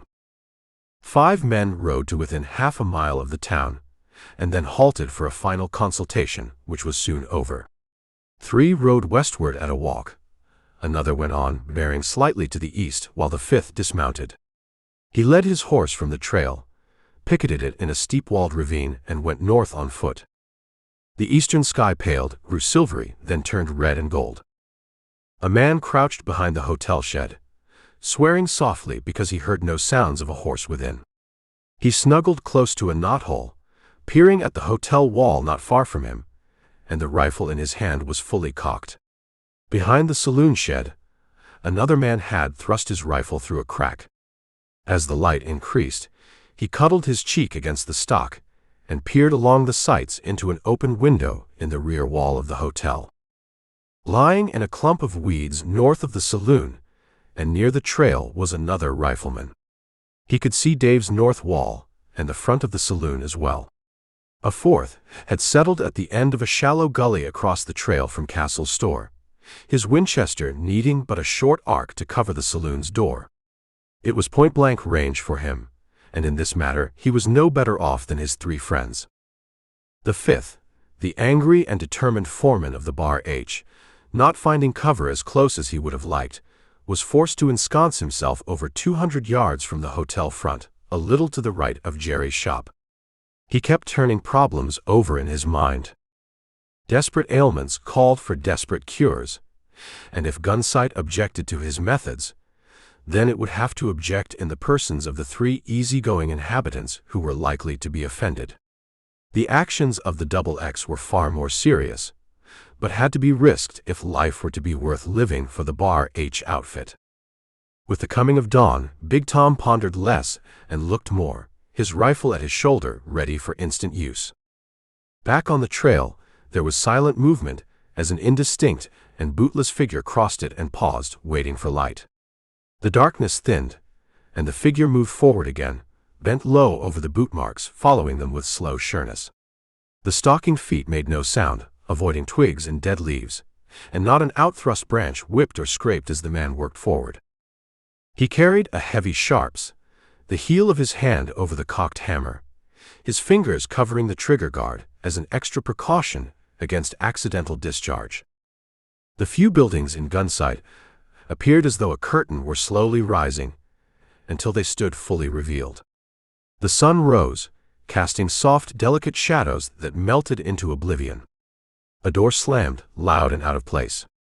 From the hotel chimney, a timid wisp of smoke curled this way and that before climbing straight up and losing itself against the gray-blue sky. Its supporting column twisted and turned, dancing as it hurried to self-effacement.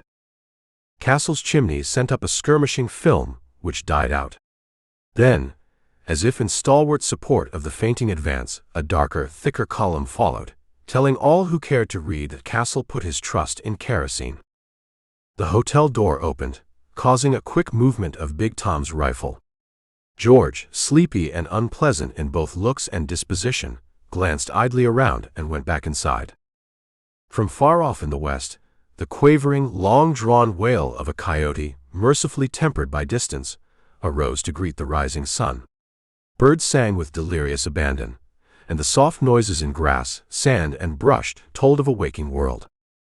In the vague grayness of the hotel, framed by the open door, something moved, steadily growing plainer. Soon, it took the form of a towel in George's hands, swatting at winged pests. With a final frenzied wave, he grabbed the door and slammed it shut. As it closed, Big Tom relaxed, eased his grip on the rifle, and reached back to remove a stone pressing uncomfortably into him. Turning his head, he froze, his groping fingers rigid. 10 feet behind him, and to his right, was the black muzzle of a heavy rifle. Behind that, a pair of gray-blue eyes regarded him malevolently through narrow slits in a bronzed face. For a tense, appreciable moment, eyes locked on eyes. Then the foreman squirmed. "Don't move, only as I tell you, and slow," said Rip's clear, low voice. I got you just the way I want you, ambushing. Don't touch that gun, and don't make no noise. First, put your hands up even with your armpits, palms down on the ground. Now inch back, away from that gun. Keep on more, all right, stop. Slide them forward, straight out ahead of you, and then lay still. You can admire Fannon's front door, and imagine me in it, careless and easy prey for a pot shooter, if it'll do you any good. Don't look around till I tell you to, and don't make a sound, blast you. With no other choice, Big Tom obeyed and soon felt his Colt leave its holster. A hand felt up under his coat, checking if the back strap of his trousers held a gun. Being right-handed, the foreman would hardly carry a 6-gun there under ordinary circumstances, but this situation was not ordinary. The back strap was guiltless. Roll over on your back, came the next command. When he obeyed, the same inquiring hand passed lightly and quickly over his waistband and shirt bosom. The left hand, now holding a 6-gun instead of the rifle, stayed steady. All right, wiggle down in that gully, then head for where you left your horse, keeping low like your nature and out of sight of town. What do you think you're doing? Big Tom demanded, his voice full of wrath, though he obeyed even as he protested. Hunting for an excuse to blow you apart, you ambushing dog, came the metallic reply. Shut your mouth and keep moving. I'll give you a chance to talk later. Any harm that comes to you will be of your own making. Keep on. They reached the brush at the edge of the trail, waited a moment, then crossed swiftly. When they stopped again, it was at Shamrock's side. Rip quickly mounted and urged his captive on again. Coming to a picketed bar H horse, he ordered the foreman to mount it. As the helpless man obeyed, Rip revealed their objective. Head for your ranch house, he said. Ride on my right side, your stirrup even with my pommel, where my colt will have a fair view of you from under my coat. If we meet anybody, pass them on your side, and don't make no remarks that ain't needed. We go at a lope. Hit it up. And so they rode. Except at a few places in the canyon where the twisting, narrow trail forced Big Tom to go ahead. Arriving at the ranch house, they rode around to the far side, tied the horses to a stake, and went indoors. Sit down, commanded Rip, indicating a chair in the middle of the room. Here, look at this. He handed the foreman a piece of paper covered with sprawled figures.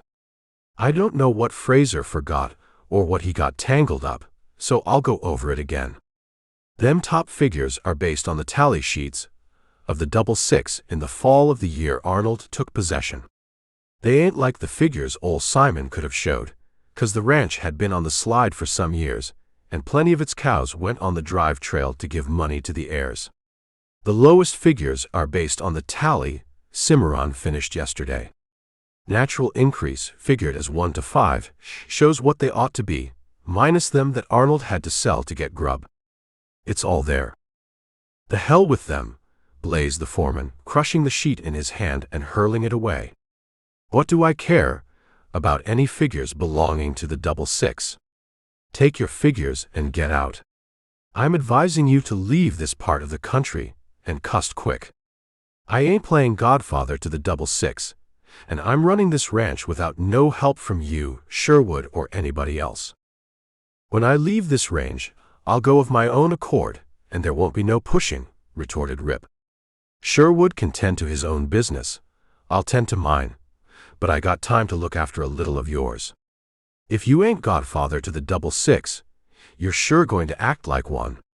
There's 970 head clean missing from it, and plenty of big ranches down Texas way would yell for the Rangers and holler calamity if they lost that many. For a little ranch to lose them, it's sure enough calamity. If anybody put that many cows on the trail for me, I'd show them a lot of money at the other end. 666 calamities don't mean nothing to me, rejoined Big Tom. It was allowed to run itself, and it run itself into the ground. Why wouldn't it lose a lot of cattle? It sure might do just that, conceded Rip, if it wasn't for one thing. You're an old hand in the cattle business, And you know a bunch of cattle can run wild and grow amazing. And they'd sure do it on a range like the 66, with that valley and them brush-filled draws for winter shelter. There ain't no natural enemies to cut down the calves, and that ranch is good grazing all year round. There wasn't cows enough to eat it down. There's them quicksands, and there was a lot of gray wolves running down here the last couple of years, shouted Big Tom, red with anger. They never even kept up the wire fence around the quicksands. Why wouldn't they lose cows? The quicksands would get a few, rejoined Rip. They'd get more if the cows was drove into them, like I caught Lang doing, and them will be figured in the herd to be thrown back. I've asked about wolves and everything else. There wasn't nothing to keep them down. And as for that fence, the less you or any of your gang have to say about it, the better it'll be for you. Then you're calling me a liar, blazed the foreman. There was wolves down here. And I never touched that fence, neither. Maybe you didn't personal, and I ain't calling you a liar while you ain't got a gun, retorted Rip. But I am admitting that you're plumb mistaken. Coming down to cases, pleasant and friendly, I'm saying that the Bar H owes the 66 970 head of cattle, as they come in a roundup, all kinds and conditions. When do you aim to start delivering?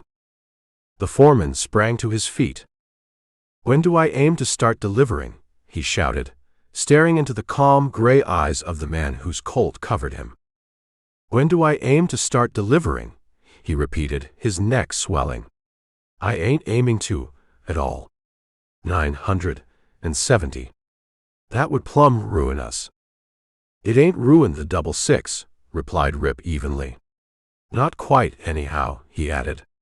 And it won't ruin you, because they can all be figured as extras. We all know they ain't never been put on the tally sheets with the other cattle for the owners to know about. They're strays, you might say, that have been eating up your grazing scandalous. They've wandered over on you, and are likely to eat you into some kind of ruin. You ought to be able to do better without them, and you sure ought to be glad to get rid of such a hungry bunch of cattle that you can't prove title to. I've got all the title I need.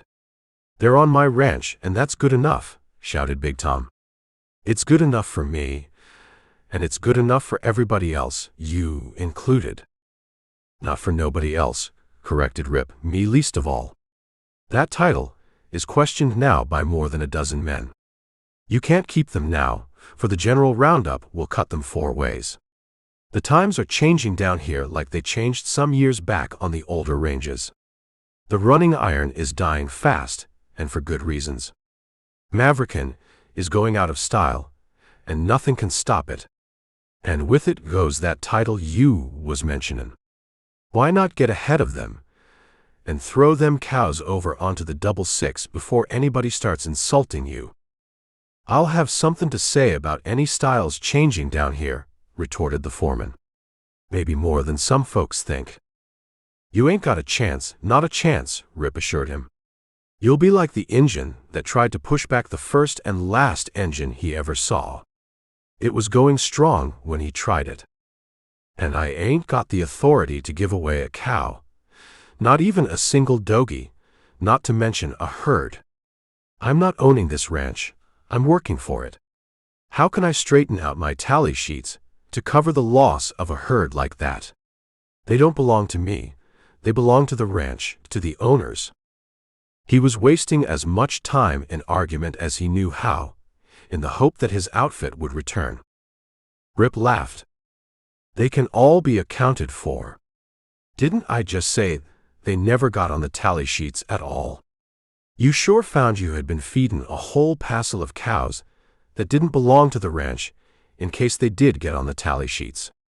You found it out, and it was so plumb careless of your line riders that you up and fired the ones responsible. That won't bother you, because you got 3 names off your payroll right now. There ain't nothing we can't get around if we pull together. But the title to them wouldn't stick, objected the baited foreman.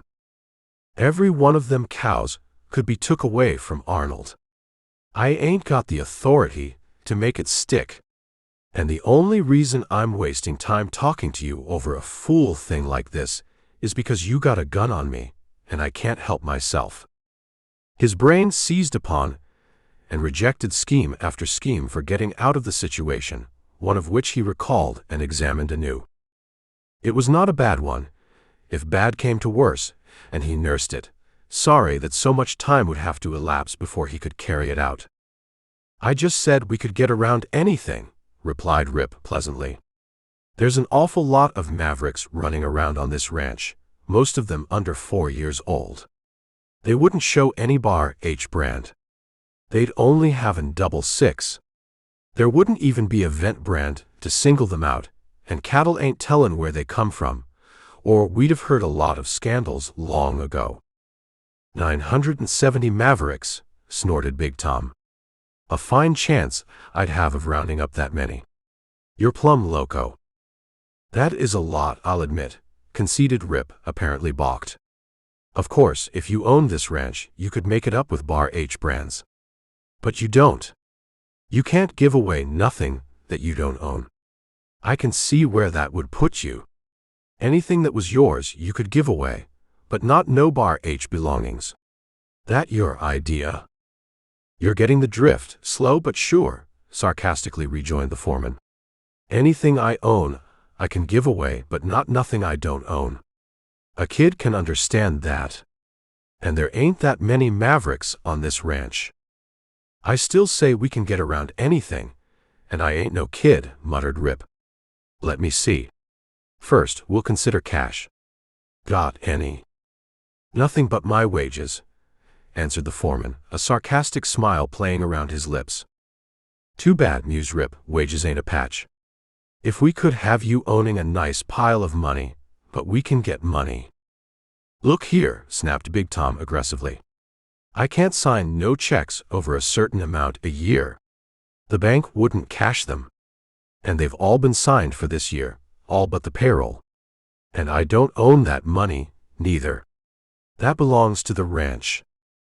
"Well, failing in cash," said Rip crisply, "I'll take a note." "Will you give me one?" "I will. You can have it," nodded Big Tom, his pet scheme coming more vividly into his mind. "I'll make it out right here and now." "I don't want your note," objected Rip. "What good is it?" "Now, if it was endorsed by somebody that could make it good, why, that would be different. You said you would give me a note. Then give me that one for $3,000 of Arnold's, the one endorsed by somebody who can make it good. And also a receipt for it. That'll cut down that 970, an amazing lot. The difference won't be too many to get right here on the bar H, and all of them mavericks." Big Tom stared at him, as if doubting his senses. His face flushed, and the veins on his neck and forehead stood out like serpents. He stepped forward involuntarily, but the gun stopped him. He was incapable of speech for the moment, and could only make inarticulate sounds. "That'll help a lot," said Rip, lightly balanced and leaning slightly forward. "We'll let the X say how many cattle, taking them as they come, they would sell for $3,000. Then we'll take that many away from that 970. You can round up what are needed to make up the difference, brand them with the 6 stamping irons, and throw them over where they belong. I'll take the note now." "You'll take hell," yelled the foreman. "You'll get hell," snapped Rip, his eyes narrowing, "and you'll get it pronto. Hunt up that note, and without no more cussed nonsense. It's your play, and you sure want to play fast." "You won't get no note," shouted Big Tom, his face twitching with rage. He seemed about to spring.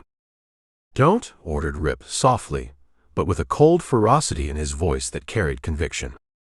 "I'll shoot you like I would a coyote, you pot shooter, for you are a coyote. Get that note." Big Tom, seething with rage, swayed in agonizing hesitation. He had courage, plenty of it, but he also had common sense. Unarmed, he could do nothing against the gun that had killed his two-gun man in an even break, and his common sense came to his rescue barely in time. Glancing out of the window, he detected no signs of his outfit on the trail, and craftily attempted to begin the argument all over again. "That'll do," said Rip. "We've finished that. My time is valuable, even if I ain't looking for company, and if they come, you'll be the first to go under. Get that note?" Shrugging his shoulders, the foreman stepped forward. Rip slipped aside and snarled a warning, so venomous and tense that Big Tom gave up the desperate idea and slowly turned, a beaten man. He walked toward a metal-bound box in a corner of the room, Rip close at his heels, the gun against the foreman's back. Unlocking it, he slowly raised the lid and felt Rip's breath on his neck, the gun pressing solidly against his spine. As the cover went up, it revealed a derringer lying on top of a few papers. The foreman's hand slowly passed by it and fumbled among the contents, reluctantly withdrawing with an unsealed envelope. Shutting down the lid, he turned the key and arose to his feet, as his captor, alert as a cat, stepped aside. Rip took the envelope, backed off a little farther, opened it, glanced at the note, and nodded.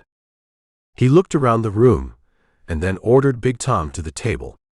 Taking the pen and ink from a shelf, he placed them before the foreman, and then handed him the envelope, telling him what to write. When the pen ceased scratching, he took the receipt, read it, and held it out a moment for it to dry. "This saves you a lot of branding," he remarked.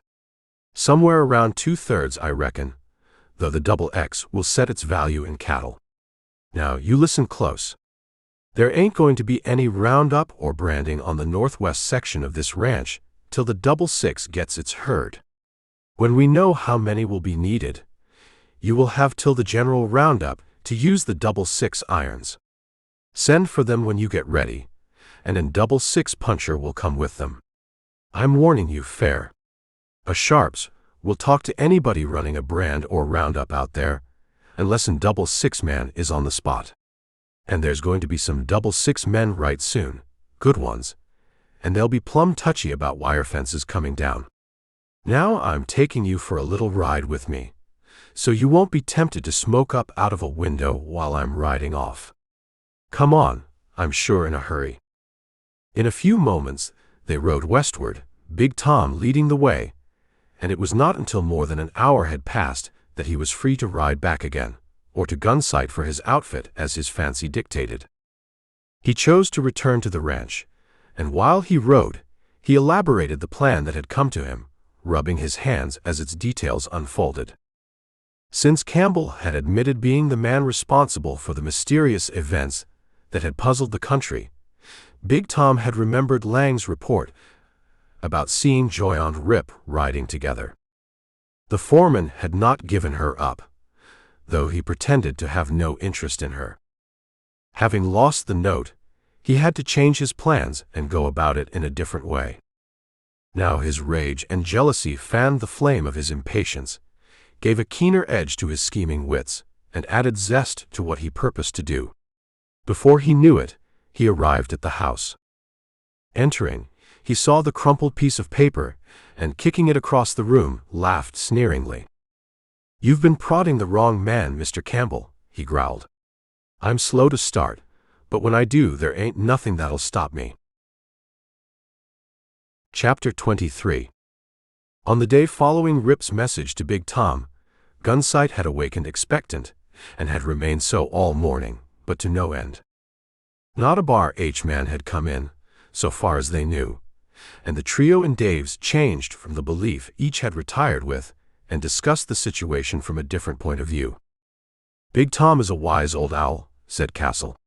"He'll move when he gets ready. Just now, he's on a nest, hatching out something that is maybe tender being so young. He ain't layin' down so easy.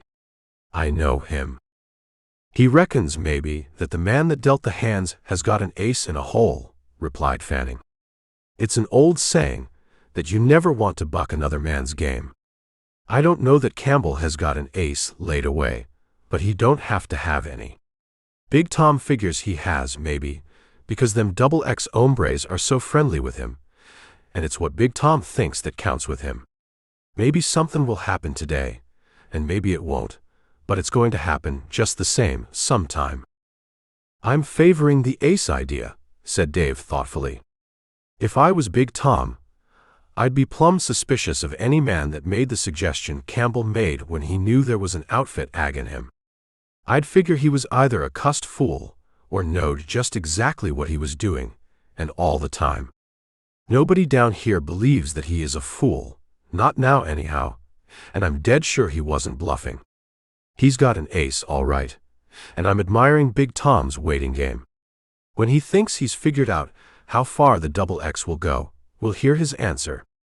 Besides, the Bar H has got to round up and brand that herd for McCullough. That may be holding him back some. Stu's remarks slid in like they was made to fit, commented Castle. And he wasn't bluffing, neither. If the double X is backing Campbell all the way, he'll win. If they ain't, he won't. But I'm sure waiting to see and hear. Down on the Bar H, dinner was over before the foreman had much to say, and he was careful not to reveal his personal experiences of the morning. He counseled patience and gave good reasons for it. They had until fall to start on the double six herd, and many things could and would occur before then. The first thing to do was get ready for the roundup of the trail herd, and in order to lull suspicions, they would not work on the tabooed section. There was to be no branding done out there, and to show their fairness in not too noticeable a way, they would help the triangle with its 500 head. This over with, the triangle punchers would have to hold the herd together until McCullough came along.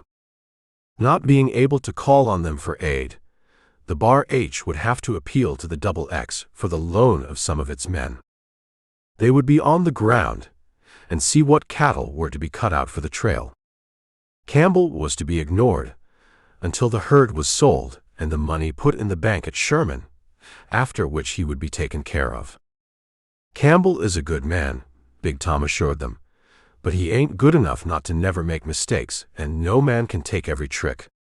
He's going to miss one, the last he'll ever miss or win for that matter. But there ain't no use of any of us getting killed, unless we have to. We can get him without it, and without getting any of his sudden new friends on the prod. I promise that. I know how we're going to play it, and it's so easy it makes me laugh. He's a good man, but there are older heads than his. You follow my orders and set tight. I'll handle this when the time comes, and it ain't here yet. Stay out of Gunsight unless you can go in peaceful. Keep your mouths tight shut and stay sober. I've said enough about him. The big man grunted. Now, we got work ahead of us, and we start at it on the triangle day after tomorrow. I'm going over to see Hank Lewis now. There'll be somebody from Twitchell and Carpenter coming up any day to select the cattle and stay with them till McCullough counts them into his herd. After I see Hank, I'm riding to town to leave word at Dave's for Sherwood to see if I can borrow some of his boys when we start our own roundup. Look over your gear and be ready for working. His prophecy regarding the representatives of Twitchell and Carpenter was fulfilled at mid-afternoon when two strangers rode up to the bunkhouse and inquired for him. Being told that he could very likely be found in town, they explained who they were and rode on to Gunsite, accompanied by Fraser. To the saddle of each was fastened 3 stamping irons bearing their road brand. Big Tom was in Dave's when they arrived, and after a few rounds of drinks, they settled down to discuss the herds and range topics in general. The TNC sending many over the trails this year? Dave asked during a lull in the talk. Sure, replied the older and taller visitor, who answered to the name of Ridley. We've been busy since winter. We looked over a big herd of beeves, south of the Grande for the first herd. There was over 3,500 head, and they was 3- and 4-year-olds. They went up north of the Yellowstone, on government contract. Another herd of 3,000 2- and 3-year-olds went past the Platte, bound west for new ranges. There was 2 more big herds went up to Dodge, one of them being sold without the new owners even seeing them. This bunch is going to new range north of here, some of them. I don't reckon there'll be many more this year. There ain't an animal in them that McCulloch's bringing up that's more than 2 years old, and those are the ones going to range. We took them from 4 different ranches to get them choice, and they're all long-legged longhorns and a pretty sight to a cowman. I'm betting Mac won't lose a single head neither. He's a trail boss that is a trail boss. He knows every river and ford, waterhole and dry section from here to Montana. He took that first herd north this spring, and here he is back in time to swing this drive. He has a knack for picking good men for his trail outfits, and he's daddy to them all from the jump, without nobody knowing it. Big Tom arose. Well, friends, he said, shaking hands, you're welcome to stay at either ranch while you're here, but I reckon Fanning can make you more comfortable. We start on the Triangle, day after tomorrow. Come down when you get ready. I told you how to get to the XX. If you go over there before any of them come to town, let them know that I'm counting on using 3 of their men when I start my own roundup. See you later. Dawn found activity on the range. The XX, having rounded up its 100 head the day before, with a few additional to make up for possible rejections, held them apart from the 66 herd, which also had extra cattle to offset any not up to the required standard. The majority of them, those which were certain to be accepted, had already been branded. The C&T inspectors watched the cutting out and indicated their choices as the cattle left the roundup herd, those rejected being turned aside and allowed to go back to freedom on the range, while those accepted were driven to the beef cut, which grew rapidly. 105 finally were accepted, the odd 5 to make up for possible losses on the trail. Then the 66 herd went through the same proceeding until 410 had been thrown into the beef cut. Because of Cimarron's discriminating judgment in making up the herd, there were but few rejections, and besides, the standard was not high, for broadly, a cow was a cow. The remaining 66 cattle were not returned to their ranch, but were set free to wander where they would. The general roundup would find them later and throw them back then, if Arnold wished, although with the coming of the new roundup conditions there would be no great reason to. The brand would protect his interests, no matter where it was found. There was some talk about the 66 cattle. Rip was credited as representing Arnold, and the matter was settled by agreeing that the T&C should pay Arnold directly. Then the road branding began, and when it was over, the consolidated herd was held to await the arrival of McCulloch. It was then that Sherwood turned to 3 of his men. The Triangle ain't asked for no help, but you boys go down and give them a hand, he said. We're introducing the coming of the general roundup out in this country, and we're doing it gradual. There won't be no thought of us watching out for Arnold's interests over there, because these inspectors will do that anyhow. Go down and show that we're friendly, and from there go to the Bar H. On the Triangle, the following morning, things were running in full blast. After a breakfast eaten by firelight, the outfit was in the saddle at the first flush of dawn and rode far out on the range. At an agreed-upon point, it spread out in a thin line, the riders spaced at irregular intervals, depending upon the nature of the ground. As they turned and moved back in the direction of Rock Creek, they were joined by the Bar H contingent, which took up its position on one end of the line. Draws, rush, and coolies shed cattle before the advance. A cow with a big, husky, and friskily independent calf rose to its feet and looked wonderingly at the disturbance. Gardner spotted her and galloped forward, shouting and waving his hat as he rode. Go on, you. Get going.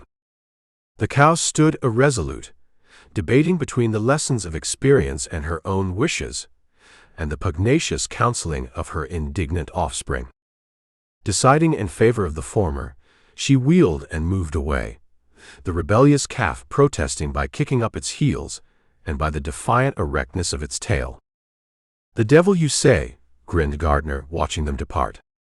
You're big enough to be weaned, you overgrown baby, and you're sure going to be, for your ma's going north. Out of a clump of brush popped a group of 2-year-olds, heads up, curious and mildly frightened. They stood defiant until Gardner was nearly upon them, and then his sudden whoop sent them whirling and off toward Rock Creek, discretion overbalancing valor. He gave them no further thought, for they would continue to travel unless crowded too much, and he was too old a hand to do that. A cow with a dogie he let slip through, pity joining hands with common sense in their behalf. It was not his purpose to bother with sickly, stunted youngsters, nor to take from them the maternal care so necessary to their sense of security. By this time, the outpouring of cattle had put a respectable number in front of him. As others were routed out, they more willingly went forward, for the gregarious spirit urged them to join the little herd. Occasionally, one having more spirit than the others would wheel around and attempt to escape, but in all instances except one, the speedy dash of the trained cow-horse headed them off and sent them on the about-face. The exception was a 5-year-old steer, crusty and sullen, his hide bearing mute witness to his combativeness. He planted himself on rigid legs, lowered his sweeping horns, and without even a grunt of warning, charged straight for the watchful horseman. "Blasted mosshead," muttered Sam, avoiding the rush and watching some of the cattle that had turned to see how the affair came out before making up their minds to duplicate it. Too old for the drive, Sam would have let him go, except for the bad effect it might have on the rest of the cattle, and except for his own aroused spirit. He swung his rope, and it darted up and out, catching a hind leg of the mosshead as the pony settled back. There was a blur of overturning steer, a bellow of rage, injury, and surprise, and a resounding thump. Riding forward, and taking up the slack as he went, Sam suddenly took 2 quick turns of the rope around his pommel, checked the horse, and grinned. Down went the mosshead again with another thump, and before the animal could get on its feet, the rope was slipped off his leg. When he arose, he found himself alone. Gardner had seen the waverers start back to freedom, and had to leave the craggy fighter to check a catastrophe. Hard riding won out for him, and again he went forward. Several weaners shot out of a draw, and took great credit to themselves for outwitting the puncher, but Sam saw no use in collecting infants only to have them turned loose at the cutout. One cow arose, spread its feet apart, and moved its low-held head slowly from side to side. He gave it a pitying glance, and let it alone. "Locoed," he muttered, and as he spoke, it shied at a weed swaying in the wind and went cautiously around it. A sudden bellowing ahead made him dash forward to find a pair of bulls pawing streams of dirt into the air, as they met in a dust cloud, head-on, and locked for the fight, their great muscular backs bowed under the power of straining legs. This was no time for masculine duels, and he broke it up with quirt and hat, driving the testy combatants apart and sending them on their ways. Dust rose over the moving herd, under which was turmoil, confusion, the lowing of cows, and the bawling of calves, but it rolled steadily westward, slowly but surely. A rattler coiled swiftly, and launched its venomous, dart-shaped head at the horse, which reared up with a snort of terror. Sam, stirred to sudden anger and recklessness, spurned a gun and leaned over as the horse dropped to all 4 feet. His quirt whizzed viciously, and a headless, splotched body writhed in the dust. "I'm pretty bad myself when I'm riled," he told it and rode on. Shortly afterward, a gray streak flashed from a heavy bit of brush, and Sam's colt leapt into action, but in vain. The coyote punched a hole in the air, and disappeared almost as though it had shrunk into nothing. He grinned. "That slug will catch you when you stop, unless you turn out," he said. With Rock Creek coming into view, the long line of horsemen became a crescent, the ends moving forward as the center slowed. Soon, a circle of riders held the herd on all sides. It slowed, grew compact, and stopped, shifting like a kaleidoscope, the different colors weaving in and out like patches of some animated, changing crazy quilt. There was good grass here, plenty of water, and no more urging riders.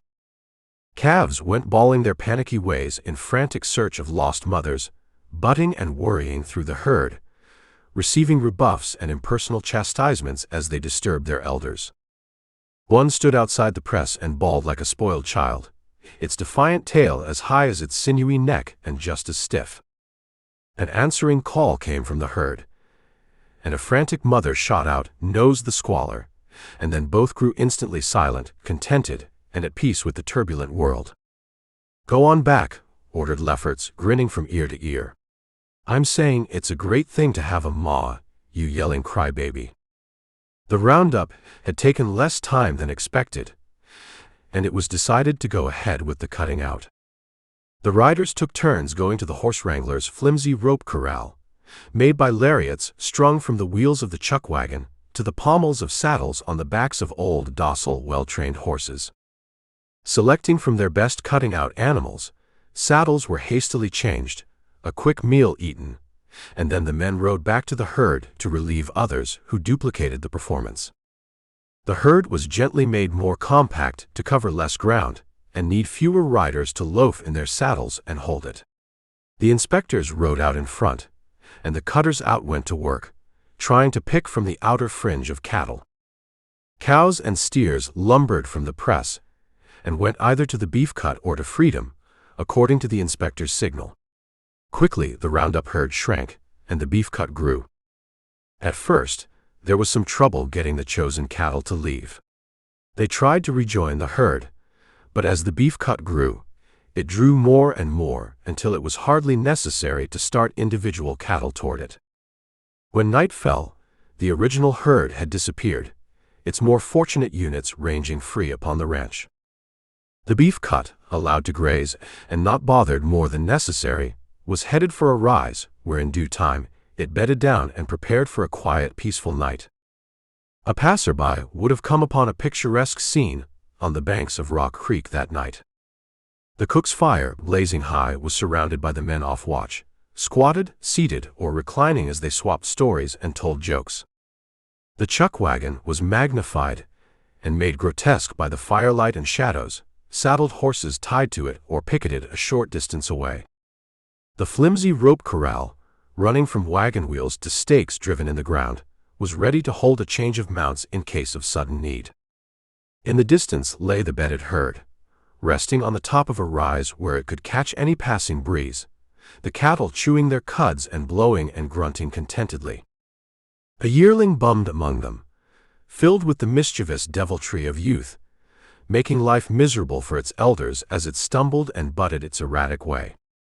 It left a fight or two in its wake, and finally fled, abandoning all dignity when a crusty steer arose to chastise it. But the chip on its shoulder remained until it tried to butt a calf from its warm bed, whereupon the indignant mother scrambled to all fours and sent the disturber running for safety. The calf was there because it bore no brand, which would be taken care of on the morrow. The bummer had no excuse to create trouble over a warmed bed, as the night was warm. Finally, with the edge gone from its exuberant deviltry, it began looking for a place to sleep. After barely escaping several thrashings, it worked out of the herd and sought a spot by itself, doubtless to ruminate on the cruelties and indignities endured by yearlings. The 4 night riders of the first shift moved slowly, lazily around the herd, keeping a score or more yards from it, singing and carrying on chanted conversations as they met and passed each other. Gone was the dust and turmoil of the day. In its place had come rest and quiet. Over all, the crescent moon, nightly growing fuller, worked its alchemy on earth and cattle, shedding its soft, silvery light. The distant campfire grew steadily lower, and finally glowed like the end of a great cigar, winking as gentle breezes fanned its embers and passed on. Somewhere on the silvery range, a lonely coyote poured a burbling plaint to the moon, and moved like a shadow, in search of food to stop the clamoring ache of an empty stomach. It gradually approached the winking fire, where choice tidbits might be found. "I want a big chew of tobacco," chanted Gardner as he drew nearer to Riley. "And I want it bad, for mine's all gone." "It always is," sang Riley. "Don't bother that spotted yearling by them bushes. He's finally quit his bumming and bedded down by himself outside the herd." You'll know where he is, even if you went blind.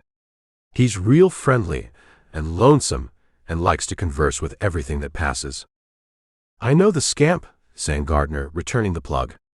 He's had one gosh awful time today, keeping out of a licking. I'm saying he earned a dozen. Soon he made out Lefferts's song, a mournful ode to a long-lost love. Her hair was the color of molasses, as soft as a bundle of wire, and birds made their nests in its fastness. If they didn't, I sure am a liar. Gardner, stirred by the melody, burst into song out of sympathy. Her eyes was as bright as old saddles, and crossed on the end of her nose. Her hands was as shapely as paddles, and hung down almost to her toes. Lefferts retaliated promptly. Her cheeks was as smooth as the cactus, and pink as a big hunk of mud. At Primpin, she was always in practice, and she was daintily shaped like a tub.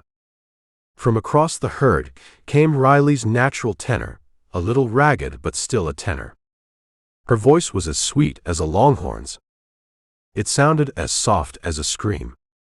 I'm scared to roll up in my blankets, for fear that of her I will dream. The song was too much for the coyote, and he paused, yielding to the craving for harmony reawakened in him. He's imitatin' you, Jim, chanted Gardner as he passed Lefferts. Which same I says is well done. Go to the devil and join your tribe, sang Jim in delicate repartee, and forthwith began the mournful lay of Clementine. At 11:30, Gardner rode into the wagon, roused the next shift, sought his blankets, and was sound asleep before his 3 shift companions reached the camp. At 3 o'clock, the second shift was relieved by the third and last, which would stay with the herd until it was taken over by all the others after breakfast. The new day brought further developments. Several fires burned not far from the herd, irons projecting from them. The cattle were again cut out and driven away to a new herd one by one. This time, they were taken close to the fires, and because of their weight and strength, 2 ropers joined in the efforts of branding each animal. The glowing iron bit deeply through hair and into the skin on the left flank, filling the air with bellowing anguish, surprise, and indignation, along with the odors of burning hair and flesh. There were fights, balkings, and charges, but the hard-working, hard-riding punchers, the deftly cast ropes, and the trained horses, together with waving hats and an occasional revolver shot close to the nose of refractory pugnacious bulls or a waved slicker or coat, won out. The work proceeded at a good pace, despite the general and apparent confusion. Whatever confusion there seemed to be, very little truly existed, except among the victims themselves, for the men worked along well-established lines. The process went on, as though running in a groove. Horses were changed every hour or two, depending on the rider's judgment, and the inspectors, along with the triangle foreman, checked off the branded animals as they joined the road-branded herd. This herd grew rapidly, and its guards were increased as needed from the ropers and iron men, as they became too tired to hold the pace set. All day long, the busy scene continued in the dust and heat of the sun, with a bedlam of noise, an endless weaving and shifting, with lathered horses, sweat and dust-grimed riders, and shouts of hot iron. Hot iron. Tally 1. Ropers up. Cries of warning and bursts of laughter. It was well that the Double X had sent 3 men to help. 10 would not have been too many. Even with their help, there was only 1 pair of ropers working at the fires and only 3 cutters out, the rest being used to hold the 2 herds of restless cattle. When night finally put an end to operations, less than half of the trail herd had been branded. 2 more days, growled an inspector. It's time you fellows throwed this worn-out ancient way aside and got up even with the times. You can build a chute that'll hold 8 head, and by using stamping irons you can turn out from 60 to 80, yes, sometimes even 100 an hour after you get the hang of it. This handful should have been done by noon. If I was you, Huff, he said, turning to the Bar H foreman, I'd get on the jump and make a couple of them shoots and lay in half a dozen irons. One iron will do 2 or 3, with one heating sometimes. If the iron handlers work fast, 2 irons will stamp the whole 8. You'll laugh when you see them coming out, all branded, 8 to a clip, and the work ain't near so hard. There ain't no holding, nor roping, nor throwing. Here, we've toted half a dozen question mark irons up here, and they ain't hardly saved us any time. You've got plenty of time to put up a shoot before we start on your 1,000. If you don't, we'll be a week on them, and a week's too long. His companion nodded emphatically and offered to superintend the work. Ridley can handle the tallying for us out here. They've all been selected, and coming as slow as they do, it ain't no 2-man job. Maybe the Double X will lend a couple more men to help. They're finishing a pair of shoots up there and know what's wanted.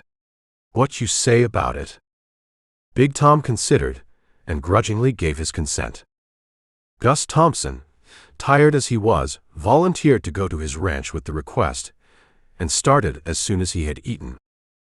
By the night of the second day following, when the road-branded triangle herd was being held to await the coming of McCullough, 2 8-cow chutes were ready on the Bar H for the handling of its 1,000 head. The roundup on the Bar H went forward with a swing, and when it came time for the road branding, the chutes proved their worth. The cattle, driven up in groups of 8, were forced into the long, narrow boxes as fast as the branded group went out at the other end. A bar dropped past the nose of the leader, and another bar dropped behind the last one in. 2 men standing on a platform running along the side of the chute, each handed a freshly heated iron, hurried from animal to animal, stamping the brand on each in turn. All morning, the long chutes filled and emptied, the men changing places as they tired, the iron handlers so bothered by the stinging odor of burning hair that none of them worked longer than 2 or 3 hours without being relieved. I'm backing this here magazine action branding with 150 pounds of fighting Irish, declared Riley, chuckling at the almost automatic working of the chutes. 8 in, stamped and out again, while we'd be working on one slippery cuss. 70 the last hour for Sam's chute, and Fraser crowding him close and as tenderfeet at it. I'm betting the last hour does 90 to the chute. We're getting the hang of it, and getting it fast.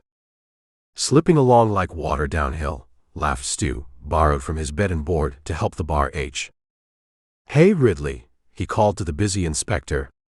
Got any newfangled improvements that'll make these chutes do it themselves, so the hard-working punchers won't have to loaf in their saddles, but can sit around and gamble?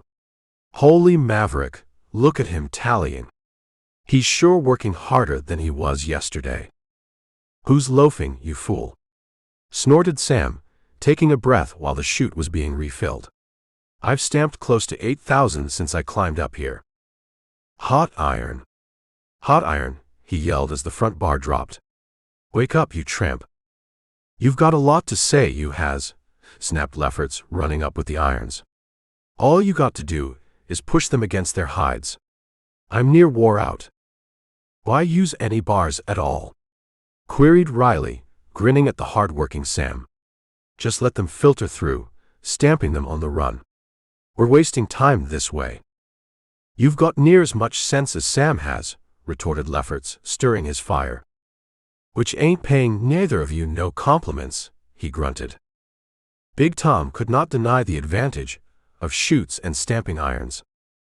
The ocular demonstration took from him his last reasonable objection to them, although he found fault because the herd had to be driven to the same place each roundup.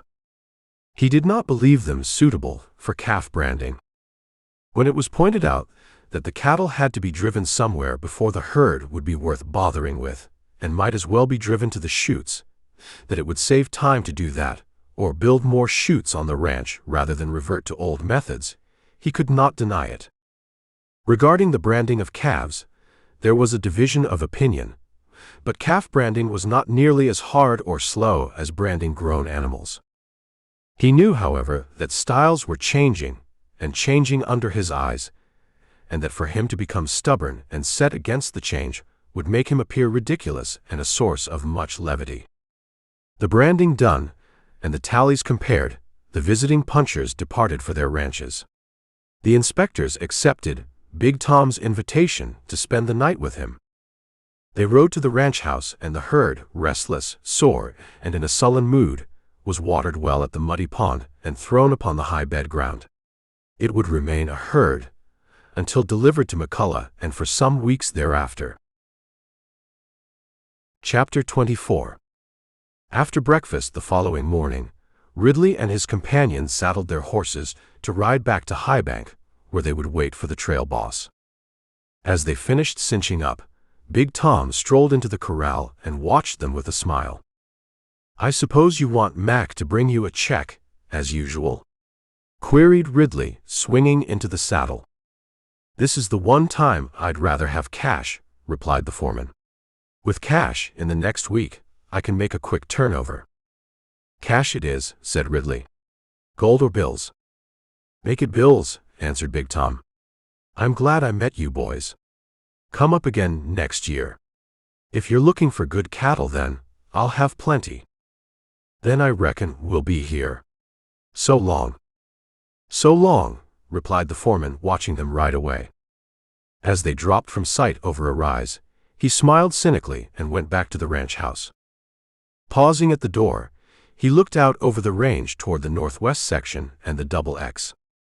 He slowly turned his head, his gaze passing along the horizon, behind which lay Gunsight, Green Valley, and the Double Six ranch house. "I said it easy," he growled. "Me throw over a couple of 100 head of mavericks to Arnold and split up the rest 4 ways. It makes me laugh. And when I hit Campbell, he'll wonder what kind of brains he really has got. There's a jolt coming to this section, and it'll be Big Tom that springs it. About 1 week more, and I play my hand." 4 days passed, and then in the afternoon of the 5th, a great dust cloud appeared far down the Highbank Trail. Fraser discovered it and called Big Tom from the ranch house. The foreman glanced south, told the puncher to ride off and get the herd started, then hurried to his horse. He sprang into the saddle and rode toward McCullough's sign.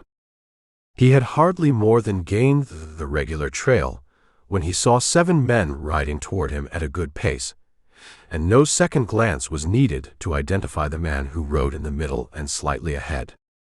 The trail boss was a character to demand attention wherever he might be. Over medium height, he was so heavily and solidly built that he appeared to be well under it when standing alone. He had the barrel-like chest that stood for strength, and his sloping shoulders were slightly rounded from years of a careless saddle seat. His rugged face was brown, the skin tough as parchment, and his faded blue eyes peered out in a direct, unwavering gaze between lids narrowed by the sun, wind, rain, and dust of a life spent in the open. His head was massive, and the iron-gray hair, falling almost to his shoulders, gave it a leonine appearance. He wore no chaps, for his riding took him into few thickets, and there was no reason to bear their discomfort. His clothing was simple and loose, black heavy woolen trousers thrust into soft high boots with moderate heels, bearing no spurs, for he depended on his quirt. He had a woolen vest, buttoned at the bottom, from an upper pocket of which protruded the well-chewed stem of a pipe. A heavy faded blue flannel shirt, open over his bronzed hairy chest and throat, with a faded blue kerchief knotted loosely about his neck. He wore a heavy gray hat, moderate in crown height but with a wide brim. He rode a Cheyenne saddle, devoid of ornamentation, its housings covering the horse from rump to withers. The reins of the bridle, contrary to the prevailing fashion of that southern range at the time, were short. A .44 Winchester lay in its sheath under his right leg. A braided hair lariat was coiled at the pommel. A heavy, plain 6-shooter rested in an open holster, and behind him was rolled the everlasting yellow slicker. He rode a magnificent bay horse, whose spirit showed in every movement, and which would follow him about like a dog. Over all was dust, gray, thick, impalpable dust. "Hello, Huff," he bellowed. "Come down to see if I got lost. Join up with us. I'm figuring that triangle herd may be up at this end of the creek, and if it is, it's got to move. Them long-legged cattle of mine ain't had a drink since yesterday morning, and they'll sure rush that water. We'll have some cutting out to do, if the other herd is in their path. How about it?" "You can pull up then," replied Big Tom. "They're well to the south of the bunkhouse. You got plenty of room for 10 times that little bunch you're so pert about. I heard they are the leavings of 4 ranches." "Glad to learn they ain't there," said McCullough. "There's such leavings and scareens," smiled one of his companions, "that I'm advising Mac to double the night guard while he's within 40 miles of this bunch of ranches." "We'll count that triangle bunch right away," said the trail boss. "Where's yours?" "It's on its way," answered Big Tom. "It'll be on hand soon enough." "Going to count that too tonight?" "Sure. And throw them together and bed down on Clear River so we can get a 2-hour jump off in the morning. Is the Double X holding its bunch in the same old place?" "I reckon so," replied Big Tom, and soon they passed the Triangle Ranch House where Hank Lewis rode forth to join them. "Get your boys, Lewis," shouted the trail boss. "We'll count that herd right away." "They're with it now," replied Lewis as he drew nearer. "Glad you brought some of your boys along. I'm short-handed for quick work." It was not long before they reached the herd. It was slowly crowded into a more compact mass and became wedge-shaped. McCullough, one of his men, and the 2 foremen stopped before the point. The trail boss and Huff stood on one side, the others not far away, facing them. The herd started slowly forward, narrowing into an animated ribbon that flowed between the 2 pairs of counters and kept them busy. McCullough and Lewis counted on knotted strings fastened to their pommels. Huff used his fingers to check off the tally, 50 head to each digit, while the 4th man threw a coil of his rope over the pommel of his saddle at each 100. The counting was finished in well under 10 minutes, and the results were compared. Lewis said 505, the other 3 announcing 506. The Triangle foreman laughed. "Here's where I get paid for a missing cow." 3 to 1 being good enough for me," replied the trail boss, grinning. "I say you do. It's worth that to see you again, and what's a cow between friends?" He turned in his saddle. "You might move them up closer to the trail, boys," he shouted, then added with a chuckle, "They'll disappear when my long legs come along." His prediction was justified, for the long legs, having run the last mile or 2 with the scent of water in their red nostrils, poured into the creek and soaked themselves inside and out. By the time McCullough and his group reached the scene, the Bar H herd was crossing the trail.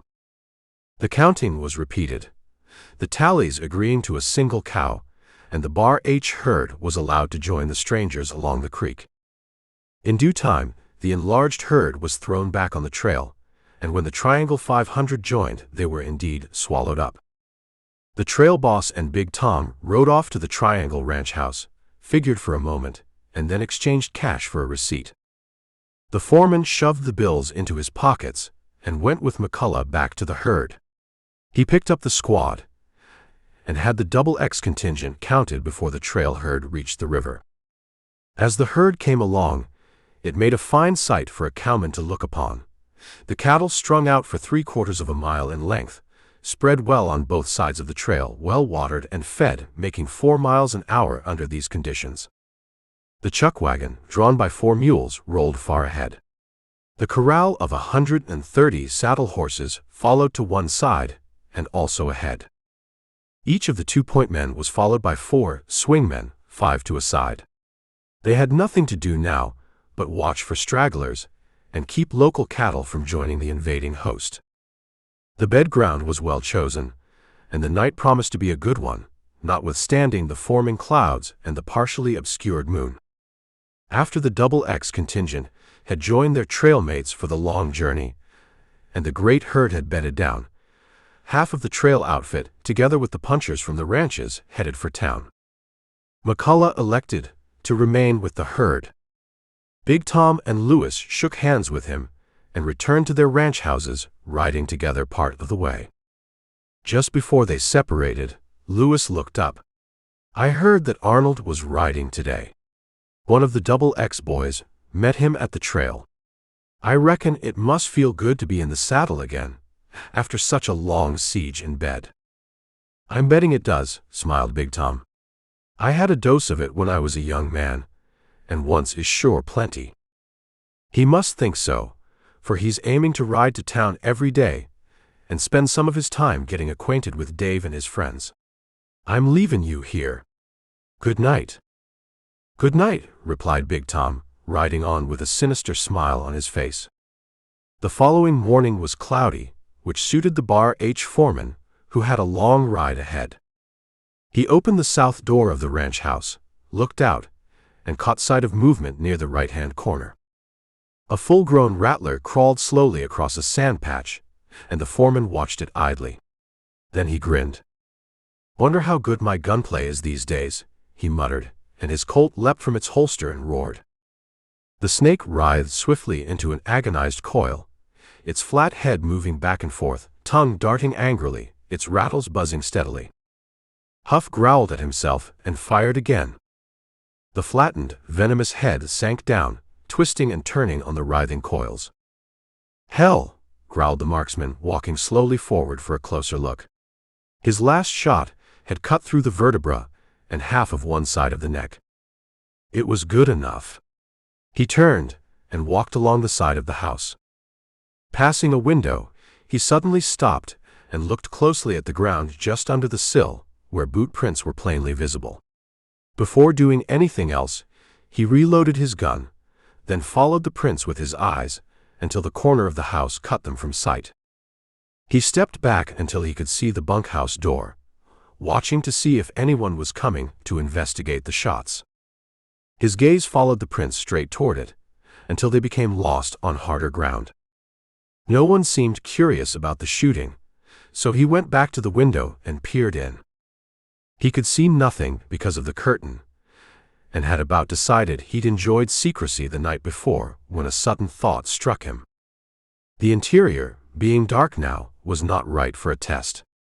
He went around to the door, opened it, threw up the other shades, and hastily returned to the window. He smothered a curse, as a small hole in the curtain let him see quite plainly. He returned to the house, closed the door, and slipped his extra Colt into the waistband of his trousers, where one side of his open vest covered it. He put on his coat, and going out the rear door, sauntered toward the bunkhouse, his eyes finding and losing the boot marks as the trail passed over varying ground. Before he reached the house, his 4 men emerged and began their regular, humorous morning wrangle over preference for the wash basin and towel. They grinned at his approach, and he smiled in return, his eyes missing nothing in their expressions. It was Fraser, at whom he looked longest when he spoke.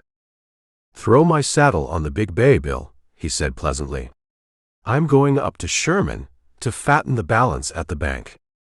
I may be back tomorrow night, but if I hear of any cattle that can be got cheap, I may go on and look them over. You boys have plenty of supplies, but if you run short, go up to Castle. If he's got any cigars, get a box. I reckon we can afford that much of a celebration, in view of that herd. But don't drink too much. You know why." Fraser got the saddle from the storeroom, and went out to put it on the foreman's best horse. As he came out of the door, he nodded toward the north. "There's Mac's sign already. He must have passed around Gunsight.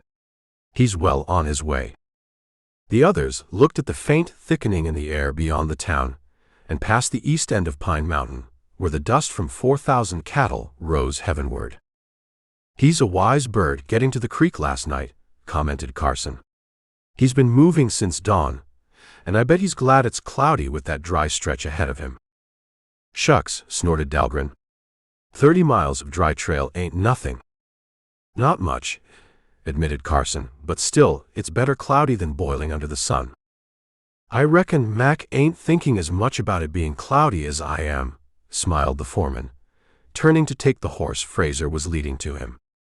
He had asked Fraser to get and saddle his horse in the hope that the puncher would stand on his dignity and perhaps provoke a quarrel out of which anything might come, But Fraser paid no attention to the request, unusual as it was, and grinned as he stepped back.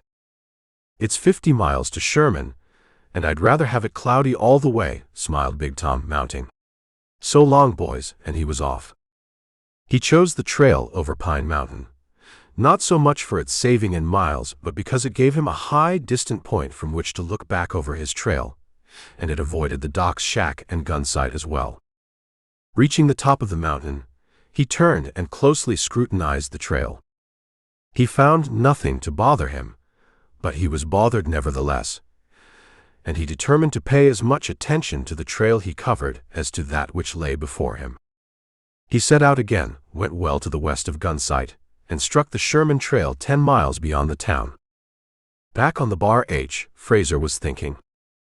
He had been doing a lot of it the last week, and he had not been alone in it. When his foreman had ridden off, he leaned against the door and watched until he was lost to sight. Dahlgren and Carney passed outside, joked with him, and went to the corral, soon riding off to the south. Dick Carson stepped out a little later, paused, retraced his steps, and leaned against the other door jamb. "Wonder if you're thinking the same as me?" he asked quietly. Fraser looked at him closely. "I don't know. I'm thinking of a gamble," he replied, hooking a thumb in an armhole of his vest. "So am I," Carson nodded carelessly. "This range is shot full of holes for us." "It is," Fraser admitted. "We've been drifting them Mavericks for 3 years, and now they're going to be thrown back, branded, and the rest cut 4 ways. How are we going to stop it?"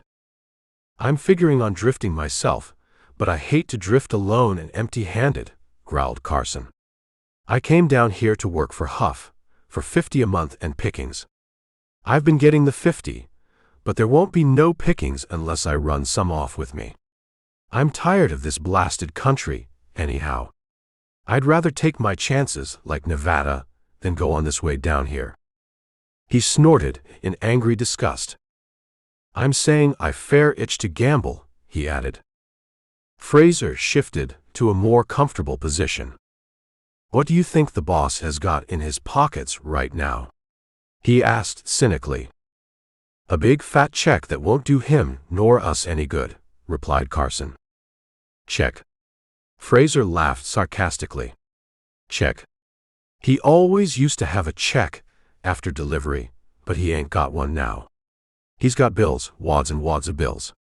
Quite some over 6,000, I reckon, in bills. I saw his pockets bulging, and I wondered why he didn't take a check, same as usual.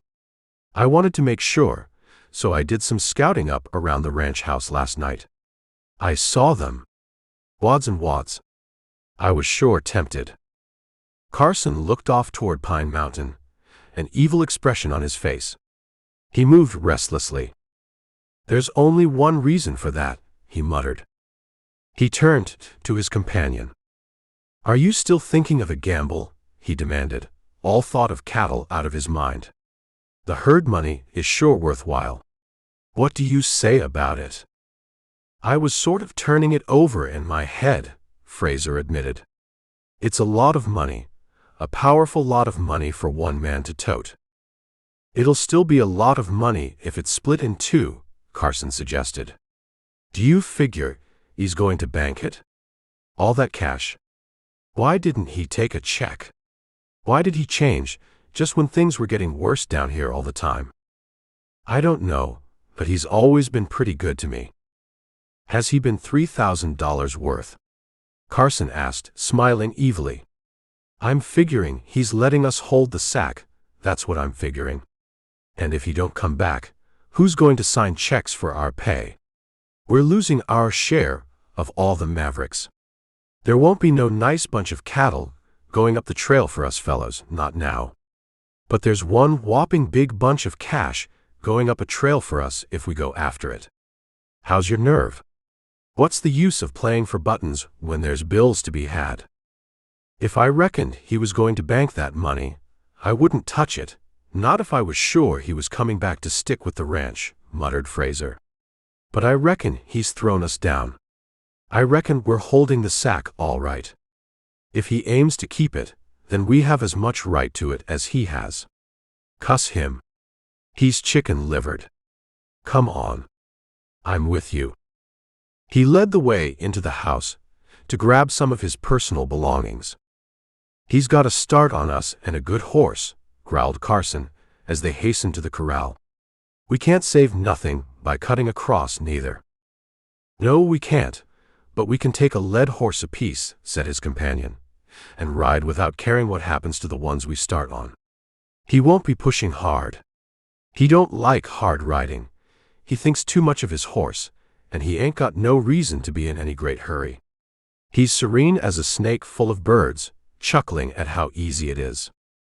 Down on the southern part of the ranch, in a draw, there was another conference, where Dahlgren and Kearney were also mourning the deplorable state of affairs on the range. 3 years' work gone to blazes, grumbled little Tom resentfully. I'm near on the prod.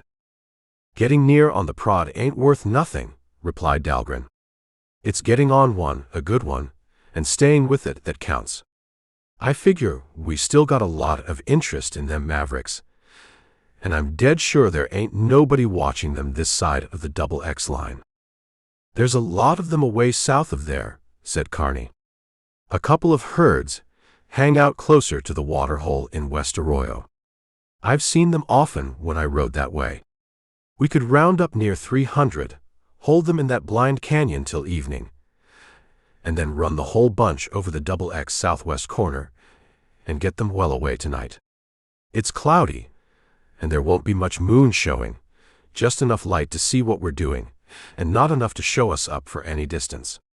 The 4 of us can swing that herd in bang-up style, and Big Tom won't never catch us once we get into the Snake Buttes country. And what's more, I know where unmarked cattle can be sold with no questions and at a fair price. The game's up for us down here anyhow. You aiming to let them 2 in on this?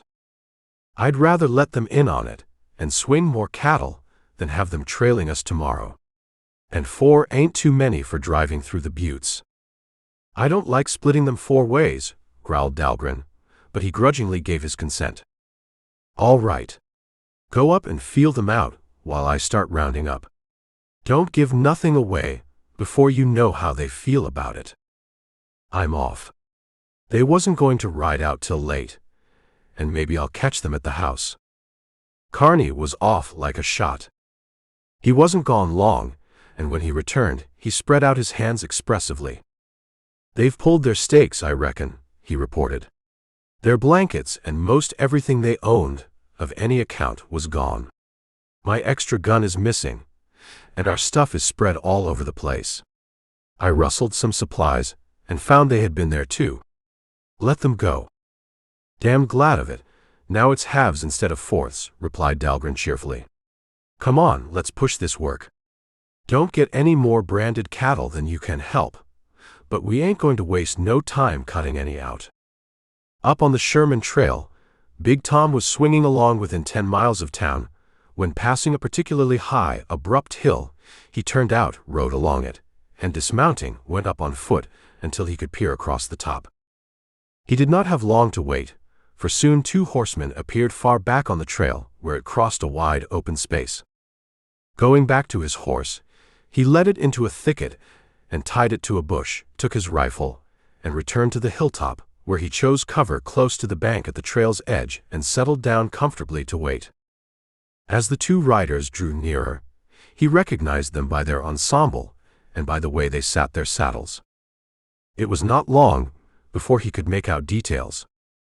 They were riding hard, both keenly alert, peering along the trail ahead. Nearer and nearer they came, pushing ahead at a fast, hard pace, eager to overtake him before he reached town. Sweeping past the steep bank, they shot around a bend and went on. Big Tom watched them until they had passed from sight, then arose and nodded. It's a good thing for you that you missed me, he growled. I hate to lose the payroll money, but what's got to be done has got to be done. My interest in Sherman has plumb faded. Now for a smash at Campbell, that'll hurt him to his dying day. Darkness had fallen on the range, and the night riders of the west section of the XX were Stu Hawks, Tom Wilkes, and Cimarron, who had the first shift. They were back on the old 3-shift plan and would be off duty at 11:30. Cimarron had ridden south and reached the end of his beat, the north side of a shallow arroyo. He softly gave the night signal, and receiving no reply, decided to wait for a while, for Stu was due to reach and stop at the other side of the arroyo at any minute. He could faintly discern the outlines of objects at quite a respectable distance, and wondered how soon the moon would break through the filmy clouds. Suddenly, he listened closely, and thought he detected the noise made by a herd. Stu's signal came faintly to him, and he replied with a double one. In a few minutes, Stu loomed up out of the dark. "Are you hearing that too?" asked Stu in a whisper. "I am," replied Cimarron. "That's a herd, and there's work for me and you. It's coming up from the south, bearing a little west, I reckon." "How do you figure it?" "West bearing a little north," answered Stu. "But it's sure coming from our range, which is enough for us. I'm asking no questions tonight. The last time I sung out, Nevada shot me up. I'm doing my talking tonight with my gun. I'm hoping it's Nevada, personal. I owe him something." "Don't separate, or we'll maybe shoot each other," growled Cimarron. "If we hit them from this side, we'll maybe turn the herd so it'll stampede back where it belongs. And if it does, the fellows on the other side will have plenty to do for a couple of minutes, and give us a chance to get to them. It's closer. Are you ready?" Stu loosened his left foot from the stirrup, then lay forward along the neck of his horse, Cimarron doing likewise. The two animals moved forward at a walk, innocent of any silhouetted figures sticking up in the saddles. Louder and louder grew the sound, and soon the two clinging riders could plainly distinguish the rattle of horns from the hoofbeats. A few minutes more, and then a mounted figure became vaguely outlined. The herd was being moved at a walk, possibly to avoid greater noise, until it was well across the double X line, and now its bulk could be guessed at. The herder leaned forward suddenly to scrutinize two moving blots he barely could make out against a rise of ground behind them, and the movement was the beginning of the end for him. A sudden stream of fire poured from the left-hand slot, and he slid from his saddle without a sound. The blots let out yells and dashed for the front ranks of the herd, which wheeled like a flash and thundered across the range over a course at right angles to the one they had been following. The two night guards spurred toward the place where they hoped to come in contact with other rustlers, but found no one to oppose them, and they then set out to follow the herd. Far ahead of them, they saw two flashes, followed at certain agreed-upon intervals by another, and then a fourth. Cimarron fired once, counted 12, then sent two more shots into the air as close together as he could make them, which left nothing to be desired on that score. When he and Stu neared the herd again, the moon shone down faintly and let them see what they were doing. "Where'd you get them?" yelled Matt Webb. "There ain't a brand on them that I can see, and I can see plain enough for that." "Where do you suppose we got them?" retorted Cimarron. "From Europe?" He rode at one end of the front rank, and had the satisfaction of seeing it falter. "I see a bar H mark," shouted Rich Morgan. "And they're stopping, thank the Lord." In another 10 minutes, the herd started milling, and soon afterward became sensible. "I say we have been made a present of some of Huff's pets," chuckled Rich. "He says Mavericks take title from the ranch they're on, and I'm gambling these are on the double X." "If they was ours, I'd say to let them wander," spoke up Cimarron. "Seeing as they ain't, I reckon it'll save a lot of work if we bed them down and keep them together. I'll go on in and let Lynn know, so he can turn out the off shift. We shot somebody out near that dividing arroyo, between Stu's section and mine. You might take a look out that way. Stu's hoping it was Nevada, but I'm saying maybe he'll be surprised when he finds out who it is." "I'm guessing right about the outfit he belongs to anyhow," replied Stu. "And I'm not going in till I see which one he is. Coming, Matt. I'll ride out with you." Leaving Cimarron to go to the bunkhouse for the off shift, Stu and Matt rode rapidly toward the scene of the fight. When they reached it, they saw a figure on the ground. Dismounting, they bent over it, then looked at each other. "Dahlgren," breathed Stu. Matt nodded. "They wasn't waiting for their Mavericks to be split 4 ways," he said, covering the upturned face with the dead man's hat. "They was stealing a march on Big Tom while he's up in Sherman. Well, anyhow, he was on the rustle and there ain't no harm done. Go on in and get your sleep. As to the herd, I reckon Arnold has got the best title to it, but that's for Lynn to say. If he does throw them over to the 666, it'll save Big Tom the shame of doing it himself. Good night." Chapter 25. Arnold finished his breakfast. He told Joy was going to Gunsight to see Rip and Dave. The hiring of another puncher was uppermost in his mind, and he went to the corral. Soon, he was riding along the trail, gratified by the absence of pain in his leg and the stimulation that came from the easy motion, the sun, and the crisp morning air. When Joy turned back into the house, her brother had slipped out the front door and was gone, eager to shirk his few duties and play scout. Since he had found an old broken rifle in the deserted and disused bunkhouse, it had become the foundation of his play. As she called to him, vexation in her voice, he was wriggling through a clump of brush not far away, this part of his scouting being earnest and real.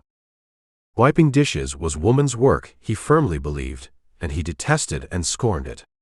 His pony had been saddled and picketed in a draw south of the house before breakfast. When the opportunity arose, he intended to get to it and ride off over the ranch until hunger forced him to return. Lying quietly in his cover, he kept a keen watch until, once the beds were made, his sister would begin the kitchen work, giving him a chance to cross the open space between him and the pony. He was growing more impatient when he caught sight of a horseman riding down the slope of a hill north of the house. His anger and curiosity flared when he saw it was Big Tom. The Bar H foreman rode leisurely past the corral, noting the absence of Arnold's horse and the pony, then stopped before the door. Swinging from the saddle, he sauntered up to the kitchen door and knocked. Joy wondered who it could be, a sudden fear of injury to her father crossing her mind, and she hastened to answer. When she saw the visitor, she stopped and recoiled a little. "How do you do?" she said coldly. "Glad to see you, ma'am," came the answer. "I rode over to see your father about some Mavericks of his that are eating up my grass." "You just missed him," replied Margaret. "If you return by way of Gunsight, you can see him there." "Now, ain't that just my luck?" the foreman regretted, stepping inside. "Might I have a drink of water, ma'am? I wasn't aiming to ride back that way. Of course, there ain't no chance at all of his coming back soon." "Why, no," answered Margaret, handing him the dipper. "He may not return until evening. But you can leave a message for him with me." "It's something we have to talk over," Big Tom replied, giving her the empty dipper. As her hand touched it, he grabbed her, muffling her screams with his hand. Struggle as she would, she was helpless against his bear-like strength, soon limp with exhaustion and partially suffocated. Holding her with one arm, he took a clothesline from a peg on the wall and quickly trussed her until she was powerless to move. Gagging her with a towel, he carried her to the corral, caught her horse, threw her onto it, and cinched up the saddle at the gate. Hurrying back to the house, he collected provisions and ran out again. In another minute, he rode rapidly for the brush and rough ground west of the house, leading her horse. Bound, gagged, and tied to the saddle, she could do nothing, every beat of the horse's hooves increasing her terror. Back at the house, Charlie wriggled around the corner, his curiosity overcoming caution. He stared in amazement as he saw them crossing the open, his sister bound with rope. Suddenly cursing the useless rifle in a burst of rage, he dashed for his horse, mounted, and rode for town to tell his father, keeping to the low levels until the hills and brush formed a screen behind him. The little pony ran at top speed, shrewdly guided over the rough trail, and the 9 miles did not take long. Dashing up to Dave's, Charlie shouted at the top of his lungs and pulled up at the door. "Peggy's kidnapped. Dad. Peggy's kidnapped." A chair crashed in Dave's, and 3 men jammed in the doorway, Rip forcing his 2 companions back as he fought his way past them. "What's that?" he demanded. "Big Tom stole Peggy, damn him!" shrilled the boy, tears of helpless rage in his eyes. Rip needed no further proof than the words and Charlie's earnestness. "Where was it? Which way did he go?" he snapped, leaping to the black horse standing at the tie rail. "At the ranch they went west," he sobbed. "Peggy. Come running," shouted Rip over his shoulder, wheeling his horse. He spoke to the black thoroughbred, and she struck into a gait she could hold for hours, and one which was deceptive in its smoothness. As he rocked down the trail, 3 double X-punchers rode in from the south. "Keep going," Dave yelled to them, apoplectic with his emotions. "Follow him. Big Tom's run off with the Arnold gal." Stews barked out a curse. 3 sets of hoofs rolled out of the town and sent the dust swirling high along the trail. The punchers overtook and passed Arnold, who cursed the slowness of his mount, shouted profane reassurance at him, and left him tear-dust. Castle led Fanning around the corner of the saloon, and aroused surprised resentment in his horse, which heretofore had regarded him as a sane being. Fanning's gray felt a touch of its youthful spirits return. If it had to race, all right. It wasn't much for speed, but it expected to be better than last at the finish. Big Tom, having passed the boundaries of the ranch, pulled up long enough to remove the gag. "If you behave yourself, I'll untie you," he said. "You can't get away. If you try it, you'll learn what a rope feels like." Joy managed to nod, and the rope came off of her. "Won't do no good to yell," he told her, "nor to hold back. You won't be missed till supper time, and then nobody will do much worrying till dark. They'll search the range first, and by the time they finish that, we'll be so far away that they'll never find us. You're thinking they'll trail us? Let them then. Once we get into my country, they can trail and be dead. You might as well make the best of it. I got the herd money in my pockets, and we can have a nice little ranch and live like the storybooks say, happy ever after. You're going to live there with me. If you're sensible, you can do it as my wife. I'm going to give you that chance. But you're going to live there with me, just the same." "You are even more of a beast than I thought," she retorted. "You'll never reach that ranch, and if you do, I'll kill you while you sleep." "I'm chancing the last," he retorted. "You're thinking of that, Campbell, huh?" he grinned. "When Big Tom does play his cards, it takes more than fool like him to win the pot. And I'm saying, I stacked this deck. I've been stacking it for a long time, figuring everything. He's cold-decked, ma'am, beat clean when he'd reckoned he'd won. Thinking they'll trail us and get us because we're not pushing hard." He laughed, ironically. "Didn't I say I've been planning this a long time? There ain't no use wearing horses out when it ain't needed. With 20 hours or more start, ours will be fresh when we need speed, which we won't. You'd do better to begin practicing calling yourself Mrs. Huff. It'll come easy before you know it. I'm giving you that chance, and I'll not bother you till a parson is handy. Then it will be your move. You've got 3 days." Receiving no reply, he looked around the range and thenceforth ignored her. A black thoroughbred swept across the little double-six valley, past the corral, and rocked westward along a plain trail. The rider, his hat jammed tightly down on his head to baffle the pull of the whistling wind, cold with a rage that had turned him into the personification of vengeance, felt an exultant thrill as the double trail sped past him, for his quarry had but 18 miles start, and he felt sure that it had been cut down by the speed at which half of it had been covered. There was nothing on hoofs on all that range that could keep an even lead against Shamrock. She flashed past Mesquite, around Chaparrals, her great heart beating with a gameness that excelled even her love for the race, her trim legs swinging rhythmically, the reaching of her free, beautiful stride eating up the range and sending it past like the speeding surface of some great rapids. A Gila monster moved from her course barely in time, and a rattler coiled and struck too late. Off in the brush, a startled coyote changed its mind about crossing the open and slunk back into cover, following the black with a suspicious gaze. The great muscles writhed and bunched, rippled and bulged under the satiny skin, the barrel-like chest rising and falling with a rhythm and smoothness that graphically told that it was a perfect part of a perfect running machine. Down the slopes at top speed, up them at a lope, the undulating ranges slipped swiftly past.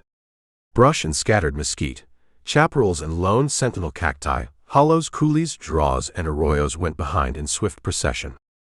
Still, the double trail lay ahead, now lost as it crossed hard ground, now plain with small shallow basins where the sand had slid back and hidden the outlines of the hoofs, and then clear and sharp and fresh in soils possessing clay-like cohesion. The rider gave no thought to ambush. There was a time for everything, but hesitation or caution would not claim its turn until the ride was done. If an ambush lay ahead, what mattered it? Others were coming along that trail, and only one need survive. The picture he carried in his brain was not one from which counselings of safety could arise. Its message was to ride, ride, ride, and kill, kill, kill, and it turned the thin-lipped, narrow-lidded rider into an agent of death, merciless and untiring. The ages rolled back from around his soul, and stripped it of the last pulsating film of Sivashamrakshan's veneer. No gray teddy ever ran a trail. No Wolverine hunted in its northern fastness that was more coldly savage or cruel than this man whose grim confidence gave no thought of failure. Mile after mile he rode, motionless in the saddle save for the rhythmic rise and swing of a saddle poise superb. Neither to right nor left he looked, nor back where the billowing dust swirled suddenly high to roll, spreading over the drab earth, slowly settling.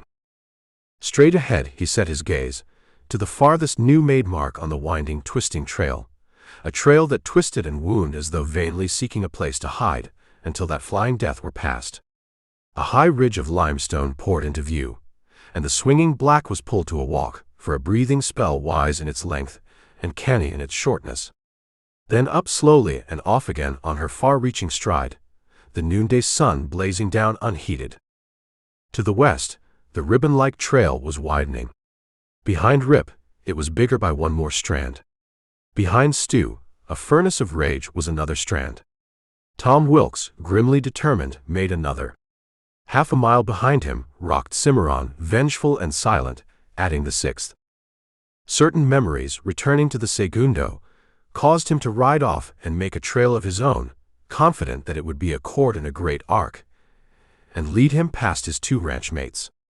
There was a certain pass far to the northeast that he vaguely coupled to the Bar H. Foreman, and with 3 men ahead of him, to follow the certainty of the telltale trail, he could afford to gamble.